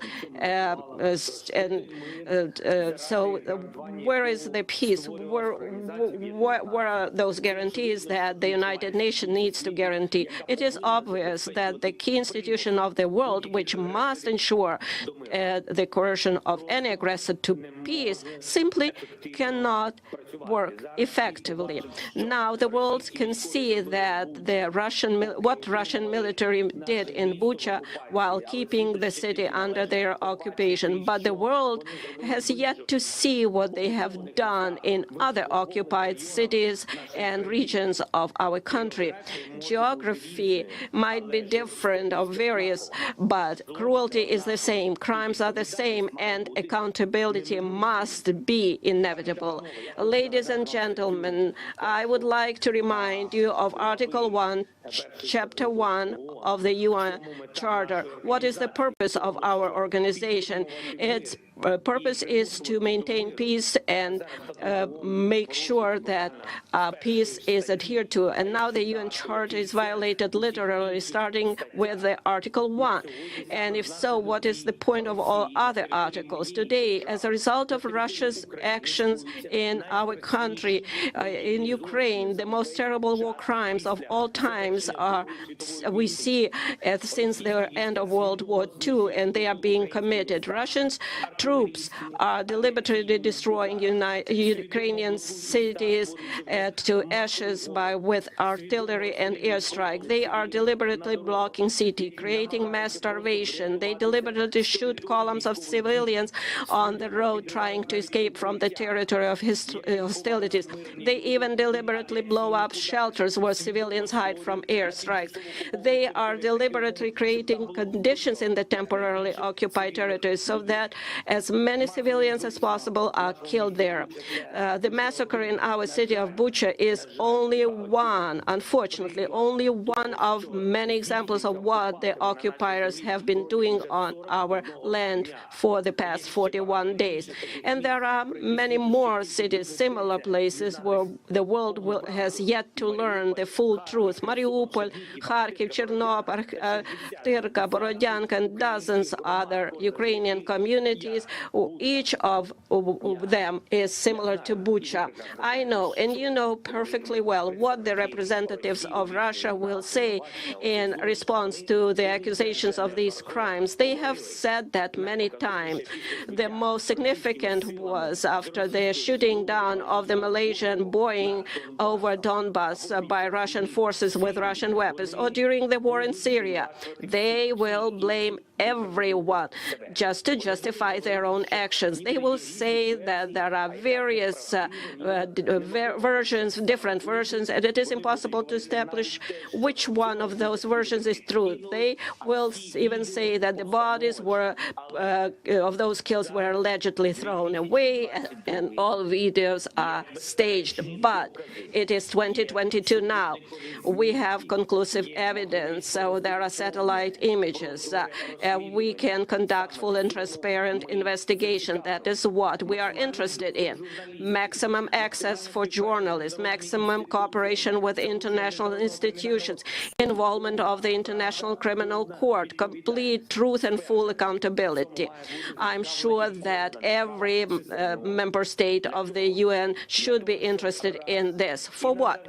In order to punish once and for all those who consider themselves privileged and believe that they can get away with anything. So show all the other potential war criminals in the world how they will be punished. If the biggest one is punished, then everyone is punished. Why did Ukraine come to Ukraine? I will tell you, because Russia's leadership feels like colonizers.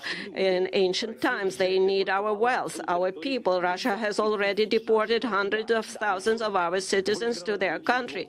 They abducted more than 2,000 children, just simply conducted those children and continue to do so. Russia wants to turn Ukraine into silent slaves. The Russian military are looting openly the cities and villages that they have captured. This is wide-scale looting. They are stealing everything, starting with food, ending with earrings, gold earrings that are pulled out and covered with blood. We are dealing with a state that is turning the veto into the UN Security Council into the right to die. This undermines the whole architecture of global security. It allows them to go unpunished. So they are destroying everything that they can. So if this continues, the countries will rely only on the power of their own arms to ensure their security, and not on international law, not rely on international institutions. The United Nations can be simply closed. Ladies and gentlemen, are you ready to close the UN? Do you think that the time of international law is gone? If your answer is no, then you need to act immediately. The UN Charter must be restored immediately. The UN system must be reformed immediately so that the veto is not the right to die, that there is a fair representation in the Security Council of all regions of the world. The aggressor must be brought to peace immediately. Determination is needed. The massacre from Syria to Somalia, from Afghanistan to Yemen and Libya, that should have been stopped a long time ago, to tell you the truth. If tyranny had at least once received such a response to the war, it had been had waged, it would have ceased to exist, and honest peace had been guaranteed after it, and the world would have changed for sure. And then perhaps there would not be war in my country against our people, against Ukrainian people, against our citizens, but the world watched and did not want to see either the occupation of Crimea or the war against Georgia or taking the entire Transnistria from Moldova, and how Russia was preparing the basis for other conflicts and wars near their borders. How to stop it? Right away, the Russian military and those who gave them orders must be brought to justice immediately for war crimes in Ukraine. Anyone who has given criminal orders and carried out them by killing our people will be brought before the tribunal, which should be similar to the Nuremberg tribunals. I would like to remind Russian diplomats that a man like von Ribbentrop has not escaped punishment for crimes in World War II. I would also like to remind you that Adolf Eichmann also did not go unpunished. Nobody of them escaped the punishment. But the main thing is today it's time to transform the system, the United Nations. So therefore, I propose to convene a global conference, and we can do it here in peaceful Kyiv in order to determine how we are going to reform the world security system, how we will rely, how do we establish guarantee of recognition of borders and integrity of states and countries, how we will assert the rule of international law. It is now clear that the goals set in San Francisco in 1945 for the creation of a global security international organization have not been achieved, and it is impossible to achieve them without reforms. Therefore, we must do everything in our power to pass on to the next generation an effective UN with the ability to respond preventively to security challenges and thus guarantee peace, prevent aggression, and force aggressors to peace, have the determination and ability to punish if the principles of peace are violated. There can be no more exceptions or privileges. Everybody must be equal. All participants of international relations, regardless of economic strength, geographical area, and individual ambitions. The power of peace must become dominant. The power of justice and the security power, as humanity has always dreamed of it.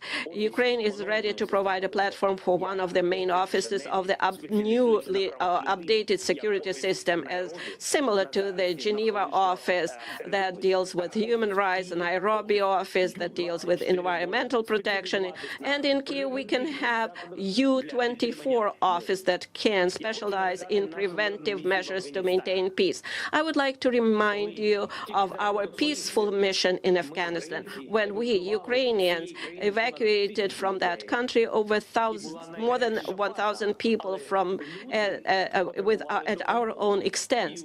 It was a very difficult phase, and Ukraine came to their help. We took in people of different nationalities, ethnic groups, different faiths, Afghan citizens of European countries, U.S., Canada.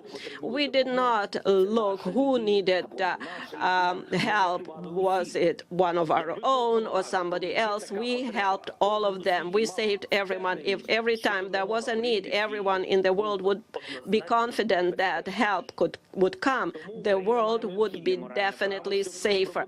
Therefore, Ukraine has the moral right to propose a reform of the world security system. We have proven that we helped others not only happy time, but in dark times too. And now we need decisions from the Security Council for peace in Ukraine. If you do not know how to make this decision, you can do two things: either remove Russia as an aggressor and a source of war, so it cannot block decisions about its own aggression, its own war, and then do everything that we can do to establish peace. Or the other option is, please show how we can reform or change, dissolve yourself and work for peace. Or if there is no alternative and no option, then the next option would be dissolve yourself altogether. And I know that you can admit that if there is nothing that you can do besides conversation, we need peace. Ukraine needs peace, Europe needs peace, and the world needs peace. And finally, I would kindly ask you very much to watch this short video. Please give us 1 more minute of your time, the video that we want to show that one country can violate rights, and that's the result of being unpunished. If possible, please watch this video, because it is impossible to get everyone to come to our country and see it with your own eyes. Therefore, I would ask you to watch this video. Thank you very much. All right, President Zelensky with those remarks. Unfortunately, during this portion, they weren't able to play his video, but they did play it later during the meeting. And of course, it had a lot of disturbing images, as unfortunately, we have been just getting in these reports of innocent civilians in the streets who had been slaughtered. So we do continue to have President Zelensky pushing for the United Nations Security Council to take action against Russia for this invasion that has now been going on for 41 days. We're going to continue to stay on top of this war here for you. Always the latest developments you can expect to hear from us here on Live Now from Fox. Also want to let you know we're staying on top of all the events right back here at home, as well as we are waiting for a White House press briefing. We're going to step away for a 2-minute break. When we come back, we'll be jumping into the White House COVID-19 response team briefing and keeping our eyes out for Jen Psaki to step out in the White House press briefing room.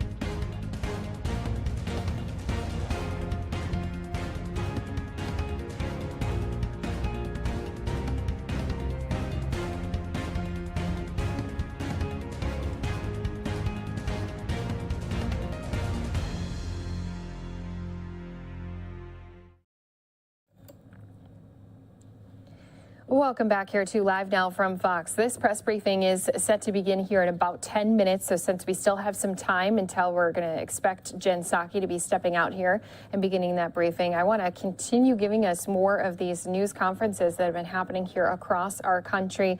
Also want to let our viewers know we have not forgotten about the severe weather that has been impacting millions of Americans in the South. You are seeing a live look at our radar here showing us just some of the most severe storms there just south of Atlanta, where they are producing some even tornadoes. So a lot of those warnings have been put into place for Alabama and Georgia. And now, of course, there's even more cities and residents who can expect to have this storm make its way as it moves east. So we'll be putting you into a triple box. We'll keep an eye on the severe storms in the South. We'll keep an eye on the White House press briefing, but also take you into the White House COVID-19 response team briefing, because they are not done yet giving us information on what to expect here in these next coming days, weeks, and months when it comes to the coronavirus. We've made tremendous progress in our fight against the virus. We have 217 million Americans fully vaccinated, 2 out of 3 eligible adults boosted, a medicine cabinet full of highly effective treatments, and convenient tests. But as we've made clear for months, there's more work to do. The country urgently needs additional funding from Congress to continue our fight against COVID. The administration requested emergency funds to ensure our medical tools, like vaccines, treatments, and tests, remain readily available to the American people. And importantly, funding for our global response so we can get more shots in arms around the world. We are encouraged by the Senate's work on a bipartisan plan to help meet some of our most immediate domestic needs. But as we've made clear, we need more for our domestic response to stay up to date on vaccines, to procure monoclonal antibody treatments and antiviral pills, to provide protection for the immunocompromised, and to sustain our testing capacity. And it is a real disappointment that there's no global funding in this bill. This virus knows no borders, and it's in our national interest to vaccinate the world and protect against possible new variants. Without additional funding for our global response, we won't have resources to help get more shots in arms in countries in need. We will lack funding to provide oxygen and other life-saving supplies. And our global genomic sequencing capabilities will fall off and undermine our ability to detect any emerging variants around the world. As we know, this virus is unpredictable. Time is of the essence, so we urge Congress to move promptly on the $10 billion emergency funding package developed in the Senate. The bill is a start. It should pass immediately, but it's exactly that, just the start.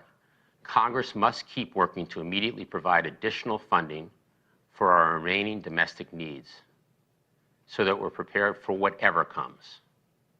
And importantly, to act with urgency to fund our global COVID-19 response so that we can accelerate our efforts to turn vaccines into vaccinations around the world. As we work with Congress to fund our global response, we will continue doing all we can to vaccinate the world. At President Biden's direction, we've done more than just lead the global vaccination effort. We have pioneered the global vaccination effort. The U.S. was the first country in the world to donate a significant amount of our own vaccine supply, creating the model for other countries to do the same. The U.S. was the first country to strike a deal with a major vaccine manufacturer to purchase doses solely to donate to other countries in need. 1 billion Pfizer vaccine doses. We were the first and remain the only country to broker a deal with the U.S. manufacturer and COVAX to get vaccines into humanitarian zones to reach people displaced by war, famine, and other crises. And we were the first and are still the only country to give up our place in line for delivery of doses, enabling the African Union to more quickly access over 100 million Moderna vaccine doses. Today, we're adding to our list of firsts, announcing that we will be the first nation to donate tens of millions of pediatric COVID-19 vaccines to low and lower middle income countries for free with no strings attached. These countries around the world are eager to get these doses. In fact, more than 20 low and lower middle income countries have approached the United States asking us to provide vaccines for their young children. We're now ready to answer their call. It's the right thing to do. The U.S. has now delivered over 500 million adult vaccines to 114 different countries. And because of President Biden's leadership, vaccine supply is no longer the constraint to getting shots in arms around the world. In fact, countries need funding and assistance to turn vaccines into vaccinations. That's why Congress must step up and provide critical funding to help countries in need get shots into arms. In the meantime, any low and lower middle income country that wants adult doses from the U.S. can get those doses, again, for free with no strings attached. And now, with more than enough supply for adults, we're working with Pfizer to make pediatric doses available to donate as part of our ongoing commitment to donate 1.2 billion vaccines. Thanks to this historic action, children in countries most in need will soon have access to safe, effective vaccines. And parents will gain the peace of mind that their children are protected. Again, this virus knows no borders, so getting more people vaccinated is one of the best ways to protect people here at home and around the world. And today we're making clear that the U.S. will continue to lead and pioneer the global effort to get both adults and children vaccinated. With that, I'll turn it over to Dr. Walensky. Dr. Walensky. Thank you, Jeff, and good afternoon, everyone. Let's start by walking through today's data. The current 7-day daily average of cases is about 25,000 cases per day, a decrease nationally of about 4% over the previous week, and remains relatively stable over the past few weeks. The 7-day average of hospital admissions is about 1,400 per day, a decrease of about 17% over the previous week. And the 7-day average daily deaths are about 570 per day, which is a decrease of nearly 16% over the prior week. New national estimates released today show the Omicron sublineage BA2, indicated by light pink in this US map by HHS regions, is now projected to account for 72% of circulating variants nationally, with all regions of the country reporting that BA2 is now the dominant variant. As we've previously shared about the BA2 variant, there is no evidence that BA2 results in more severe disease compared with the BA1 variant, nor does it appear to be more likely to evade immune protection than BA1. But BA2 does appear to be more transmissible than BA1. The high level of immunity in the population from vaccines, boosters, and previous infection will provide some level of protection against BA2. However, we strongly encourage everyone to be up to date on their COVID-19 vaccines.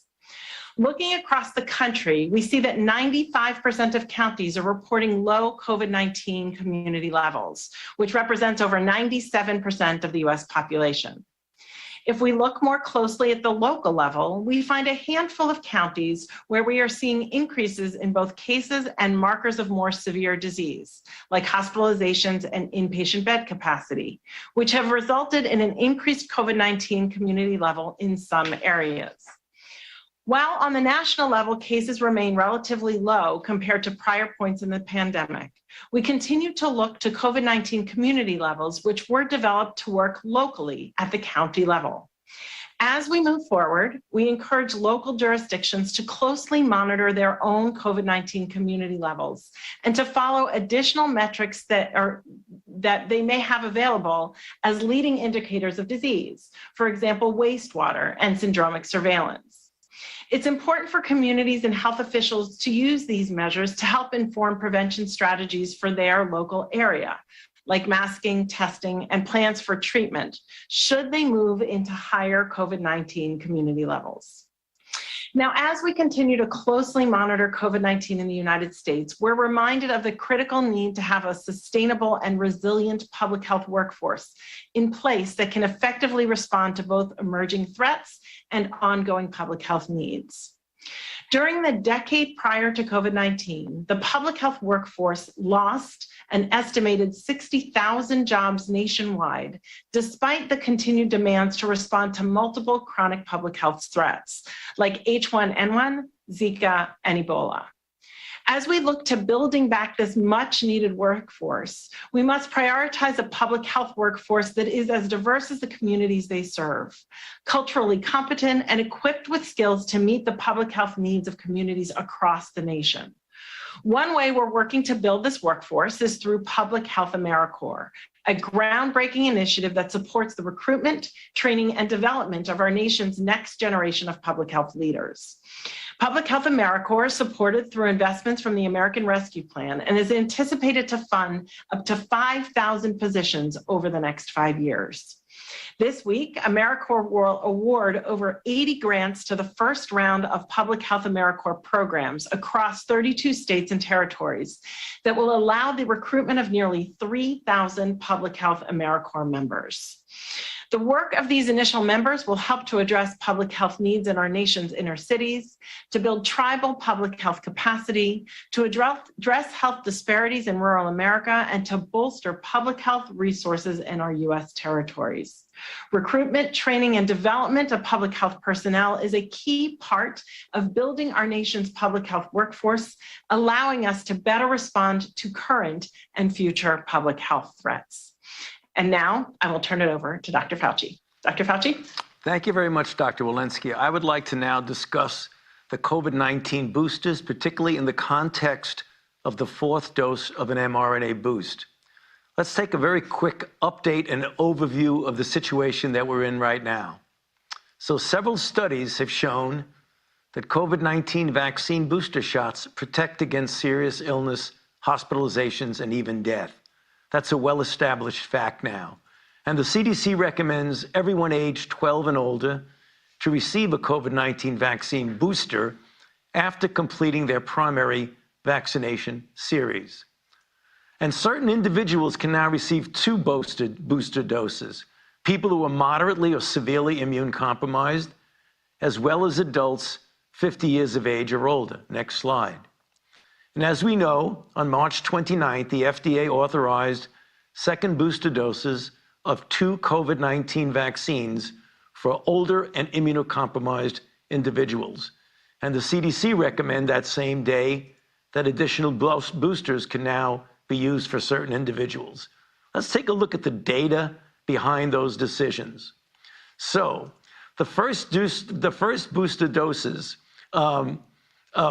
restore the waning vaccine effectiveness of a primary vaccine series, including against severe disease. The effectiveness of the first booster dose, we know, wanes over time. And growing evidence indicates that a second COVID-19 dose can restore vaccine effectiveness for certain populations, and albeit the data now, at least for the short term, and we look forward to longer term data. Next slide. So let's take a look at some of the Israeli studies. There are a few of them that are really quite telling. One from Bar-On, looking at more than 1 million people who are age 60 or older and eligible for the 4th dose. And in that study, an additional booster dose of the Pfizer product at 4 months resulted in a 2-fold lower rate of confirmed infection and a 4.3-fold lower rate of severe illness. In another study, next slide, again from Israel by Arbel, about 500,000 members of a health services group, again, age 60 years of age or older, and now during an Omicron surge, individuals who received a second booster dose of the Pfizer product at 4 months had a 78% reduction in death compared to those who received only the first boost. And on the next slide, this is rather dramatically shown by this Kaplan-Meier shot, where you see here in the pink red the first booster, namely a third dose, and then in the lighter blue color, you look at the mortality rate of individuals who received the second booster or the fourth dose. Next slide. And yet again, in another study by Gazet, in almost 100,000 people at a different healthcare service, when you looked at the fourth dose and compared it to the third dose, there was an 86% vaccine effectiveness against severe disease. Next slide. Now, what we're doing at the NIH, looking forward about fourth doses that might be available for people in the longer range, we want to do better than just what we have. So there's now a new study that we just recently launched called COVAIL. And what we'll be doing is assessing different fourth doses that are either ancestral strain or variant specific in the first phase of the study. In the second phase of the study, we're planning on looking at different vaccine platforms for the purpose of getting a great durability than we currently have. Next slide. And let me close by again just bringing to the attention of the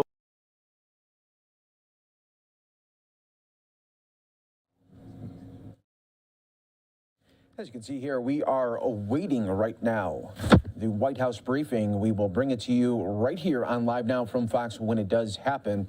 We're going to take a quick 2-minute break, and then we'll have the very latest with the storms as they continue in the south. We have tornado warnings active right now in the southeast. You're watching Live Now from Fox.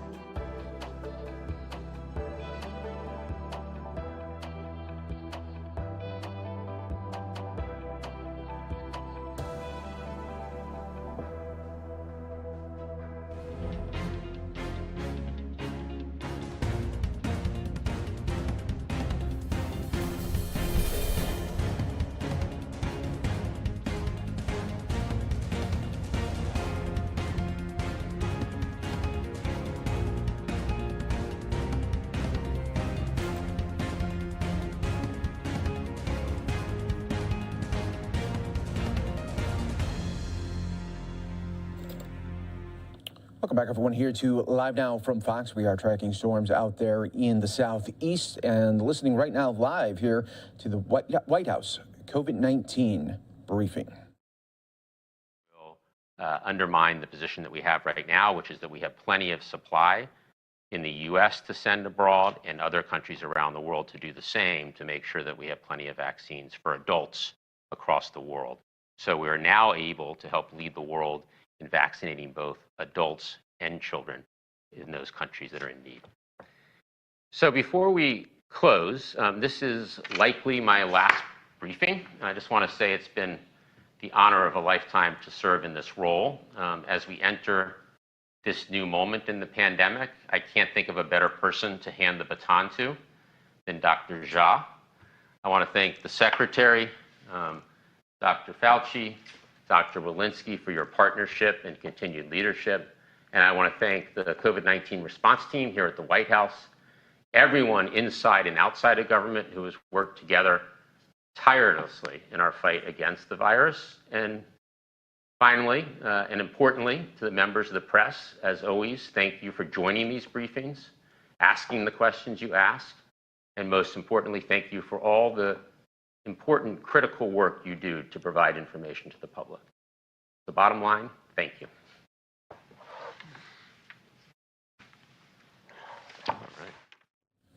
And as that wraps up, you're watching Live Now from Fox. Still waiting for a White House briefing. As soon as it comes, we'll bring it to you right here on Live Now from Fox. Let's take another quick 2-minute break.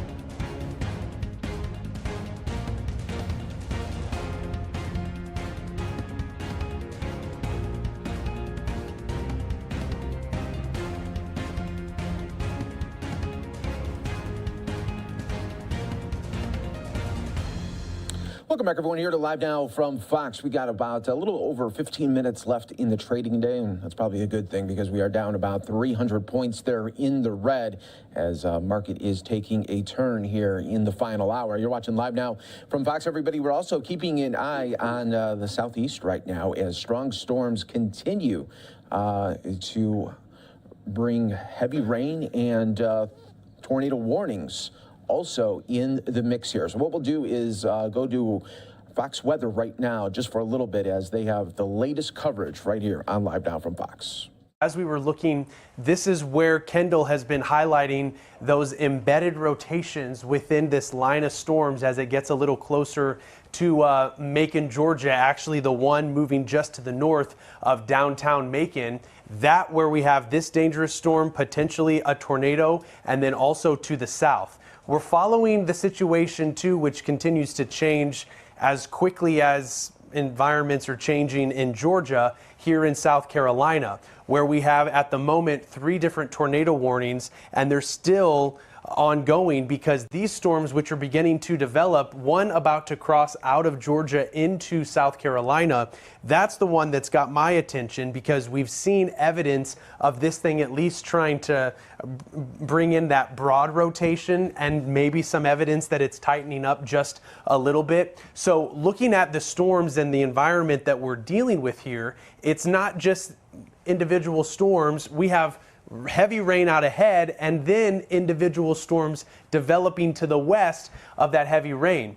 This environment, though, where this particular storm is located, we've seen conditions be relatively quiet. Yeah, sure, we're dealing with some rain, but it's showing signs of like that classic hook, what we see, and it's moving toward Allendale. I mean, if we would probably see that rotation, if not that being the tornado at the base of that storm. Yeah, so if we take that arrow off, what we were seeing on reflectivity, that ball, that's most likely the tornado because this rotation is quite evident. we have most likely a tornado debris signature with this particular storm. What's so concerning about this storm is that it is pushing off to the northeast at about 30 miles per hour, and it will eventually be moving on into Allendale. Perhaps this isn't debris that we're seeing from structures. Maybe it's tree limbs, more than just tree leaves. But there's that notch. I mean, that inflow that we're seeing, and then that particular tornado. If it continues off that east-northeasterly trajectory at about 30 miles per hour, it might trek just to the south of Allendale, but it's going to continue to remain a pretty significant threat. Keep in mind, the Storm Prediction Center highlighted this area as maybe seeing some stronger tornadoes of EF2 or greater. If that does verify, I'll tell you, this storm is going into an environment where it could. We have those winds, which are turning with height, and we have that surface-based shear too, which is what's needed, unfortunately, for tornadoes. 403 Allendale, that's where we could possibly see this tornado track over. Fairfax by 407, Olar by 426. This too is a dangerous storm. We have the core of the storm, which is the northern tier of the storm, producing probably some hail, some very heavy rain, but there's that tornado, and it's continuing its northeasterly trajectory at about 30 miles per hour, and unfortunately it's getting, as I said, a little closer to the city of Allendale in Allendale County.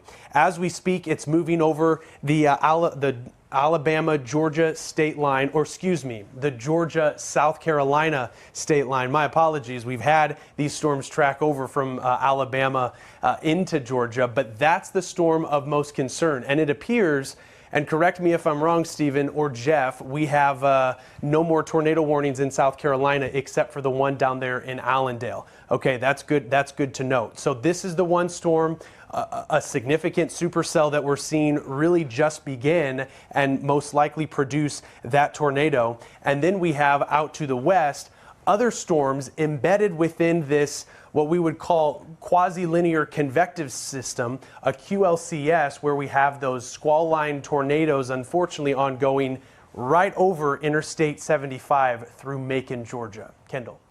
All right, Stephen. Well, this just in a new tornado warning for the county of Dougherty in Georgia and Lee until 4:30 p.m. So this just coming into us at our Fox Weather Center. So let's go ahead and click on that tornado warning to show folks, because I know there's a lot that's flashing on the screen. There's a lot going on, but we have that tornado warning for Pulaski County, Georgia until 4:15 p.m.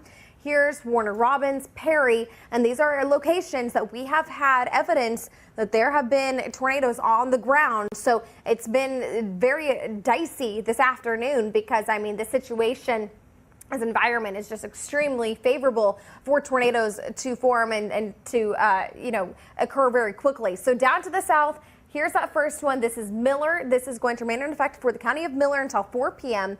and then also for the county of Early until 4 p.m. as well. So here's Albany as well as Eufaula. So just putting this into perspective, the Alabama-Georgia state line, these storms, they made their way. They raced from Alabama into Georgia. Right now, here's I-75. This is certainly my greatest concern is for folks traveling along I-75. I feel like I keep saying that interstate in particular, but that is the one that's really going to be dealing with the worst of these storms in the next couple of minutes. So here's velocity. Here's what we're looking at in terms of the rotation. This is a little bit grainier, a little bit harder to see, but we do have 12,000 people and 112,000 people, in Albany that are under this tornado warning. So certainly a highly populated area that this tornado warning is moving into, and that's that rotation. So you can see State Highway 82. There's the bright red touching the green. There's that couplet. Here's Albany. So Highway 82.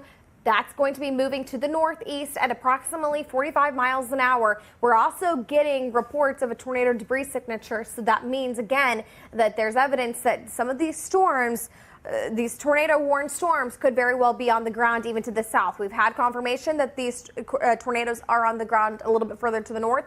Wouldn't surprise me if that's going to be taking place here as well down to the south. So Albany, as well as just down to the south for Miller County. That is the area of greatest concern down to the south. I-75 And then moving a little bit further, you can see severe thunderstorm warnings take over. But what we're looking at is this is Baker County, Georgia, until 4 p.m. Eastern time. So Highway 19, this storm is going to be intersecting State Highway 19 in the next couple of minutes.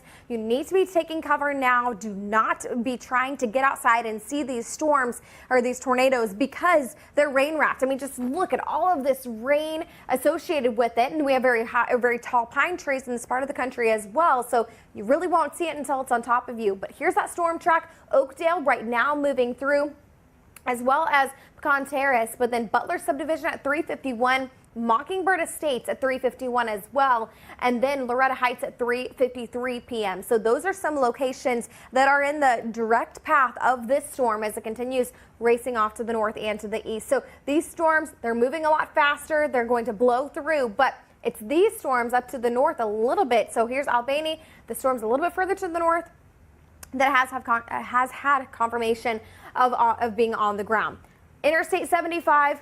This is what it looks like in terms of just turning it on, the full picture. Numerous severe thunderstorm warnings, very strong gusty winds, 60, 70 mile an hour wind gusts with these storms, large hail, frequent lightning. But it's those embedded tornado warnings that we're really worried about because we do still have a couple tornado warnings ongoing just to the south of Warner Robins, to the east of Perry, and one just now making its way through the city of Hawkinsville and will remain in effect until 4 p.m. Stephen. An extension to the tornado watch, meaning that as these storms move on in, Kendall, we're going to see. And we were listening a little right there to Fox Weather as they continue to track the severe storms. Their tornado warnings continue in the southeast. We're going to take another quick 2-minute break here while we continue to wait for the White House briefing. When we come back, everybody will play out a little bit of the U.S. House hearing featuring the defense budget and worldwide threats, the very latest there from Secretary Austin.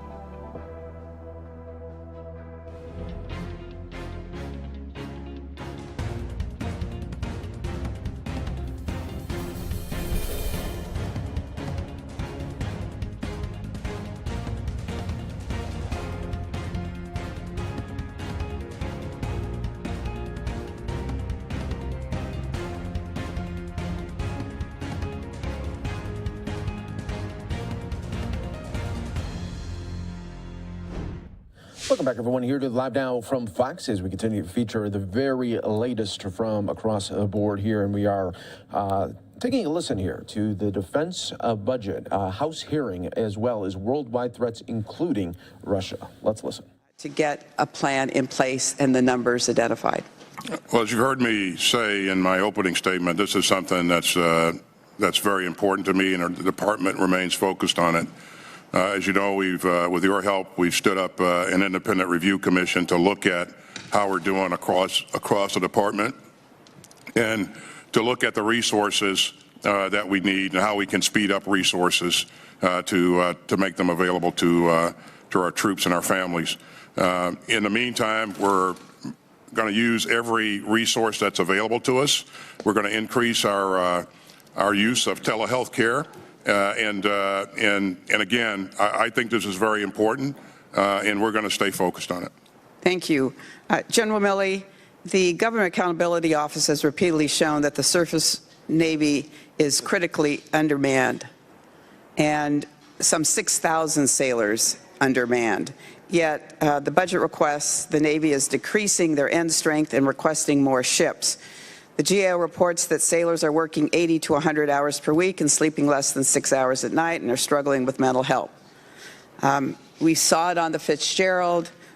We've seen it in the ship that was destroyed, the $4 billion ship in San Diego. What are we going to do to get the Navy to take this seriously?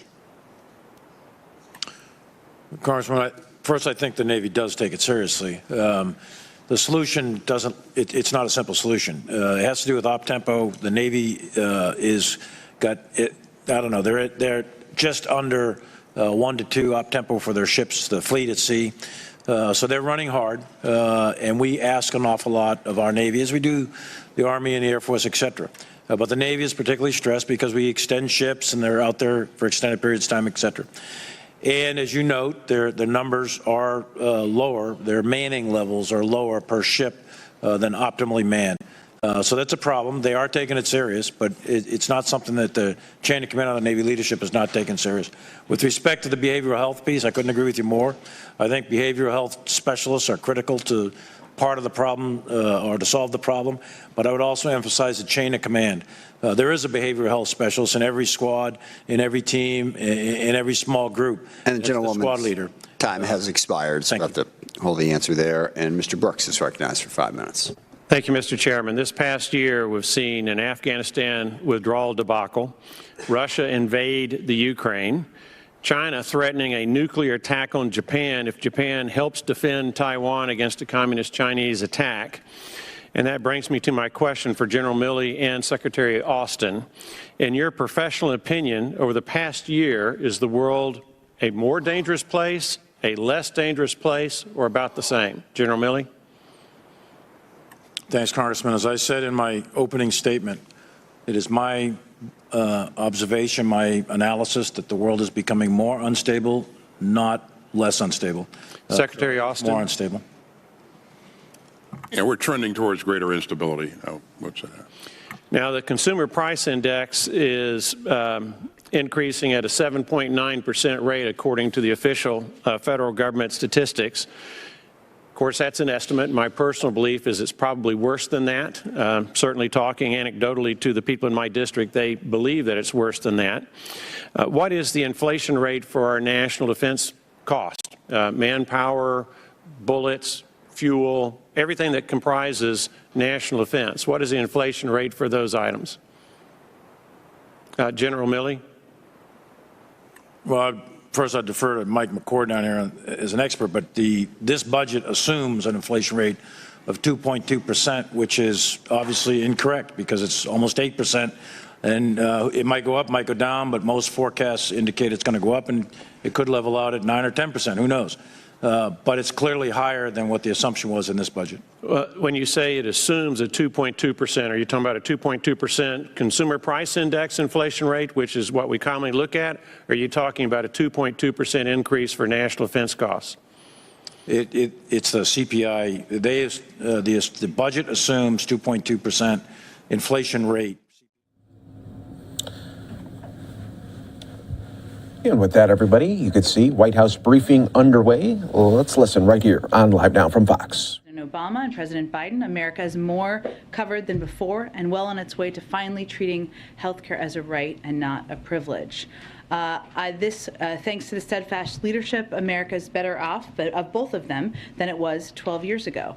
Through today's proposed rule to fix the family glitch, we'll expand access to 200,000 uninsured Americans and reduce costs for nearly 1 million Americans.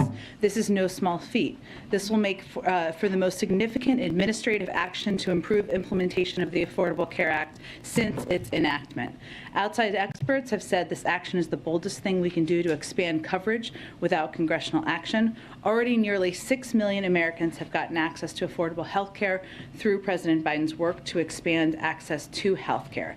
And with congressional action, we could build on the monumental progress we've made to date to expand coverage and cut costs for Americans by making the health care component in the American Rescue Plan permanent. And of course, the 12 states that have not expanded Medicaid could certainly choose to do that as well. With that, let me just note too, all of you know Angela. But for those of you who don't know Angela, she is one of our press assistants. She went to Georgetown. I did not get into Georgetown. So she's very smart, obviously. She's also the funniest person on the team. And she's amazing and incredible. And I just wanted to call her out today, too. You all know Vedant. I've already done this. I've done this around Vedant. Okay. So cheers for Angela for everything she does. Okay, Zeke, sorry to get you off track there. Go ahead.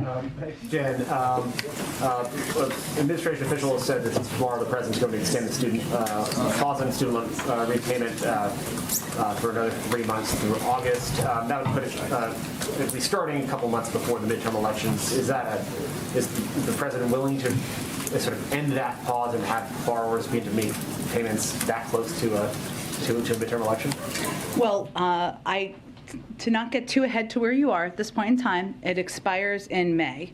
Obviously, we'll have a formal announcement to make before that timeline. I don't have anything to preview at this point in time. Obviously, we look at and assess what the needs are for the people who are impacted by the payment of student loans as we make these assessments. I would note that no one has been required to pay a single dime of federal student loans since the president took office. And of course, the Department of Education will continue to communicate directly with borrowers about federal student loan repayment and servicers as we make this final decision. On a different topic, we've heard a lot from the administration about the lack of international COVID relief funding for vaccinations. Does the president believe that without this money, he can meet his pledges to the world in terms of global vaccine sharing? And does he have to recalibrate now that Congress seems unwilling to provide the necessary funding to get there? Well, no, we can't meet our commitments and cannot continue to be the arsenal of vaccines to the global community. Without global funding, USAID won't have resources to get more shots in arms. We'll be forced to scale back our work providing oxygen and antiviral pills, and we will lack the funding to provide rapid testing to countries in need. It's not just about vaccine doses, of course. I know that's kind of the question you asked. It's also about providing the know-how and the individuals and at times the training to be able to get shots in arms, and those are programs that we fund through our global efforts as well, and we need that funding in order to continue these programs. And just lastly, for me, General Milley had some pretty sobering testimony on the Hill today regarding the state of the world and sort of a grim outlook. The potential for significant international conflict is increasing, not decreasing. Is that an assessment the president shares? And is that sort of the assessment of the U.S. government that sort of the state of the world right now is darker than it was when the president took office? Well, certainly the General Milley speaks for the assessment of the U.S. military, and I think that's what he was testifying on, and he speaks on behalf of the administration. Go ahead. General Milley also said that he thinks the war in Ukraine will be measured in years, that this will be a long, protracted conflict. Can you clarify, do you mean that the ground war will be lasting years? And is the U.S. committed to aiding Ukraine for as long as this drags on? Well, we're certainly committed to continuing our historic support of Ukraine, whether that is military assistance, humanitarian assistance, economic assistance. Without further parsing General Milley's words, and certainly I would point you to the Department of Defense and to him directly, I think we also understand that the recovery from this war, the rebuilding in Ukraine, people who have lost their homes, communities that have been destroyed, is going to take some time, and the United States will certainly continue to be a part of that. President Zelensky today effectively asked, what's the point of the UN Security Council if they can't find a way to hold Russia accountable given Russia's veto power? He suggested the council was powerless and outdated. Does he have a point, and does the White House think the Security Council needs to be reformed? Is that even possible? Well, I think he's certainly referring to, obviously he can speak for himself, but his frustration, which we share, that Russia is a permanent member of the UN Security Council. We don't see that changing. And so what our objective is at this point in time is on a couple of fronts. One is to continue to provide a range of security assistance to Ukraine, directly to Ukraine, to the military that is serving boldly and bravely on their behalf. I can provide you a little bit of an update on that in addition to the deliveries of the $200 million package announced on March 12th, which are almost complete, deliveries of the $800 million package that the President announced on March 16th are actively occurring, and obviously the Department of Defense has also announced a range of equipment that is being provided. I'd also note that there are a range of mechanisms as it relates to accountability, and that relates to the President's strong statements about his view and belief that Russia and President Putin are guilty of war crimes and obviously the atrocities that have taken place. And they are not necessarily through the UN mechanisms. And there are obviously challenges to that, given Russia is a permanent member. But there are ample examples in the past of other international bodies, and we will continue to support those efforts as well. And just one more. The sanctions that are coming tomorrow, being announced by the U.S. and European partners, are expected to in part target Russian government officials and their family members. Is this also expected to include Putin's daughters? I don't have more specifics to detail or preview for you at this point in time. It is expected, or you can expect, I should say, as many of you have reported, that they will target Russian government officials, their family members, Russian-owned financial institutions, also state-owned enterprises. It's a part of the continuation of our efforts to put consequences in place, hold Russian officials accountable. And again, those announcements will be made tomorrow. Go ahead. Thanks, Jen. Secretary of State Blinken earlier today said that the killings in Bucha are not a random act by a rogue unit, but that it is a deliberate campaign by Russia to commit these atrocities. But he did not offer any evidence the U.S. has to back up this claim. I'm wondering if the White House can share any evidence to that effect. Well, I think what the Secretary was referring to is the fact that we have predicted and laid out very clearly the intention of President Putin and the Russian military to commit atrocities. That's what they have done. We have seen with our own eyes what they have done.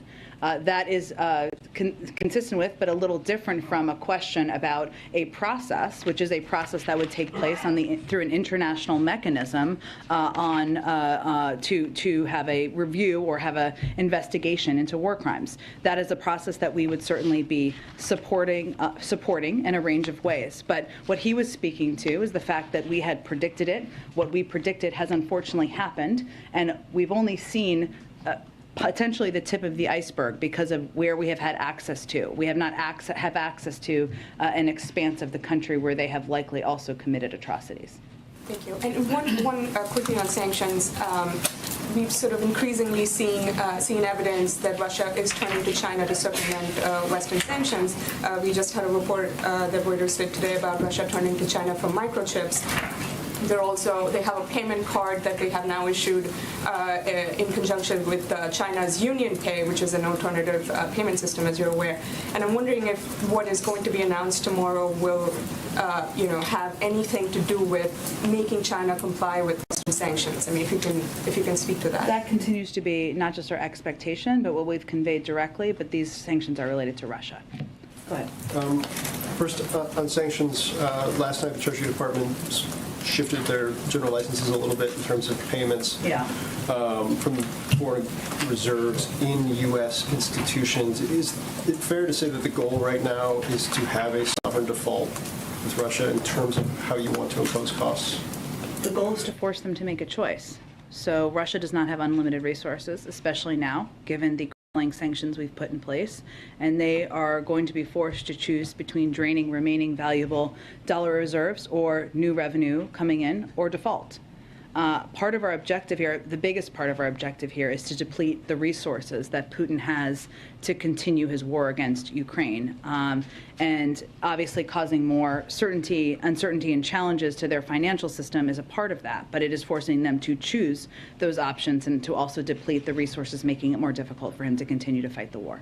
Longer term, Jake yesterday said something along the lines of this is not the time for complacency. I understand the alliance that's been put together over the last 6 months doesn't have a lot of precedent, but how real is the concern that if this is protracted, if this is months, not weeks, that fractures could end up coming to pass in the alliance you guys have put together? We have been very clear-eyed about that possibility from the beginning, which is why there has been so much effort on the diplomatic front to work at it, including, obviously, the president's trip to Europe. Secretary Blinken is on his way, or maybe he's there now, in Europe.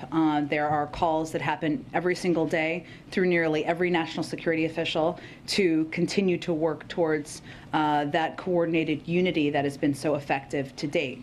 It is also true, though, that unity does not mean identical. And as we're looking at the consequences people are putting in place, the actions they're taking, our expectation is not that it is identical. It is just our effort to do everything we can to make sure it's coordinated and as unified as it possibly can be. And then last one real quick. I think you addressed it yesterday, so I apologize. But when you talk about the bridge from the SPR perspective, is it a bridge to, you believe, the domestic industry will be able to fill that gap within the next 6 months, or is it a bridge to domestic plus Canada plus the Middle East? How are you guys seeing what that is a bridge to in terms of production? A combination, I would say, Phil. As you know, the oil market is a global market, and we certainly understand and have seen that obviously the actions of President Putin has led to an increase in gas prices, not just here in the United States, but in other countries in the world. We also know that as other countries make decisions about energy sanctions, that could have an impact on the amount of supply in the marketplace. So we are taking steps that obviously a historic release from the Strategic Petroleum Reserve over the next 6 months to hopefully give a bridge to increased domestic production, to your point, which we know could take a little bit of time. But also during that time, we're also working with other countries around the world. You saw the announcement many of them made last week about their increased releases, but also to see what they can do to increase their supply into the marketplace as we're filling that gap. Go ahead, Weijia. Jen, today Secretary Blinken also said that the U.S. was continuing to gather evidence and will continue to support Ukraine, the UN Human Rights Council, as it relates to a possible war crime trial. I know yesterday Jake said the U.S. was looking at a variety of mechanisms, but since the U.S. is not party to the ICC, other than a supportive role, what can it do to facilitate a trial? Well, let me give you an update on where we are. And I would also let me first point to the fact that historically we have provided evidence to the ICC, even though we are not a party member. So if you look back in 2004, the State Department collected evidence indicating that the Sudanese military and militias were committing specific acts of violence against members of non-Arab groups in Darfur. And the Secretary of State at the time, Colin Powell, determined that what was happening was a genocide, and we worked with the ICC and the UN Security Council to hold accountable. So I would just note there is historic reference. Now, also, as you're thinking about the timeline of this, the historic reference for that is also important because that was 2004, and it is just starting now. So it takes time. Now, it doesn't always take that amount of time, but just, as you're looking at the history here. But right now, there are a number of efforts already underway to hold any Russians accountable for atrocities and war crimes. Over the past few weeks, we established investigations through the UN Human Rights Council and the OSCE of possible violations by Russia. We're also supporting the work of the War Crimes Unit under the Office of the Ukrainian Prosecutor General and a team of international prosecutors who are working with them, and also supporting Ukraine's authorities and civil society organizations who are working on the ground to document atrocity crimes for prosecution. And we also welcome the investigation opened by the ICC prosecutor, in particular his focus on preserving evidence of possible atrocity crimes. And as you noted, Jake outlined the specific ways that we can help in those efforts, including through intelligence sources and gathering and sharing that with our partners, including helping Ukrainians and what they're doing on the ground to develop their case. Third is working through international organizations. And the fourth, as he noted yesterday, is all of you and the range of important reporting and sharing of images and information gathering that's happening out there. But those are the different options and different mechanisms we're working through now, but it has not yet been determined what the international mechanism is. And you mentioned that's going to take a lot of time. It seems that you've also indicated that every sanctions package is not meant to be an on and off switch to stop Putin, that will also take time. Is there anything that can be done to stop Putin now in the immediate? I would say first on sanctions, we have a couple of objectives. One of them is to put consequences in place, put a marker down and make very clear it's absolutely unacceptable, horrific, and there should be consequences. The second is to make it more difficult to fund the ongoing war. And that is a very important component. And the question Phil asked earlier about the bond payments and the bond payment that is due is an example of that. And the mechanisms we have through our economic resources to do exactly that. And the third is to make clear and make it evident to President Putin and Russian leadership and the world that he is a pariah and now is and will be held accountable and treated in that way on the global stage. But what we feel is the most effective thing we can do now in addition to that is to continue to provide military assistance, security assistance, equipment on the ground. I would note again the Department of Defense announced a series of additional military pieces of equipment that they had not previously delivered that they were delivering to the ground. And we are focusing that effort on ensuring it is equipment that the Ukrainians are trained on and that they have already been using effectively in this war to fight the Russians. Go ahead. And just to follow up on Weij's question, you guys are adding more sanctions, saying that the sanctions are going to take time to have an impact. How much time do you guys think that these innocent Ukrainians have? Well, I think what's important to note here is sanctions are just one component of the tools that we have at our disposal. What we are doing and we're already seeing effectively happen is the financial system in Russia is near the brink of collapse. I mean, they're projecting 15% inflation, a contraction of 15% in their economy. Private sector businesses are pulling out of the country. It is more and more difficult for President Putin to fund this war every single day. That has an impact. But what we're also doing is providing a historic amount of military and security assistance, which is what they've been using effectively over the last few weeks to fight this war and push back the Russians. But do you guys assess that anything you've done so far has prevented a war crime from happening? Well, Peter, I would say that everything we're doing to date is to support the Ukrainians in this war and in this effort. And that is something the president's proud of, we are proud of, including rallying and leading the global community and standing up against Russia. Okay, on another topic, a lot of stories about Hunter Biden surfacing this week. So to ensure the independence of the investigation, would the president support the appointment of a special counsel? Well, first, the president has never had a conversation with the Department of Justice about any investigations into any member of his family. He said that during the campaign, and he will continue to abide by that. So I'd point you to the Department of Justice for any additional steps they would take. They would make those decisions independently. Is there any concern that they're not going to be necessarily seen as being able to make the decisions independently if the White House Chief of Staff is out saying that the president is confident his son did not break the law? Well, that's something the president has said, and certainly we would echo. But in the same answer to that question, Peter, during an interview this week on ABC, Ron Klain also said the Justice Department is independent and they will make their own decisions. And the president has said that he never spoke to his son about his overseas business dealings. Is that still the case? Yes. Go ahead. So tomorrow you're going to announce, the White House is going to announce new sanctions. The administration will do sanctions on Russia in some form. Should we view those sanctions as a response to Bucha, or how should we view those when they're announced? Well, unfortunately, the photos, the horrific photos we've seen from Bucha are not the first violation of war crimes or atrocities that we've seen take place on the ground. So in part, yes, but they have been in the works and part of our process of putting in place consequences. Which is to say there may be more. Should we anticipate more in terms of reaction to Bucha? This wouldn't be it in isolation. Correct. We are continuing to assess and make decisions about additional consequences and steps we can put in place. So given these awful videos and pictures we're seeing of the atrocities that took place in Bucha right now, is the U.S. policy still one of no regime change in Russia? And if so, why should someone like Vladimir Putin be viewed by the U.S. as someone who should be allowed to stay in power? Well, I think our policy is no, we are not calling for regime change, and that has not been our policy and continues not to be our policy. But again, Peter, our view is that he is a war criminal and he is somebody who should be looked at by the international system who evaluates war crimes. I guess the question people say, then why not be the war criminal? Why should he be allowed to stay in power?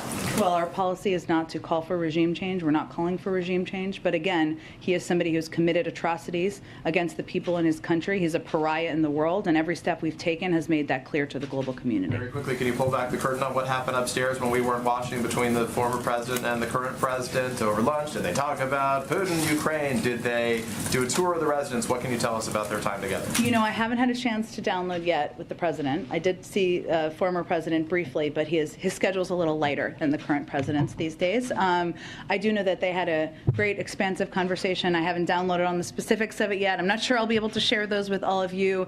They did go take a look at the Oval Office and take a walk around, and I know they enjoyed spending time together. Just to put a finer point on some of the questions so far been asked, why shouldn't the images of the atrocities from Bucha compel a worldwide, unified, coalition kinetic response? You mean a military war? Tell me more about what you mean. Sure, a military response led by the United States and the international partners. As in bringing military troops on the ground from the United States and NATO? Well, the president has described outrageous things. You've called them atrocities. You've said perhaps we should brace ourselves for worse. Why not?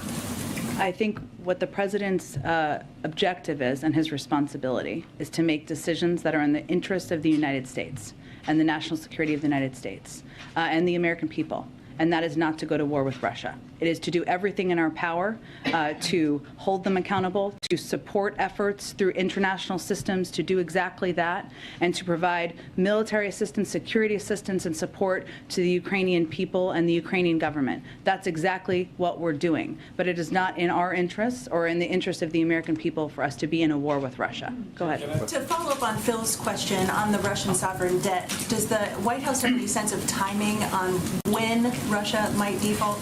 I don't have an assessment of that. I will be looking forward to reading Bloomberg's assessment of that, but I don't have an assessment of that from here. It depends in part on what decisions they make. On what decisions Russia makes? Okay. And then on the Federal Reserve search, is the White House still searching for a nominee to replace Sarah Bloom Raskin?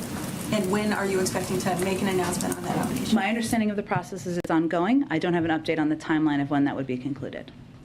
Sure, go ahead. Question on sanctions, the new ones that you're going to announce this week. Is there anything you can tell us about them? And just to follow up, if China and Brazil and India and the Middle East are not participating, how effective can they be? Well, tomorrow what we're going to announce is what I can tell you, and it may not be fully satisfying, but let me do my best. In coordination with the G7 and the EU, an additional sweeping package of sanctions measures that will impose costs on Russia, send it further down the road of economic, financial, and technological isolation. This will include a ban on all new investment in Russia, and increased sanctions on financial institutions and state-owned enterprises in Russia, and sanctions on Russian government officials and their family members. These measures will degrade key instruments of Russian state power, impose acute and immediate economic harm on Russia, and hold accountable the Russian kleptocracy that funds and supports Putin's war. So this is going to be done in coordination with others, and the steps will be targeting, as I just noted, obviously family members, Russian government officials, and other state-owned enterprises and financial institutions. Some pretty big economies that are not participating. Again, I think what we're doing is we're working to rally the world and taking steps to hold Russia accountable. It does not mean they're identical. It doesn't mean they'll all happen on the exact same timeline, but that is what we're continuing to work to do from here. About the countries that are absolutely not participating in sanctions, like China and Brazil and India. I understand what you're asking. What I'm conveying is that we are also coordinating with the G7 and the EU, which is about 50% of the global economy, which is still a significant unified entity, and holding Russia accountable. And in our conversations, obviously, we had our Deputy National Security Advisor traveled to India recently to convey the implementation of our own sanctions, and our expectation is not only that other countries will abide by, but that they will also be a constructive part of holding Russia accountable. Go ahead. Thank you so much. Just a question to see if you have any reaction to Viktor Orban's victory and what kind of message that may send to allies in Europe. Let me check with our national security team. I'm sure we can get you a direct reaction to it. And then I just wanted to ask on COVID, if the president is seeing any sort of having any new restrictions, or if there are any new procedures that are in place, just given there have been a number of staff at the White House who have COVID, there have been a number of reporters who have COVID. Many of them were mixing this weekend at a dinner Which she did not attend, but. She did not attend. But is there any sort of additional heightened concern just given this moment and the fact that a lot of people in town seem to be getting it? Well, we know that BA2, which is the dominant variant, is a very transmissible variant. And so we've obviously been watching that closely, and certainly we knew that, as it has been the case in the broader population, including among the media, but also among staff, that means that there will be people who get COVID, who are fully vaccinated and have been boosted, especially in the White House, and I think with most members of the media as well. So fortunately, what we're seeing is largely mild symptoms. But what we do, the policies we do here, which we have not changed, but they are more stringent than the CDC. So just to reiterate for all of you, our policy is that all Executive Office of the President employees surrounding the President are on a regular testing schedule to screen for COVID on campus. That is a step beyond CDC guidance. If you're going to see the President, you will be tested that day, even if you're not traveling with him, just if you're going to see him for a meeting. The President's doctor will continue to determine if additional testing is needed on any given week in light of various considerations. For example, because of the travel from a couple of weeks ago, he was tested in addition to his regular cadence after he came back. And importantly, as I noted, everyone going to a meeting with one of any of the four principals is obviously tested. In addition, for those employees who test positive, and I can confirm this 2 times over, they are required to isolate in alignment with CDC guidance, must test negative before returning to work. That's a step beyond what CDC recommends. And if they test negative under 10 days, they are required to wear a mask for that period of time as well. And meetings with the President are often socially distanced in many circumstances as an additional precaution, even as people are tested. So there are a range of steps. My point is, I'm sorry, that was a lot of a list, but is that we take a range of steps. We have been taking a range of steps that are meant to put an extra layer on in protecting the 4 principals, and given it is the White House. Is there any thought to having the President take any medication prophylactically in case that he is in contact with somebody with COVID? Not that I'm aware of. I don't even know what that would be, but not that I am aware of. There are medications. He obviously he relies on the advice of his doctor, but not that I'm aware of. Go ahead. Yeah, thanks, Jen. Senators Romney and Murkowski yesterday announced their support or plans to vote to confirm Judge Jackson later this week or perhaps next week. Hopefully this week, because they're going on recess. Yeah, good point. Or don't tell senators you said that. No, that was a mix-up right there. But what is your reaction to what you heard from Senators Romney and Murkowski there? And it looks likely that she will get 3 Republican votes in support. Is the White House believe that that's a strong showing of bipartisan support for her, or the fact that 47 Republicans appear likely to vote against her? Are you displeased with the lack of support of Republicans? Well, I would note first that even for a number of senators who decided not to support her, and there's quite a good little video the Daily Show may or may not have done on this, all of them talked about her impeccable credentials, her qualifications, what an incredibly inspiring story she has, and how qualified she is for the job. I would say we've believed from the beginning that her record, her impeccable credentials warranted bipartisan support, and that is exactly what she is going to get in her confirmation, thanks to those individuals and one more that had previously announced their support. So we're certainly encouraged by that. We're looking forward to seeing her confirmed, and of course celebrating her confirmation to the Supreme Court. Go ahead. Thanks, Jen. The CDC director announced that she's going to be doing a review of the agency and a revamp after they see what has worked and what hasn't worked. Is there something specific that the CDC has been doing wrong, or some area where it's been falling short that's prompted this need to have such an intense review right now? Sure. Well, let me first say this is a CDC-driven decision, and they'd have more specifics. But what I would say is that if you look back to the last year plus, never in its 75-year history has the CDC had to make decisions so quickly based on limited real-time and evolving science. And yesterday what the CDC director did is rightfully announce plans to initiate a review of the agency with the objective of strengthening, transforming, and modernizing CDC systems and processes around developing and deploying its science. I mean, look at what they've done over the last year. Does it mean everything has been perfect, they would say no. You have to look at how it's done, assess that, and take a look at how you're going to improve things, anything you need to moving forward. It's not uncommon for a CDC director to take a careful look at the agency and assess if it's positioned to meet current public health needs and recommend improvements to systems, processes, and structures. And while this is something that is being done independent of the White House, we certainly support all government working to improve systems and make things better. Independent, and you said it was a CDC-driven decision, so this call for the review did not come from the White House? No, it was CDC-driven and one, and certainly one we support, but the process will be led by the CDC. Go ahead.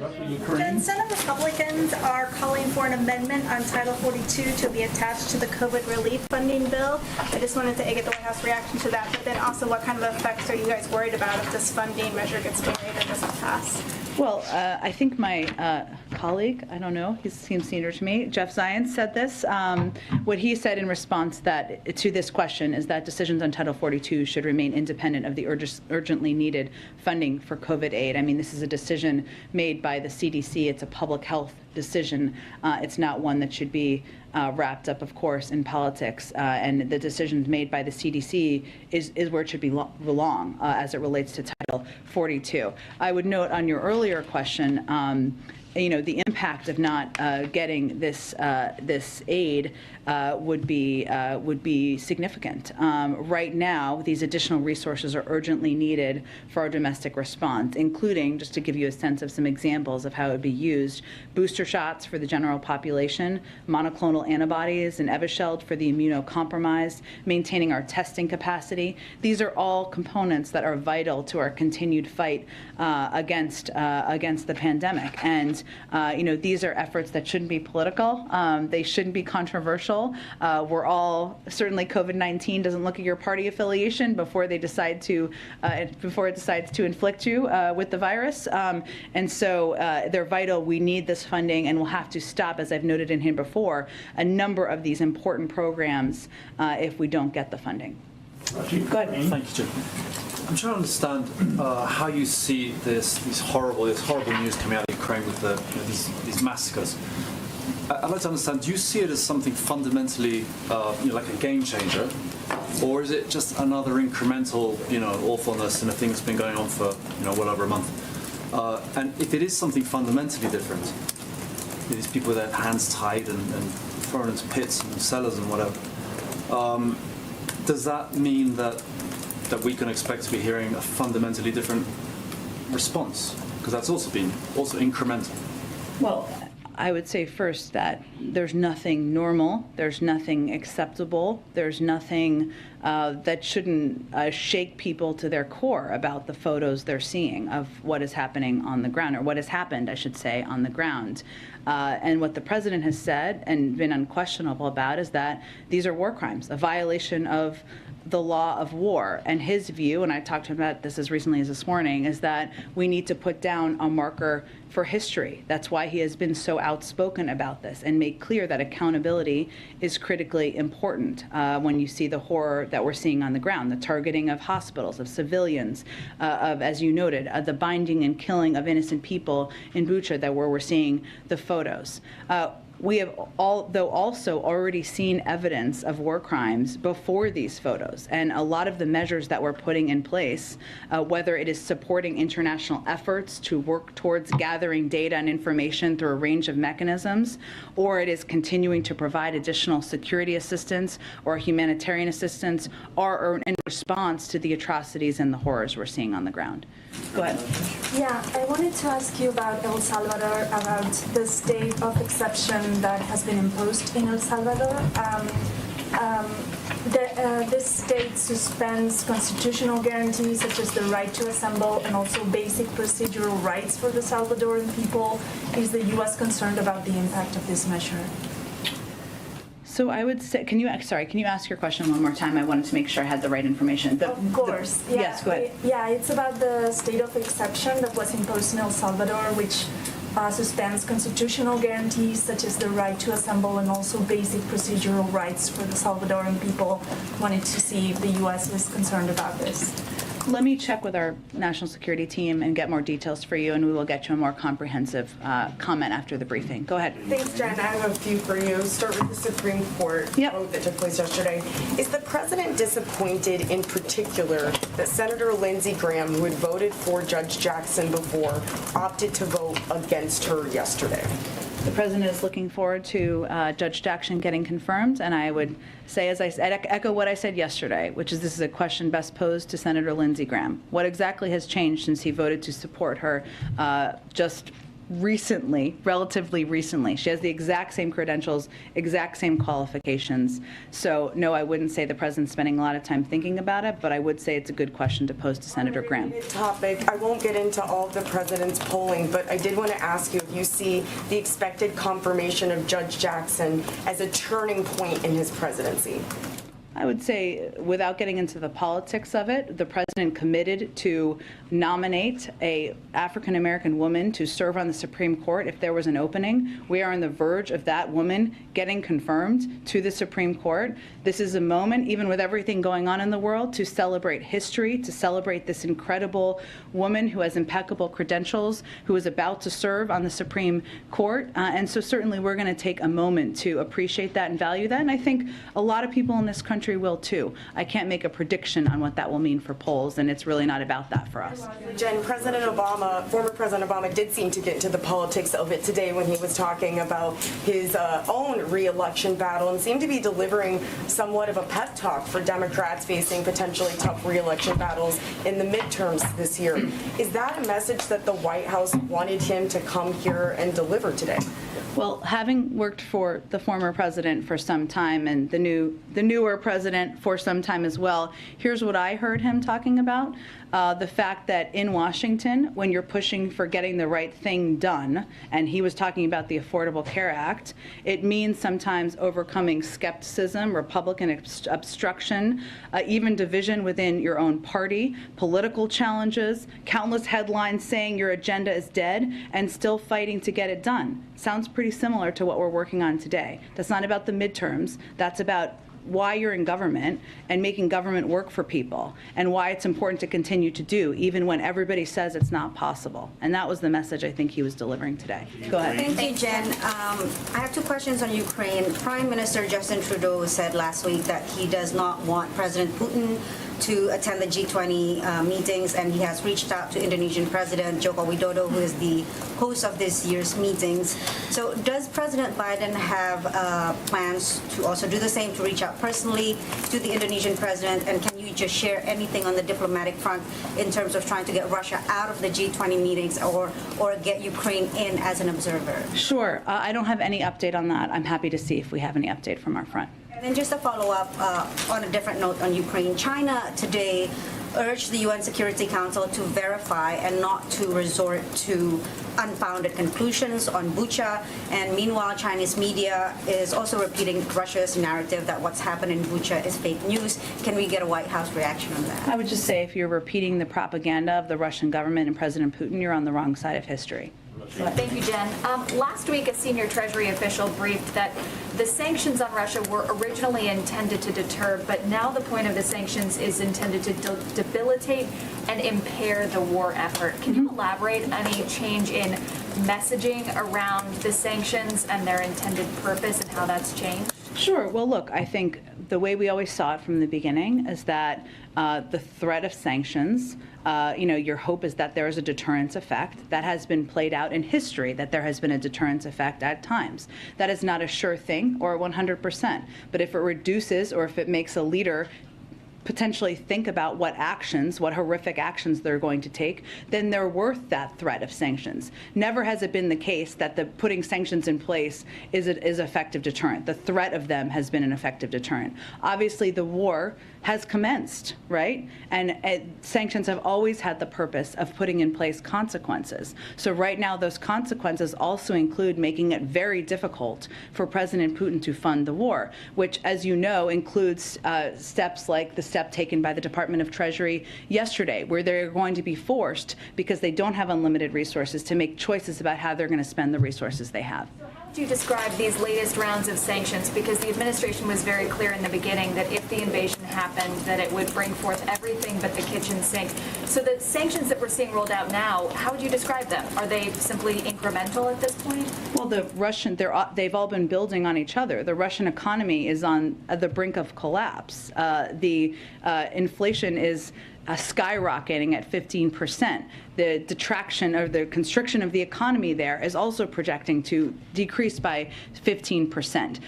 Private sector businesses are not investing in Russia, and the President Putin is a pariah. This has all been the result of a coordinated global effort to put in place economic and financial consequences that are having an incredible effect. In addition, we have made it much more difficult because of export controls and other limitations on the type of materials that President Putin and the Russians can purchase to build the technological systems and capacities to fight wars in addition to funding wars. And those are all components that have been the result of the efforts to date. Go ahead.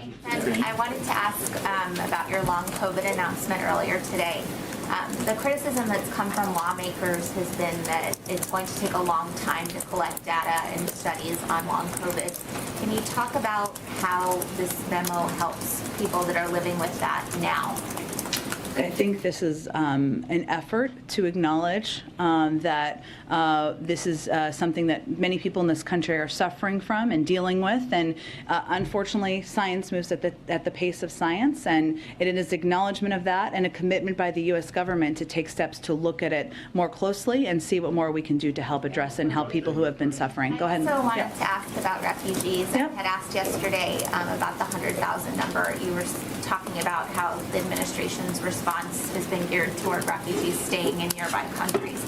Can you talk about, though, how you got to that 100,000 number? Does that have anything to do with the capacity of the U.S. government to take in people that are... It's not exactly what I said yesterday, but what I said was there is an ongoing policy process that hopefully will be concluded soon, and we'll have more to share with all of you soon about the prioritization and how the process will work for these Ukrainian refugees who will be eligible.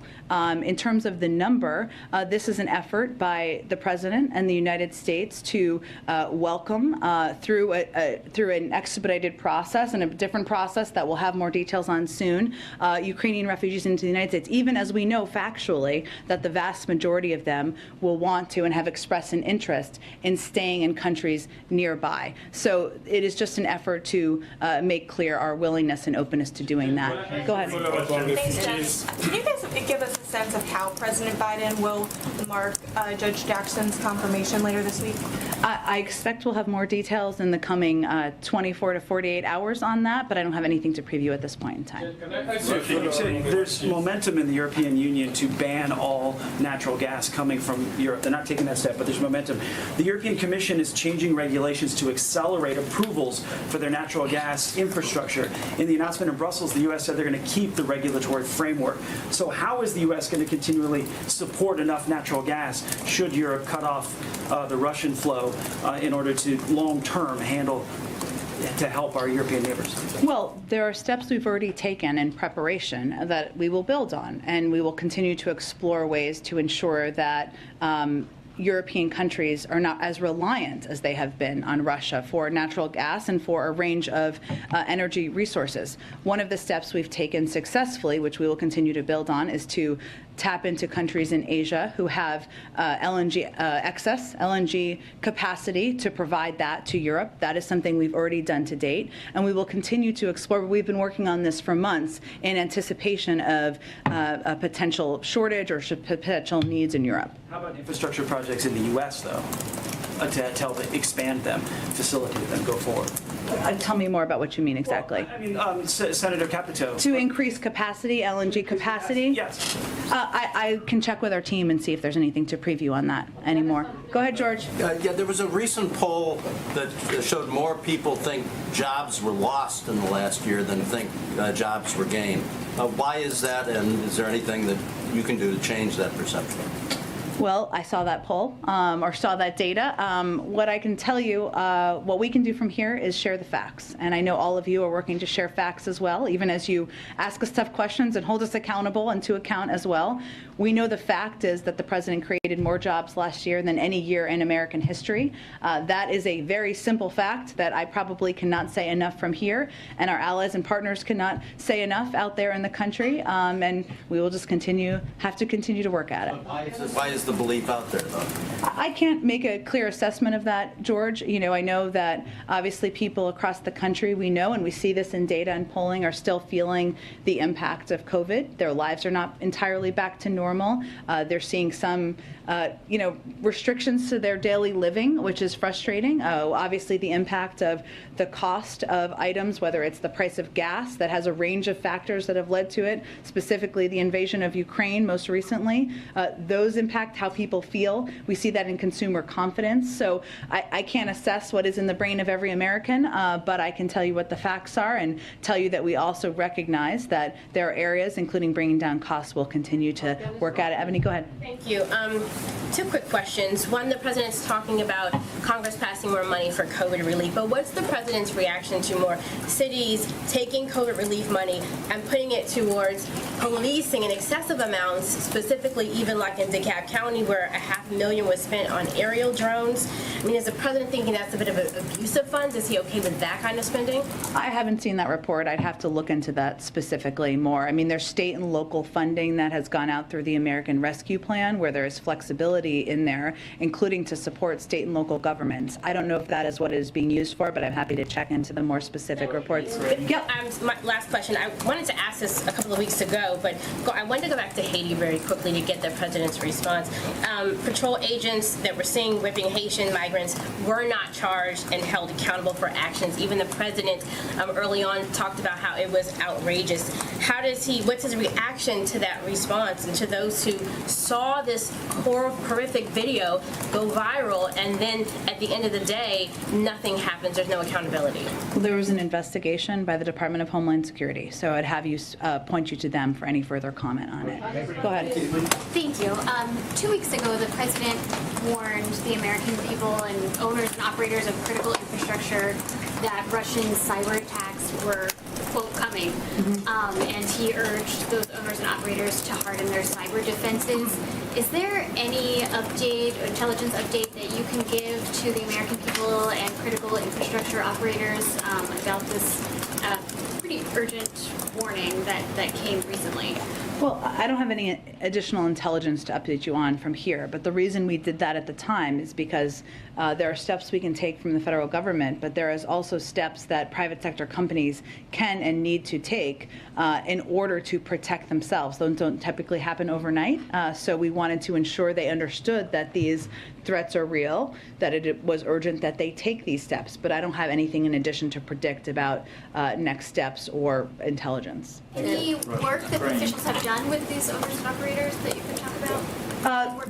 There is ongoing work that our cyber team has been doing from the beginning of the administration, working closely with the private sector. That's been a huge priority for the president, the recognition that it needs to be a partnership. And one of the reasons we go out publicly as we do is because even as and that was actually on the heels of when Ann Neuberger came here, it was on the heels of a briefing she had done with larger institutions to talk about this.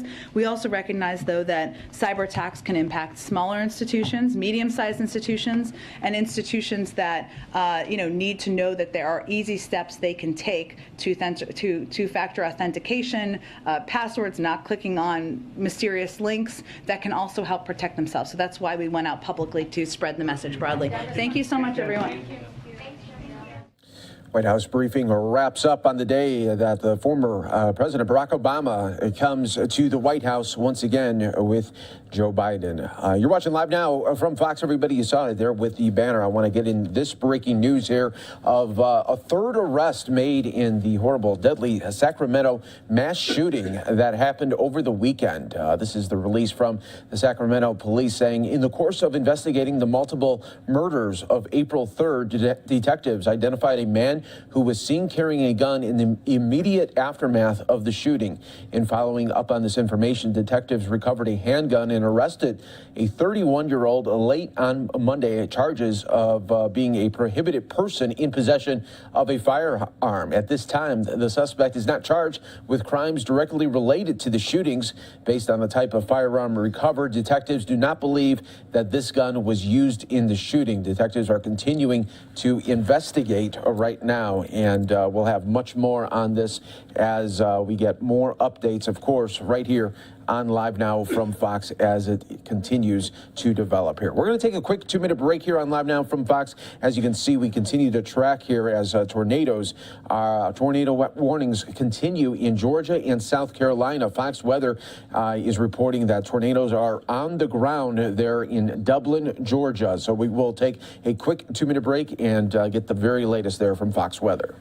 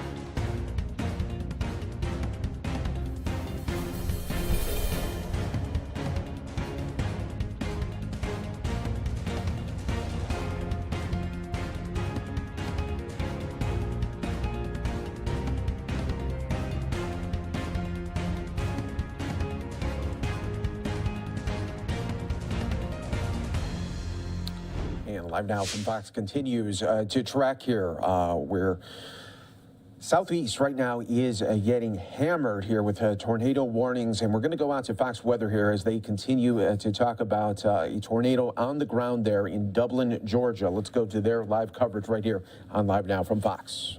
Winds, nevertheless, where we see the brighter orange as well as red, but where we see less and less really entanglement of some of these colors, that is showing less of a chance of some of that strong rotation. But again, it can tighten up at times, weaken. So let's hope it's going to continue this weakening trend. So pretend likely going to see that strong storm arrive for you, as well as another tornado warning farther off to the south. We're talking about Rhine, just slightly east of Rhine. Looks like Chauncey as well as McRae. You are in that tornado warning. Let's cue this tornado warning up. I believe it's for Dodge County. This one also bringing us to the top of the hour. So hopefully at 5 o'clock local time for many of these areas, the National Weather Service showing the trend that these are weakening and then they'll fall off. But again, not likely that all of them fall off because some of them have been maintaining some of their strength. Of course, we're going to continue to track this and watch it as we evolve through the evening. So staying very busy here at Fox Weather. Ian?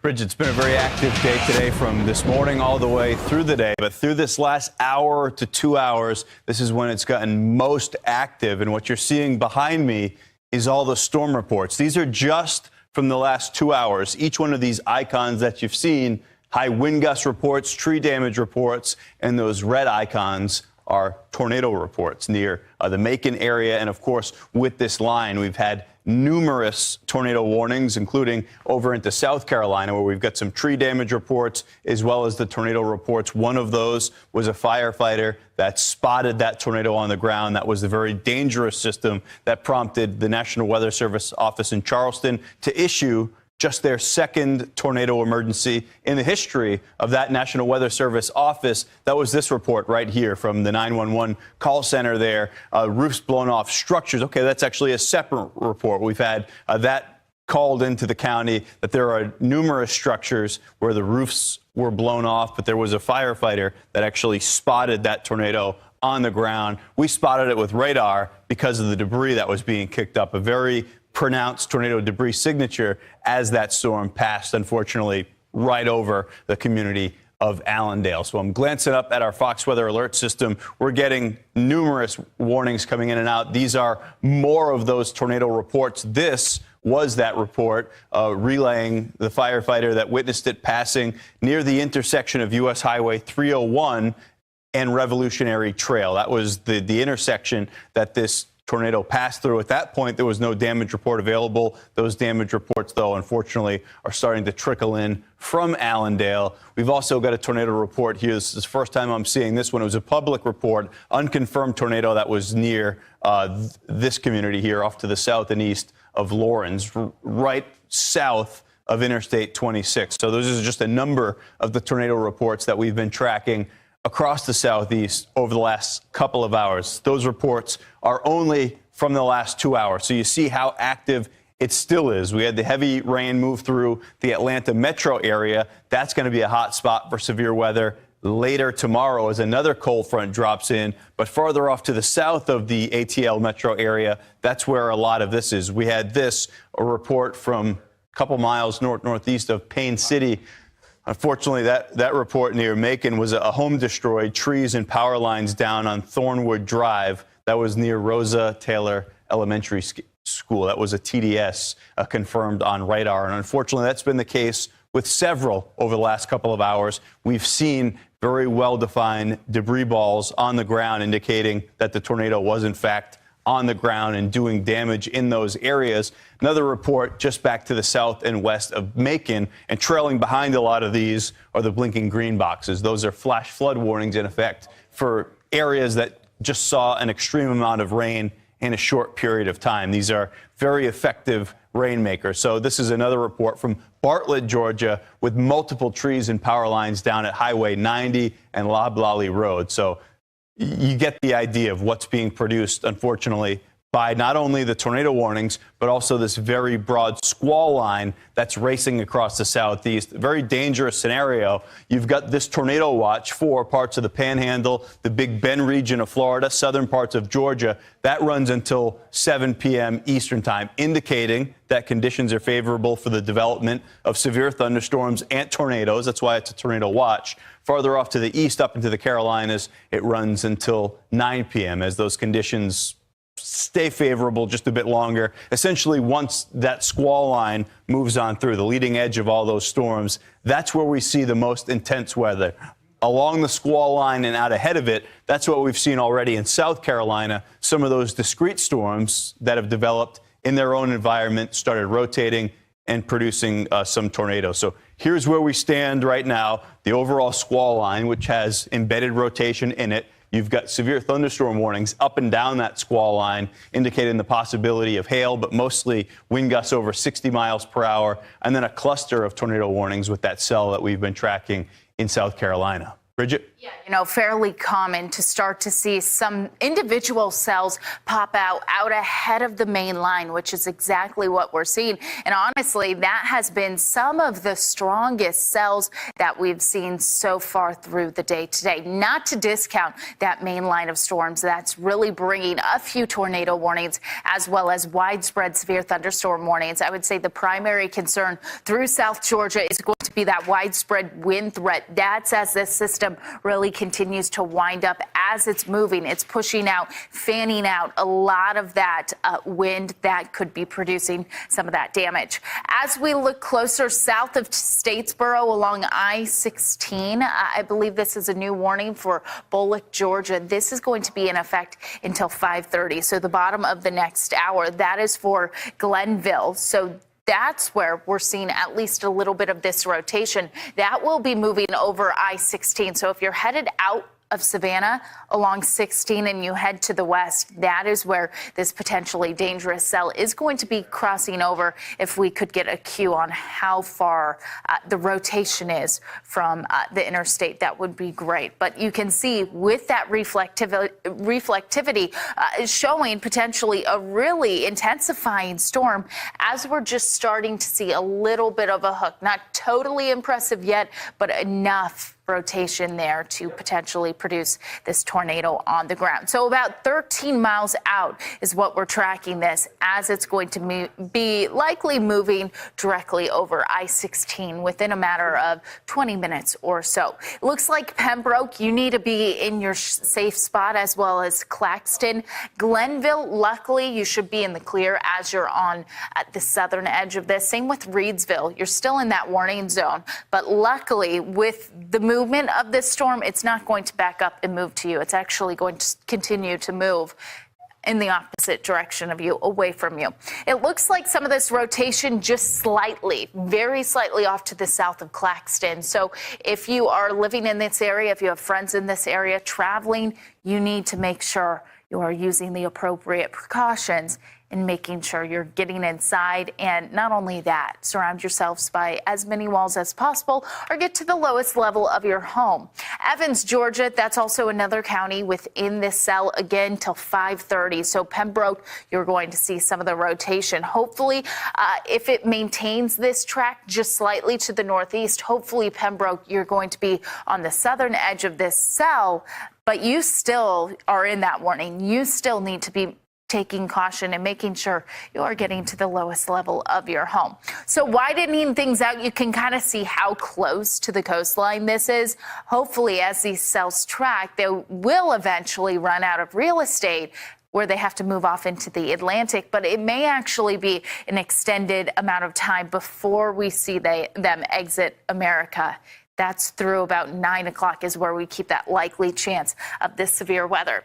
Here's a look at a bit farther, I believe, up to the north as we look closer to Allendale. This is South Carolina now. Same with Fairfax. That's where there was a previously confirmed tornado on the ground for Allendale.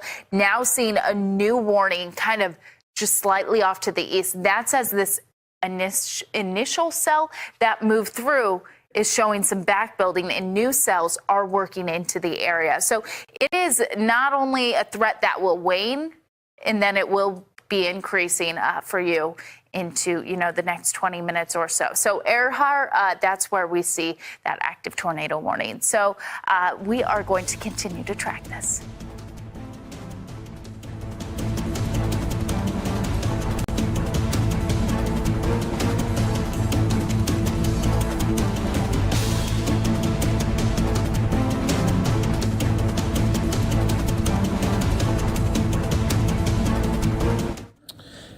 You're watching Live Now from Fox, everybody, as we continue to bring you top stories and headlines from all over the country. It is a new hour here, 5 o'clock on the East Coast, 2 o'clock out on the West Coast. Live look right now at the U.S. Capitol, and earlier today, it was, there was a fox that was on the loose. Take a look at this video here, and you'll see that this fox was really terrorizing people in and out of the Capitol. And we were bringing it to you right here on Live Now from Fox, the latest updates as they were coming in right here. But we can't say that fox has been captured here. It was a red fox, and one person was bitten. The U.S. Capitol Police said in a statement that one encounter was at the Botanic Garden and the second was on the house side of the Capitol near the building foundation. This morning, USCP received a call about a fox approaching the staff near 1st and C Street. This fox may have a den in the mulch bed area on 1st and C near the Dirksen building there. So we wanted to bring that to you right here on the Live Now from Fox, everybody. And so that was captured right there and giving you always the latest here on Live Now from Fox. We're going to take another quick 2-minute break, show you how the markets ended up here, 280 points there in the red. You're watching Live Now from Fox.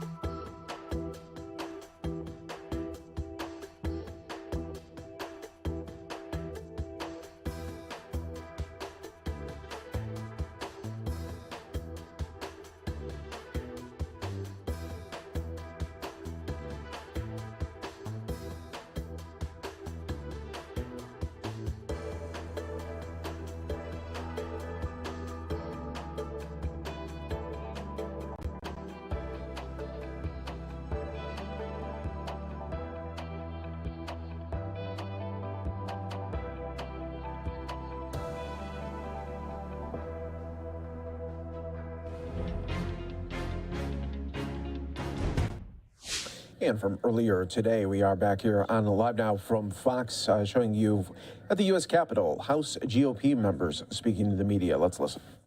The price for Joe Biden and House Democrats' war on American energy independence. Since Joe Biden's inauguration day, energy prices have skyrocketed by 81%.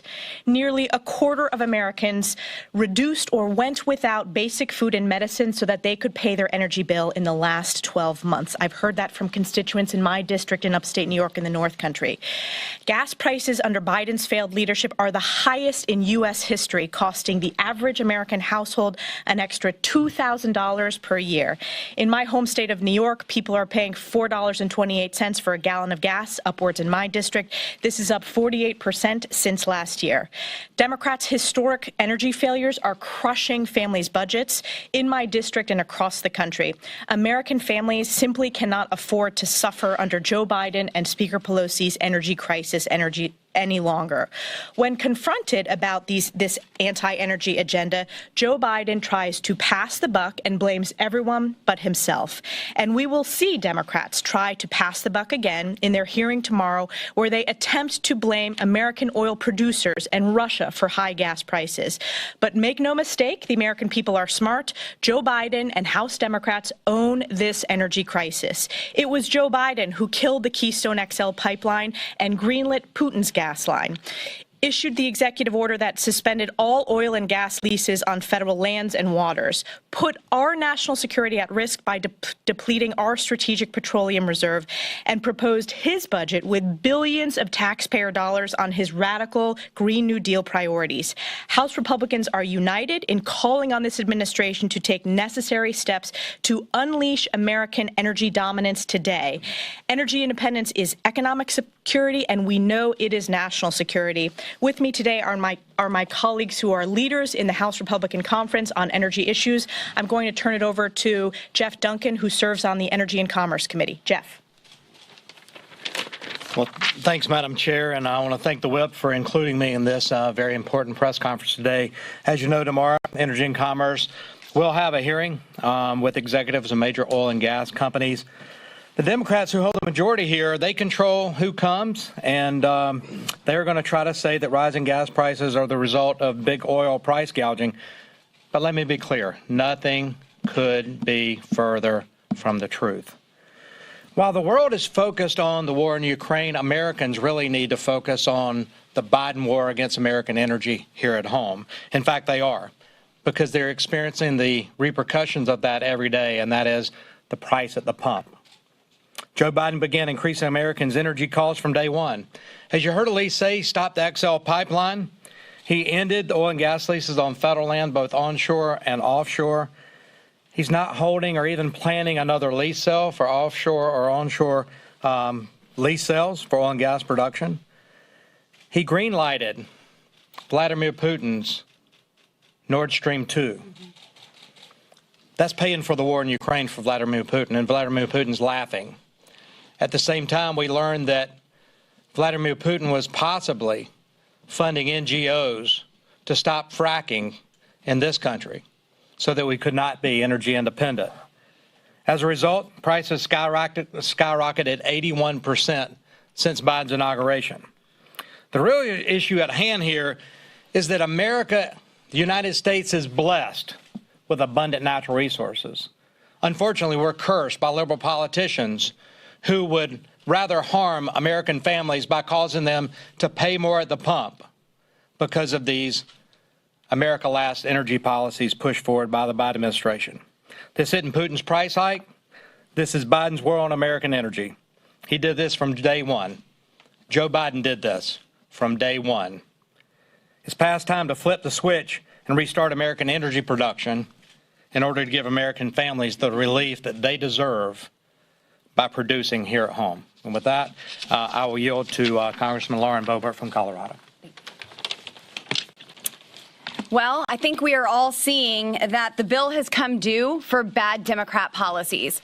There's not a single Democrat policy that I could point to and say, hey, this is really successful for American families, for moms and dads who are trying to put food on the table, trying to fill up their gas tank to go to work, for our children who have suffered in schools and out of schools, being kept out of schools.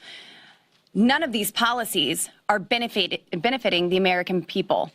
And now we are paying the price each and every day when our electric bill comes due, when we're paying for fuel at the gas pump. It's been 28 days since House Democrats passed the so-called ban on Russian oil. But guess what? We're still importing natural gas and we're still funding the Kremlin. 100,000 barrels of oil, Russian oil, are being brought into our country, purchased $10 million a day. This is absolutely unjust, un-American. We are funding both sides of this war right now. We pat ourselves on the back because we gave aid to Ukraine, but are still giving $10 million a day to Russia. And it doesn't have to be this way. America makes the cleanest energy in the world. In fact, our natural gas is 42% cleaner than what Russian gas is. American innovation, in particular fracking, has allowed America to be the global leader in reducing emissions globally since 2000. We need to stop buying Russian oil and gas, stop begging OPEC, stop looking to Venezuela, stop looking to Iran, and rely on the American roughneck. No one does it better than we do. And these liberal politicians are regulating our communities and our country into poverty. This is a national security threat that is taking place right now. We are seeing what happens when you don't put American energy first.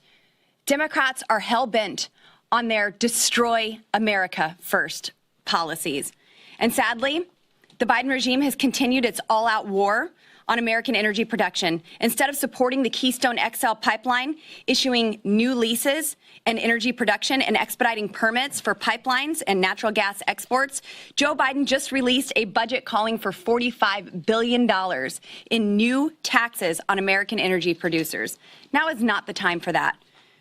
President Trump's America First policies kept gas prices low and built the Strategic Petroleum Reserve. Well, Biden's using it as his get-out-of-jail-free card. Joe Biden's Produce Energy Anywhere But America strategy has gas prices doubling and our strategic reserve being drained quicker than Americans' bank accounts. Colorado's West Slope used to have a booming energy economy. I remember because the Roughnecks used to come into my restaurant, and I was really happy to clean mud off of my floors because that meant things were booming. That meant the business was really good. And now many of our businesses have had to close their doors because of these liberal politicians that I mentioned who regulate unnecessarily our communities into poverty. You're watching Live Now from Fox, everybody. We're going to take a quick 2-minute break. When we come back, a very disturbing story out of Pennsylvania. We'll have the very latest where a young girl was killed by her 2-year-old brother. We'll have all the very latest right here on Live Now from Fox.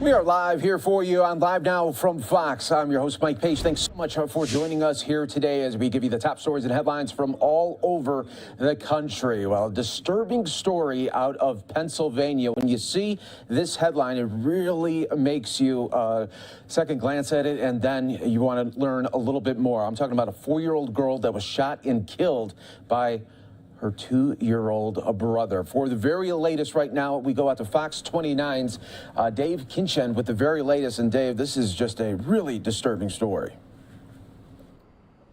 Yeah, it's really devastating. We have been working police sources really all day as investigators not only work on this and try to find out more about what happened, but quite frankly, for very seasoned crime investigators, this is very difficult for them to process too. With breaking heart, I must say that unfortunately we had a tragedy this morning in the city of Chester. Delaware County investigators are looking into the heartbreaking death of a 4-year-old girl shot by her 2-year-old brother, according to Chester police. It happened while they were inside of a car parked at this gas station on the 900 block of Curlin Street just before 11 a.m. Tuesday morning. Everybody in the community of Chester in Delaware County, myself included, all of us are just heartbroken to think of what happened to this poor child. Police are still piecing together all of the details, but they confirm the boy somehow got a hold of the gun, pointed it at his young sister, and pulled the trigger. The girl was taken to Cruz Chester Medical Center and pronounced dead. Family members outside were visibly emotional, but declined to comment. We are actively investigating to see if charges are warranted, who actually pulled the trigger, and why was the gun available. Now, what we do know at this time is there were at least 2 adults on scene who immediately rushed the 4-year-old over to the hospital where she was tragically pronounced dead. We don't know who those adults are. Police still trying to put all of this together at this late hour. Back to you. And Dave, I know it's just in the early stages right now in the investigation, but is there any clear sign of just maybe how this investigation, how long this might take? Could take a day or two.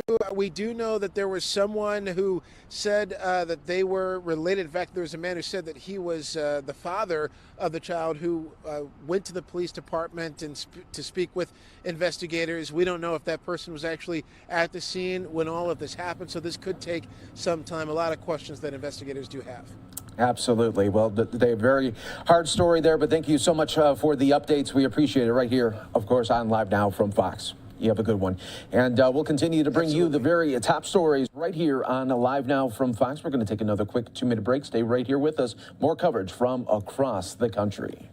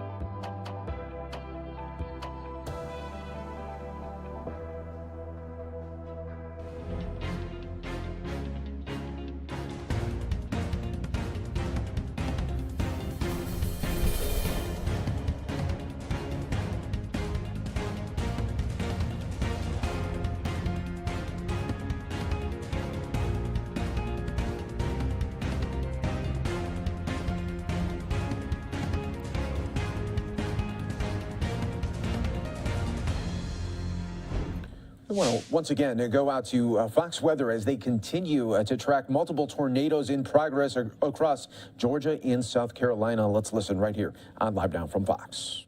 Until at least 9 p.m. That's when the tornado watch runs until. You see behind me, you had the Fox Weather alert system. It's lit up, and I'm joined by Fox Weather's Dylan DeBruin and Fox Weather Command. You're seeing these storm reports rolling in. I mean, they've been coming in nonstop for the past, 12 hours or so. It's really picked up as well as we've seen some clearing out ahead of this line. So a lot of damage reports. If we do want to take those graphics so we can take a look at really what's going on out there right now as this line moves through. You can see on our computer here, on our other computer, but right now we are still tracking those tornado warnings.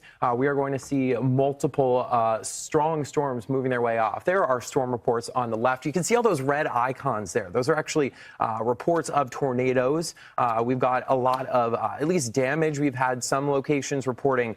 Here's one in Allendale in portions of South Carolina.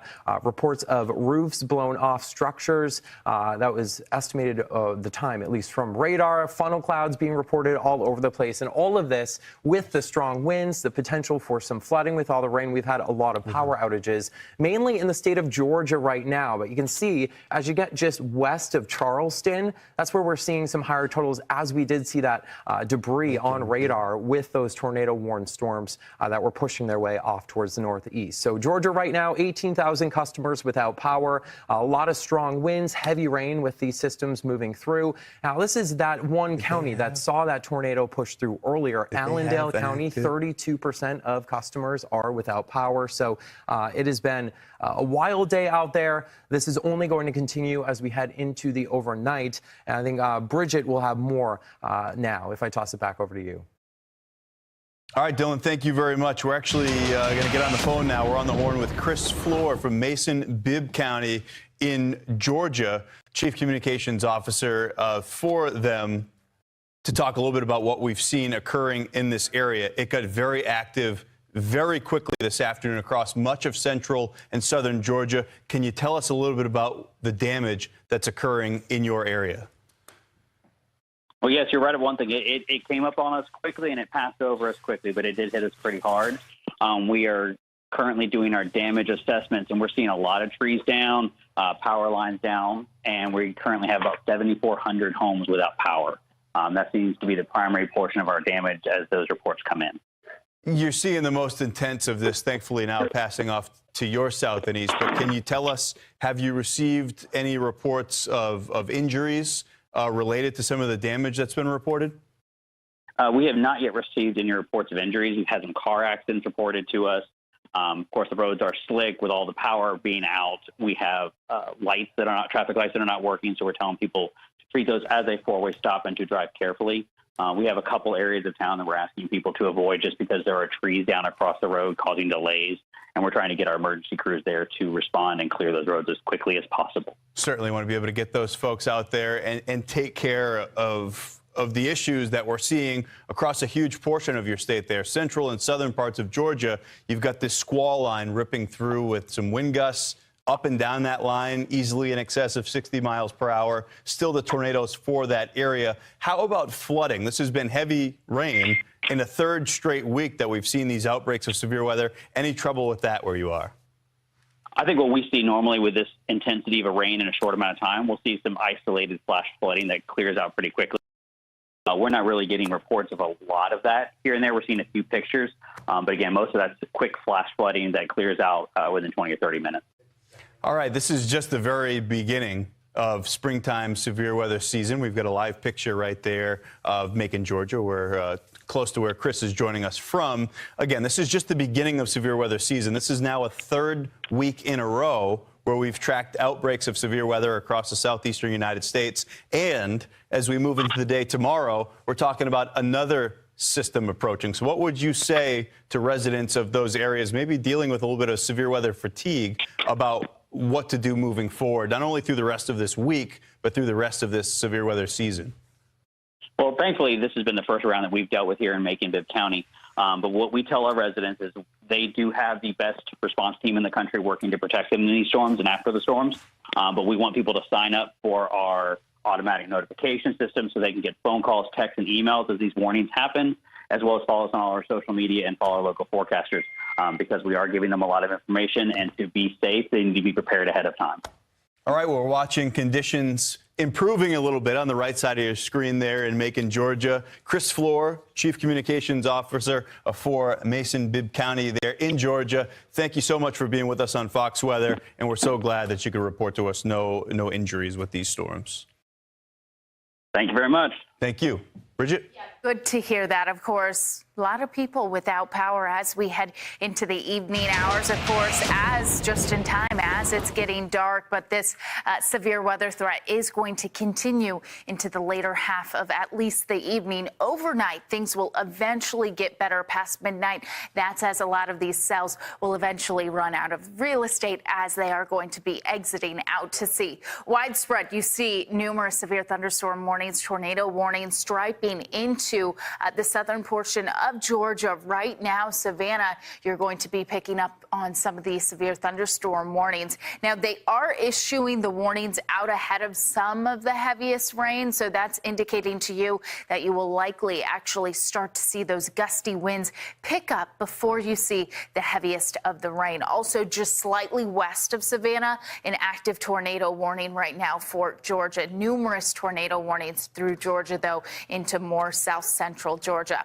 Also zooming in here, this is South Carolina, where we've seen a lot of activity over the last hour or two. Clarendon, South Carolina, this warning issued until 5:45. Also, same warning, Sumter County, South Carolina. It looks like some of the rotation close to Pinewood as we see that inflow and outflow there. That's with some spin as it's going to be moving I believe slightly to the northeast.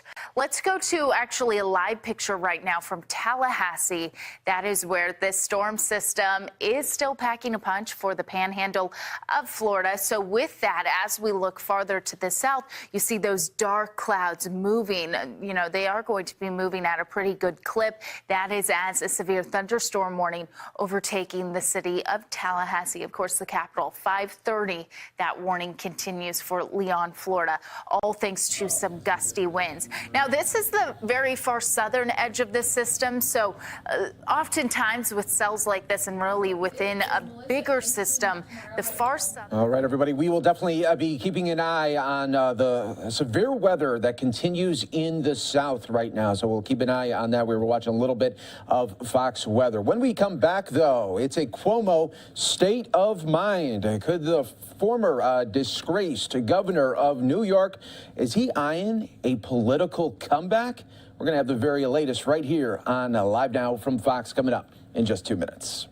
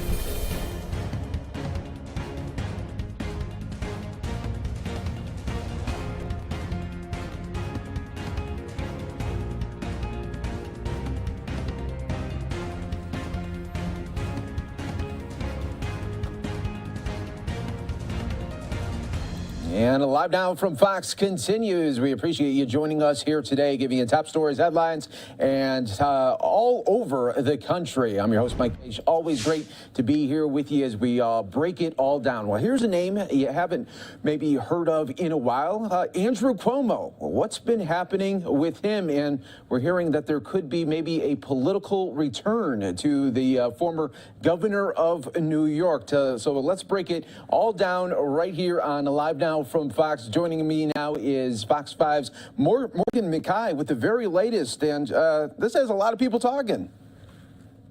You're exactly right. So this is the first time in the first year that the primary is going to be held in June. So the deadline, it's been moved up. So this Thursday, candidates who want to run in a Democratic primary have to submit 15,000 signatures in order to appear on the ballot. So what does this mean for former Governor Andrew Cuomo?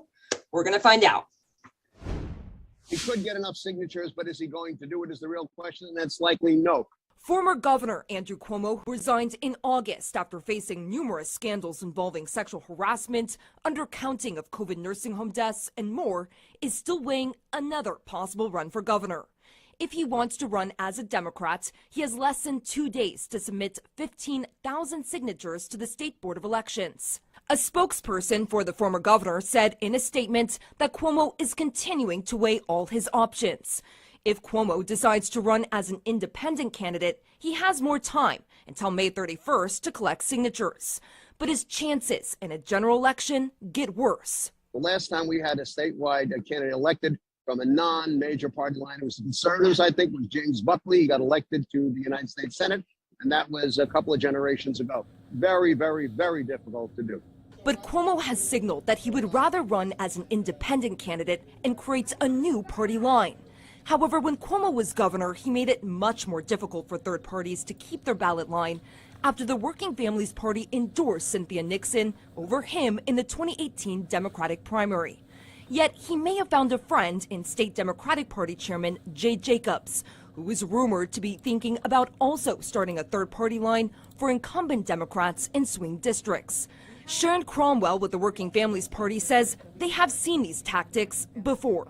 Honestly, this just looks like Jay Jacobs continuing the work of Andrew Cuomo and trying to attack the Working Families Party, despite the fact that we were instrumental in helping to flip the state Senate blue. Creating another party line is short-sighted, and it's actually just going to alienate the multiracial, young, progressive base of voters that are part of the Working Families Party. Now, if Cuomo were to run as an independent candidate, he would have more time, but he'd also have to submit double the amount of signatures. The most recent poll has Cuomo coming in second, but 8 points behind Governor Kathy Hochul. Back to you in the studio. And Morgan, so he may want to run, but what do other Democrats feel about Andrew getting into the race? Well, if you remember, the establishment Democrats, they wanted him out. The president, to the U.S. Senate Majority Leader Chuck Schumer, to the House members, to all of these Senate and Assembly Democratic leaders were calling on him to resign back in August. And a lot of them felt that those issues, those sexual harassment allegations, the allegations that he undercounted the number of COVID-related nursing home deaths, that many of those were true and that he was right to resign, and many do not want to see him come back right now into the spotlight and run again. So I think he's going to see a lot of pushback from establishment Democrats, which is why he's looking at possibly running as an independent. And Morgan, when we saw his farewell address, do you think at that moment already, when he was doing that farewell address, do you think he was thinking, I'm going to be back, or at least I'm going to try to be back? You know, I think in the moment, he thought it was a real possibility he was going to be facing an impeachment trial for all of these allegations and more.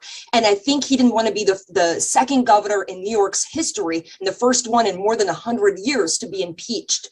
But I think now, as he's looking back at it, he thinks he might have been able to win this. He might have been able to somehow wiggle out of this impeachment trial. But at the time, he thought he was going to be facing an impeachment proceedings in the Assembly and then an impeachment trial in the Senate. And I think he thought he was going to lose. But now he definitely regrets it. Well, it'll be interesting along the way, no doubt about it. And Morgan, we know that you'll be following it and giving us updates along the way. Morgan McKay, thanks so much. Fox 5 representing. We appreciate it. Thank you so much.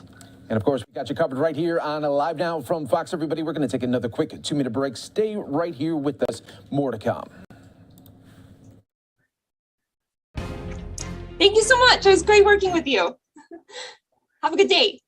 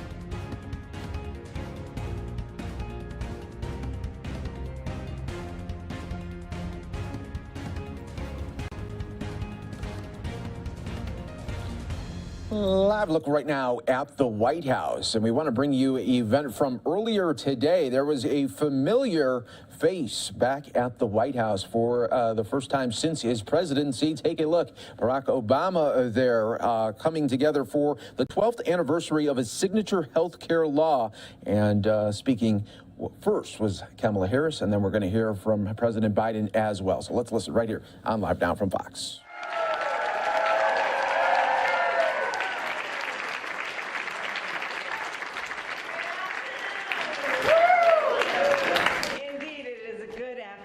Good afternoon. Please have a seat, everybody. Please have a seat. Thank you.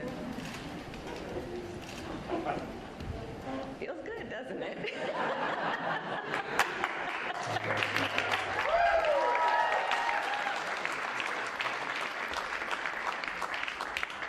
President Biden, President Obama, members of Congress, and my fellow Americans. On March 23, 2010, the Affordable Care Act was signed into law.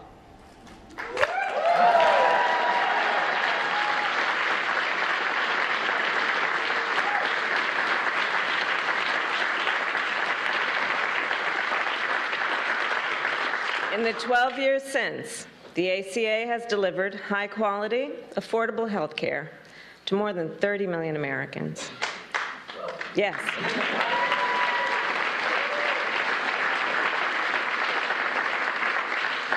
And those Americans are working parents and young children, college students, and older Americans.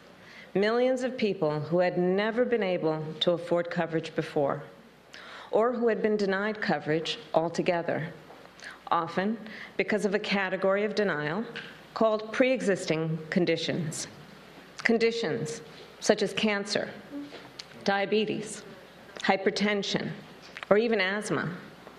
The ACA is the most consequential health care legislation passed in generations in our country.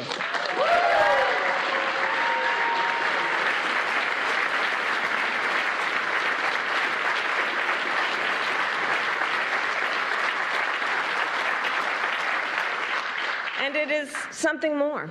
The ACA is a statement of purpose, a statement about the nation we must be, where all people, no matter who they are, where they live, or how much they earn, can access the health care they need, no matter the cost. You know, when I served as Attorney General of California, it was that purpose that led our office and 10 other state attorneys general to submit a brief to the United States Supreme Court in defense of the ACA, and it is that purpose that brings us all together today, to continue to expand affordable health care and its coverage to families across our nation, and to call on Congress to take action, to pass legislation that simply allows Medicare to directly negotiate prescription drug prices with pharmaceutical companies.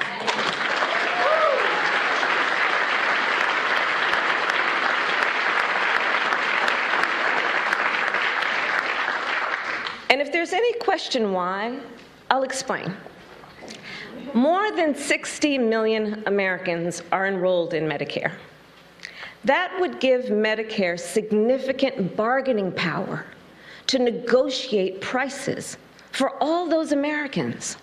So instead of forcing individual patients to negotiate by themselves, to require them to pay whatever price the drug companies set, they would have that kind of representation to stand there with their fellow Americans and negotiate those prices so that they would just simply be fair.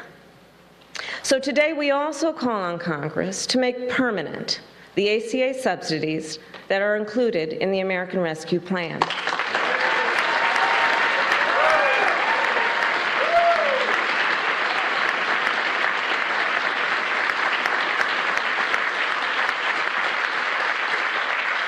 Subsidies that are currently lowering insurance premiums for millions of Americans, and which are set to expire in December.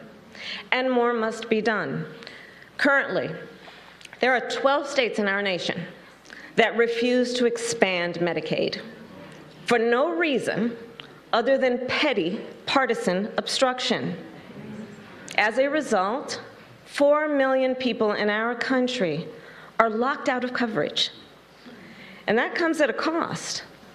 For example, women who do not have health care coverage and are therefore less likely to have access during pregnancy or before or after to pelvic exams or vaccinations, prenatal checkups, postpartum, depression screenings, and all the other essential care they need to be safe and healthy before, during, and after birth.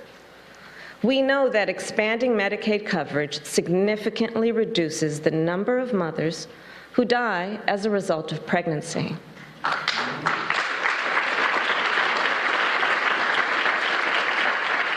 So the sooner coverage is expanded in those 12 states, the more lives we will save. Protecting the health and well-being of the people of our nation should not be a partisan issue. Every person in our nation should be able to access and afford the health care they need to thrive, not as a privilege, but as a right. And that is why our administration will continue to use every tool at our disposal to strengthen the ACA. And with that,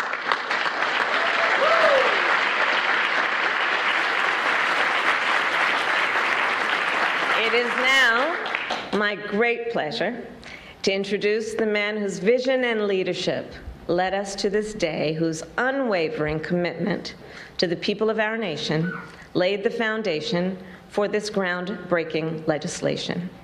A leader who showed us the way forward on this important issue. Please welcome President Barack Obama.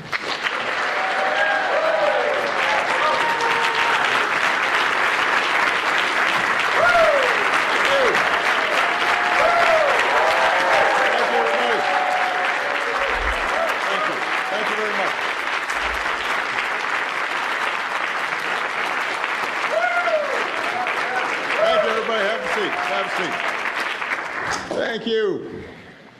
Vice President Biden, Vice President.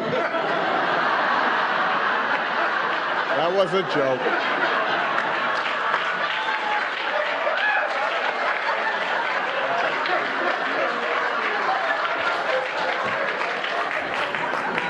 That was all set up. My president, Joe Biden, Vice President Harris,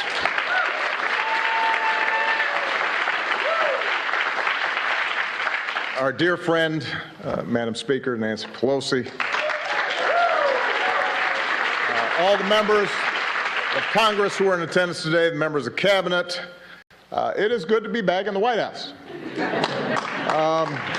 It's been a while. I confess, I heard some changes had been made by the current president since I was last here. Apparently, Secret Service agents have to wear aviator glasses now. The Navy mess has been replaced by a Baskin-Robbins. And there's a cat running around, which I guarantee you Bo and Sonny would have been very unhappy about.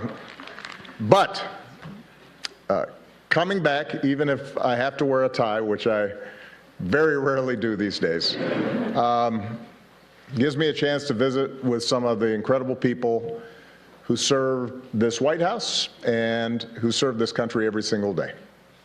A lot of times out of the limelight. They make this government function, and they help people in ways big and small. And from the outside, sometimes people don't understand just how grueling this is and how many sacrifices people make. Because those of us who are in front of the cameras oftentimes get the credit. But it's a lot of people who are devoted day in, day out to making this country better that matter, and a lot of them are represented here. And that's not just in the West Wing, by the way. It's also in the residence. There were a lot of people who looked after our families that I will always be grateful to. So it's wonderful to be back to say thank you to all of you. But most of all, coming back here gives me a chance to say thank you and spend some time with an extraordinary friend and partner who was by my side for 8 years. And Joe Biden and I did a lot together.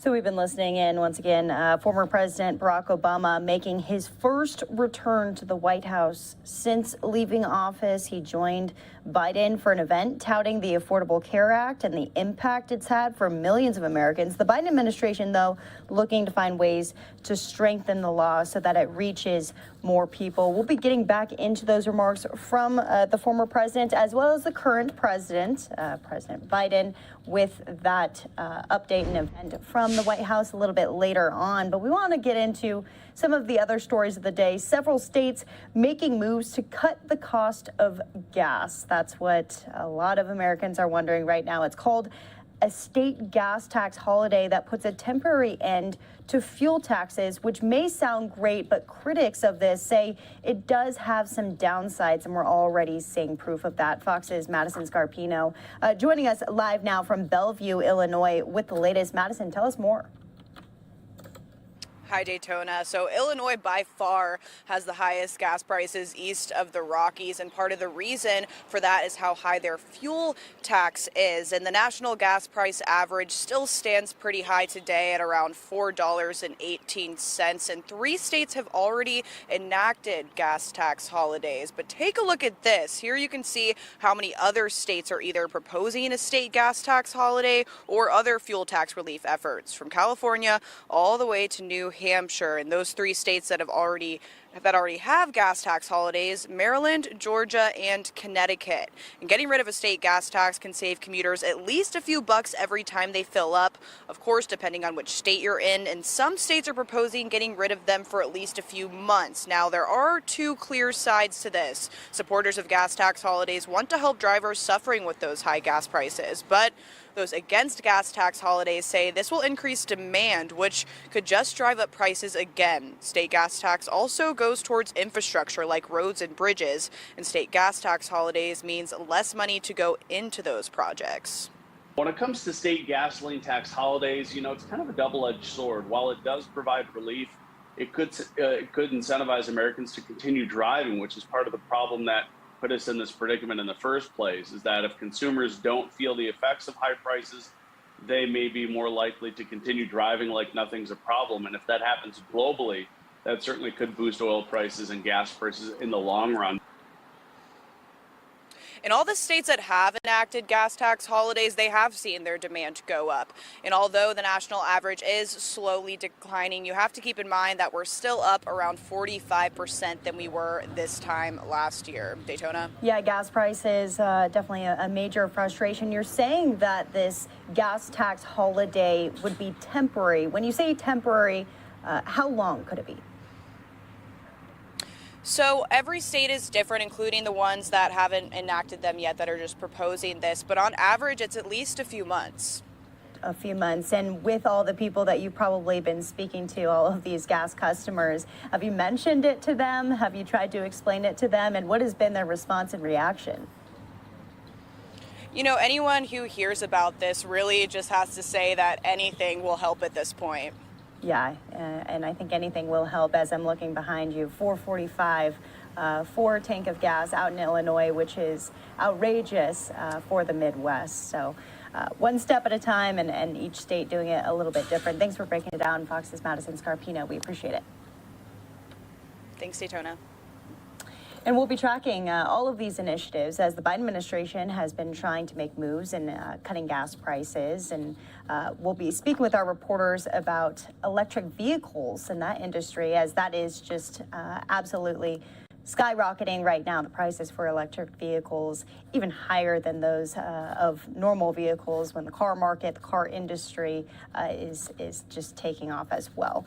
So be looking forward to that in the next hour here. We're going to be going back into some of the remarks with former President Obama and current President Joe Biden, also the latest when it comes to the Affordable Care Act, next steps under the Biden administration in getting this alleviation towards even more Americans. That's all coming up after the break.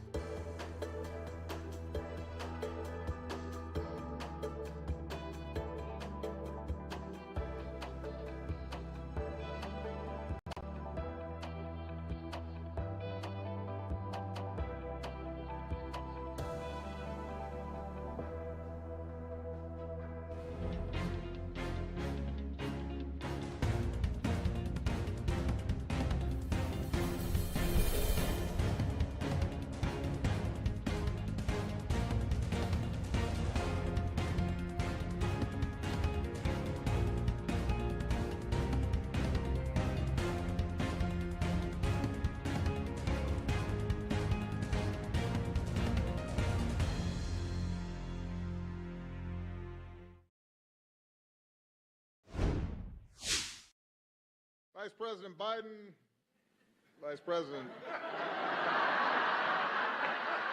That was a joke. A lighthearted moment to open President Biden and former President Obama's reunion at the White House before the event took on a more serious tone. The two highlighted their administration's legislative legacy, the passage of the Affordable Care Act in 2010. It's fair to say that most Republicans showed little interest in working with us to get anything done. The Affordable Care Act was so unpopular at the time, many had blamed it as the reason for the Republican wave during that year's midterm elections. Now, to prevent a repeat of major losses in November, Democrats are not only touting the law, they're beefing it up. On Tuesday, President Biden signed an executive order that would in part make it easier for people to enroll and keep their health care coverage and strengthen benefits. The Affordable Care Act is stronger now than it has ever been. 55% of Americans view Obamacare favorably, one of its highest points in 12 years. And after surviving 3 Supreme Court challenges and an effort by the Senate to replace it in 2017, some Republicans are also changing their approach to the law. I don't see it as an issue because we aren't running on a platform of repeal anymore. We're running on a platform of improving. The Biden administration is also preparing a rule to fix a, quote, family glitch in Obamacare. The change will allow families with health insurance from their employers to receive financial aid to pay for coverage. In Washington, Malda Rivera, Fox News. And we'll get into the full remarks from President Biden here in just a moment from the White House, but wanted to bring you another update from the Biden administration as it announces it's going to extend a moratorium allowing millions of Americans to postpone student loan payments. The plan lets students wait until August 31st to pay their loans. Remember, those payments were originally scheduled to resume on May 1st after being halted since early on in the pandemic. The decision, of course, coming down amid fears that Americans would fall behind on their payments if they restarted in May. According to the latest data from the Education Department, there's more than 43 million Americans who owe a combined $1.6 trillion in student debt. So now that moratorium being extended. That's the big news of the day from the Biden administration, from the Education Department. Well, let's step back into the latest from the White House as the former president making his first appearance on the Affordable Care Act. More on that right now.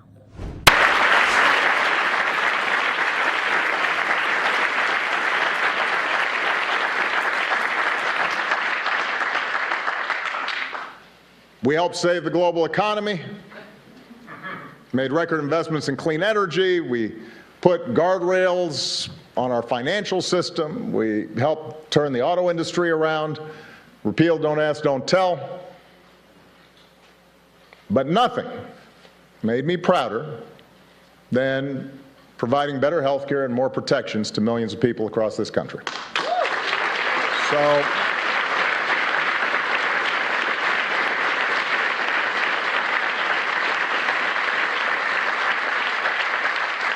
So when President Biden said he was not going to just celebrate the ACA, but also announce actions that would make it even better, I had to show up.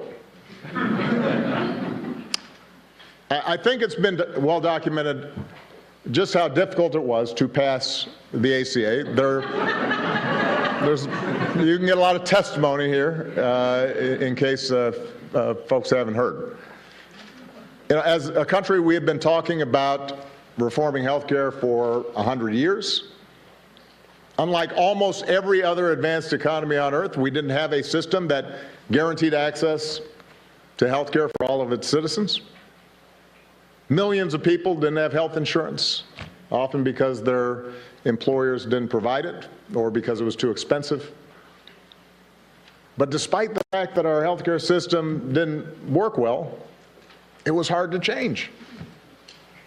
Healthcare represents about 1/5 of our economy. That's trillions of dollars that are involved. So there were a lot of different economic interests that were vying to maintain the status quo. And because the majority of Americans did have health care, some people naturally worried that they'd lose what they had. The media was skeptical of past failures. There was a lot of misinformation, to say the least, flying around. And it's fair to say that most Republicans